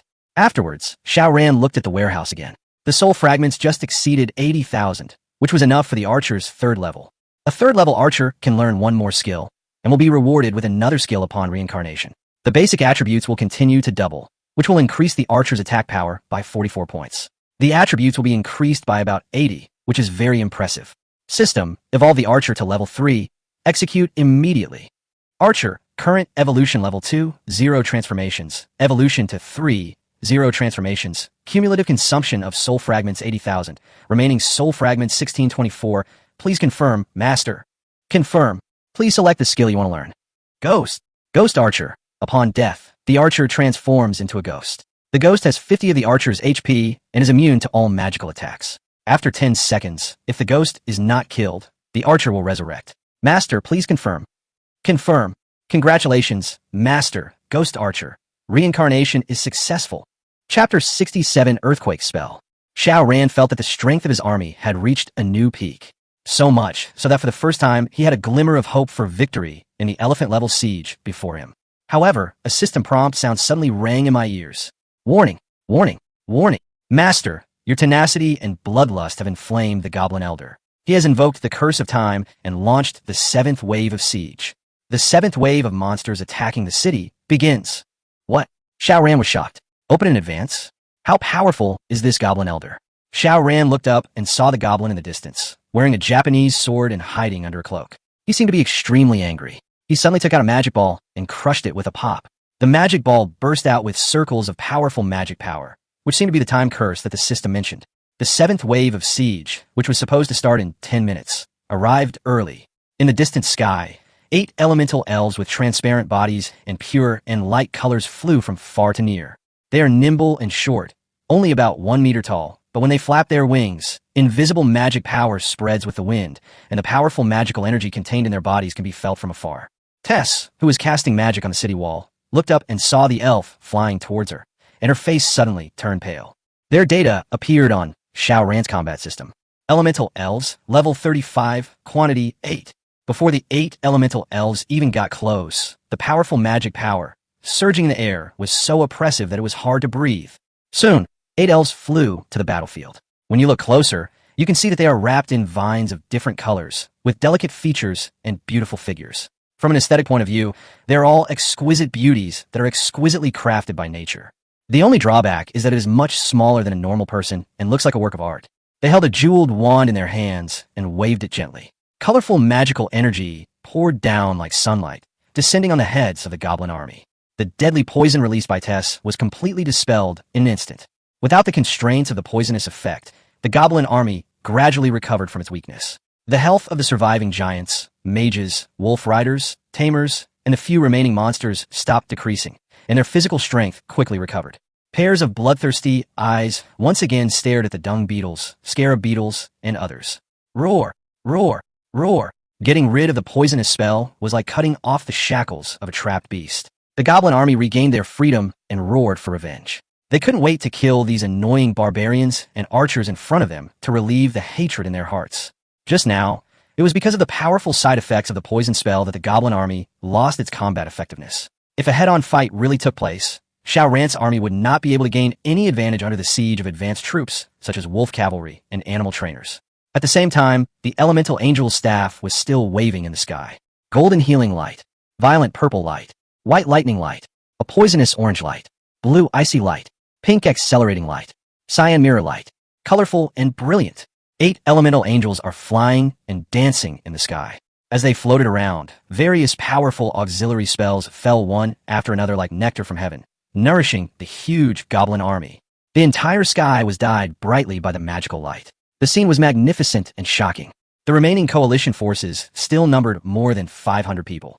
There is still half of the wolf cavalry and beast tamers. Under the crazy blessing of the elemental angels, their combat effectiveness suddenly skyrocketed, and their speed and attack power increased by more than double.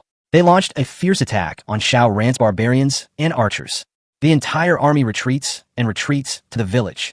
Archers, prepare the earth elements, and raise shields for all troops. Barbarian, prepare your throwing axes and follow my command.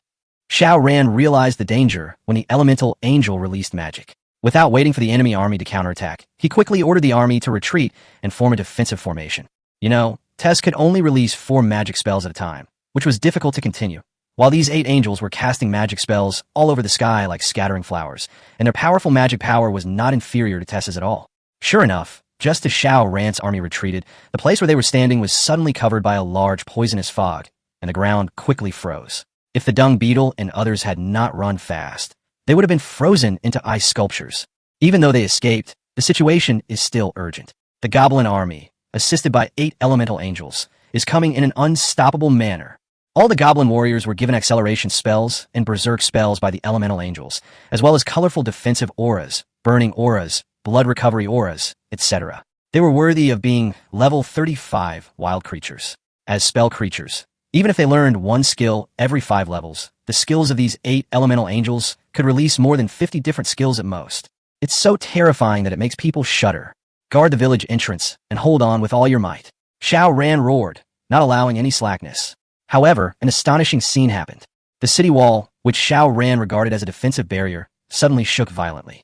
Except for the city wall at the entrance of the village, which was not affected because it was a little far away, a huge hole was instantly broken in the city walls on the left and right. A large number of goblin giants, mages, cavalry, and ferocious monsters rushed in one after another, and instantly smashed the defensive barriers on both sides to pieces. This is... Xiao Ran's face turned ashen. Earthquake magic. Damn, these elemental angels actually mastered the earthquake spell. This is a big joke. The earthquake spell can break the city wall. No matter how thick the wall is, it will collapse 100 after 4 earthquake spells are cast. The 8 elemental angels in front of him cast the earthquake spell once each, and the city walls on both sides of the moon village were broken at once. Tessa's wall has not fallen down because she is guarding it.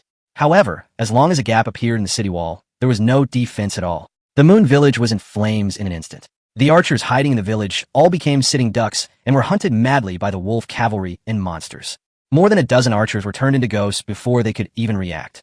The ghost state is a white ghost. In this state, you will lose some movement speed and cannot attack. You can only run away, but you are immune to physical damage. If you're not killed after 10 seconds, you can be resurrected. Of the 40 archers, almost 30 were turned into ghosts, floating all over the village. If they were hit again, they would have to go have tea with the goddess of life. It was also thanks to Xiao Ran that he evolved the ghost archer.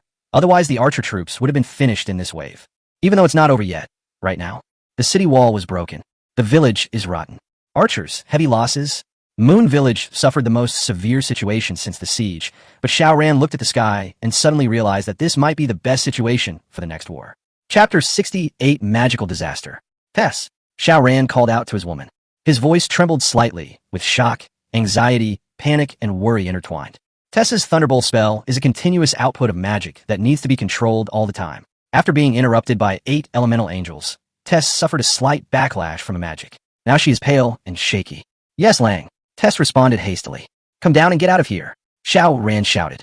Tess did not answer or obey. She raised the wand in her hand again and chanted the spell. Ancient demon god, remember the covenant. Light is the original sin of mercy. Grant me strength. Tess bit her lip. Magic power surged in the bone jade scepter, and a new poison spell was quickly brewing. The poison spell is one of the simplest and most effective spells to deal with the enemy. No matter whether it is a low-level soldier or a high-level soldier, once poisoned, they can either escape or stay inside and wait to die. But just as Tess was halfway through chanting the spell, something strange happened. In the sky, 8 elemental angels lined up in a row and flapped their wings at the same time. Powerful magical energy gushed out and soon merged into a magic bullet, which attacked Tess fiercely and hit Tess's bone jade scepter. Wow! Tess spat out a mouthful of blood. Her body shook violently, she almost fell down, and her staff almost slipped out of her hand. Tess quickly wiped her lips and looked stubbornly at the elemental angel in the sky. Tess is just a level 35 high-level magician. Although she has powerful equipment, it is still too difficult for her to fight against 8 elemental angels who are proficient in magic alone. But did Tess give in? No, as Xiao Ran's woman. She seemed to be more stubborn than anyone else. She glared at the elemental angels in the sky, opened her lips, and chanted a spell rapidly. Ice Spirit, please help me. Ice Arrow. Spirit of Fire, please help me. Fireball. Wind Spirit, please help me. Windblade. Spirit of Thunder, please help me. Lightning. With the blessing of the Zuma Crown, all magic levels have been increased by 8 levels.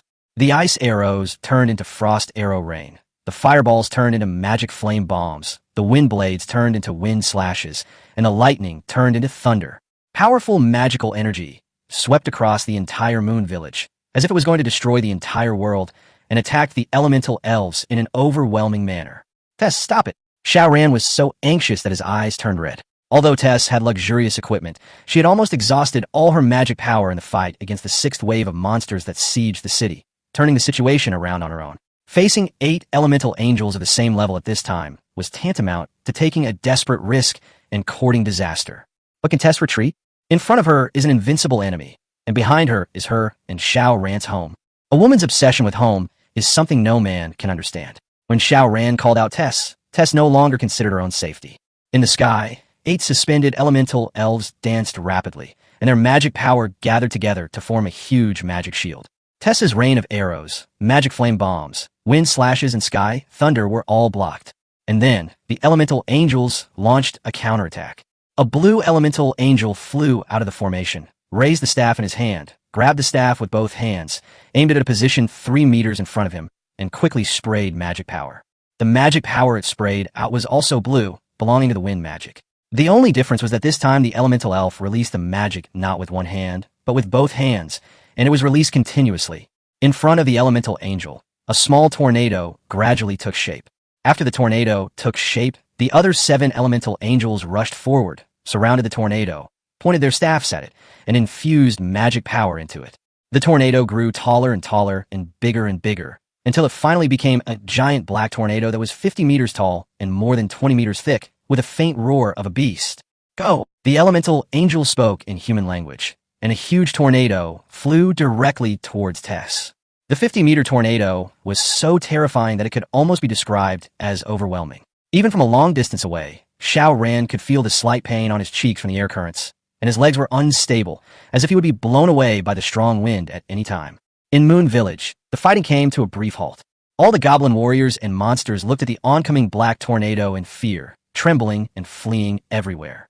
At this moment, on the high wall, Tess's colorful feathered robe fluttered in the wind, and her long hair fluttered behind her like waves. She looked up at the giant tornado, her tiny figure, without taking a single step back. Mother Earth, the mother of life, please open your loving arms and protect your devout believers. When tolerance is regarded as weakness, then turn your faith into tenacity. In the name of Tess, I will manifest the wall of size. Tess raised the bone jade scepter, as if she understood the power of the tornado better. Even the magic she released turned into a level 6 earth-based defensive magic, Wall of Size. The level 6 earth defense magic was enhanced to level 14 by the Zuma Crown. The thick earth absorption shield condensed into a wall, blocking the tornado's path. However, the ferocious black tornado was controlled by 8 elemental angels at the same time. The evil wind howled, and the sky and the earth changed color. The black tornado swept over with its fangs bared and slammed into the Wall of Size, as if hundreds of ferocious beasts were tearing at the shield, making sharp and piercing cries. Tess held the staff tightly with both hands and continued to input magic power into the Wall of Size, while the 8 elemental angels opposite also flapped their wings continuously, pouring magical energy into the black tornado. The 14-level Wall of Size successfully blocked the black tornado, but the black tornado showed no signs of weakening. Tess held the staff in her hand, holding up the Wall of Size, just like a person holding up a huge mountain. Time passes by little, and every second is so painful and so long. Tess's magic power is getting weaker and weaker, but the wings of elemental energy are still flapping wildly, and the power of the black tornado is increasing instead of decreasing. Finally, Tess's delicate body began to stagger, as if she would collapse at any moment. However, she never retreated a single step, single-handedly blocking the black tornado that could have swallowed up the entire Moon Village. Tess! Xiao Ran's eyes were moist. He had ever thought that the woman in front of him was so stubborn and strong-willed. It turned out that her gentleness was only shown to Xiao Ran. Come back, Tess, get out of here, Xiao Ran shouted. However, Tess still did not obey and did not answer Xiao Ran. She lowered her head slightly. Her face was pale, her lips were trembling, and she recited a string of spells again, word by word. The endless darkness from hell.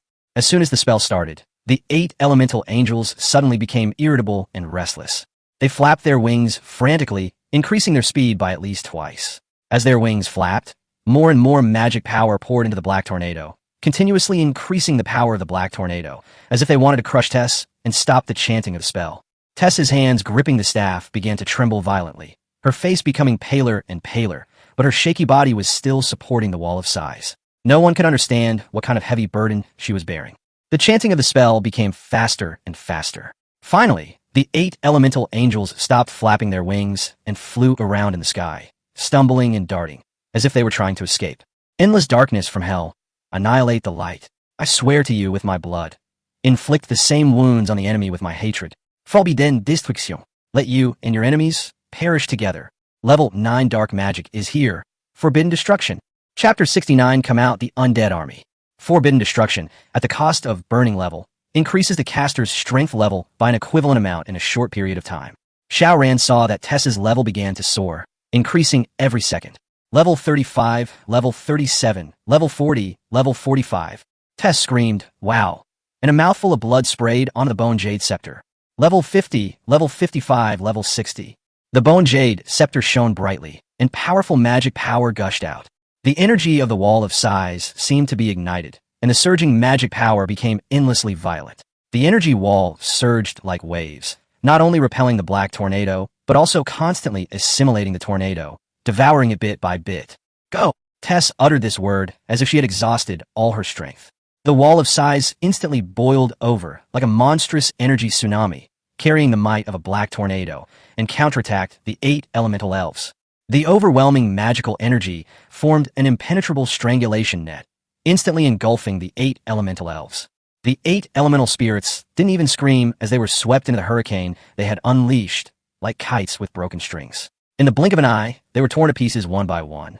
At this moment, Tessa's arms slowly dropped like a broken-winged angel or a torn petal. Her body tilted, and she lightly fell from the city wall. The sky seemed to have opened up again, the clouds dispersed, and the sun shone brightly. Tess! Xiao Ran jumped off the city wall, rushed forward and hugged Tess's delicate body. Tess was light and weak, as if her body had been hollowed out. Xiao Ran opened Tess's message again, took a look, and instantly gasped. Tess, level 0. Forbidden Destruction burned 35 levels at once, clearing all of Tess's levels to 0. The price of this magic. Isn't it too terrifying?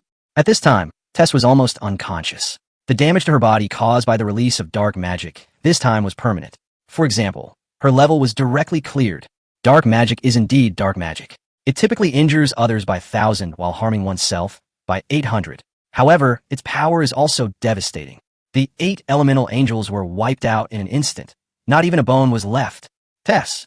Xiao Ran called softly, his hands constantly stroking Tess's back, trying desperately to hold her in his arms. Tess opened her eyes weakly, and her first words were an apology. I'm sorry, my dear. I'm too weak. Wow. Tess's face was as white as paper, and her pretty face had long lost its former luster. Before she finished speaking, she vomited a mouthful of blood, staining the colorful feathered dress on her chest bright red. It's not your fault. Xiao Ran gently stroked Tess's cheek with a gentle expression. Everything around him seemed to be non-existent and unimportant. My dear, I don't know if we can survive this time. I'm just a princess of a fallen country on the run. I don't deserve you to be so nice to me, but I have no regrets about meeting you. Can you hold me tighter? Tess said weakly. No, we won't die. Xiao Ran hugged Tess tightly, but having said that, in fact, would it really not happen? This disaster-level monster attack will not only take away the village, but also his life. Once the village is breached, with Xiao Ran's strength alone, it can be said that there is no possibility of survival. Any giant or wizard can twist his head off and kick it like a ball. This is a moment of life and death for Moon Village, and also a moment of life and death for Xiao Ran. Tess turned her head and took a look at the battle situation in Moon Village. Without the help of poison spells, giants, mages, cavalrymen, and animal trainers went on a killing spree throughout the village. The dung beetles, scarab beetles, and others fought desperately, but the wolf cavalry and the beast trainers were too powerful. No matter how hard they tried, they could not withstand the cunning of the wolf cavalry and the ferocity of the monsters. The situation was tragic, and they were beaten back step by step. The archers were in even worse shape. They couldn't find a place to attack, and one archer after another was turned into a ghost. The village was filled with white ghosts floating around. There is no hope. Tess seemed to understand the ending.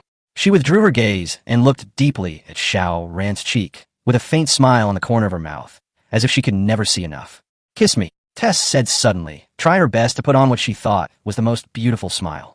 Xiao Ran bent down and gave Tess a light kiss on her pale lips. During this kiss, Tess finally couldn't hold on any longer, tilted her head slightly, and fell into a coma. Go to sleep. Xiao Ran took off his cloak, spread it flat on the ground, and slowly placed Tess on it. Then, Xiao Ran turned around and watched the melee in the village calmly. There is nothing to be afraid of in failure. What is scary is to admit failure. Xiao Ran refused to admit it, never would. He clenched his fists tightly. For Tess and Moon Village, He would not give up even if he had to fight to the last soldier. Xiao Ran lowered his head and stared at the ring on his left ring finger. The dark gem looked like a strange eye, as if it was also looking at him. Through the war system, the information of the ring is simple and clear at a glance. Bone Ring, a divine artifact. No one knows how many undead souls were saved by the 7 waves of monsters that attacked the city, killing more than 100,000 goblin warriors, and how many souls were saved by the skeleton ring. A strange, evil fire rose in Xiao Ran's pupils, and his voice sounded like Yama from the underworld. He raised his left hand and shouted softly, "Come out, undead army!" Chapter 70, Wave 8. Xiao Ran waved his hand, and dense groups and patches of skeletons, undead spirits, and ghosts appeared in the village. The army was so large that it spread beyond the village. There are levels 1 to 5 of skeleton warriors. There are levels 5 to 10 of skeleton archers. There are level 10 to 15 skeleton giants. There are 15 to 20 level necromancers. There are also ghosts of various wolf riders after their death, and zombies after the death of Warcraft. It is not an exaggeration to say that it is an army of the undead. This army of undead is Xiao Ran's last trump card. It is also the artifact skeleton ring that gives him the only chance to turn the tables. Under the effect of the bone ring, no matter how powerful the enemy is, as long as his army is involved, once killed, he can be liberated by the bone ring. The more enemies there are, and the stronger they are, the more undead souls will be liberated and the stronger they will be. Xiao Ran's strength cannot be measured solely by the evolution of his troops. He also has a terrifying path to grow in strength, which is the undead salvation brought by the skeleton ring. After 7 consecutive waves of monsters attacked the city, Xiao Ran's skeleton ring saved more than 3,000 undead souls, including more than 2,000 skeleton warriors and skeleton mages below level 10, and more than 1,000 other giants, mages, and monsters. Compared to the goblin siege army, more than 3,000 undead are not many. However, compared to any village chief, these more than 3,000 undead are equivalent to the armies of 30 to 50 villages gathered together, which is absolutely impossible for any ordinary village to compete with. Xiao Ran would not use the skeleton ring unless it was absolutely necessary. But no one could have imagined, including himself, that the elephant-level monster attacking the city would be so ferocious and devastating. He had already been unable to withstand the wave of attacks from the jungle tamer. If Tess had not stepped forward, he would have taken out his skeleton ring to fight to the death. What's worse is that even though Tess stood up and possessed 2 top-level equipment, the Zuma Crown and the Bone Jade Scepter, she could only block 1 wave. In the end, she died together with the 8 elemental angels. She only killed the 8 elemental angels at the cost of sacrificing all her levels. The brutality of the battle can be said to be unprecedented and unimaginable.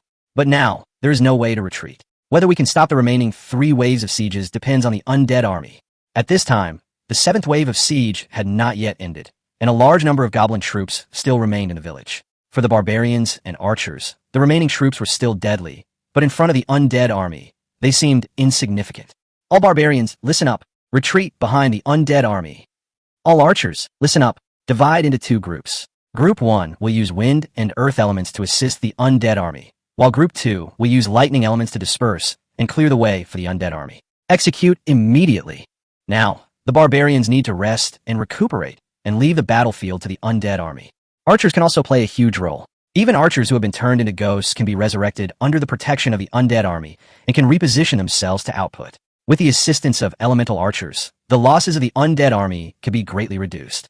Every undead in the undead army is hard-earned, and once dead, it is gone. Unless it is absolutely necessary, Xiao Ran does not want to send these undead who cannot be resurrected to die. Even if they go into battle, Xiao Ran will try to minimize their losses. Moreover, even though the undead are all dead creatures, their combat effectiveness is actually not low. They hold up a goblin skeleton with 2 balls of nether fire burning in their eye sockets, staring at the goblin army with a sinister look. At a glance, the vast army gives people an invisible sense of oppression, which is no weaker than a normal goblin army. After Xiao Ran completed the new round of military deployment, he looked at the situation in the village and found that it had undergone a fundamental reversal. The goblin siege army, which had always used its numbers to bully the weak, was surrounded by Xiao Ran's army this time. It's really a matter of time, and this year it's my turn.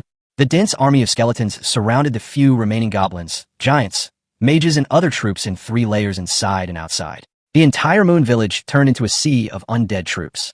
The surrounded senior wolf cavalry and animal trainers all looked panicked and no longer as arrogant as they were at the beginning.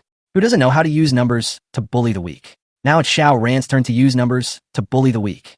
In the distance, the goblin elder who witnessed the undead army with his own eyes seemed a little restless, pacing back and forth. If it were not for the rules of siege, he would have probably come over with a knife to kill. Faced with such an astonishing number of undead armies, the remaining goblin remnants have no chance at all, and it can only be destroyed. Kill him. Xiao Ran roared, drew his sword, and pointed it at the remaining goblins. These beasts that caused great damage to the village, and these culprits who caused Tess to suffer severe injuries, must be punished. Along with this roar, more than 3,000 skeleton soldiers moved in groups with a squeaking sound. The skeleton warriors in the front row jumped out quickly, and each one of them jumped into the goblin army nimbly, like a zombie in the Resident Evil, waving daggers and chopping at anyone they saw, drawing blood with every blow. Their fighting power was extremely fierce. The skeletons in the undead army had a truly disgusting trait. Unless they were crushed to pieces, no matter how many parts remained, even if only a single skull remained, they could still open their mouths and bite with their teeth, capable of taking away dozens of goblin health points with one bite. Such an army was not merely strong, but simply cruel, bloody. Behind the skeleton warriors, skeleton archers, and elemental archers gathered into an army, and thousands of arrows rained down on the goblin army. After one round, the goblin mages with very thin health points all suffered. More than half of the mages lost all their health points on the spot, leaving behind some debris and disappearing. The wolf riders and beast tamers with more health and stronger combat power wanted to escape, but they were surrounded by skeleton giants and necromancers. The few remaining wolf riders, although with strong attack power, could only kill one skeleton giant at a time, and had to face the harassment of dense skeleton soldiers. After several waves of battles, all of their health plummeted and they were at the end of their strength. 10 minutes later, the remaining goblin soldiers were wiped out one by one. Xiao Ran called the dung beetle, the scarab beetle, Xiaoqiang, and another barbarian named Rhinoceros Beetle together and asked them to follow him. Xiao Ran climbed up the city wall again. In the distance, the once endless army of goblins attacking the city was reduced to a shadow of moderate size. Among them, for tall and muscular goblins wearing gorgeous armor were gradually emerging from the shadows and walking out. They drew their swords, took small steps like ninjas, moved quickly and nimbly, and approached Moon Village silently. In the blink of an eye, they had reached the front line. Ding dong! Congratulations, Master, for successfully resisting the 7th wave of monster attacks. Warning! Warning! Warning! The 8th wave of monsters attacking the city begins. Xiao Ran turned around, glanced at the 4 dung beetles, and said, "You 4 are the strongest warriors in our Moon Village. Whether we can stop them depends on you." Chapter 71, Goblin Royal Guards. The dung beetle, the cockchafer, the cockroach, and the rhinoceros beetle all lowered their heads and answered with great loyalty and determination. Moon Village is facing a great crisis. We shoulder a heavy responsibility and must live up to the leader's high expectations. After the 7th wave of fighting, these 4 barbarians all changed into gold suits.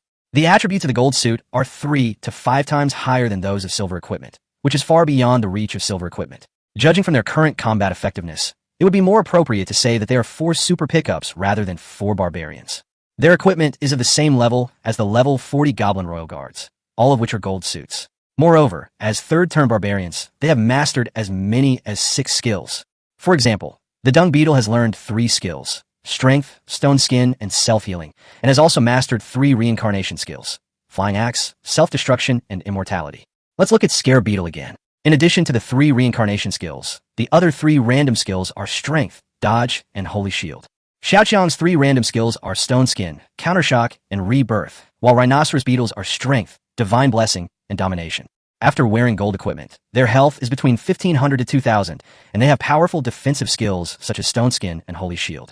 Their combat effectiveness can be said to be very strong. Moreover, Xiao Ran also equipped the 4 of them with special elemental archers for long-range assistance, with earth element shield, wind element acceleration, and water element treatment. With such a luxurious lineup, even if they face a full-level pickup truck, they can beat the pickup truck to pieces. But even so, after seeing the power of the level 35 elemental elves, Xiao Ran did not have high expectations for the 4 of them. He did not expect them to be able to defeat the Goblin Royal Guards. As long as they could stop these 4 small bosses and create opportunities for other teammates in the back row to reduce their health, this wave would be considered a win. Ideals are full, but reality is skinny. The battle is about to begin. 4 royal guards flew over at an incredible speed. Their movement speed was at least over 100 points. For Moon Village, the dung beetle roared. For Moon Village, Scarab rushed forward and drew out the giant golden axe. Kill! Kill! Xiaoqiang and Rhinoceros Beetle followed in the footsteps of the 2 men. The 4 of them formed a team and rushed towards the 4 Goblin Royal Guards. Take my flying axe. Without waiting for close combat, the 4 dung beetles swung their flying axes directly and hit their opponents. The attack power of a flying axe is 5 times that of a normal attack power. With a full set of gold equipment, Although Dung Beetle and others are tanks, their output is not low. The damage of a flying axe is at least over 1,000 points. However, the expected scene of the flying axe causing heavy damage to the opponent did not appear. The 4 goblin guards drew their sword at the same time, swung their swords, and 4 powerful sword energies broke through the air and slashed towards the flying axe. Sword Chi is the standard equipment of great swordsmen above level 40. It is the watershed for swordsmen to move from melee profession to long-range output ability. Each Sword Chi contains amazing power and is the essence of the energy in the swordsman's body. 4 sword energies came from the air and hit the flying axes. The 4 flying axes flew back and hit the chest of the 4 dung beetles with the same damage. The damage from the flying axe and the sword energy were superimposed on each other. After the leading dung beetle was hit by this attack, not only was its 500-point earth shield torn apart instantly, but its nearly 2,000-point health point was reduced to only single-digit health. Xiao Ran was stunned. What the hell is this? Is this level of damage something a human could do? Xiao Ran suddenly realized that even though he was mentally prepared, he still underestimated the lethality of the little boss when the fight really started.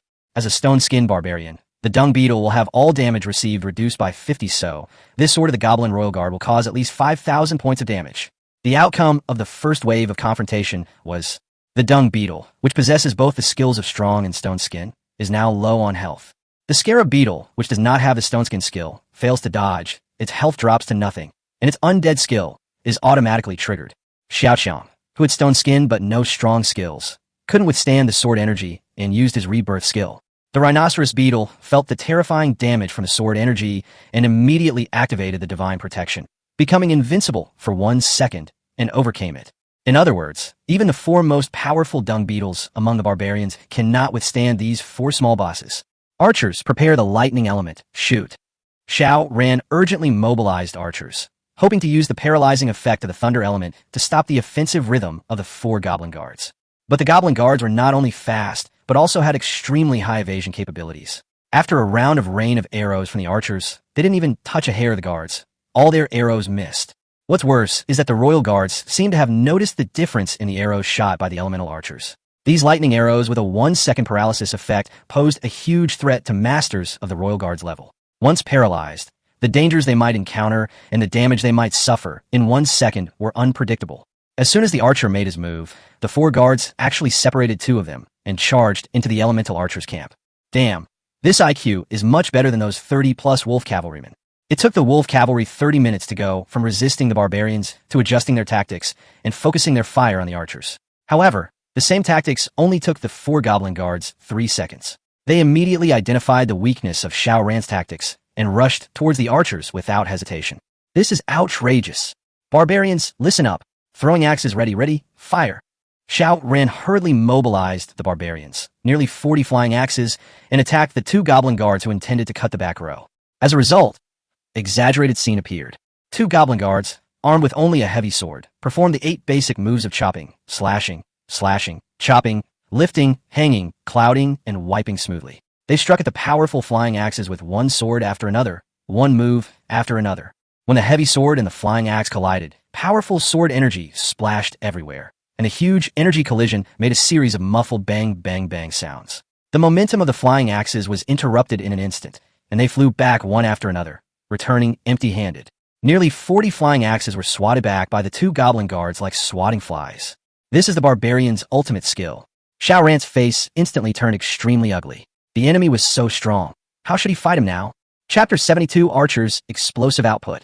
As soon as the battle began, the 4 royal guards rushed in like tigers among the flock of sheep, killing indiscriminately. Whether it is a barbarian or an archer, they have no power to resist the attack of the guards. The guards have strong defense and high damage. The damage of ordinary attacks is as high as 1,000 to 2,000 points. The barbarian can resist 3 hits at most. If it is an archer, he will die if he is touched. Moreover, every 10 seconds, the royal guards can release a sword energy with astonishing lethality. The power of the sword energy is even more terrifying, and even the barbarians cannot withstand it. After a wave of sword energy, there will be corpses everywhere. Elemental archers, stop attacking and retreat immediately. Undead archers, ready, set, fire. Necromancer, get ready, get set, fire. The situation was disastrous, and Xiao Ran hurriedly adjusted his tactics and let the undead army take the lead. But the level of the undead army is very low, The highest level is only a level 20 wizard, and the strongest are a few zombie beasts, which are the products of the successful salvation of Warcraft. But even the zombie beasts are still not on the same level as the level 40 guards. As the skeleton soldiers rushed forward, the guards swept them with sword energy.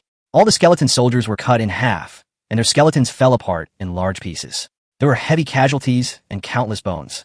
Purely suppressing by strength, there is no way to resist. The skeleton archer's rain of arrows also came, one arrow after another, hitting the armor of the goblin guards, making a tinkling sound.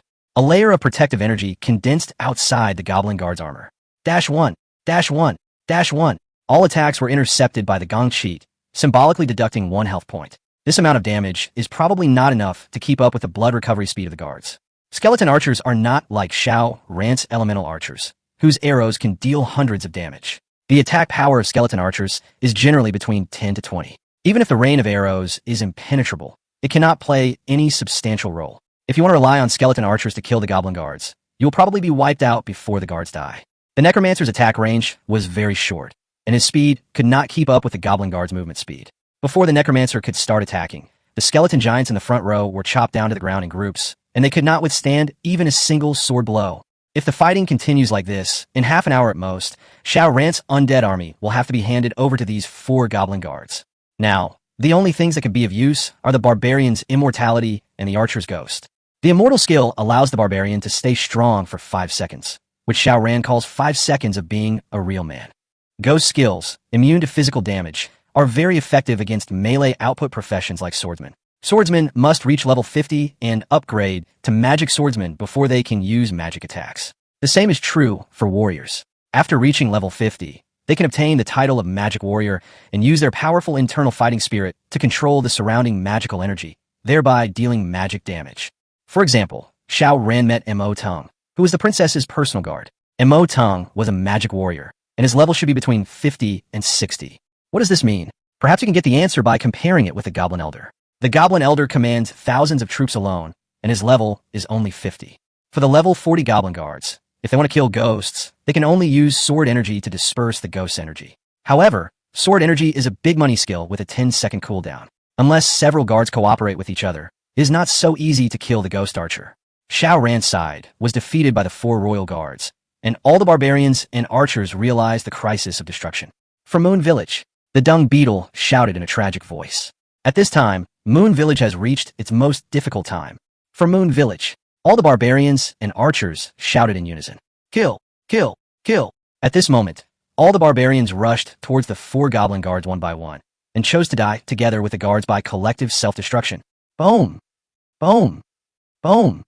The sounds of self-explosion came one after another, and the archers also launched a desperate counterattack on their own.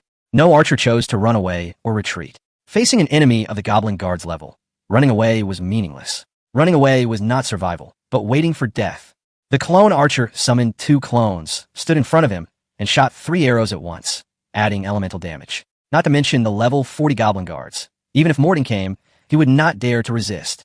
The armor-piercing archers hid in the team and shot out heavy arrows with sharp edges. These arrows had a 10 armor-piercing effect, which could be stacked 5 times. 5 arrows would have a 50 armor-piercing effect. After being hit by just 1 arrow, the 4 goblin guards looked a little ugly.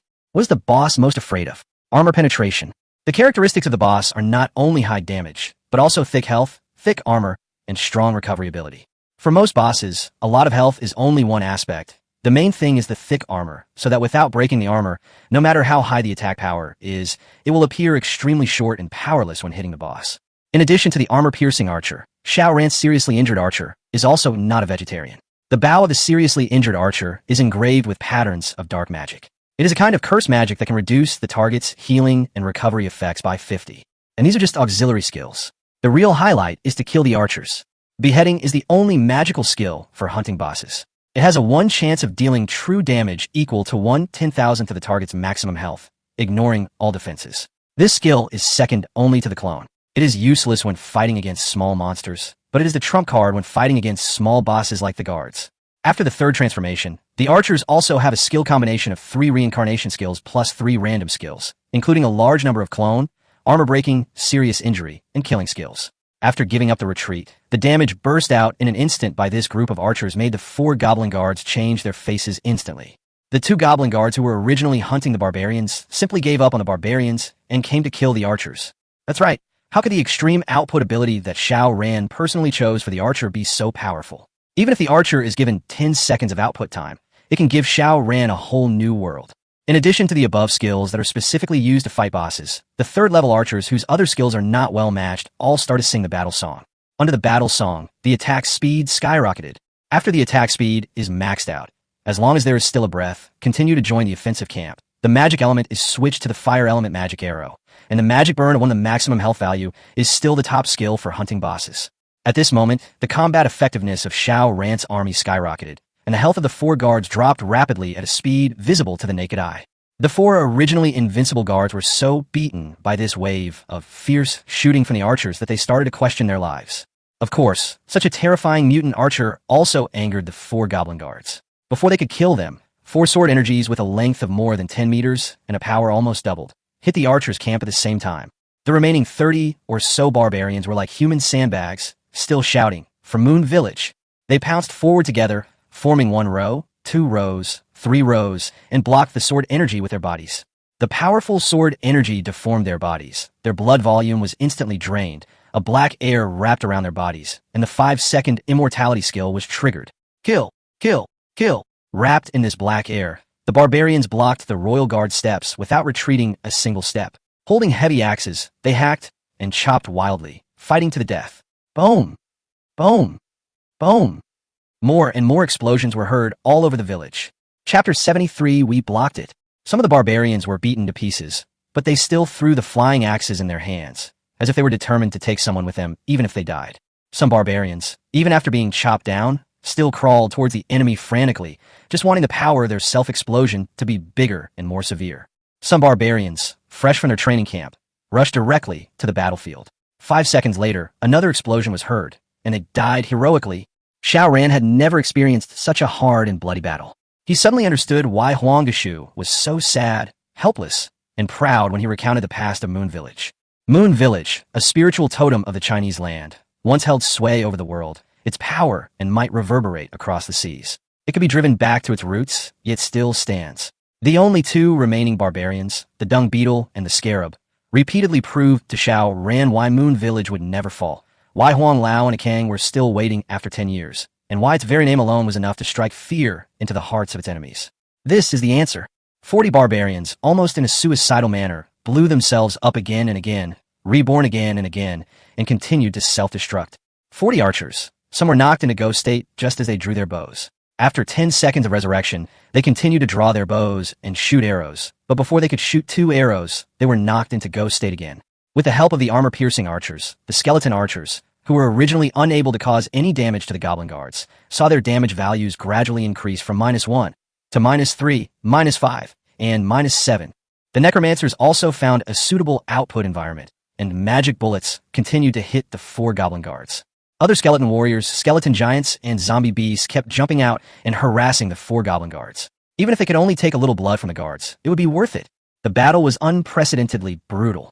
The number of Xiao Ran's troops decreased rapidly.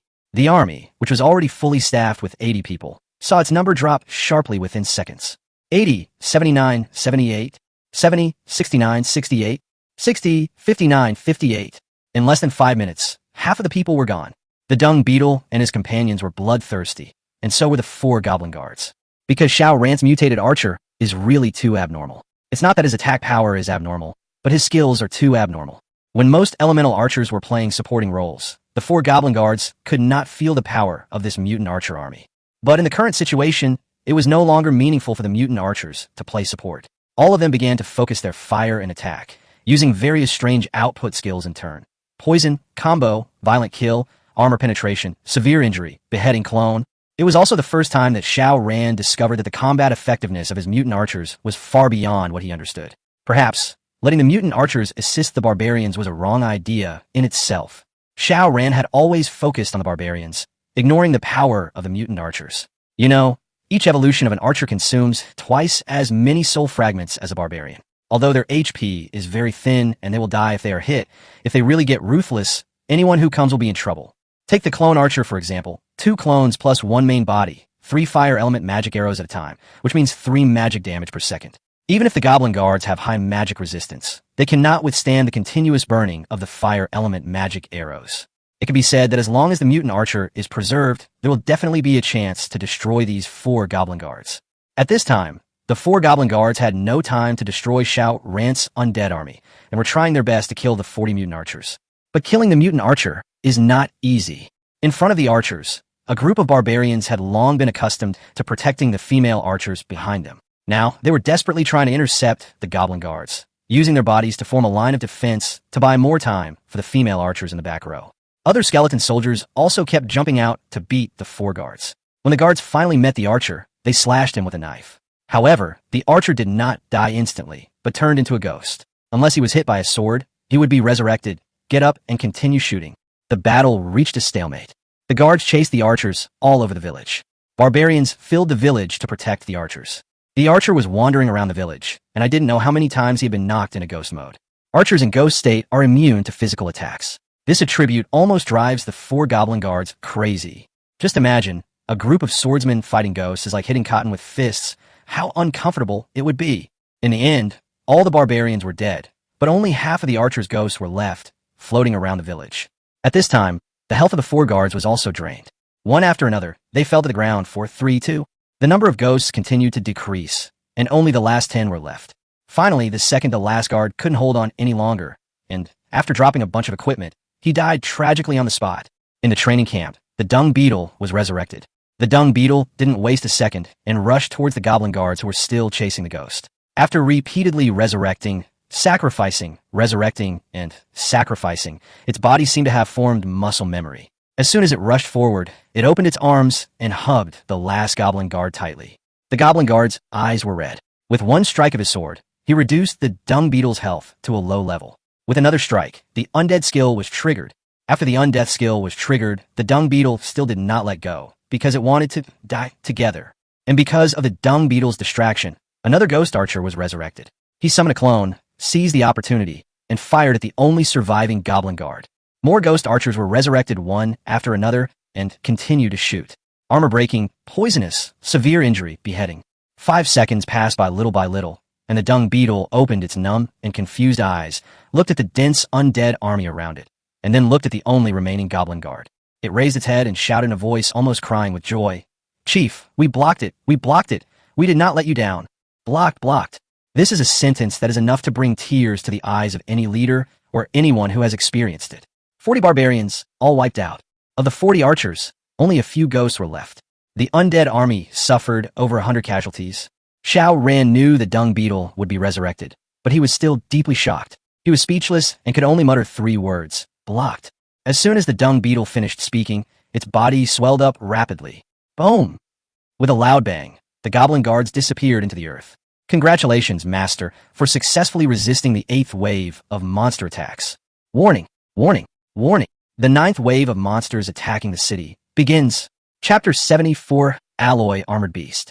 Boom! The earth seemed to be shaking, and the tiny stones were bumped up and down, jumping up and down like sip chaff. Looking up, I saw 2 giant beasts, more than 3 meters tall, more than 6 meters long, weighing dozens of tons and covered in heavy armor, walking towards Moon Village step by step 200 meters away. Metal Armored Beast, level 45, quantity 2. The Alloy Armored Beast is in wolf shape and moves slowly. Its maximum speed is not even as fast as that of a barbarian with an acceleration aura. But the gleaming silver armor and the metal claws that are more than half a meter long show that this is a killing machine with amazing defense and terrifying attack power. Facing these 2 alloy behemoths, Xiao Ran thought for a long time, but could not come up with any tactics to contend with them, or any manpower to compete with them. Throwing axe ready, Xiao Ran shouted, but heard no response. Looking back, there was no barbarian left behind except a few archers and a dark army of undead. They had all died long ago. You go and try it. Xiao Ran pointed at a flaming 3-headed dog and pointed at the alloy armored beast that was slowly moving forward. The Flame Cerberus was a powerful level 3 monster when it was alive. It was 2 meters tall, and including the long neck with 3 heads hanging on it, it was 2.5 meters tall. It was only slightly shorter than the alloy behemoth, but judging from its size, it could be described as burly and strong. When alive, the Flame Cerberus could spray fireballs. After being killed by Xiao Ran's army, it was successfully reincarnated and has now turned into a Dark Cerberus. It can spray dark magic balls. its strength is still at the level of a level 3 warcraft. Among the entire undead army, its strength is among the best, and its combat effectiveness is among the best. Upon hearing the order, the Dark Cerberus immediately jumped out of the formation, with the oily green ghost fires burning in the 6 eye sockets of its 3 heads, staring at the alloy armored beast. Its 3 heads opened their mouths at the same time, spitting out 3 dark magic balls. Then it arched its back and shot out like an arrow, pouncing towards the alloy armored beast on the left. The power of the dark magic ball was almost the same as that of the blue wolf's windblade. It hit the alloy armored beast's head and ignited a string of sparks, just like striking a match. It only produced a spark and then disappeared. -0, -0, -0, 3 magic balls, but not a single bit of damage was done. Xiao Ran's face turned ashen. This metal monster is immune to magic? At the same time, the dark 3-headed dog's close-range attack also arrived. The 2.5-meter-tall, 3-headed dog opened its mouth and bit forward. Together, its 3 heads bit the wolf-shaped head of the alloy monster. -10, -10, -10. The 3-headed dog had such a powerful bite that it only knocked away 10 points of the alloy beast's health with 1 bite. But looking at the size of the alloy armored beast, it is impossible that its health volume is less than hundreds of thousands. Hiss, hiss, hiss. The 3-headed dog couldn't bite open the head of the alloy armored beast and let out an angry roar. At this moment, the alloy armored beast moved. The alloy armored beast slowly raised its head, and a clacking sound of gears rolling came from inside its body. As soon as it raised its head, it directly grabbed the 3-headed dog that refused to let go and lifted the 3-headed dog into the air. Call! A huge claw slammed down from the air and hit the skeleton of the 3-headed dog. Crash! Hundreds of skeletons, like flowers scattered by fairies, flew down from the sky and scattered all over the ground.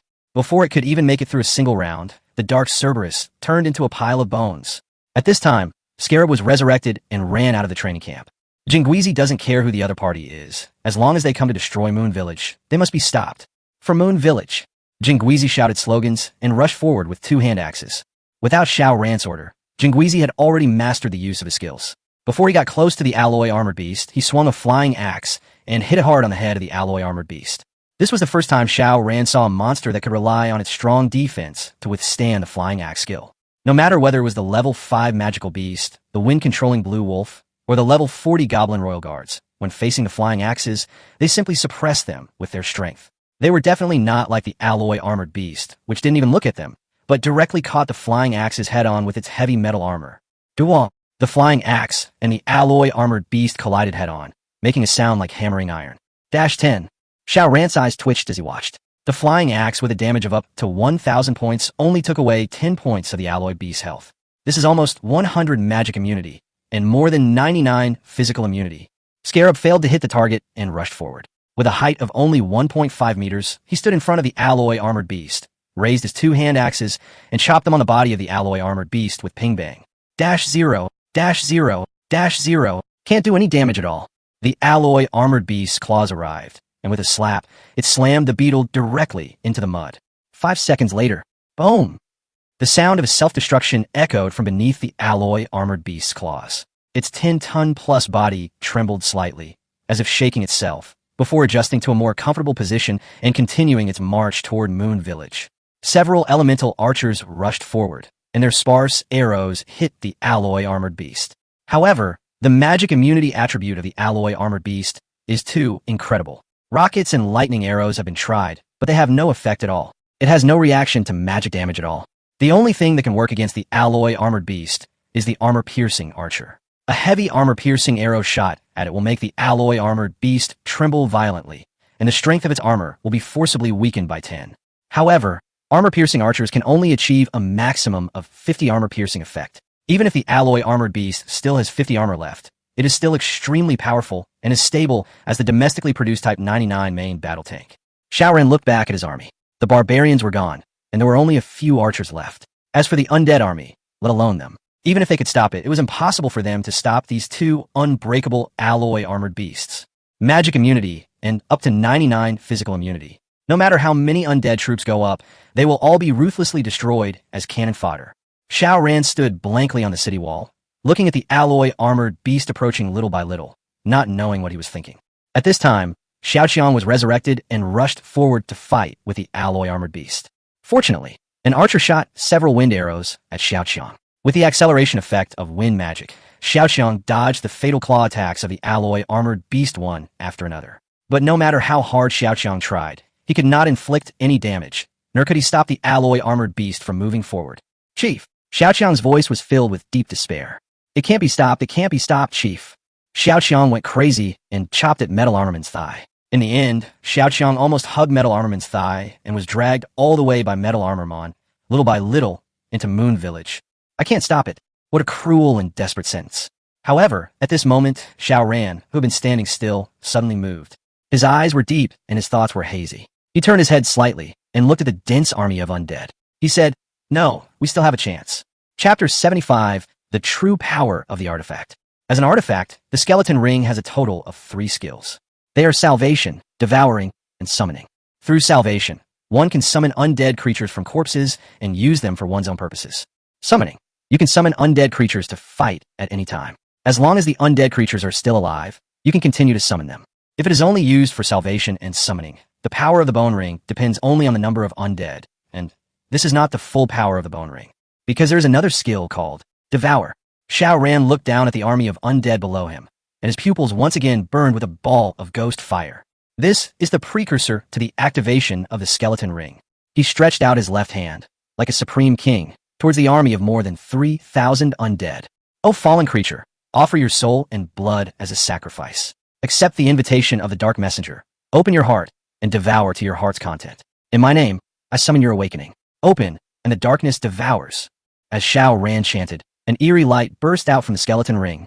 The dim light fell, covering all the undead warriors.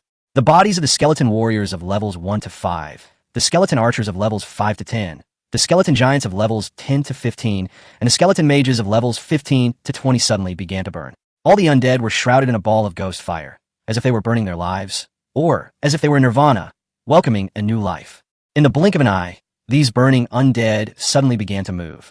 They walked towards each other, like 2 drops of melting ink, one after another, merging into one. A level 1 skeleton warrior becomes a level 3 skeleton warrior after eating 2 skeletons of the same level. A level 5 skeleton bow and arrow ate several of its kind, and merged into a level 10 skeleton bow and arrow. Then there are the skeleton giant, the skeleton mage. The ghostly will-o'-the-wisp fire burned more and more fiercely, and the number of the undead army was decreasing rapidly at a geometric rate. 3,000, 1,500, 750, 400, 200, 100. Soon, the few necromancers were the first to complete the devouring. More than 300 necromancers disappeared, and in their place was a ghost wizard wrapped in an undead robe, with his bony hands grasping a bone staff and a ghost face shrouded in nether fire. Through the combat system, its data is clear at glance. Ghost Mage, level 42, specializes in high-level dark magic. Soon after, the skeleton giants also completed the devouring. The last skeleton giant swallowed several zombie beasts in one gulp and merged into an undead warrior. He was over 3 meters tall, with an axe in his left hand and a shield in his right hand. The aura of death swirled around his body, and he was wearing undead armor made of bones. Undead warrior, level 45, with immense strength and unparalleled majesty, one of the high-level creatures in the underworld. Afterward, the skeleton archers completed their final fusion, evolving into giant skeleton hunters. Their height skyrocketed to 3 meters, and they were clad in heavy bone armor. They held a bone bow, formed from the fusion of hundreds of skeleton archers. The bow arm curved widely, and the 2-meter-long bowstring stretched straight. A gentle breeze blew, and the bowstring trembled, seemingly playing a sound like ghosts howling in mourning. The giant skeleton hunter, level 45, holds a giant heavy arrow weighing up to 3 kilograms and 2 meters long. It can easily penetrate an arrow from 100 steps away and can take the head of an enemy general even in the midst of thousands of troops. As soon as the giant skeleton hunter stood still, the fiercely burning netherworld fire in the skeleton warrior camp gradually died down. A 2.8-meter-tall skeleton lord, holding a bone sword and surrounded by nether fire, walked out. Each of its bones was shiny black, like titanium alloy made of special material. The joints of the bones were protected by a layer of armor. A pair of large bony hands grasped a giant bone sword that was 2 meters long and 40 centimeters wide. It was effortless to raise and lower its hands and feet. The heavy sword cut through the air, and you could hear the sound of it breaking through the air. The Skeleton Lord, level 45, is one of the high-level creatures that commands the countless skeleton soldiers in the underworld, just like the undead warrior. More than 3,000 undead troops disappeared without a trace in an instant, and Moon Village suddenly became much emptier. Inside the village, there was only one ghost pharaoh, one undead warrior, one giant skeleton hunter, and one skeleton lord left. 3,000 undead lives, only in exchange for these 4 undead creatures. They formed a T-shape and stood at the entrance of the village. The formation was that the skeleton chief and the undead warrior stood in the front, one on the left and one on the right. The nether mage stood in the middle of the row at the back, and the giant skeleton hunter stood alone at the back. They have no eyes, only a ball of faint netherworld fire in their eye sockets, and no flesh and blood bodies. They stand at the entrance of the village like 4 sculptures, motionlessly waiting for the alloy armored beasts that are getting closer and closer. The wind was blowing fiercely, and the nether mage's robe was rustling. Getting closer, getting closer. I don't know at what point in time, but in a flash, the skeleton leader in the front row took the initiative. The skeleton lord, holding a huge sword, strode towards the alloy armored beast on the left. The skeleton lord was very tall, and when he ran, every step was like jumping over hurdles with amazing momentum. When it was 10 meters away from the alloy armored beast, it jumped up and jumped a full 4 meters high. The skeleton lord, who was already nearly 3 meters tall, jumped another 4 meters. The momentum was so terrifying. The skeleton lord briefly stayed in the air for nearly 3 seconds. He was originally holding the giant sword in one hand, but suddenly he changed to holding the giant sword with both hands. He exerted force with both hands, raised the giant sword high, and slashed at the alloy armored beast in the air with a force that could penetrate mountains and rivers. Boom! A loud bang. 10,000. The skeleton lord's heavy sword cut a huge groove on the head of the alloy armored beast. The alloy armored beast, weighing more than 10 tons, was stopped by the skeleton lord's devastating blow. At the same time, the undead warrior also came on. The undead warrior's jumping ability is average. Not as amazing as the skeleton lord, but the undead warrior's body is extremely powerful and strong. It started running, and its speed became faster and faster, like a tractor running at full power. When it was 3 meters away from the alloy armored beast, it raised the giant shield in its left hand, supported the giant shield with its arm, and with a body size that was not weaker than that of the alloy armored beast, it slammed into the alloy armored beast fiercely. Boom! There was another loud bang, a strong collision, the sound of golden swords clashing, and the earth trembled. 5,000. Roar! Roar! The eyes of the 2 alloy armored beasts instantly turned red. They raised their heads and roared. The war has just begun. Chapter 76 Boss Battle. Bang! Bang! Bang! The undead warrior swung the axe in his hand, chopping down the alloy armored beast one axe after another. Each attack can knock off thousands of the alloy armored beast's health points. But the alloy armored beast was not a pushover either. After being hit hard by the axe, it immediately arched its body and slapped the undead warrior, sending him flying 3 meters. The characteristics of the alloy behemoth are slow movement speed, high defense, slow attack speed, but high damage. Even though the undead warrior had a high defense, he could not withstand the huge mechanical power of the alloy armored beast. After being hit, his health plummeted by 10,000 points. But after all, it was a battle of the same level, and both sides were big bosses with thick skin and flesh, so this little health was no big deal. The undead warrior shook his head twice, used his axe to support his body to stand up, and quickly locked onto the alloy armored beast with his will-o'-the-wisp eyes. He took a step and attacked again. On the other side, the battle between the skeleton lord and the metal armored beast was also approaching a climax. The alloy armored beast brandished its giant steel claws with incredible power and slapped the skeleton lord. The skeleton lord's defense was obviously not high. He raised the giant sword in his hand to block. His giant claws slapped the giant sword, making a muffled sound, and pushed the skeleton lord to slide 3 meters away before he could stand. The skeleton lord suddenly jumped up again and pounced forward with even greater speed and agility. His giant sword slashed horizontally and vertically, colliding with the giant claws of the alloy armored beast in succession, continuously making the sound of grinding iron like golden swords clashing. It seems that it would be difficult for the skeleton chief and the undead warrior alone to defeat the 2 alloy armored beasts. However, the types of troops Xiao Ran merged this time were not limited to undead warriors and skeleton lords. Behind the undead warrior and the skeleton lord, the level 45 giant skeleton hunter and the level 42 nether mage are still watching the show. Finally, the giant skeleton hunter couldn't hold back any longer. The giant skeleton hunter pulled out a heavy and thick bone arrow from the quiver behind him. The bone arrow was about 1.8 meters long, with a sharp and dazzling arrowhead, flashing with a cold light. From a distance, it looked more like a spear than an arrow. Then, the giant skeleton hunter raised the 2-meter-long, super-large bone bow, put the bone arrow on the bowstring, pulled the bowstring, and aimed at the alloy armored beast that was fighting hand-to-hand with the undead warrior. Tongue! The bone arrow flew out of his hand, and the bowstring made a violent vibration sound. Call out! The giant bone arrow broke through the air as fast as lightning and as shocking as thunder, like a supersonic missile, and the sound was chilling. Boom! The bow and arrow shot at the neck of the alloy armored beast, instantly breaking through the thick armor of the alloy armored beast. Accompanied by a violent explosion, a 2-meter-long and 1-meter-wide deck was overturned and flew into the air. 50,000. The horrific damage made Xiao Ran's eyes pop out.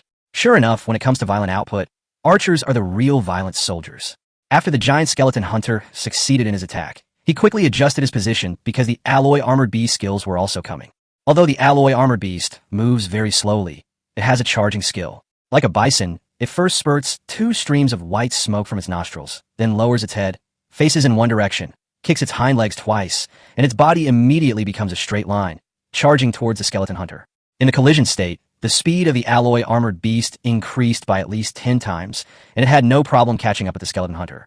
The force of the collision was so incredible that the undead general tried to intercept it, but was not only knocked away, but his health also plummeted by 50,000. So the alloy armored beast may seem bulky, but once it activates the collision, it cannot be stopped, not even by the undead general. But there is a disadvantage of the collision, which is that it can only attack in a straight line. As long as you have good body skills and move quickly, you will not be killed by the alloy armored beast. Although the skeleton hunter escaped, Xiao Ran's village was not so lucky. The alloy armored beast's siege power is far more terrifying than its combat power. After launching the collision skill, the city walls and buildings along the way collapsed one after another. No building can withstand even one collision of the alloy armored beast.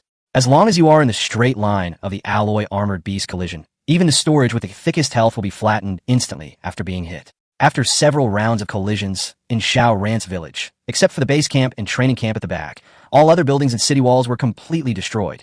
In Xiao Ran's memory, after the village is upgraded to a certain level, a siege machine workshop can be built. The siege machine workshop can manufacture special siege machines, such as siege vehicles, airships, large balloons, etc. However, no matter what siege machine it is, it will pale in comparison to the alloy armored beast. This fight between gods was so intense that before the gods could even lie down, Xiao Ran's village almost fell to its knees. Defend the village, quick victory. Xiao Ran had no place to squat, so he picked up Tess and hid in the base camp, shouting in helplessness. After all, Xiao Ran has twice as many people on his side. After the giant skeleton hunter exerted his strength, the attack of the nether mage also arrived. Since the alloy armored beast is immune to magic damage, there is not much room for the nether mage to play, but it is not without use. The ghost wizard summoned 4 huge hands made of bones, which emerged from the ground and grabbed the thighs of the alloy armored beast. This skill has no attack power, but each cast can trap the alloy armored beast for 1 to 3 seconds. In addition, the ghost mage also used an advanced dark magic called Eye of Darkness. This skill can generate a black hole with a diameter of 3 meters. The black hole will swallow everything around it and generate huge suction. Once swallowed by the black hole, it will suffer huge magic damage.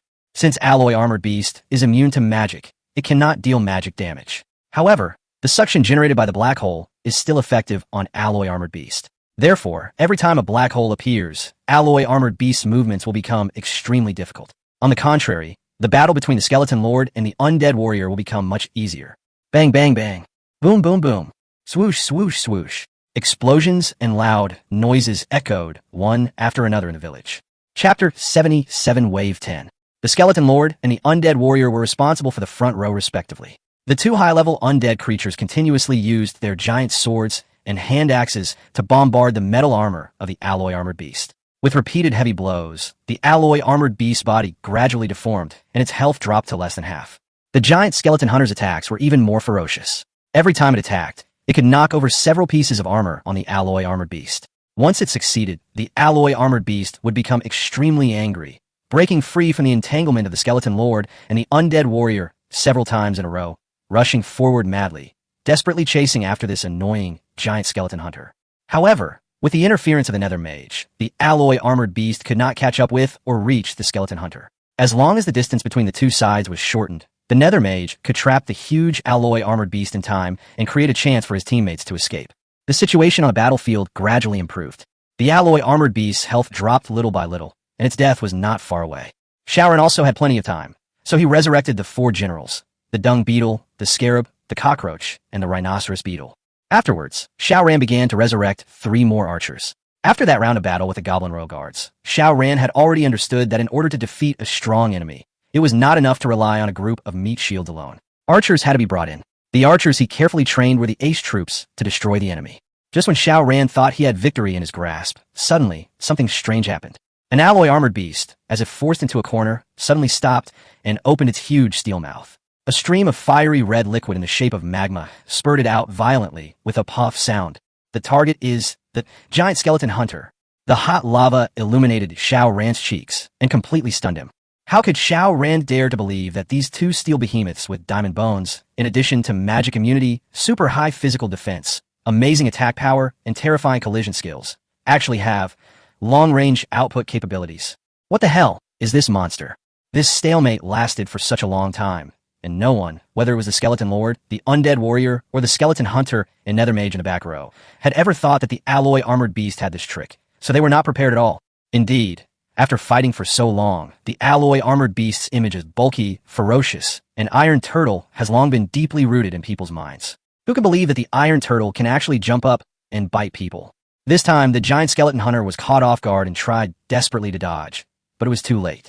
The scorching lava slammed into the giant skeleton hunter's chest. The extremely high temperature instantly melted the skeleton hunter's bones, burning a huge hole in the skeleton hunter's chest and breaking the spine that supported the body.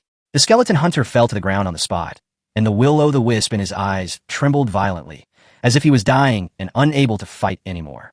At this time, another alloy armored beast also opened its mouth and shot at the skeleton lord who was fighting against it.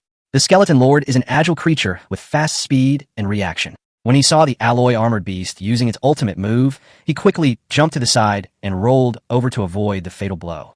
But although the skeleton lord dodged, the nether mage behind him unfortunately became a sitting duck and was targeted by the alloy armored beast. A mouthful of lava poured down on him, instantly melting the nether mage. In the blink of an eye, the two generals died. After the lava was sprayed, the two alloy armored beasts seemed to have exhausted all their energy. Their movement speed and defensive capabilities were greatly reduced. They became increasingly unable to fight. The skeleton lord and the undead warrior seized the opportunity and delivered a fatal blow to them one after another.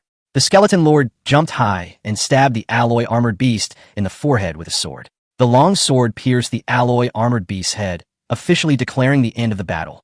The undead warrior's giant axe, after repeated heavy blows, finally swung his arm and hit the alloy armored beast's neck with a thunderous blow. The powerful force bent the alloy armored beast's head, and the alloy armored beast's body tilted and fell to the ground with a bang. After the two alloy armored beasts left behind two blueprints, they were still recovered by the Earth Goddess and gradually disappeared. At the same time, a familiar voice sounded in Xiao Ran's ears. Ding dong. Congratulations, Master, for successfully resisting the 9th wave of monster attacks. Warning, warning, warning. The 10th wave of monsters attacking the city begins. Xiao Ran looked up and saw that the dark army of goblins attacking the city had disappeared. After the battle, the grasslands were covered with a variety of densely packed equipment, magic crystals, props, etc. But is it over? No. In the distance, a goblin warrior wearing a cloak and carrying a Japanese sword was walking slowly towards the village. The only information Xiao Ran could find about it was a single line of data: Goblin Elder, level 50, 5 levels higher than Alloy Armormon. The Goblin Elder walked alone to a place 50 meters away from the village entrance and stopped. Xiao Ran also walked out and stood outside the base camp, looking at the Goblin Elder from afar.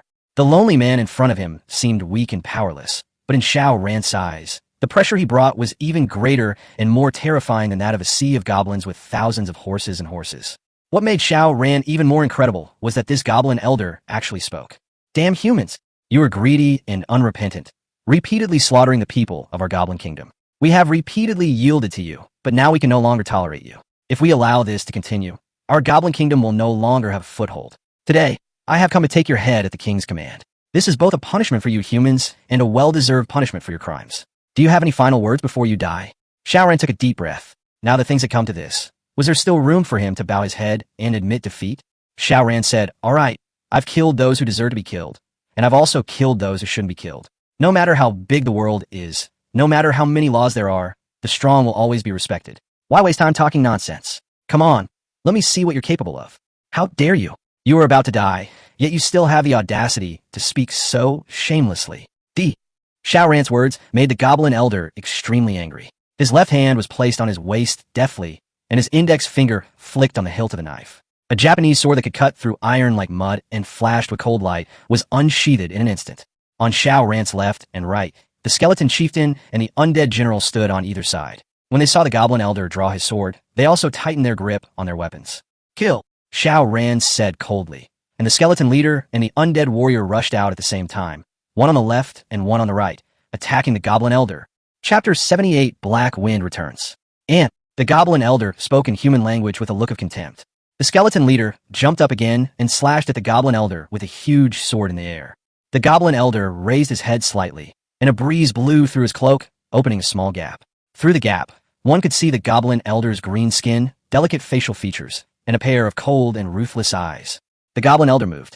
It slashed the air twice, forming an X shape at an incredibly fast speed, as if tearing the air apart. There was actually a trace of sword energy left along the path of the Japanese sword. The skeleton leader's giant sword hit the two sword energies and could not move forward an inch. The Goblin Elder swung his sword again from bottom to top, and the powerful sword energy hit the body of the skeleton leader. Before the skeleton leader could react, his whole body flew back in an instant. 3 bones in his chest were cut off by the sword energy, and a terrifying number, -50,000, floated above his head. Boom! After the skeleton leader landed on the ground, he slid 10 meters away, and a giant sword fell beside him. He looked embarrassed and dejected. This is just an ordinary knife? The alloy armored beast charge only caused 50,000 points of damage, but when it came to the Goblin Elder, it only needed 1 slash. At this time, the attack of the undead warrior also arrived. The undead warrior had a shield tied to his left arm and a giant axe in his right hand. He was a creature with both offensive and defensive capabilities. The undead warrior swung his axe down, and at the moment when it was about to hit the Goblin Elder moved sideways strangely, and the axe brushed against the Goblin Elder's cloak and fell down. Before the axe hit the ground, a Japanese sword emerged from a turned angle. Ignoring the undead warrior's shield, and using the same sword-drawing technique, it struck the undead warrior in the chest with unstoppable sword energy. The undead warrior's heavy armor was torn apart in an instant. His health plummeted by 50,000 points, and he quickly raised his shield and retreated. But the Goblin Elder was even faster. He took a step forward and whispered a few words, 5 fatal slashes. The Goblin Elder was almost sticking to the undead warrior's body, and slashed the undead warrior's chest 5 times in a row. -50,000. -50,000. -50,000. The undead warrior's heavy bone armor was chopped to pieces on the ground. With a bang, the Goblin Elder slashed out with a final blow, directly blasting the undead warrior away. -150,000. The undead warrior's health dropped to 0, and he turned into a pile of bones and died on the spot. On the other side, the Skeleton Lord took a long time to get up, because the Skeleton Lord was not a tank-type undead creature, and his health was not as high as that of the undead warrior. The damage of 50,000 per hit had already caused the Skeleton Lord to be seriously injured. Seeing this scene, Xiao Ran was not surprised at all but calm instead. It's the 10th wave. Perhaps Xiao Ran has already understood that it is impossible for his 4th-level village to withstand the attack of elephant-level monsters. Even though he possessed the hidden skills of an SSS skill, the artifact coveted by countless leaders, the skeleton ring, and Tessa's burning-level desperate rescue. Was it enough? Not enough. Far from enough. Let alone 10 waves, it was already a miracle that Xiao Ran could hold on until the 5th wave. After the 5th wave, the power of the elemental angels, goblin guards, and alloy armored beasts was so great that it could not be stopped by his 4th-level village. Now it's the 10th wave, and it's the limit of the limit. There's nothing we can do. After killing the undead warrior, the Goblin Elder walked towards Xiao Ran step by step, his eyes full of murderous intent. The skeleton leader rushed over quickly, trying to stop the Goblin Elder, but the Goblin Elder seemed very angry and lost his patience with the skeleton leader. Full Moon Slash. The Goblin Elder swung his sword, and the 5-meter-long sword energy broke the Skeleton Lord's giant sword and cut the Skeleton Lord in half in one fell swoop. Before his death, the skeleton leader held the half-broken giant sword and chopped the Goblin Elder with all his might. -1. The skeleton leader's sword couldn't even break through the defense. At this time, the dung beetles and others rushed forward one after another, no longer fighting. They hugged the Goblin Elder's thighs and cried, "Chief, run quickly. It's okay if we die. Moon Village can't live without you." However, Xiao Ran didn't know how to run. He can run away, but what about Tess in the base camp? Even if he ignored Tess, if he used all his strength with his current level 0, could he outrun the level 50 Goblin Elder? Xiao Ran said nothing. He turned around and returned to the base camp. He picked up Tess, kissed her cheek casually, and said with a smile, "My little darling, you slept for a long time." Tess, who was in a coma, seemed to have noticed something, and a sweet smile appeared on the corner of her mouth, as if as long as Xiao Ran was by her side, she would not be alone in heaven or hell. The village's base camp has a defense mechanism. People from outside the village cannot enter unless the base camp is razed to the ground. But for the Goblin Elder, Can a small base really stop him? You scoundrel, do you still want to hide? The Goblin Elder shouted angrily, drew out his Japanese sword, and slashed at the level 4 base. Boom! With just one blow, the base camp's health dropped to 0, and a magic shield was broken on the spot. Ding dong! Warning! Warning! Warning! Master, your village base has been destroyed. The system's voice, without any emotion, still echoed mercilessly in Xiao Ran's ears. The Goblin Elder slashed with his sword again, blowing all the annoying dung beetles away. Then, the Goblin Elder approached Xiao Ran, his expression grim, and asked, "Damn human, are you willing to admit defeat now?" Xiao Ran looked at the Goblin Elder calmly with disdain, saying, "In the dictionary of my moon village, there's no such thing as losing. Besides, you're a level 50 old man, beating a level 0 leader like me. What's there to be proud of? You kill one of me, and I'll kill your entire goblin army. You admit defeat? What a joke." The Goblin Elder flew into a rage when these words were spoken, and shouted, "If that's the case, then I'll have no choice but to give you a ride." The Goblin Elder raised a Japanese sword and slashed at Xiao Ran with a thundering blow. At this moment, a scarlet blood axe suddenly flew in from outside and hit the Goblin Elder hard. A terrifying number floated above the Goblin Elder's head. Minus 50,000. At the same time, the dung beetle and others who were still in an immortal state cried out a few times with joy. Team leader! Team leader! Team leader! A figure suddenly appeared in front of Xiao Ran. He was wearing a cape, kneeling on one knee, and panting, he said, "I deserve death, and I am late in coming to your rescue. Please forgive me, my lord." Chapter 79. Wait for me for 10 seconds. No one can appear out of thin air unless he has some special abilities or skills, such as the additional skill of the Shadow Cloak, Stealth. The Stealth skill can make you invisible for 10 seconds, and it will automatically become invalid after the stealth time ends or you actively attack. If used well, this skill can be a great skill for robbing and killing people. Of course, if used poorly, it will become rather useless. The man kneeling on the ground knocked away 50,000 of the Goblin Elder's health with just one move. Obviously, he was no ordinary person. Where did this traitor come from to attack me? The Goblin Elder took 3 steps back and looked at the man kneeling in front of Xiao Ran with a look of shock and anger. What surprised him was that he didn't know when this person appeared, and he broke through his defense with just one blow, which showed how powerful he was. What makes me angry is that when Xiao Ran was about to lose his head, Chung Yaojin suddenly appeared at the critical moment. The man kneeling in front of Xiao Ran had every piece of equipment on his body made of dark gold equipment, which was even more luxurious than that of the Goblin Guards. I have to explain here that there are some slight differences between the equipment worn by characters and the equipment worn by soldiers. Most soldiers have very few equipment accessories, usually only heads, armor, legs, shoes, and weapons. Higher level beings can wear more equipment, including wristbands, belts, cloaks, rings, necklaces, bracelets, amulets, etc. The drop rate of these equipment is lower and they are more difficult to obtain. Under normal circumstances, it is impossible for the Shadow Wolf King that Xiao Ran killed by a burst of luck to drop the Shadow Cloak. Not to mention the Shadow Cloak, even gold or silver equipment is difficult to drop. The reason why the dark gold equipment was able to drop is entirely because the gap in strength between Xiao Ran and the Shadow Wolf King is too big. The greater the gap in strength, the higher the probability of high-level equipment dropping. This is the rule of this world. The man in front of him, apart from the common accessories such as head, armor, and legs, even the rings, necklaces, and bracelets are all dark gold equipment. How terrifying his strength is. Just looking at the equipment is enough to make people have rich associations. The shadow of the person coming gradually solidified, and Xiao Ran, the host, had not yet reacted. Who is here to save me? Through the combat system, a clear piece of data emerged before our eyes. Name, Black Wind, level 50. Level 50? What the hell is this? The person who came to rescue him was actually the level 3 team leader who was released by him 10 days or half a month ago. Hafen? When he left, Black Wind was at level 3, and everything on his body except for Shadow Cloak was cheap stuff. Now he is back. Black Wind is level 50, wearing a set of dark gold equipment, so handsome that it dazzles the eyes. It's only been 10 days. Although Xiao Ran knew that Black Wind possessed an SSS-level hidden skill, the infinite blessing of military evolution, and that he would surely make a grand comeback in due time, he never expected that Black Wind would become such a terrifying boss in such a short time. Xiao Ran checked Hafeng's attributes as if by reflex. Name, Black Wind, level 50. Class, Barbarian Squad Leader, Special. Evolution times, 1 time per 5 revolutions. Evolution direction, level 1, Crimson Blood Demon. Upgrade conditions, Magic Crystal / Blood Crystal. HP, 480,000.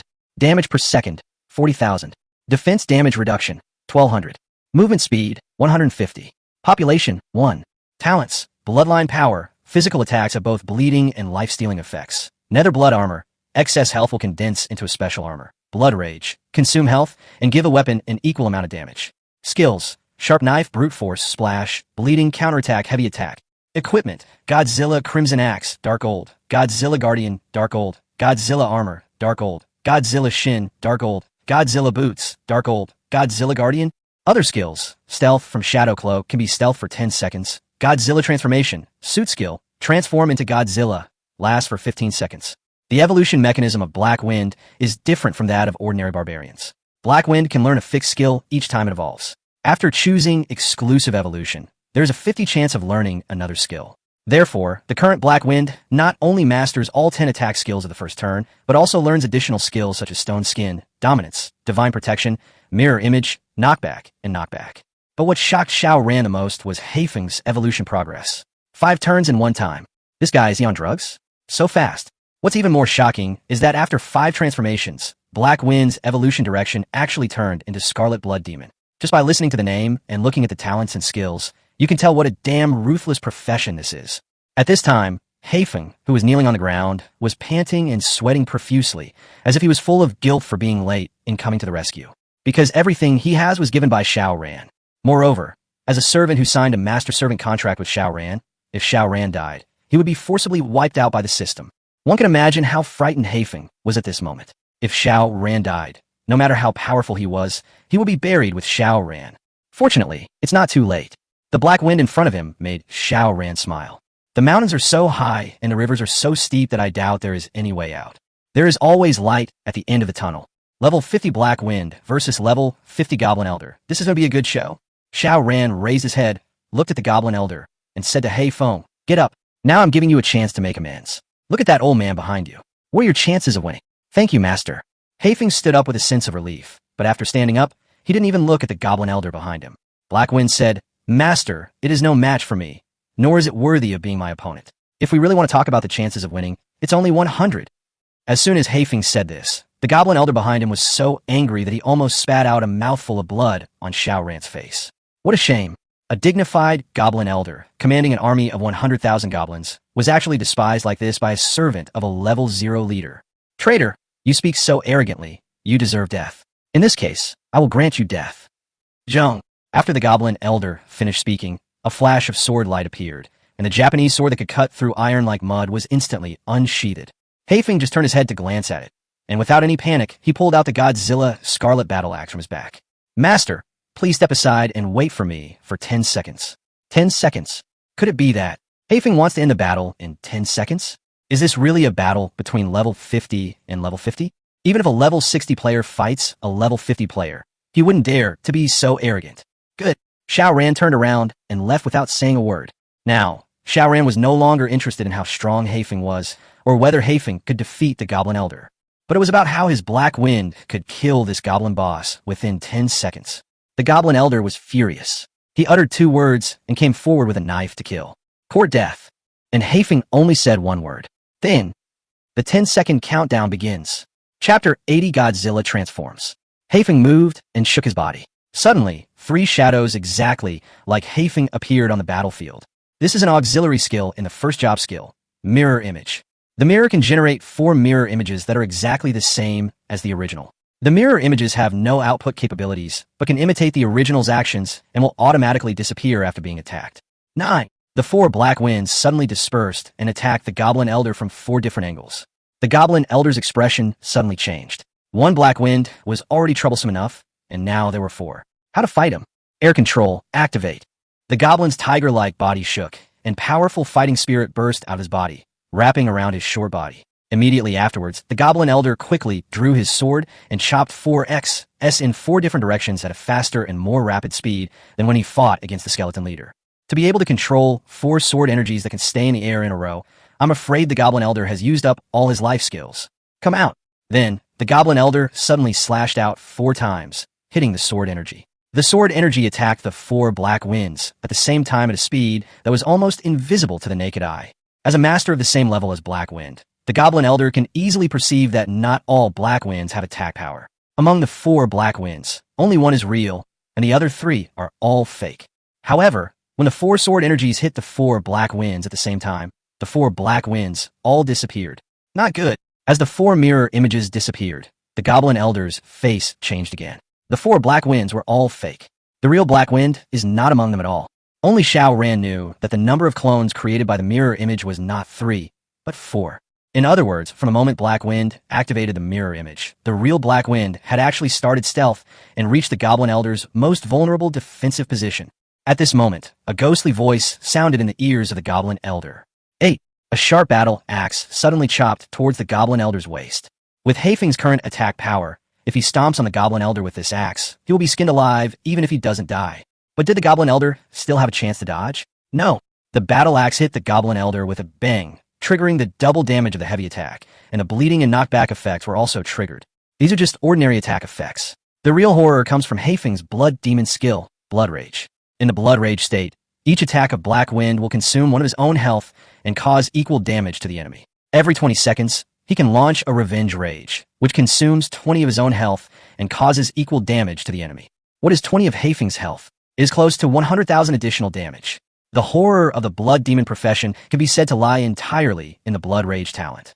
For the enemy, the 20 blood exchange seems to cause certain damage to the Blood Demon. But for the Blood Demon's own high blood-sucking talent can ensure that he can continuously recover blood through attacks without having to worry about the problem of blood loss. When attacking, Blood Fiend can use Blood Rage to deal damage quickly. When defending, Blood Fiend can continuously strengthen Nether Blood armor by sucking blood. In short, Blood Fiend is a melee output profession that, in one word, just do it. With this swing of the axe, Haifeng directly chopped off 1/3 of the Goblin Elder's health. Minus 100,000. The Goblin Elder's face turned pale with fear. The Goblin Elder is a swordsman-type profession, not a tank, and had a low health pool, at most 300,000 health points. This axe was equivalent to taking away 1/3 of the Goblin Elder's health. 7. Taking advantage of the moment when the Goblin Elder was knocked away, Black Wind stuck to him like a shadow and chopped him down with another axe. 6. Another axe. 5. And an axe. 4. The last axe. After completing this series of violent moves, the Goblin Elder fell from the air and landed on the ground. At this time, all the bones in the Goblin Elder's body were broken. He crawled on the ground twice before he got up tremblingly. At this time, the Goblin Elder was already low on health. No one knew when or where his cloak had fallen off. Without the cloak, one could see his white beard and wrinkled face. There were bloodstains at the corners of his mouth. He was covered in dust and dirt like a stray dog. You forced me to do this. However, the Goblin Elder refused to surrender. He gritted his teeth, his eyes burning with hatred. God-killing slash. Finally, the Goblin Elder's ultimate move is here. God-killing slash. The most powerful move of a level 50 swordsman can summon the God Killer to launch a shocking attack. Godslayer is said to be a creature of faith that exists in this world. It is very powerful and is at the God level. Mortals cannot control Godslayer, but they can summon Godslayer through faith to help fight. The Goblin Elder put away his knife and closed his eyes. 3 seconds later, he opened his eyes, and his eyes flashed with brilliance. A powerful spirit holding a knife floated up from the back of the Goblin Elder, rising higher and higher, getting bigger and bigger, and finally grew into an 8-story high virtual body of a god. The huge size and the divine power surging in the air were like a mountain pressing down on people, giving people a feeling of suffocation. The Godslayer's movements were exactly the same as those of the Goblin Elder. He opened his eyes instantly, raised the sword in his hand, and slashed at Haifeng. The surrounding wind was raging violently, and the powerful god-killing force came towards Black Wind with overwhelming force. Damn, this is the power of level 50? Xiao Ran, who was far away, felt his scalp tingling just watching. The level 40 Goblin Guards are a pure group of swordsmen. Apart from the terrifying sword energy, there's nothing strange about them. The level 45 Alloy Armored Beast has a perverted collision skill and a skill that can spray lava, which is quite awesome.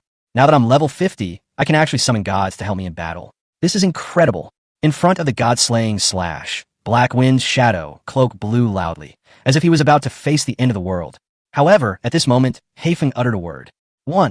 Along with this number, Haifeng's body began to burn, a ball of blue flame, like a shikigami, rising higher and higher, and getting bigger and bigger. Xiao Ran was so fascinated by what he saw that he was suddenly startled. No, it was not Haifeng's body that was burning, but Haifeng's equipment, the Godzilla's suit. Transform, Godzilla. Haifeng roared angrily, and his body instantly disappeared in the flames. He turned into an ancient lizard over 20 meters tall with a big tail. Godzilla. Chapter 81, Epic Blueprint. Oh my goodness. Xiao Ran was stunned. Oh my god, even Godzilla came here? Or is it that Godzilla is a species from this world originally, and just happened to visit Earth and became a familiar face? Before our eyes, the gigantic Godzilla faced off against a Shikigami of equally gigantic size. Without waiting for the Shikigami's sword to fall, Godzilla strode forward, stretched out his claws, and grabbed the Shikigami's body. Slurp. Ah! Amid the Shikigami screams, Godzilla tore the Shikigami in half. The imagined scene of Godzilla fighting Shikigami did not appear, and the battle ended in just 1 second. The Shikigami was instantly killed by Godzilla. This move of Godzilla perfectly illustrates what it means that great strength can create miracles. In contrast, the Goblin Elder failed to summon the Shikigami and suffered a huge backlash of millions of damage levels, dying on the spot. Ding dong. Congratulations, Master. Your salvation was successful, and you have obtained the 50th level Netherblade Master. Ding dong.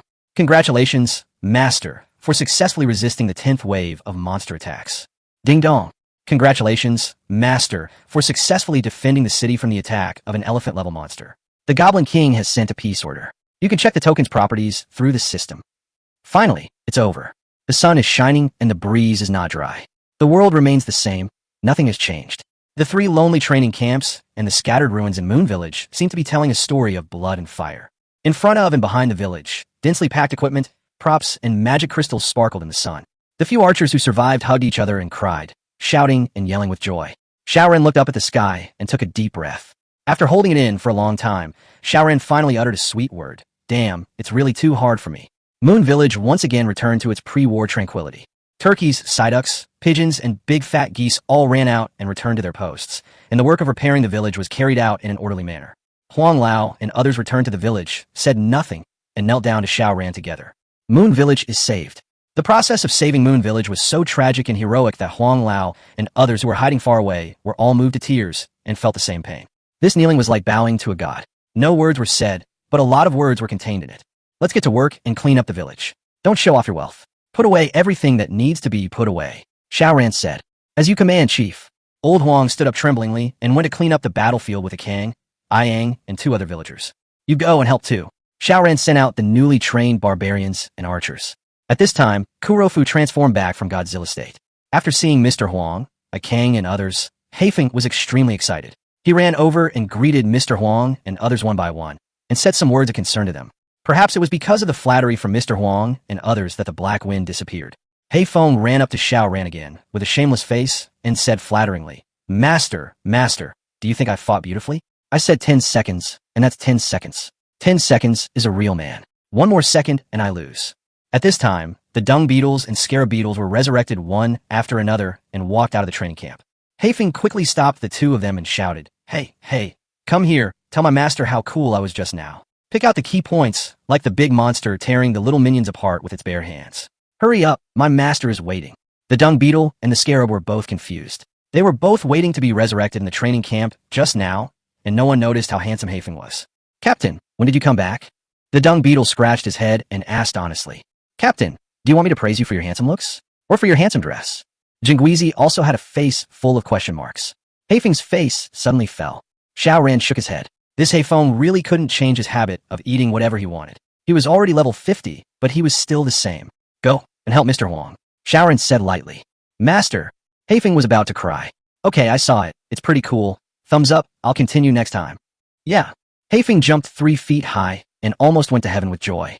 Afterwards, Heifeng jumped all the way and followed Huang Lao and others to clean up the battlefield. Xiaoran looked at Heifeng's departing back, then looked at the miserable situation in Moon Village. An extremely complicated look flashed in his brown pupils. It's over. It's finally over. This battle was too difficult and too tragic. If he could turn back time and have another chance to choose again, he would definitely not trigger this insane hidden mission. There is almost no chance of winning. His victory is the result of the right time, right place, right people, and a bonus of 10,000 points of luck.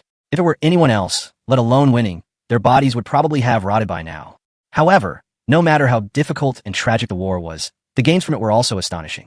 While Huang Lao and others went to pick up equipment, magic crystals, and other props, Xiaoran picked up the things dropped by several big bosses and checked them one by one. The items dropped by several big bosses are quite worthy of their taste. A level 35 Elemental Angel dropped a dark gold bracelet, Elemental Walker. Elemental Walker, bracelet, dark gold equipment, health plus 200, mana plus 200, attack plus 80, health regen plus 100, defense plus 20. Additional skill, Elemental Blessing. Elemental Blessing. Immunity to damage from all magic skills below level 3. The level 40 Goblin Guard dropped a pink gold equipment, Tear of the Goddess. Tear of the Goddess. Necklace. Pink gold item. Health plus 500. Mana plus 1000. Attack plus 200. Mana regeneration plus 200. Defense damage reduction plus 100. Additional skills. Elemental affinity. Poseidon's Wrath. Elemental affinity. Develops a specific affinity for wind and water, increasing attack damage by 20 and reducing damage taken while defending by 20. Poseidon's Wrath. Level 8 water attack spell. Unleashes a tidal wave attack on the designated area, dealing 10,000 plus 120 of the caster's magic attack damage. Cooldown, 24 hours. The level 45 Alloy Armored Beast dropped 2 blueprints, namely the epic item, Alloy Armored Beast Construction Blueprint, and the rare item, Time Clock Tower Construction Blueprint. Xiao Ran's eyes seemed to have seen something incredible. His pupils dilated, his nostrils flared, and he stared intently at the first blueprint, the Alloy Armored Beast Construction Blueprint. Oh my god, that iron turtle that can't be hit, crashes around, and can spit fire, can actually be built? Chapter 82. Magic and Martial Arts Dual Cultivation Scroll. If Alloy Armored Beasts can be built, then in the future, if I can lead troops in a battle with 2 of them. Below level 10, which village can withstand the attack of the Alloy Armored Beast? It has magic immunity, super high physical defense, can crash into buildings, and can also spray devastating lava from 360 degrees without any dead angles. When Xiao Ran thought of the properties of the Alloy Armored Beast, his saliva fell to the ground. Xiao Ran carefully checked the specific information of the 2 drawings again. Alloy Armored Beast Construction Blueprint. Epic item, Mechanical Blueprint. After learning, you can build Alloy Armored Beasts of level 40 to 60. The level of the produced Alloy Armored Beast depends on the level of the mechanical workshop and the skills of the dwarf craftsman. Time Clock Tower Construction Blueprint. A rare item, Architectural Blueprint. After learning it, you can build a Time Clock Tower. The Time Clock Tower can change time and increase the speed of all construction and training in the village by 10 times. It lasts for 1 hour and has a cooldown of 24 hours.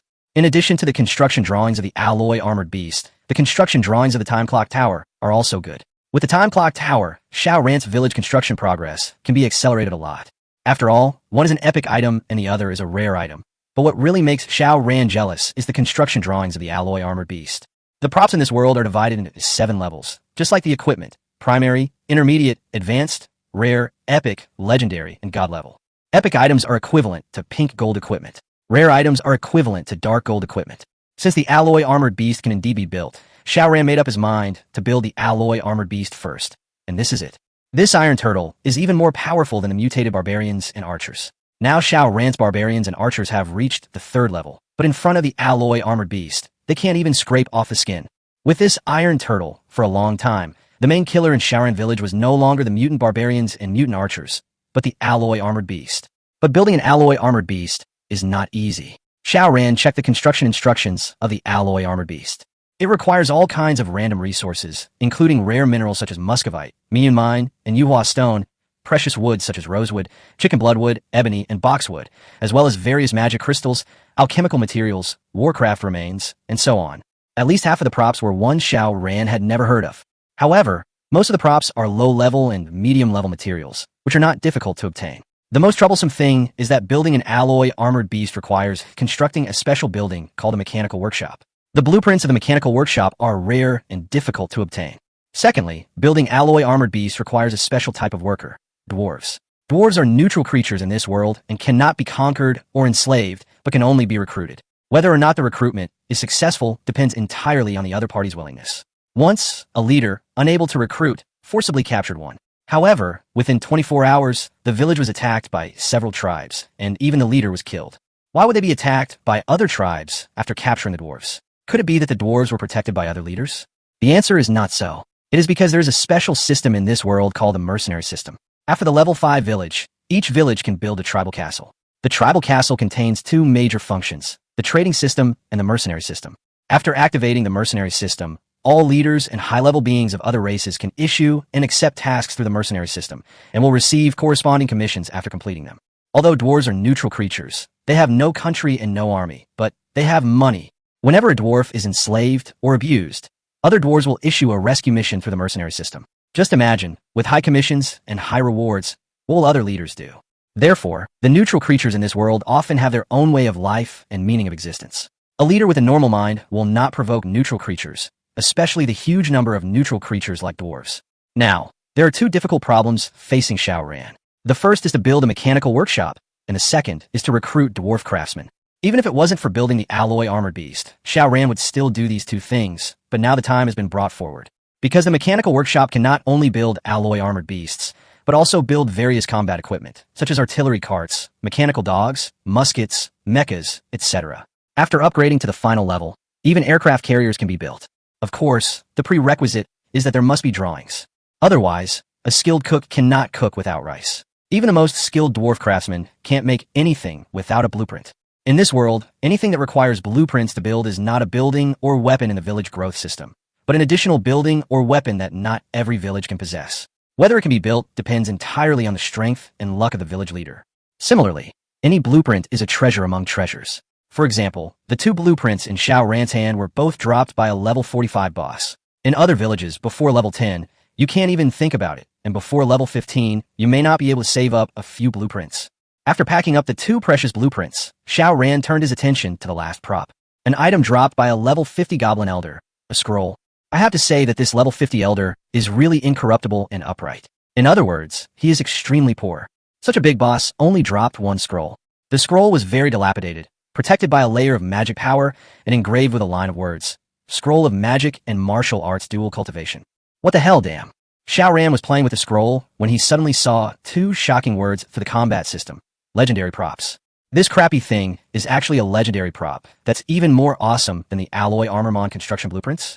Xiao Ran hurriedly checked the specific instructions of the Monster Dual Cultivation Scroll. Monster Dual Cultivation Scroll, a legendary item. After using it, the character will break through the professional barriers and can practice magic and fighting spirit at the same time. It can only be used before level 5. Xiao Ran was stunned. Could this thing be tailor-made for me? A special prop for the loser to make a comeback? Chapter 83 finally upgraded. In this world, character growth and village construction are two different development paths. Character growth, that is the upgrade of the protagonist, does not start from Book 1, but from Book 5. Why is Book 5 considered a watershed? It's not just because the tribal castle is opened, but also because the information channel for the village to communicate with the outside world is opened. Leaders can trade with other leaders in the tribal castle, and can also issue and accept tasks. Another important reason is that all tasks in the mercenary system provide character experience points, which means the protagonist upgrade gameplay is officially launched in Book 5. No matter who posed a task through the mercenary system, the system will charge a certain commission. At the same time, the tasks will be graded into 7 levels. A B, C, D, F, G, and tasks of different levels will be given a certain amount of character experience points. If you want to level up, it's very simple. Just do mercenary missions. As the leader levels up, his strength will be improved. After reaching level 5, he can change his job and learn various skills. In this world, everyone can only choose one profession. Mages and warriors cannot be practiced at the same time. You must choose either a mage or a warrior. Even other unpopular professions such as knights, thieves, archers, and animal tamers are separated into magic and warriors. Because magic and fighting spirit are two different energies, they can be prioritized, but they must never be practiced at the same time. The legendary item, the Scroll of Dual Cultivation of Magic and Martial Arts, has only one function, which is to break down professional barriers. You can learn whatever you want without any restrictions. This scroll is actually of little use to other bosses. It can even be said to be garbage. Why? Because there's a very disgusting thing about the Scroll of Dual Cultivation of Magic and Martial Arts. That is, no matter what profession you choose, all professions start from level 0.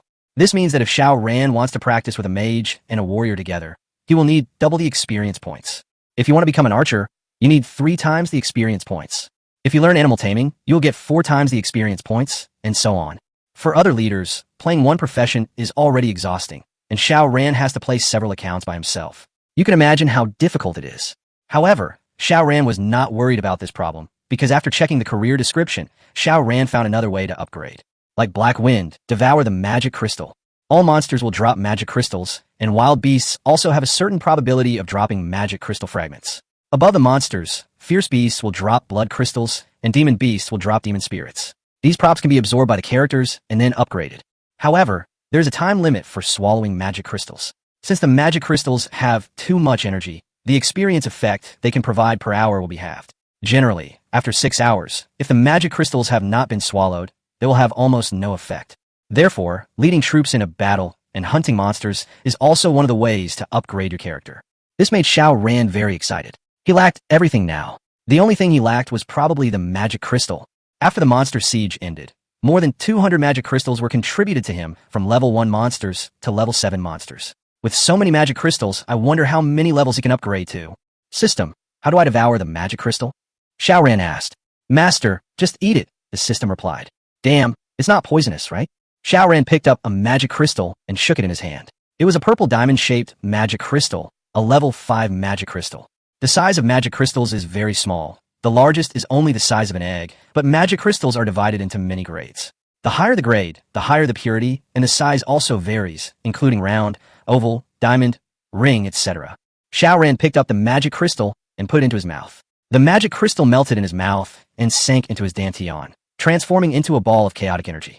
Congratulations, Master! You have gained 300 experience points. Congratulations, Master! Your level has increased by +1. Congratulations, Master! Your level has increased by +1. Congratulations, Master! Your level has increased by +1. A level 3 magic crystal upgraded 3 levels in a row. The level 0 data panel that had been bothering Xiao Ran for a long time finally showed some movement. Leader, Xiao Ran. Level 4. Health, 800. Damage per second, 100. Defense reduction, 18. Movement speed, 20. Population, 1. Other attributes, hidden. Leader skill, evolved troops, SSS. Soul fragments, 20311.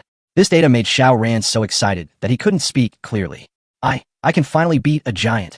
With 800 health and 100 attack, it is indeed possible to play boxing with giants, no problem. The point is, after being a useless leader for so long, Xiao Ran finally sees hope of becoming stronger. System, use the magic and martial arts dual cultivation scroll. Execute immediately. Xiao Ran continued. Ding dong. Congratulations, Master. The use was successful. Following this prompt, the magic martial arts scroll exploded instantly. A magical energy interwoven with gold and silver broke through the magic seal on the surface of the scroll and rushed into Xiao Ran's dantian with a whoosh. Xiao Ran's consciousness followed this energy into his dantian and saw a magic circle in the shape of a Tai Chi diagram appear in his dantian. On both sides of the magic circle, there were 2 balls of energy, 1 gold and 1 silver. The gold and the silver corresponded to magic and fighting spirit respectively. Afterwards, Xiao Ran swallowed another magic crystal. Congratulations, Master. Your level has increased by +1. Master, you have reached level 5. Please choose the profession you want to learn. A career information panel appears before your eyes. Xiao Ran took a quick look. Generally speaking, there were 8 major occupational categories and countless minor occupational categories in this world. The 8 major occupational categories were mage, warrior, archer, thief, knight, clergy, wizard, and tamer. There are many professional subcategories, such as elemental mages and necromancers among mages, swordsmen and knifemen among warriors, assassins and ninjas among thieves, etc. All belong to professional subcategories. However, professional subcategories cannot be selected through job transfers and require adventures or special props. How cruel! Are you forcing me? Seeing so many professions, Xiao Ran's eyes twitched slightly. Forget it. Either become the best in the world or become the worst in the world. Xiao Ran was determined to go all out. He gritted his teeth and said, I want to practice all 8 professions together. Master, a reminder. You are about to begin the most difficult cultivation mode of the magic and martial arts dual cultivation scroll. Once selected, it cannot be reversed. Please confirm, Master. Confirm. Master, please wait. As Xiao Ran said this, the 2 balls of gold and silver energy in dantian suddenly began to separate, from 2 balls of energy to 8 balls of energy. Among them, warriors, archers, thieves, and knights are all on the side of gold energy, while mages, priests, wizards, and animal tamers are mainly on the side of silver energy. Among the 8 professions, magic and martial arts professions still account for half each, competing against each other. Congratulations, Master. Execution completed. Just a reminder, Master, from now on, your leveling speed will be 1/8 of the normal leveling speed. All experience points will be evenly distributed among the 8 professions. However, Master can possess the different skills of all 8 professions simultaneously. Please use them wisely to defeat powerful enemies. After the system finished speaking, there was no sound. The legendary scroll of magic and martial arts cultivation, having completely depleted its energy, had become a tattered piece of parchment, rapidly aging at a speed visible to the naked eye. Blown by the wind, it shattered into dust and vanished in the wind. Chapter 84 Devil Fruit. Xiao Ran asked Heifeng to bring all the more than 200 magic crystals to him. By the way, Black Wind, I remember you also eat magic crystals. Do you want some? I'll share some with you. Seeing Heifeng carrying the magic crystal, Xiao Ran suddenly thought of this question and asked, Master, I can indeed upgrade by eating magic crystals now, but the upgrade speed is very slow, so I changed my taste and now eat blood crystals instead. Thank you for your concern, Master. I won't eat it anymore. Heifeng replied quickly. Blood crystal? Yes, the blood crystal is an energy gem that can only be dropped by fierce beasts. This is a monster that is more powerful than a level 10 monster. I came back this time precisely for this matter, and I came to report to the master. Oh right, Xiao Ran then remembered why Haifeng suddenly ran back. And what exactly is the situation with Haifeng's Godzilla transformation? Where do I start? Xiao Ran asked. Haifeng handed Xiao Ran a magic crystal. While helping Xiao Ran swallow it, he cleared his throat and said, Ahem, master, it's like this. It turned out that Haifeng came back this time just by chance when the Moon Village was under the crisis of monster attack. His original intention was actually to say goodbye to Xiao Ran. According to the original plan, Xiao Ran sent Haifeng to upgrade and develop into Dao Ridge. The Dao Ridge stretches for hundreds of miles, with a highest altitude of 2,000 meters. There are magical beasts rampant in it, from level 1 to level 10. It is enough for Haifeng to survive for a year or two without having to go home. But Haifeng's upgrade speed was far beyond expectations. With the help of the stealth skill of the Shadow Cloak and the SSS hidden skills that continuously enhanced his attributes and learned skills, Haifeng's growth rate was so fast that in just 4 days, he had almost killed all the monsters along the way to extinction. Haifeng, who had enjoyed killing to his heart's content, lost his way and mistakenly entered a winding canyon. He followed the canyon forward and came to the junction of the mountains and the sea. This is an enclave located under the mountains, with its back against the mountains and facing the sea. Hundreds of huge monsters, Godzilla, are lying on the beach. Godzilla, a level 10 monster, is an amphibious creature that can survive both on land and in the sea. It is huge in size, powerful, and can spray 100,000 volts of lightning. When Haifeng found Godzilla, he was already level 35. In this way, Haifeng fought alone on Godzilla Beach for 5 days and 5 nights, pulling monsters one after another, fighting, pulling monsters, and fighting again. Not only did he get a complete Godzilla suit, but he also upgraded to level 50. Of course, fighting against Godzilla is also very dangerous. Haifeng just said it lightly, but the awe and fear in his eyes showed how dangerous and powerful the level 10 monster Godzilla is. A level 10 Warcraft is almost a monster at the level of a ferocious beast, and a ferocious beast is a higher level monster that is a whole level higher than a Warcraft. After reaching level 50, Haifeng found that his experience points hardly increased, even after swallowing level 10 magic crystals. At this point, Haifeng said, I came back this time just to make an application to the master. I am ready to go to the Dark Forest. Dark Forest is a brand new map backed by Dao Ridge. The monsters in it are of higher level, and there are ferocious beasts powerful enough to split mountains and cut off rivers. It is a forbidden area for bosses below level 50 or below level 15, so it is called the Dark Forest. Now, Haifeng is level 50. If he wants to continue to upgrade, he has to hunt ferocious beasts, but the Dark Forest is vast and the journey is long. Once he goes there, it will be a long journey and he doesn't know when he will be able to come back. Xiao Ran sighed. He couldn't believe that his younger brother's growth rate was hundreds or thousands of times faster than his own. Now he was planning to go to the Dark Forest to seek excitement. When are we leaving? Xiao Ran asked again.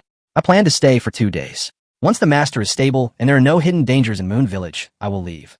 Haifeng paused and grinned again. I can protect the master now, please rest assured. Xiao Ran smiled. Moon Village might not have hidden dangers. The Akita tribe was still waiting in line for the attack.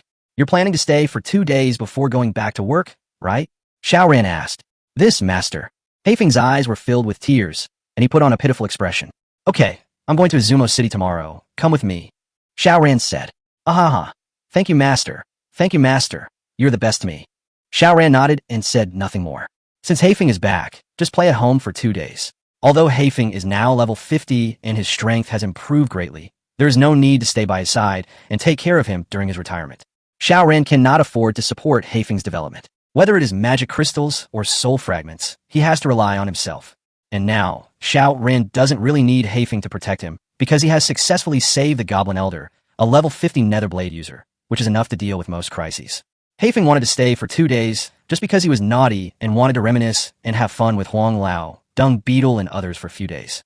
The current situation of Moon Village is that one more Black Wind won't make too many, and one less Black Wind won't make too few, so Black Wind still needs to leave him and continue to grow, develop, and venture out.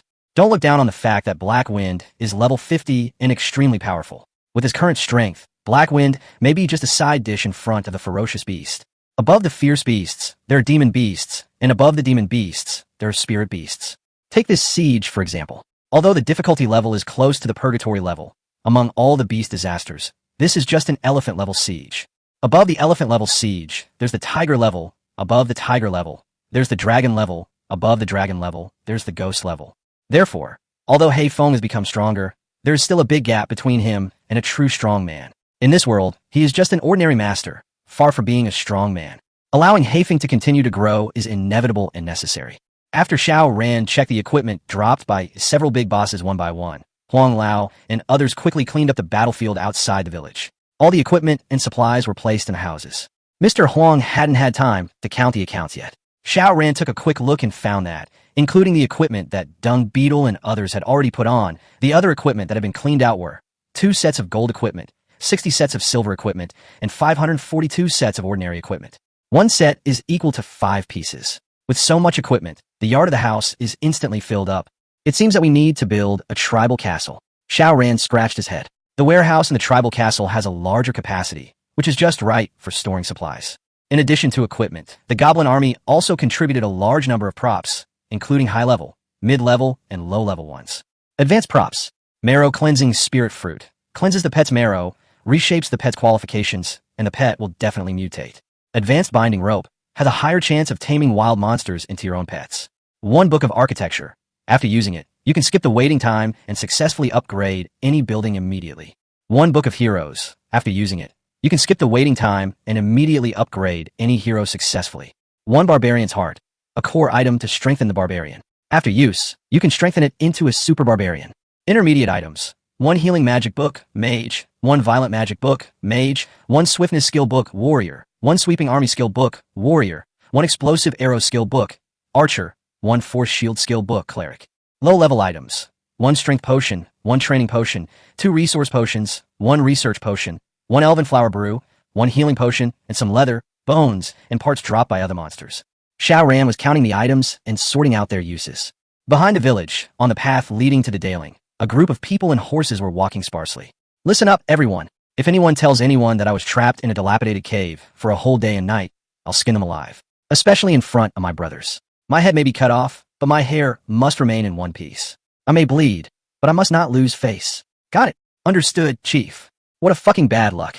I didn't kill any monsters, but ended up falling into a pit. I also found a shipbuilding blueprint in a wild fruit. What's it called? A devil fruit. I don't know if I can eat it or not. Chapter 85, Angry Luffy. The team going down the mountain is none other than Luffy. Luffy was still wearing a straw hat, holding a straw stem in his mouth, walking along the way, complaining about the unfairness of fate. When he looked up, he was stunned. Moon Village is in ruins, with broken walls and ruins everywhere. Not even a few pieces of the city wall remain. Who dares to do such a cruel thing to my brother's village? The scene before him made Luffy instantly furious and extremely angry. At this time, Xiao Ran had swallowed enough magic crystals and asked Haifeng to put the remaining magic crystals back into the house. At this moment, Xiao Ran heard an indignant voice behind him. Who on earth is so blind that he dares to kill my brother Luffy? Xiao Ran looked back and saw that it was Luffy who had been missing since he went up to Deo Ridge yesterday. In the morning, Xiao Ran specially sent people to Luffy's village to ask for reinforcements, but they returned empty-handed. He was worried that Luffy was in danger. Now that he saw Luffy coming back, Xiao Ran secretly breathed a sigh of relief. It's just a small problem. It's not a big deal. Xiao Ran said, then asked, but you've been up the mountain for a day and a night. What happened? Small problem. This is a small problem? Luffy rushed to the base camp that was split in half by the Goblin Elder's sword. Looking at the broken building, he was so excited that his voice was out of tune. Brother, is this still a small problem? If I hadn't returned in time, you would have been flattened and I wouldn't even know it. To flatten means to downgrade. In this world, unlike the Clash of Clans setting in Xiao Ran's original world, no matter how many times a village is razed to the ground, the village remains unchanged. This world is different, except for tribal wars, where a village will not be downgraded if it is attacked and flattened by other participating villages. In any other situation, once a village is flattened, it will be severely punished and its cost will be directly reduced. Once the cost is reduced, it means that all the efforts of a year or two will be scrapped. A large number of buildings need to be rebuilt and the base camp needs to be upgraded. Many hostile tribes have been eliminated because of this rule. This is why Luffy is so excited. Now Xiao Ran is only at level 4. He only needs to be defeated 4 times, and then he will return to nature and have no place to stand. Tell me, who did this? Luffy's eyes were red as he stared at Xiao Ran angrily. He slapped the door frame of the base camp with a look of extreme regret. As if he had come back earlier, Xiao Ran's Moon Village would not have suffered such a tragic ending. Seeing Luffy's appearance, Xiao Ran felt a warm feeling in his heart. When he came to another world, Xiao Ran only had a group of loyal subordinates and an obedient army. Later, he met Tess, who became close to him. He thought Luffy was just a friend, but now seeing Luffy's appearance, he realized that he had already regarded him as a brother. Didn't we offend the people of the Akita tribe some time ago? Xiao Ran said helplessly. Akita tribe? Damn it, you dare to bully my brothers. You're finished. Luffy interrupted Xiao Ran before he could finish his words. No. Xiao Ran wanted to correct it. Luffy walked over directly, patted Xiao Ran on the shoulder, and said solemnly, Brother, don't say anything. Your business is my business. Since the Akita tribe dared to attack you, I, Luffy, can't stand idly by no matter what. No. Xiao Ran wanted to explain that this was really not something the Akita tribe could do. After all, his village was still within the protection period of the village's holy shield. Except for natural disasters, other villages could not attack. But Luffy was so angry that he couldn't listen to what was said next. Brother, I'll be angry if you keep doing this. Luffy's face turned serious, and he said seriously, Do you also think that I, Luffy, am a loser? Do you also look down on me, Luffy? I bet you that I definitely didn't fall into the cave. This time I went to the Daling and fought a level 10 monster for a whole day and a night. If I hadn't been merciful, it wouldn't have been easy for it to grow so big. I would have killed it with one knife. Oh, Xiao Ran nodded, not quite understanding. You still don't believe it? Why don't you ask my subordinates that? Fatty and Da Zhuang, come here and talk to my brothers, whether I didn't fall into the cave. Luffy called 2 giants over. Your honorable leader of Moon Village, our leader Luffy did not fall into the cave. What he said is true. The 2 giants replied in a muffled voice. See, giants never tell lies. Luffy immediately became delighted. Uh-huh. Xiao Ran nodded quickly and said, I should cooperate with you in the performance, and I did a very nice job.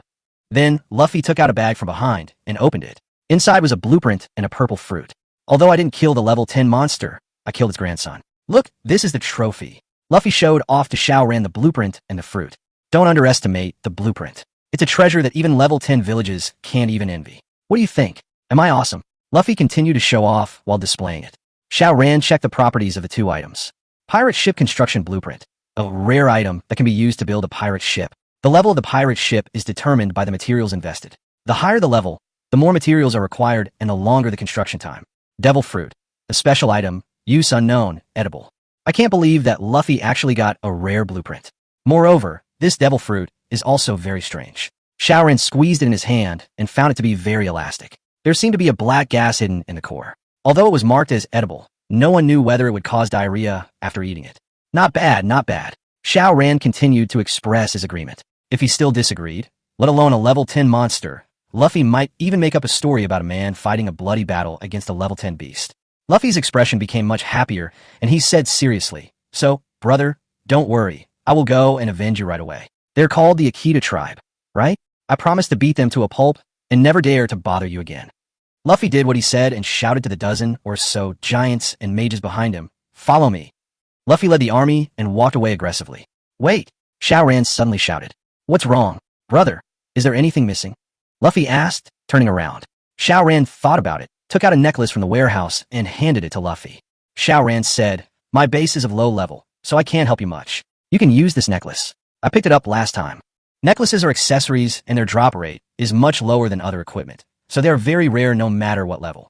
Well, brother, our relationship. Luffy quickly shook his head, not wanting it all. Okay, take it. I'll wait for your good news. Xiao Ran didn't wait for Luffy to agree and put the hook around Luffy's neck. Luffy had no choice but to leave wearing the necklace, seeing Xiao Ran was so determined. But Luffy didn't realize that the necklace Xiao Ran gave him was not an ordinary necklace. This is the only piece of pink gold equipment that Xiao Ran got after defeating 100,000 goblins, Tear of the Goddess. Chapter 86 Goblins Peace Order. Night is gradually coming. The evening breeze blows gently over Moon Village, dispersing the smoke of the day and soothing the tired souls of every living being in Moon Village. All the buildings in the village have been repaired. Xiao Ran has always been by Tess's side, guarding his woman. Tess was still in a coma and had been sleeping soundly. But his heartbeat and pulse were very stable, but his body and mind were extremely weak. All his levels had been drained by the dark magic, and he needed to sleep for a long time before he could recover. Tess's contribution to the village cannot be in vain. When Xiao Ran devoured the magic crystal in the afternoon, he deliberately left most of it for Tess. Xiao Ran upgraded all his professions to level 8, consuming 104 magic crystals. There were 151 magic crystals left. Xiao Ran fed them to Tess one by one using the mouth-to-mouth method. The energy of the magic crystal will repair Tess's level and nourish her body.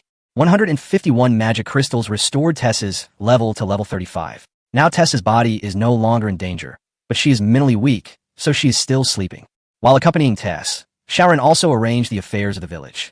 After Turkey, Psyduck, and others finished repairing the buildings in the village, Xiao Ran asked them to concentrate their efforts again to upgrade the base camp.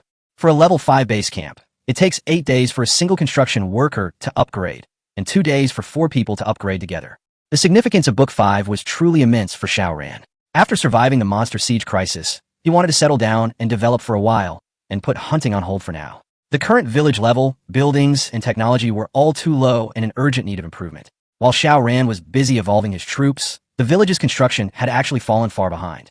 Moreover, now that the barbarians and archers have reached the 3rd level, it is no longer realistic to continue evolving in a short period of time. The most urgent task is to upgrade the village and buildings and to improve the overall strength of the village from other dimensions in order to cope with the upcoming revenge of the Akita tribe.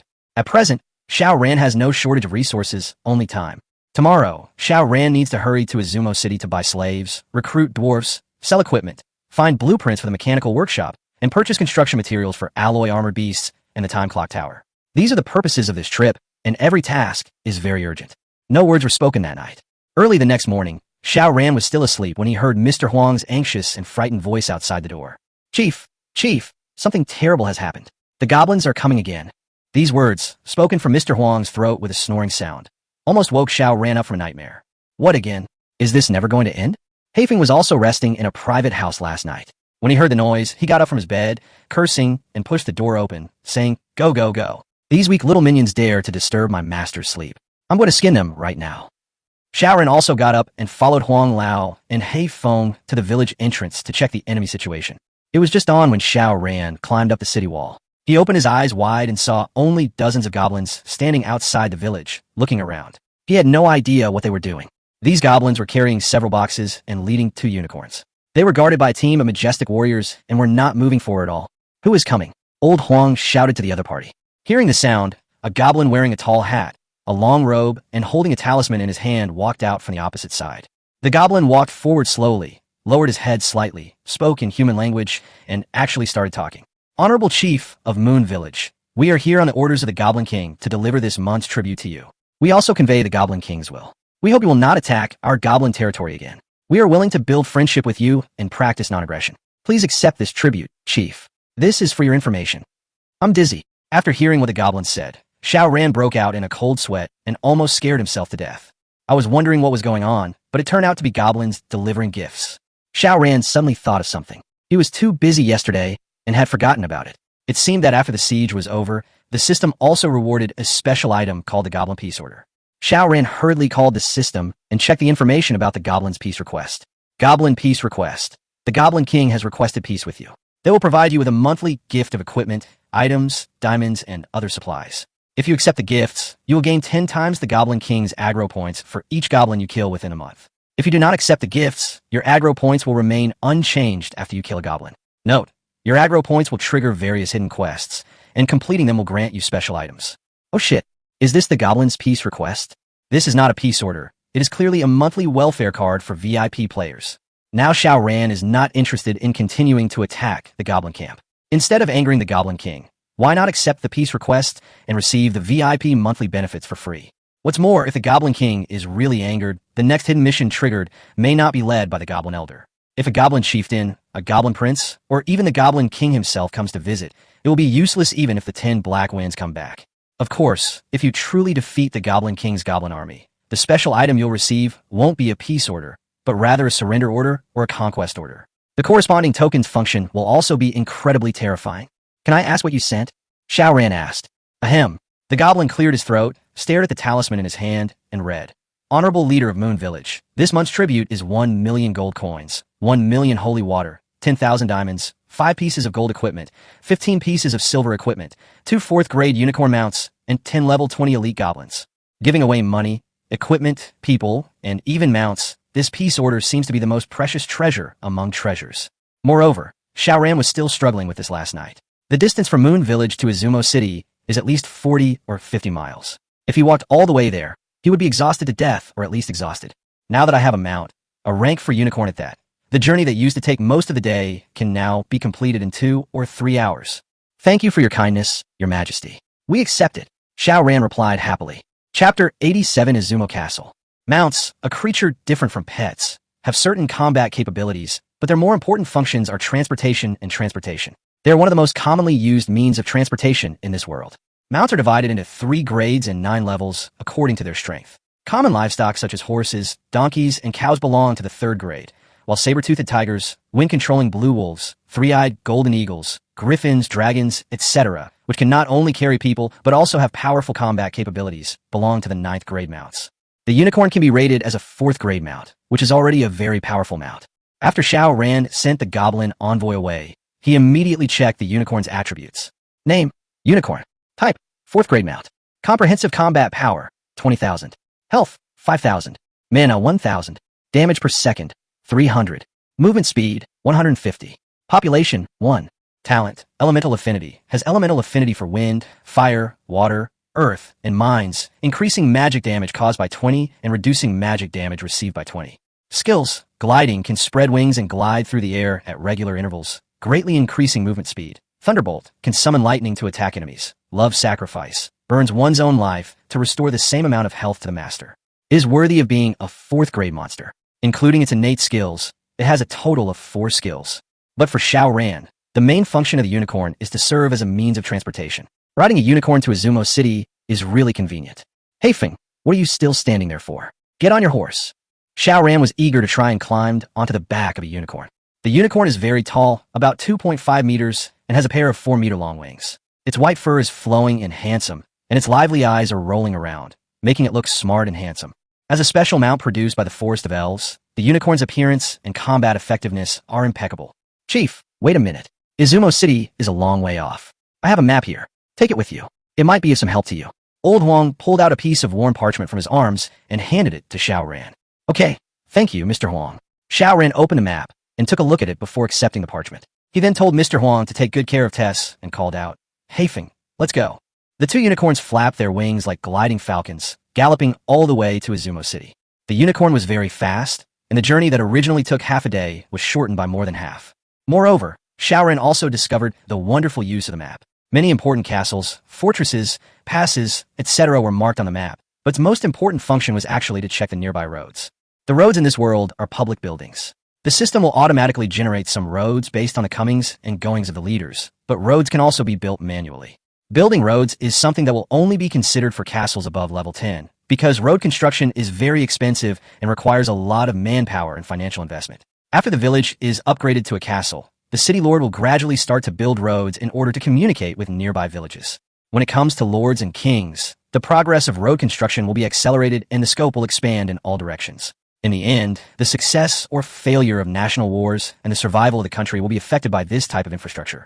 Different roads will have different acceleration effects. In the absence of roads, the character's movement speed will be weakened to varying degrees. The role of the road is to increase the movement speed. The road levels are divided into 5 levels. The higher the level, the more obvious the speed-up effect. Xiao Ran found a level 2 official road through the map, which could increase the movement speed by 20, which means that the travel time was reduced by 20. But taking the official road is not always a good thing. The closer they got to Izumo City, the more pedestrians there were along the road. It was the first time Xiao Ran felt that this world was actually very populated and not deserted at all. Along the way, many people looked at Xiao Ran and Heifeng's unicorn, especially Heifeng's golden Godzilla suit, which was so eye-catching. As Xiao Ran passed by these people, he heard envious voices from time to time. Is that a unicorn? Oh my god, I actually saw a 4th grade unicorn mount.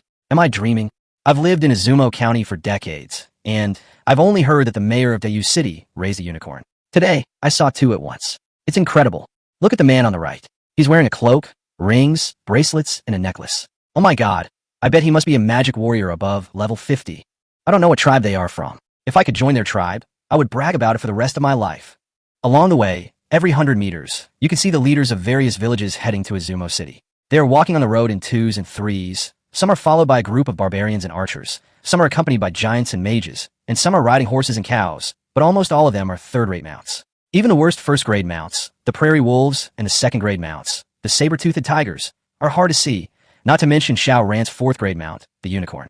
Hey Feng, change your clothes. They're too conspicuous. I don't want to be robbed by these peasants before I finish my work. If jealousy could kill, Xiao Ran felt that he would have been torn into pieces. He thought he had it bad enough, but there was no comparison, no harm. It was the first time he saw so many leaders from other villages, and almost all of them had tattered equipment. It was hard to find a piece of silver equipment, not to mention a mount. He started with a unicorn, and there was also Black Wind wearing a full set of dark gold equipment. This was simply attracting hatred. Yes, master. As a high-level life form, Haifeng also has his own storage warehouse, but the grids are not as many as those of leaders like Xiao Ran who have a village system. There are only more than 10 grids, which are enough to store some temporary equipment. After about 2 hours, a 10-story high city wall gradually rose from the horizon. After walking for more than 10 minutes, the city walls, moat, and hanging towers were all clearly visible. We arrived at the majestic neutral castle, Izumo Castle. Outside Izumo City, there were hundreds of leaders standing everywhere, ready to enter the city. Because soldiers and mounts were not allowed into the city, they needed to be stored in carriages and barracks outside the city before entering. As soon as Xiao Ran and Haifeng arrived, they immediately attracted the attention of hundreds of people around them. Haifeng has changed into an ordinary set of equipment, but the unicorn that is nearly 3 meters tall and has wings is really too amazing. Handsome guy, I'm missing the thigh part. What do you think of me? A beautiful leader in a sexy robe came up and stroked the unicorn's belly with her hand.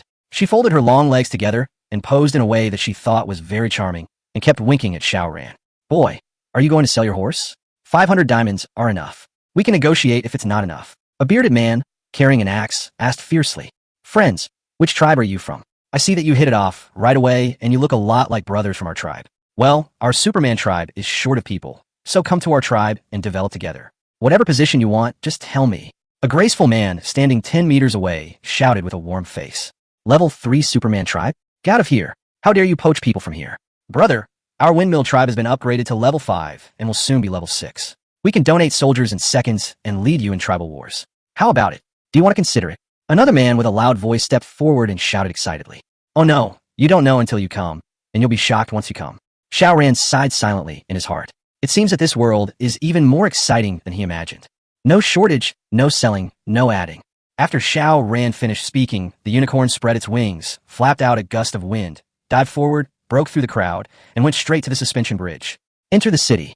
Xiao Ran jumped off the unicorn and said lightly while looking at the level 60 guards guarding the city. Chapter 88 The Battle of Rhino Pond.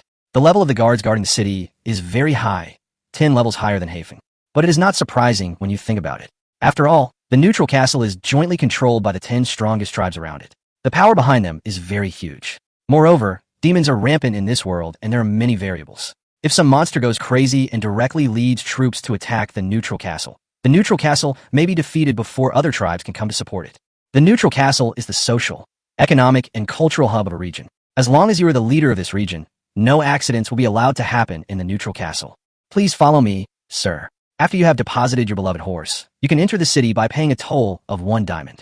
A well-dressed city guard came forward, lowered his head, and said respectfully, Master, wait here for me. I'll go tie up the horse. Without waiting for Xiao Ran to answer, Haifeng took the initiative to lead the unicorns and, under the guidance of special person, took both unicorns to deposit. Afterwards, Xiao Ran paid 2 diamonds and walked across the suspension bridge with Haifeng into the city. As soon as he entered the city, the noisy shouts and various buildings around him dazzled Xiao Ran, and he was overwhelmed. In addition to the common restaurants, tea houses, and taverns, there are also blacksmith shops that specialize in selling equipment, pet shops that specialize in selling pets, mount halls that specialize in selling mounts, as well as various pharmacies, magic academies, arenas, martial arts arenas, grocery stores, alchemy rooms, exchanges, auction houses, mercenary taverns, and more. There are also some special buildings, such as Magic Cinema, a magical building that can track, replay, and broadcast ongoing clan wars in real time. Gambling House, you can bet on competitive events such as Magic Cinema and Coliseum and receive payouts at different odds. Yahanyuan, the red light district in the city, a paradise for men. Xiao Ran walked along the way and was deeply shocked by the rich architectural facilities, especially the Magic Cinema, the Gambling House, and the E-Home Courtyard, which are definitely entertainment industries. It was Xiao Ran's first time traveling through time, and he thought that the other world was just a matter of doing it, but he actually saw the entertainment industry. After Haifeng spotted the signpost for Yahanyuan, something seemed off in his eyes. He patted his chest and said, Master, I think the name Yahanyuan sounds great. It feels like it has an indissoluble connection with me, Haifeng. How about, let's go take a look. You're so good at listening to your uncle, and you still have a connection with me. Do you think I don't know what's going on in your mind? Xiao Ran kicked Haifeng on the butt. It seemed that this guy had been to places like this many times before he surrendered to him. Master, no, let's talk it out nicely. Your butt is also flesh. Haifeng covered his butt and ran away. Xiao Ran was just about to give chase when he suddenly saw a large group of people gathered in the open space next to him. There were hundreds of them. They had formed a circle, and laughter and shouts could be heard from them from time to time. Xiao Ran became curious, turned around, and moved closer, squeezing to the front of the crowd. In front of me is a huge training ground. In the martial arts arena, there stood a man and a woman. The woman was tall, mature, and beautiful, holding a staff, and looked like a wizard. 10 meters away stood a man wearing silver equipment, holding a heavy sword in his arms in a nonchalant manner, with a look of contempt and disdain. Level 18 mage, Tao Yao, the second in command of the Myth tribe. I've heard so much about you. Iron Blood of the Iron Blood tribe, a level 19 swordsman, is here to teach you. I don't deserve it. Let's be frank and talk about the rules. If I win this competition, the level 2 Warcraft territory, Rhino Pond, will belong to my Iron Blood tribe. If we lose, stop talking nonsense and talk after you win. It happened so quickly that before the two of them could finish their sentences, the wizard named Tao Yao waved his wand and shot out several fist-sized fireballs at the swordsman named Tieshue. Level 2 magic, consecutive fireballs. Tieshue instantly drew his sword and slashed it quickly, hitting the fireballs and shattering all of them. A mere trifle. Tieshue held the sword, his mockery growing even stronger. On the other side, Tao Yao recited the spell quickly, and wind arrows, water arrows, lightning, and various level 1 magics continuously hit Tieshue. Wind Spirit, please help me. Water Spirit, please help me. Elf of Thunder, please help me. As a level 18 mage, the level of magic he can cast is mainly level 1 magic. It's not that level 2 magic cannot be cast, but the skill book is very difficult to obtain, and you can't learn it whenever you want. As for level 3 magic, he can't cast at all, because level 3 magic can only be mastered by mages above level 20. Let me see what you'll do when you run out of mana. Such dense magic made Tieshue a little tired, but Tieshue was a level 19 swordsman after all. He quickly used the swordsman's level 1 and 2 attack and defense techniques to withstand Tao Yao's attack. After Tao Yao cast the spell quickly, there was a brief pause in the attack. Gas step start. Tieshue seized the opportunity, activated the acceleration skill, and quickly approached Tao Yao. Wind Spirit, please help me. Wind Shield. Tao Yao hurriedly summoned the Wind Shield. But once the warrior gets close, the direction of the battle is no longer determined by the mage. The iron-blooded sword instantly cut through Tao Yao's Wind Shield, and Tao Yao's face turned slightly pale. Haha, what do you think? I guessed right? When your magic power runs out, I'll see how you fight me. Tieshue took advantage of the situation and struck Tao Yao with sword after sword, until Tao Yao gradually couldn't keep up with the pace. Tao Yao kept releasing magic, but most of them were dispersed by Tieshue. A few fell on Tieshue, but because Tieshue had an advantage with his silver equipment, it was difficult to cause fatal damage to Tieshue. What? You have no other options. Then go die. Tao Yao was becoming increasingly exhausted, and Tieshue roared, raging slash. The veins on Tieshue's arms bulged, and a cold light flashed on the longsword. He swung the giant sword violently and slashed towards Tao Yao. However, Tao Yao's body swayed, and she suddenly murmured, "Oh, boiling fire spirit, obey my call and inflict heavy damage on the enemy. Fire dragon, go." Level 3 fire magic, fire dragon. Not good. As soon as the fire dragon appeared, the surrounding audiences were in an uproar. They pushed each other and retreated frantically, fearing that they would be affected. Damn, golden equipment, flame dragon staff. Tieshue's face changed instantly. With Tao Yao's level of 18, it was impossible for her to cast the fire dragon technique unless there was an equipment bonus, which was the golden staff in Tao Yao's hand, the flame dragon staff. As soon as the fire dragon appeared, it blasted Tieshue away on the spot, causing him to spit out blood and fall heavily out of the field. Iron-blooded leader, I'm sorry about the matter at Rhino Pond. Tao Yao was breathing heavily, and before she could finish her words, a man's exclamation suddenly came from behind her. Yao Yao, you're going to get into trouble. Tao Yao was shocked when she heard the voice. She looked up and saw that after defeating Tieshue, the fire dragon technique rushed towards the surrounding crowd with unstoppable power. The first person to bear the brunt was none other than the one squeezed in the front. Xiao Ran. Chapter 89, Elemental Messenger. The magic fire dragon, 3 meters long and about 1 meter high, was emitting dazzling flames and scorching heat, and pounced on Xiao Ran with its fangs and claws bared. The terrifying fire dragon seemed to be reflected in Xiao Ran's pupils. Careful! There was a cry of surprise from the crowd, and everyone looked at the scene in panic. But looking at Xiao Ran's appearance, he was about 1.75 meters tall, not good-looking, and dressed very ordinary, with a set of ordinary and bland equipment, no different from most of the small leaders who came to Izumo City to attend a market. Ordinary equipment is simply not able to stop the fire dragon. Although the caster is only a level 18 intermediate wizard, the fire dragon is a level 3 magic and is very powerful. Otherwise, it would be impossible to blow away the level 19 swordsman Tieshue on the spot. The outcome of resisting this attack head-on is either a bloody mess or death. There is no other possibility. However, a scene that shocked everyone appeared. Xiao Ran just waved his hand lightly, and the snarling fire dragon disappeared in an instant. There is not even a spark left. On Xiao Ran's left wrist, a shimmering bracelet seemed to be telling some unspeakable secret. The audience around were all stunned. Hundreds of spectators were staring at this scene in amazement. When they came to their senses, they looked at each other, completely stunned. Little brother, what's up, fatty? Am I dazzled? Why is the fire dragon gone? No, you're not dazzled. I saw it too. Even if a wizard came, he wouldn't be able to achieve this level, right? It's so scary. Who is this person? At this moment, Tao Yao ran over in a panic, sweating profusely, and kept asking, "Excuse me, excuse me, excuse me, is anyone injured?" The people around did not answer, but just looked at Xiao Ran, who was walking away, pointing and talking. Xiao Ran had finished watching the game and turned to leave. Although the fire dragon is very powerful, it is only a level 3 magic after all, and Xiao Ran wears an incredible dark gold bracelet called the Elemental Messenger. This bracelet comes from a powerful elemental angel. It can make one immune to all magic below level 3. No matter how powerful the opponent is, as long as the magic itself does not exceed level 3, it can be absorbed instantly by the bracelet. Taoyao didn't see clearly why the fire dragon disappeared, and was still anxiously asking if anyone was injured. At this time, a man with a sword on his back walked up and patted Tao Yao on the shoulder. "It's okay, Yao Yao. You're lucky to have met a master. The fire dragon has been neutralized." This man was the same man who had just reminded Tao Yao. At this moment, the man looked at Xiao Ran's back with an extremely solemn expression. The man's expression was solemn because this expert strength was so well hidden. He didn't even have a single piece of silver equipment on his body, but with a simple wave of his hand, yes, just a simple gesture, the fire dragon, who had eliminated Iron Blood on the spot, disappeared without a trace. Such strength is terrifying to think about. Fortunately, this master was not angry at all about Tao Yao's offense. Otherwise, the consequences would be unimaginable. Really? I was scared to death. By the way, where is the master? I will go and thank him.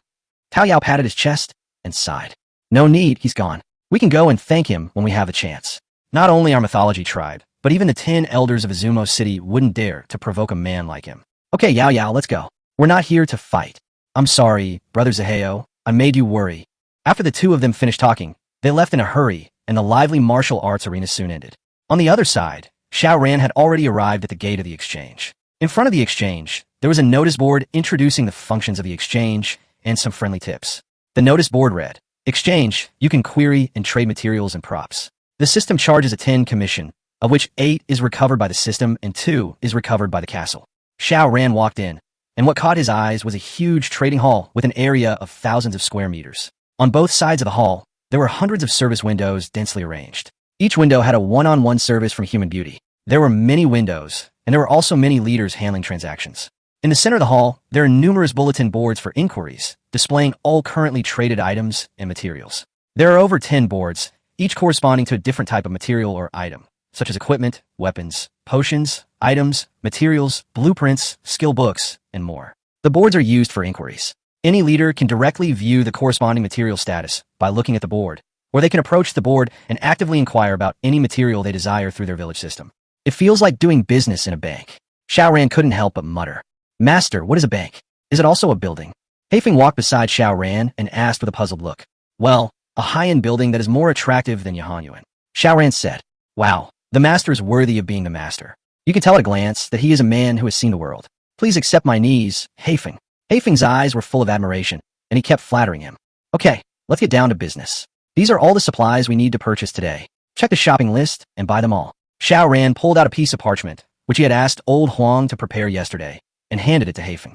Afterwards, Xiao Ran transferred 5,000 diamonds to Haifeng through the system. Because Haifeng was his slave, the two could share the warehouse function when they were close to each other. But only Xiao Ran could occupy Haifeng's warehouse, and Haifeng could not occupy Xiao Ran's warehouse.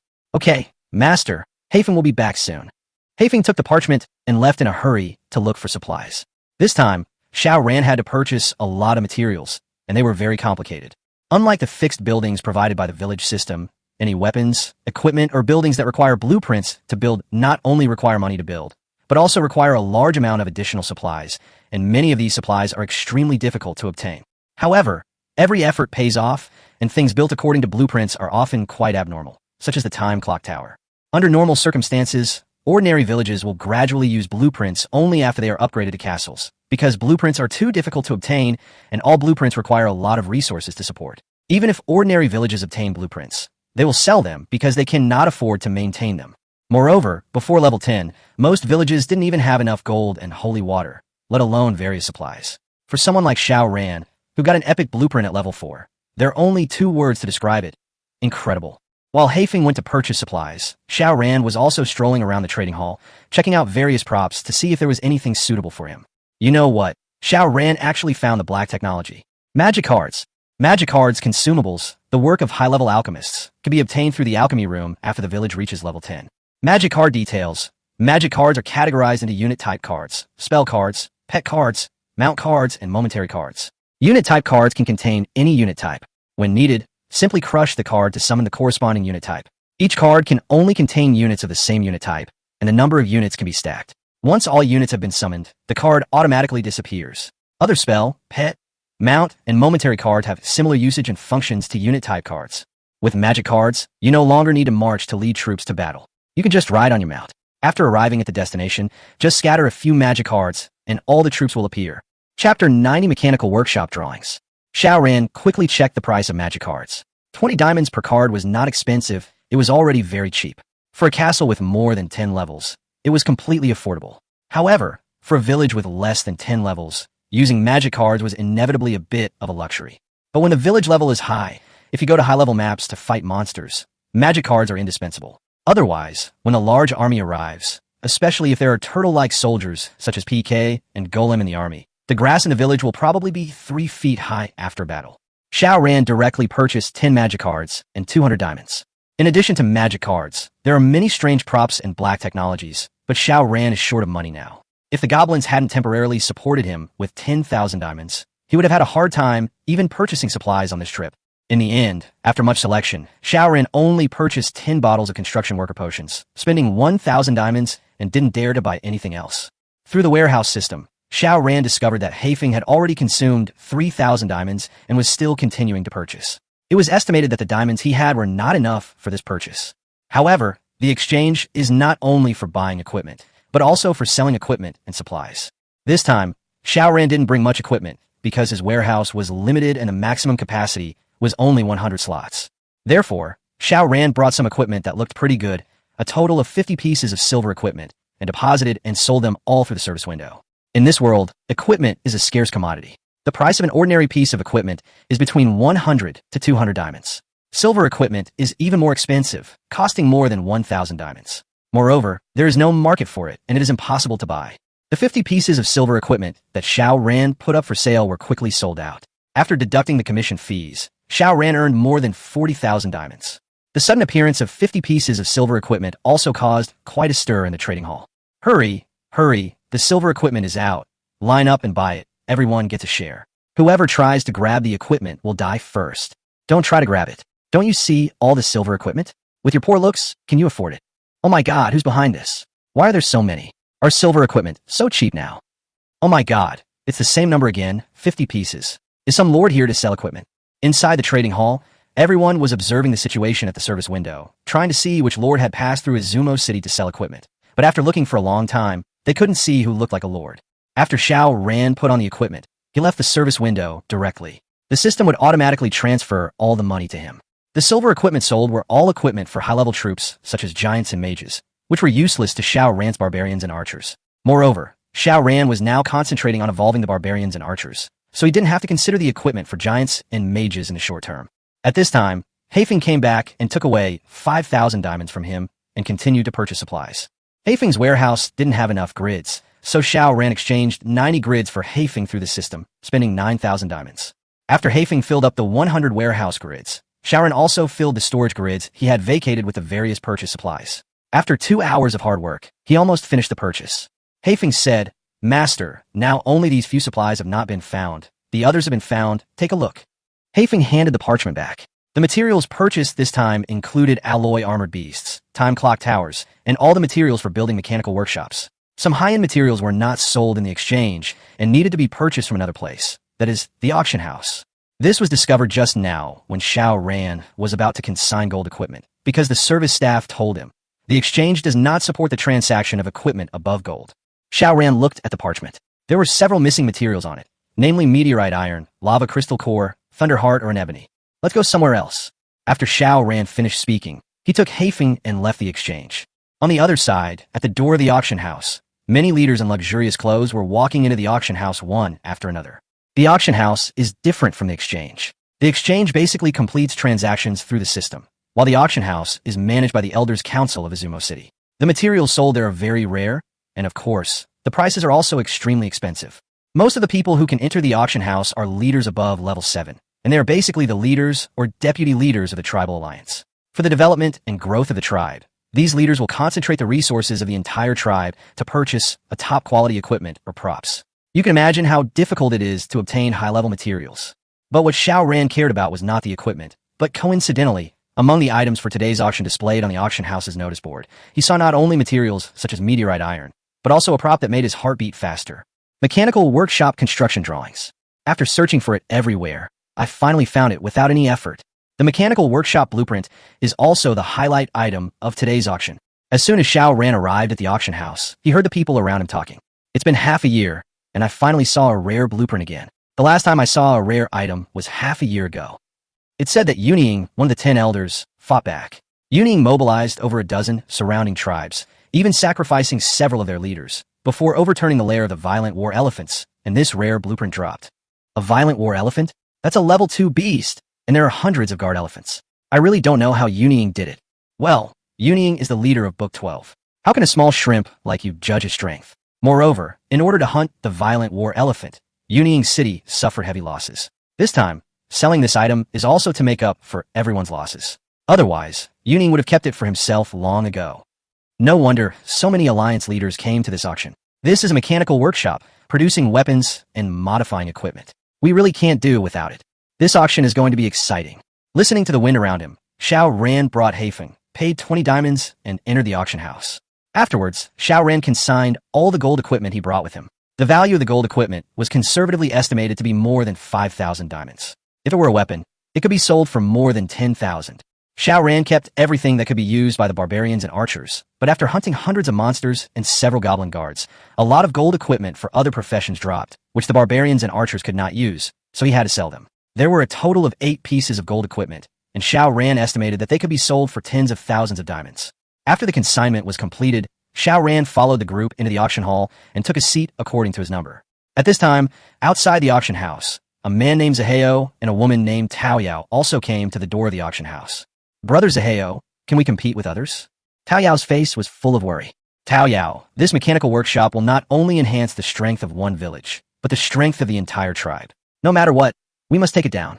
But, okay, stop talking and do your best. Chapter 91, Langi's Backstage. The auction hall is a huge venue with an area of more than 500 square meters. It is divided into 2 floors and can accommodate about 500 people. The seats are arranged neatly and orderly in the venue, and each seat has a fixed number. The seats are arranged in a sloped manner, so even if you sit at the back, you can see clearly what is happening in the front. At the front of the venue, there is a stage about 10 meters long and wide. There are lights on both sides of the stage, and the surrounding area is filled with sexy and plump etiquette ladies. These etiquette ladies are all residents loyal to Izumo Castle. It was the first time for Xiao Ran and Haifeng to come to the auction house, and they were not aware of the seating arrangements. The auction house has 2 floors, with the first floor mostly occupied by people who come to watch the show. The real buyers sit on the second floor, and some even sit in separate private rooms. Xiao Ran and Haifeng are located on the first floor, slightly forward. Xiao Ran had just sat down when a familiar figure walked in from the entrance. The leader of Langya village of the Akita tribe, Langya.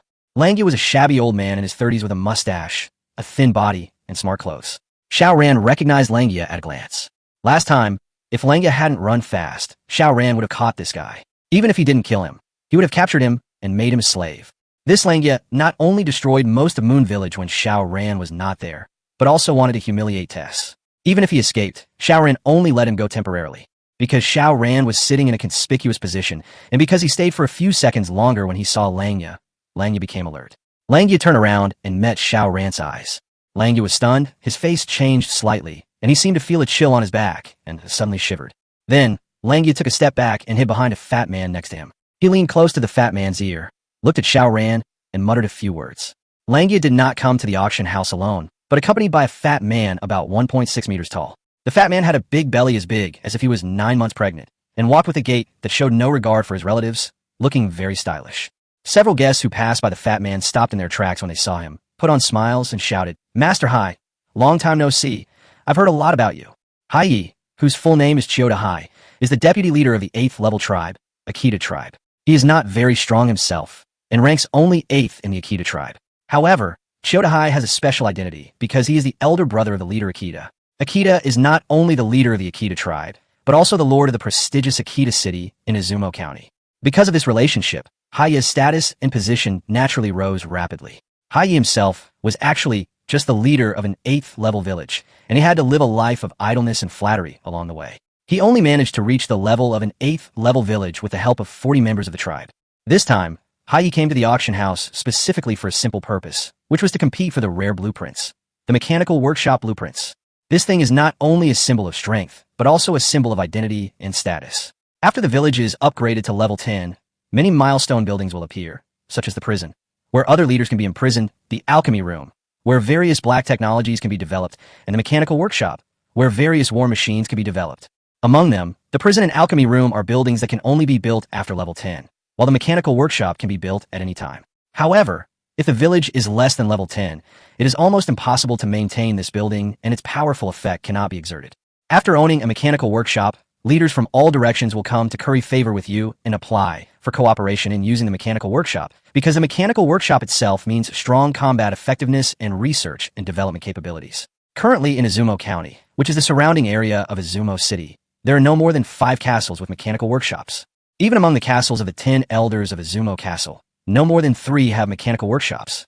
After Langya said a few words in Haiya's ear, Haiya's gaze suddenly raised and fell on Xiao Ran. Haiya nodded, put his hands behind his back, and walked towards Xiao Ran's position. Langya followed closely behind, a smug smile on his face, looking at Xiao Ran with a gloating look, as if saying to Xiao Ran, "You're dead." Bang! The table in front of Xiao Ran was slapped hard by a fat and greasy hoof. The noise was very loud, and the people around were mostly talking in 2s and 3s, waiting for the auction to begin. The sound of someone destroying the place made everyone turn their heads and look over. Boy, my Akita tribe owns Akita Castle, a level 10 castle. Apart from the 10 elders of Izumo Castle, no one dares to bully us. If you dare to bully someone from my Akita tribe, you must be dead, right? Haiya raised his chin very high, almost looking at Xiao Ran with his nose, looking arrogant. Haifeng's expression changed instantly, and a murderous aura rose up in his eyes. As Xiao Ran's servant, Haifeng always considers Xiao Ran's face more important than his own life. If someone dares to speak to his master like this, there's only one word in Haifeng's eyes, and that is kill. Chapter 92 Moon Village. However, just as Haifeng was about to rush forward, a hand held down Haifeng's arm. Xiao Ran shook his head and suppressed the black wind. Xiao Ran still understood the basic rules of this world. Fighting is strictly prohibited in places like auction houses. Not only in auction houses, but also in neutral castles. If you want to fight, go to the martial arts field for an open contest, just like Taoyao and Tieshue. Other than that, any other fighting behavior is a violation of the rules, and once caught, the person will be severely punished. Seeing Xiao Ran not saying anything, Haiya's face became even uglier. Everyone around looked at Xiao Ran with some sympathy. The Akita tribe style of revenge had long been notorious. If Xiao Ran offended the Akita tribe, especially an unknown leader, he would definitely be in big trouble. Boy, if you don't want to die, quickly apologize to my little brother in front of so many leaders. I can deal with your matter leniently. If you don't listen, no matter who you are, Haiya, am telling you this. You will suffer the consequences. Haiya continued to talk nonsense. At this time, many people who knew Haiya began to stand up and support him. Hey, please apologize now. It hurts my balls to see you looking so poor. Less trouble is worse than more. Just apologize, make amends, and let this matter go. The famous Master Hai will definitely leave you a way out. Yes, don't be ungrateful. Even if the elders from Izumo City come, they have to give our Master Hai some face. There are many people who speak up for Haiya. Most of them are small leaders of nearby level 5 or 6. For these small leaders, even if they have a little relationship with a big boss like Haiya of level 8, if they are beaten in the future, they can even intimidate the opponent and get some benefits by reporting Haiya's name. Any leader with a little bit of strength would not get involved in such things. For example, Zaheo and Taoyao went straight to the second floor after entering the auction house and ignored the dispute downstairs. At this moment, 2 more people came in from outside the door. The man walking in front was about 1.8 meters tall, wearing a full set of golden armor, carrying a strangely shaped sword and a silver cloak on his shoulders. He had a solemn face and sharp eyes, and when he walked, he had a cold murderous aura. Following behind him was a man wearing a long robe and waving a feather fan, who looked like Zhuge Kongming and had a smile on his face as refreshing as spring breeze. They walked in 2 groups, and as soon as they came in, they caused quite a stir in the audience. Look, Elder Yuning is here. Yining should come. After all, he was the one who got today's grand prize. He spent so much money on it, so of course we have to see who will get it. Elder Xiaoqiu is here too. He ranks 3rd among the 10 great elders of Izumo City. Could it be? He's here for the mechanical blueprints too. It said that Xiaoqiu City is already a level 13 castle, and its progress is faster than that of the other elders. However, He has always been bothered by the issue of the mechanical workshop. Perhaps this time, he is determined to win it. After Yuning came in, she went straight up the stairs to the second floor. The gentle and refined Xiao Qiu noticed what was happening between Xiao Ran and Hai Yi. Xiao Qiu said, "Isn't this the second in command of the Akita tribe? Do you know the rules of our Izumo city?" Hai Yi's expression changed slightly. Xiao Qiu's meaning was very clear. After all, Xiao Qiu was the elder of Izumo city and had jurisdiction over Izumo city itself. What he meant by saying this was to hint to Qiu to Hai that this was not a place to cause trouble. Master Hai understood and said with a smile, "Elder Xiao Qiu is right. It's a small matter, a small matter. Don't bother with it." "That's good." Xiao Qiu smiled and glanced at Xiao Ran for a very short time. He seemed not interested. He followed Yin Ying's footsteps and walked towards the box upstairs. Hai Yi turned around and glared at Xiao Ran fiercely, as if he lost face because of Xiao Qiu's words, but he blamed it all on Xiao Ran. "Boy, do you think I'm talking nonsense? Apologize immediately," Hai Yi said relentlessly. Xiao Ran ignored Hai Yi at all, but when Yun Ying and Xiao Qiu came in, he took a special look at these two unique characters. Xiao Ran wanted to check the information of the two people through the combat system, but the system showed that it was invisible. Only teammates or close people can see information through the combat system. The closer the relationship, the more information can be viewed. If it is a stranger, it will not be visible unless the other party is willing to open up. But based on their equipment and attire, Xiao Ran initially estimated that their strength should be around level 50. That Yuning is a warrior. But that Xiao Qiu was not a mage. He should be a tamer or a priest, because Xiao Qiu's weapon was a fan, and it was the first time Xiao Ran saw someone using a fan. Bang! Xiao Ran's disregard made Hai Yi even more furious, and he slapped Xiao Ran on the desk again. "Are you listening to me?" Hai Yi roared. It was also because fighting was not allowed in the auction house. Otherwise, Xiao Ran would not have had to deal with this self-righteous fool. Hafen would have jumped up and taken off Chiyoda Hai's head. Xiao Ran glanced at Hai Yi expressionlessly and uttered 7 words. "Idiot." Afterwards, Xiao Ran turned to look at Langya and added 3 words. "Idiot teammates." Boom! These 7 words were so powerful that everyone around was shocked. Even Yuning and Xiao Qiu didn't dare to say such words openly in front of so many people. This was no different from slapping Hai Yi in the face on the spot, and it was also a naked contempt for the Akita tribe. Good, good, good. Hai Yi was so angry that he said 3 good words in a row. "Boy, you're done. When the auction is over, your village and even your head will belong to me." At this point, Hai Yi changed his tone and said, "No, I don't want your head. I'm going to catch you and put you in jail so that you will never be able to stand up again." Langya said from the side, Right. Lock him up and let him experience what it's like to be in jail. By the way, Langya, what is the name of his village? I will send troops to attack it as soon as I get back," asked Hai Yi. "What to call it? Let me think." I remembered. Moon Village. As soon as the name of Moon Village came out, Yuning, who was going up the stairs, and Xiao Qiu, who was staying out of the matter, suddenly stopped. Moon Village. Moon Village. The two of them seemed to have heard something huge. They turned around at the same time and stared at Xiao Ran with extremely sharp eyes. Chapter 93 Blood Wolf Pet Egg. Yuning's gaze fell on Xiao Ran for the first time. After looking at him carefully, she shook her head and left. Moon Village. Moon City, how weird. Xiao Qiu looked at Xiao Ran. His expression became more and more thoughtful. His brows were twisted, and no one knew what he was thinking. But he only stayed for a moment, and like Yuning, he shook his head and continued to walk to the second floor. It seemed to be just an illusion, and he soon let it go. Moon City. This name, only some leaders 10 years ago knew what it meant. When Moon City reached its peak, Izumo City did not even exist at that time. In the entire Chinese land, there were not many kingdoms and lords, let alone alliance leaders. At that time, Moon City was the faith of the Chinese land. Its tyrannical strength intimidated all directions, and it had the momentum to unify the world. However, a sudden incident caused Moon City to suffer a bloodbath. Otherwise, according to the normal development speed of Moon City, it would have already become a kingdom dominating one side. In the past 10 years, so many things have changed. Therefore, very few people still remember Moon City. Although Yuning and Xiao Qiu still have memories, they do not think that Xiaoran's Moon Village has any intrinsic connection with the original Moon City. No one noticed that Yuning and Xiao Qiu, 2 big figures at level 50, both stopped briefly because of the 3 words Moon City. At this time, the eye-catching auction finally began. After making those harsh words, Hai Yi was helpless against Xiao Ran and left angrily. Hai Yi's seat, like Yun Ying and Xiao Qiu, was in a private room on the second floor. There were 4 private rooms on the second floor, with Yun Ying and Xiao Qiu occupying one each, Hai Yi occupying one, and the other one being occupied by Zihao and Tao Yao from the Myth tribe. Dear guests, dear friends, welcome to the Izumo City Auction House. A gorgeous and graceful auctioneer walked onto the stage. What surprised Xiao Ran was that this auctioneer was not human, but a beautiful fox girl. She has a charming appearance, a graceful waist, fiery red hair, and a pair of slender pointed ears. Under her burgundy ball gown, one can see a pair of seductive legs. Moreover, there is something wriggling gently in the hem of her skirt, which seems to be a tail. Xiao Ran has seen quite a few monsters these days and has developed antibodies to non-human creatures. So even though it was the first time he saw the pitiful fox beauty, he was not surprised. After the auctioneer took the stage, he said a lot of meaningless words and finally got to the point. Today's auction officially begins. Please ask the etiquette lady to present the first treasure. As everyone waited eagerly, a tall and graceful hostess finally came to the center of the stage, carrying a plate covered with a red cloth and taking small steps. Today's first treasure is a precious pet egg, a rank 3 pet egg blood wolf. The auctioneer lifted the red cloth, and a pet egg about 30 centimeters tall and carved with blood red patterns appeared on the tray. Wow! There was a burst of exclamations from the audience below the stage. Many people stretched their heads and looked at the pet egg with envy. While watching the auction, Xiao Ran checked the system for descriptions of the pets in this world. In this world, pets come from wild creatures such as magical beasts, fierce beasts, and demon beasts. They basically inherit the talents and skills of wild creatures. But unlike wild creatures, pets have independent growth qualifications and can be trained individually.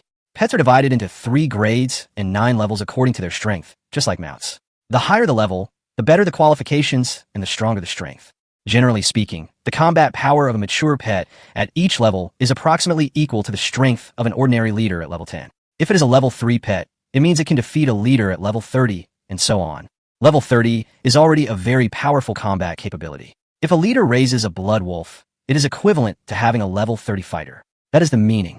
But in this world, each person can only sign a contract with one pet, and cannot own more pets at the same time unless the old pet dies or is released.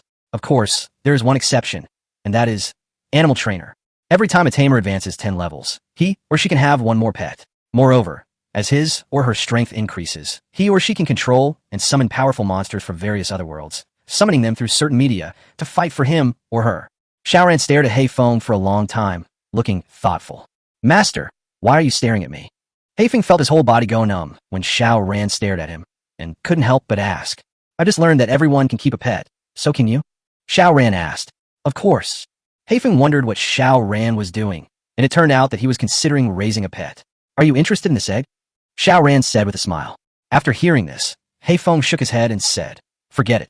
The blood wolf is the cub of a level 5 magical beast blood wolf. In the past, it might have been of some help, but now it's meaningless to me. If I really wanted to raise one, I wouldn't even bother to protect it. Hei Feng spoke a little loudly, and the leaders sitting nearby heard it. Blood wolf still needs your protection? I'm so fucking drunk. Why are there so many idiots these days? I'm in the late 7th level, and all I have at home are huskies. Today, I heard someone look down on a rank 3 pet, a blood wolf. Damn it. Husky, the king among dogs among third-rate pets, is very powerful when it goes crazy, and even its owner is afraid of it.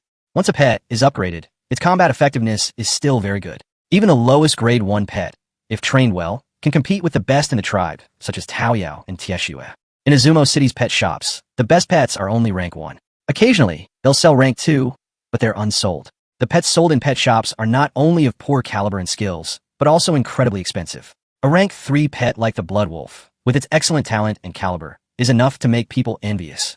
I'm sure everyone knows how precious and rare the blood wolf pet egg is, so I won't go into detail. Starting price, 5,000 diamonds. Bidding begins. As soon as the auctioneer finished speaking, signs popped up one after another under the stage like a game of whack-a-mole.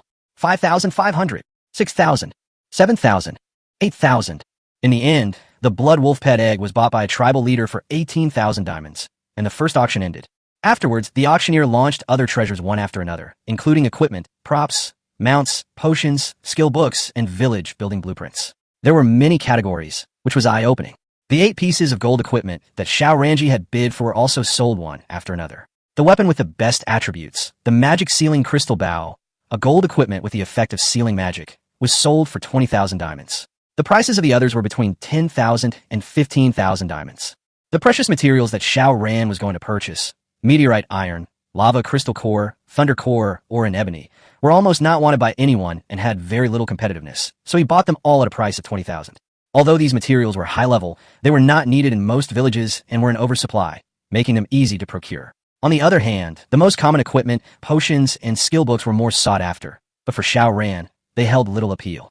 The auction lasted for 2 hours. Most of the leaders came well prepared and left satisfied. However, in the 4 boxes on the second floor, no one raised a card from beginning to end. It's not that they don't like other props, but because the real competition has not yet begun. Xiao Ran's eyes were as calm as water. Finally, the auctioneer cleared his throat and said, "Next, we are about to unveil the finale of this auction. This is also the second rare blueprint to be publicly auctioned by our Izumo City auction house in the past 3 years. The Mechanical Workshop Blueprint." Chapter 94. The Battle for Blueprints. Xiao Ran saw quite a few drawings at this auction. There are many categories of drawings, including architecture, machinery, equipment, props and formations, etc. Common arrow tower modification drawings, cannon modification drawings, mortar modification drawings, etc. belong to the architecture category, while earth shelter, flame demon guardian, etc. belong to the formation category. However, blueprints are items that can only be dropped by Warcraft above level 5, and the drop rate is extremely low, even harder to find than equipment. Blueprints are almost never seen in villages before level 10, and even if there are any, they are very few. Advanced blueprints, such as mechanical workshops, which are architectural blueprints that can be used to develop new weapons, are extremely rare. Mechanical workshop blueprints, rare items, essential blueprints for building a mechanical workshop. A reminder to all the guests who have come from afar. The last time a mechanical workshop blueprint appeared was 3 years ago. If you like this blueprint, don't hesitate. If you miss this opportunity, you won't know when you'll be able to get it again. Alright, enough talk. Starting price, 10,000 diamonds. Each bid increment is 1,000 diamonds. Bidding begins. Before the auctioneer finished speaking, someone couldn't help but start bidding. 11,000. A rough voice came from behind Xiao Ran. 12,000. Immediately afterwards, someone started bidding from another direction. As soon as the words fell, they were covered by another voice. 13,000. 14,000. 15,000. The competition is extremely fierce, and almost every second, someone is frantically raising the price. 20,000. 21,000. 22,000. Prices are still soaring. 30,000. 31,000. 32,000. In less than a minute, the price reached 35,000. However, the atmosphere at the scene was extremely tense, like a fierce battle that showed no signs of stopping. Bang! 40,000. At this moment, a man wearing thief's gear sitting in the first row of seats suddenly slammed the table and added 5,000 in one breath. At this moment, there was a brief silence in the conference hall. For most leaders, 40,000 diamonds is not a question of whether they want it or not, but whether they can afford it. Even if you want it, you have to consider whether you can afford the price. Diamonds are the universal currency in this world, and there are many ways for leaders to obtain diamonds. Before level 5, you can dig up diamonds by chopping down trees and digging up tree roots. Treasure chests and goblin camps can also open diamonds, and diamonds are stored in some monster nests.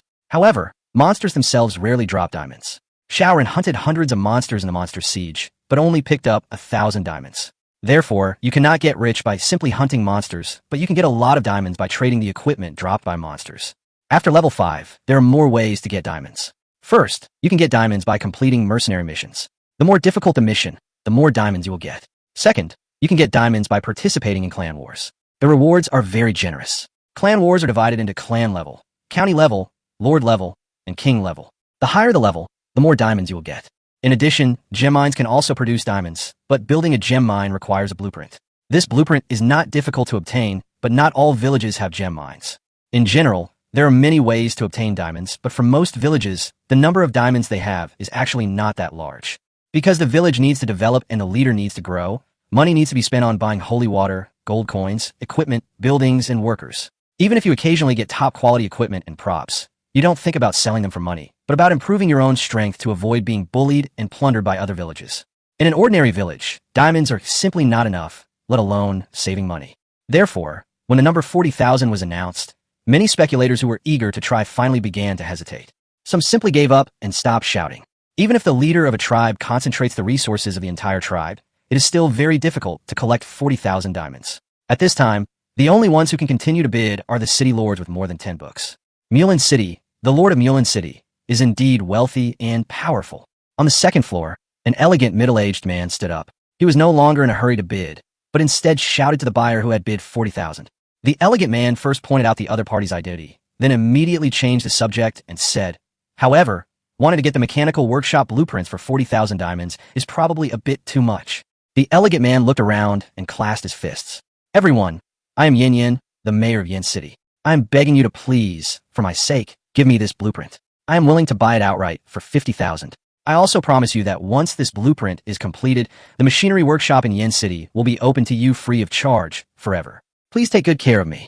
I, Yin Yin, will definitely keep today's event in mind. Thank you all. The man named Yin was full of confidence. His words were not only well-reasoned, but he even used the method of opening a mechanical workshop to win people's hearts. Some city lords who still wanted to continue bidding looked a little unhappy. When Yin said this, it was equivalent to making friends with everyone present.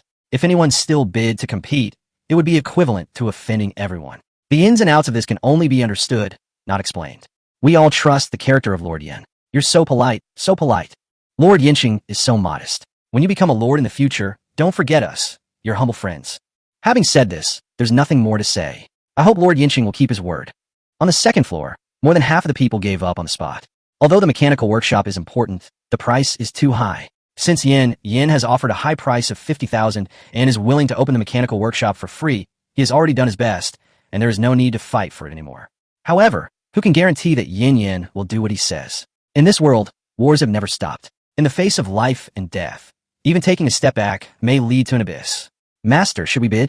Heifeng's voice sounded in Xiao Ran's ears. At this time, Yin had already started to clasp his fists around and apologize and thank the people around him with a smile. The auctioneer on the stage picked up the gavel again and asked, "Any more bids?" Heifeng naturally knew the purpose of Xiao Ran's trip, the mechanical workshop drawings. If he missed this one, he didn't know when the second one would appear.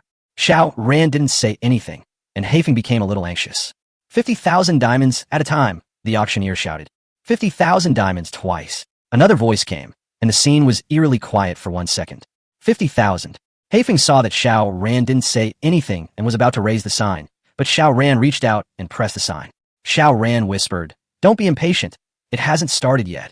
Hasn't started yet? Heifeng was stunned. The fighting was going on fiercely, but Xiao Ran actually said, "It hasn't started yet?" Chapter 95, the grand finale. The auctioneer's gavel was about to strike. 60,000. A carefree voice suddenly came from the box on the second floor. The Fox Beauty on the stage's eyes lit up instantly as she exclaimed, "The exciting moment has arrived."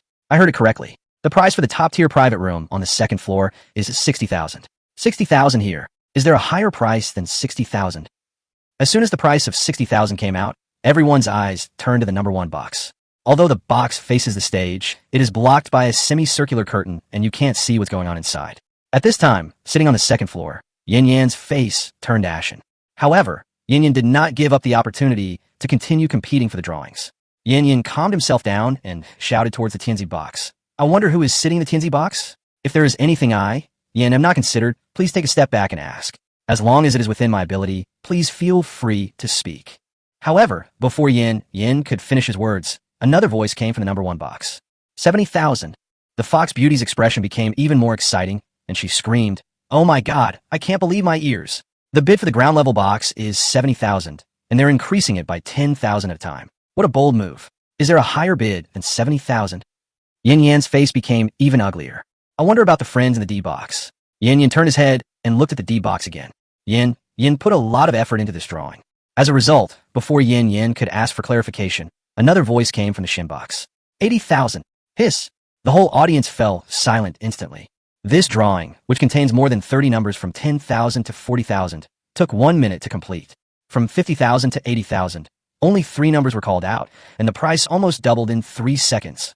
Heifeng touched his head and kept smiling foolishly at Xiao Ran, as if he finally understood what Xiao Ran had just said. The bidding has just begun. At this moment, the dumbest person in the whole place was Yin, the Lord of Yinqing, who was so high-spirited just 3 seconds ago. None of the guests in the 3 private rooms took Yin seriously. Yin was at a loss and isolated in the crowd. His face was like an overturned paint palette, turning blue and white at times. It was really a dramatic sight. "Excuse me." Yin forced a smile, clasped his fists, stood up, walked out of his seat, and left the auction hall in shame. No one paid any attention to Yin anymore. Everyone was looking at the 3 boxes. Except for the Huangzi box, no one in the other 3 boxes said anything. 90,000. The Tianziho continued to increase the bet. 100,000. The ground level number was chasing closely. 110,000. Huang Zihao gritted his teeth and followed. The atmosphere in the conference hall was eerily quiet. 110,000. That is almost a level 10 castle, a huge fortune that cannot be accumulated in 10 years. It is really unbelievable that they put it together like this for a rare blueprint. The Fox Beauty on the stage was so shocked that she couldn't speak. She looked at the 3 boxes that were secretly competing with each other in silence. Now, whatever she said seemed pale and powerless. At this moment, in the D Zihao box, Zihao's face was as gloomy as water, and Tao Yao was trembling with nervousness. "Brother Z, Brother Zaheo, it's already 100,000, 110,000. Should we add more? As Tao Yao spoke, her chest heaved violently, and she seemed to be having trouble breathing. 110,000 is already an astronomical figure. The current situation is that all three boxes want to show their determination to win, and they add 10,000 each time in an attempt to dissuade their opponents and make them give up. But the trouble is, every box is unwilling to give up this drawing, and they all keep increasing the bid by 10,000. Now, not to mention the parties involved, even other people in the venue can feel the suffocating pressure. The area around Izumo Castle is not large, and is called Izumo County. There are no more than 50 castles above level 10 within the jurisdiction, and the highest level of the 10 elders of Izumo Castle is only in the late level 13. In this area, even silver equipment that costs 1,000 diamonds is pitifully rare. The gold equipment that Xiaoran obtained is high-end among high-end ones. For example, the Myth Tribe and the Iron Blood Tribe competed for the resources of Rhino Pond. In the end, the Myth Tribe won just because of a piece of gold equipment. And the well-known Myth Tribe only had one piece of gold equipment. You can imagine how scarce equipment resources are, and gold equipment only sells for 15,000. Compared with the blueprint of 110,000, the difference is really huge. The figure of 110,000 seemed to calm everyone in the three boxes. 100,000, is there any higher? The Fox Beauty swallowed and asked with forced calmness. No one spoke. Inside the Dizaho box, Tao Yao was shaking Zaheo's arm with an anxious look on her face. Zaheo took a deep breath, then suddenly lowered his head, sighed, and said, Yao Yao, for this blueprint, each of the 40 leaders of our tribe donated their wealth to us, but 100,000 is already our limit. Sigh, Brother Zaheo. Okay, pack up and get ready to go back. When Zaheo and Tao Yao chose to withdraw, on the other side, in the Xian box, Chodahai and Langya were already sweating profusely and were running around anxiously in the box. Master Hai, it seems that the leader only gave you 100,000 diamonds this time, and you asked for 110,000. Did you take out all your private money? Master Hai is really a lewd man with money. By the way, Master Hai, I heard that there are a few new girls in Yahanyuan recently, and they are so pretty. Langya followed behind Chodahai and said with a lewd expression, Fuck you. Chodahai kicked Langya in frustration, cursing, Do you think diamonds are blown by the wind? I've been saving for 3 years, and this is all I have, 10,000 diamonds. Even if I had one more word, I can't get it out. Get out of here, Yahanyuan. Master Hai is right. Master Hai is right. Langya quickly wiped the sweat from his forehead and dared not say anything more. 110,000, is there a higher price? The Fox Beauty asked again when she heard no one answered. Then, the Fox Beauty picked up the gavel and prepared to count down to 3. At this moment, the person in the Tianzi box spoke. We are all leaders of Izumo County. For the battle of the county capital next year, we have to cooperate with each other and make plans together. Spending some money is a small matter, but if it hurts the harmony, it will be unacceptable. This voice made people feel like bathing in spring breeze. As soon as it opened, they knew who was speaking. Xiao Qiu. Xiao Qiu continued. I heard that Akita City has begun upgrading its base camp to level 11. With the mechanical workshop, it can almost guarantee a smooth transition throughout the entire level 11 period without any worries. This is of great significance to you. But I, Xiao Qiu, don't want to miss this opportunity. So, as an elder of Izumo City, out of goodwill towards the county city, I will give you a step. I will add another 10,000, 120,000. If you raise it above 120,000, I will not accept this blueprint. 120,000 is arguably the upper limit price for this rare blueprint. After all, the mechanical workshop is just a building, and it is still a long way from forming combat effectiveness. During this period, other mechanical drawings, building materials, and weapons materials need to be purchased, etc. The overall cost is shockingly terrifying and is simply not something that ordinary people can afford. Moreover, 120,000 is enough for anyone to buy a complete set of gold equipment, which is much more practical than this blueprint. But now, for Chodahai, it is no longer a question of how much money he has, but no money. Master Hai, what should we do? Langya looked at Chodahai with embarrassment and asked, What else can I do? If I want to buy it, I have to be able to afford it. Damn it. After Chodahai cursed Langya, he started shouting at the opposite side. Haha, Elder Xiaoqiu is too kind to me. Since Elder Xiaoqiu wants it, just take it. We don't want it. Chodahai was quite smooth. Not only did he not fight for it, he also did a favor. Thank you very much. In the number 1 box, Xiaoqiu secretly breathed a sigh of relief. If he continued to shout, even he would give up. On the stage, the Fox Beauty looked at the ground level box and saw no movement. I looked at the Xian box again, and there was no movement. 120,000 once. 120,000 twice. 120,000. The Fox Beauty's gavel is about to fall. All the leaders showed a relaxed smile. After fighting for such a long time, it was expected that Xiaoqiu would finally obtain the blueprint.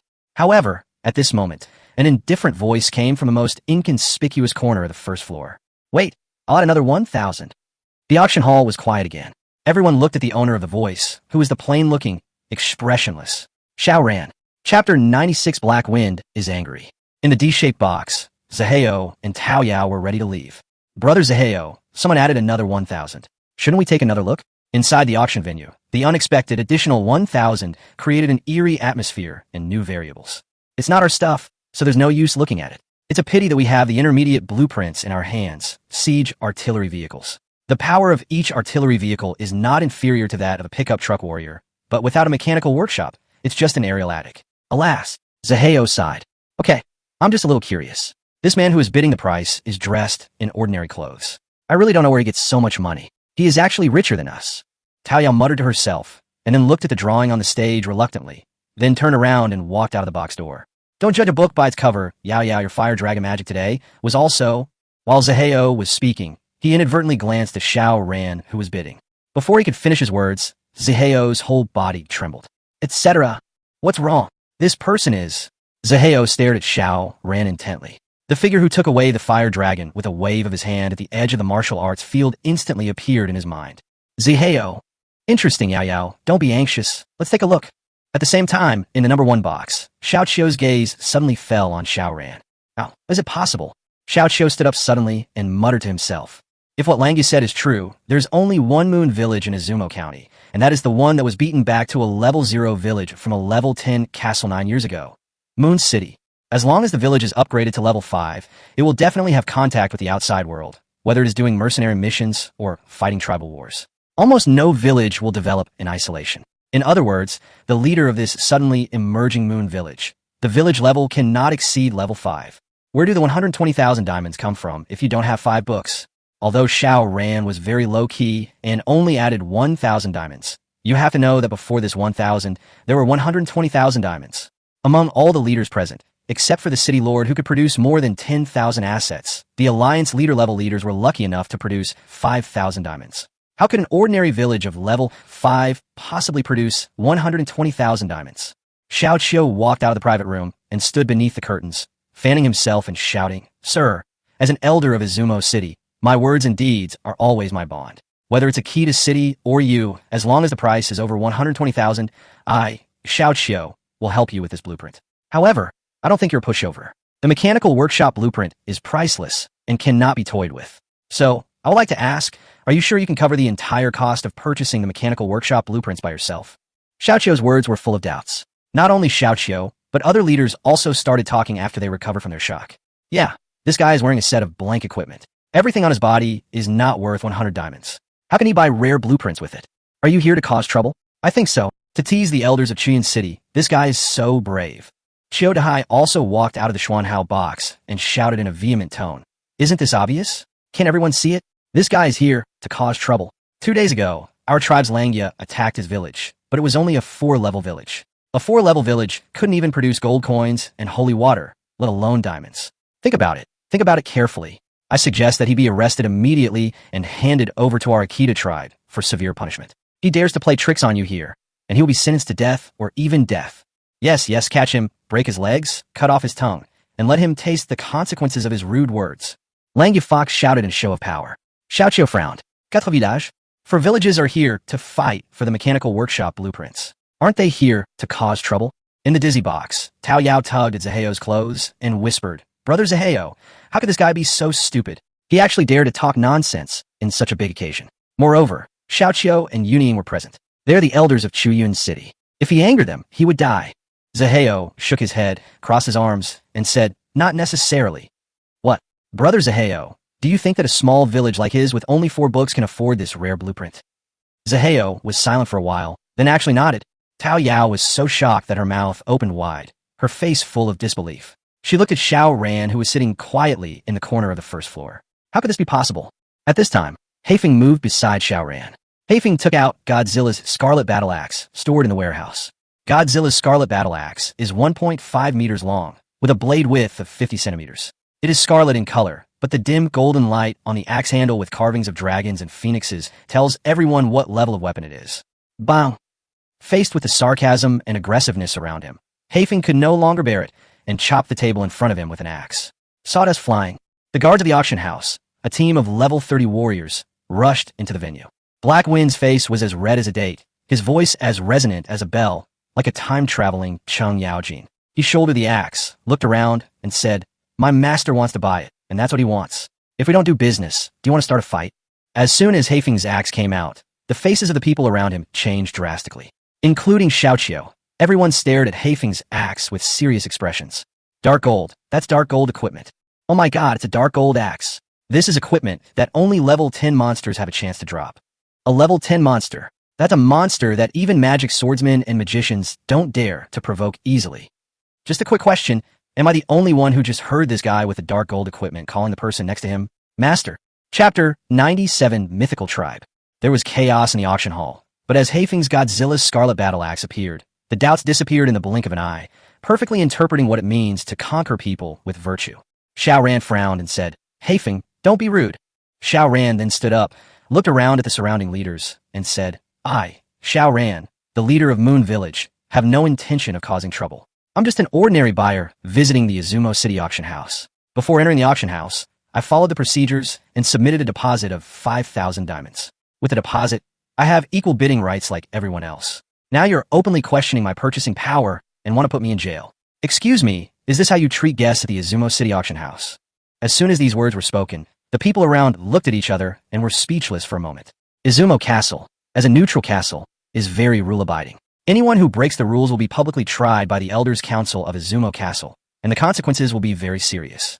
If it weren't for Chiodahai's relentless pressure, they would have forgotten that all bidders have to submit a deposit, which will be deducted from the item being bid on. However, if the item is not purchased, the deposit will not be refunded, so no one will suffer a loss, and everyone has fair bidding rights. At this time, Xiaoqiu's expression was a little strange. He looked at Xiao Ran thoughtfully, not knowing what he was thinking. Chiodahai and Lang Yu looked embarrassed. Xiao Ran's words made them the culprits of the trouble, and they were unable to save themselves. "I'm just thinking about everyone. I absolutely have no intention of breaking the rules of Izumo City."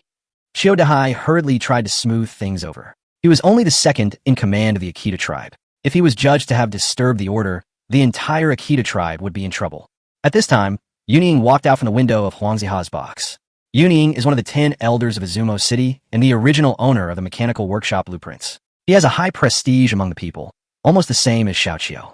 Yuning said, "Fighting and provocation are strictly prohibited in Izumo City. At the Izumo City auction house, all buyers are treated equally, regardless of status. Since this gentleman has already bid, if no one raises the price, the mechanical workshop blueprints will belong to him." As soon as Yuning spoke, everyone had a way out. "That's right. Elder Yuning is right. As long as we pay, it doesn't matter how many villages he has." Yes. If others can equip the dark gold axe, how can they be short of 120,000 diamonds? I was so rude just now. Please forgive me. We're all old now. The world is ruled by young people. Young people are generous and have a bright future. Chiodahai and Lang Yu both smiled and didn't dare to act rashly. Xiaoqiu waved his fan and said with a smile, "Chief Xiao Ran, right? I have no intention of questioning your strength. I am merely giving you a friendly reminder of the rules of Izumo City. Since you have confirmed that it is correct, I will not compete for this blueprint. You can take it." Xiaoqiu then turned to the auctioneer. "What are you still standing there for? Are you just waiting to see the show?" The Fox Beauty's face paled, and she quickly picked up the gavel and shouted in a clear voice, 121,000 diamonds. Is there a higher price?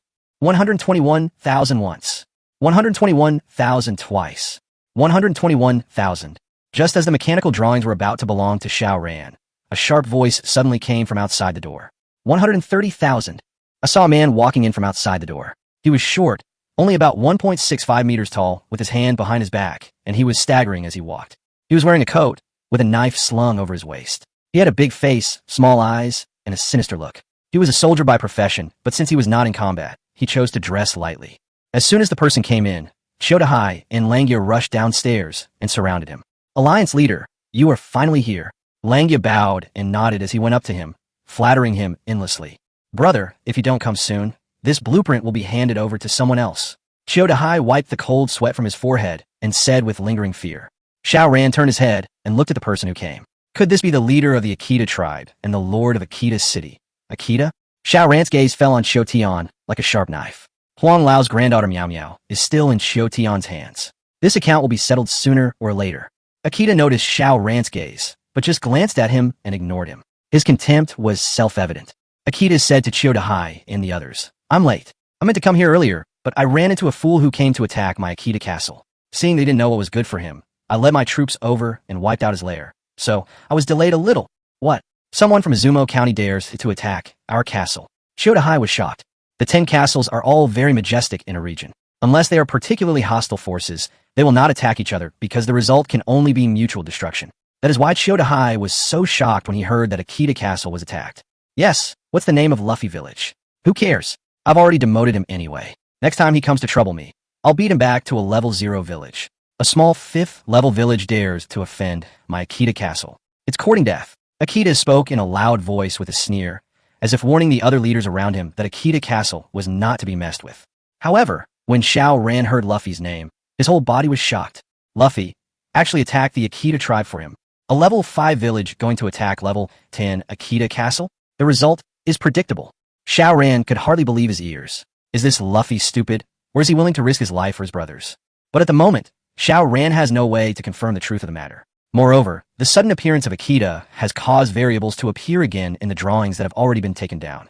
Now for Xiao Ran, the trouble is no longer as simple as fighting for the blueprints. He calculated that he didn't have many diamonds at the moment.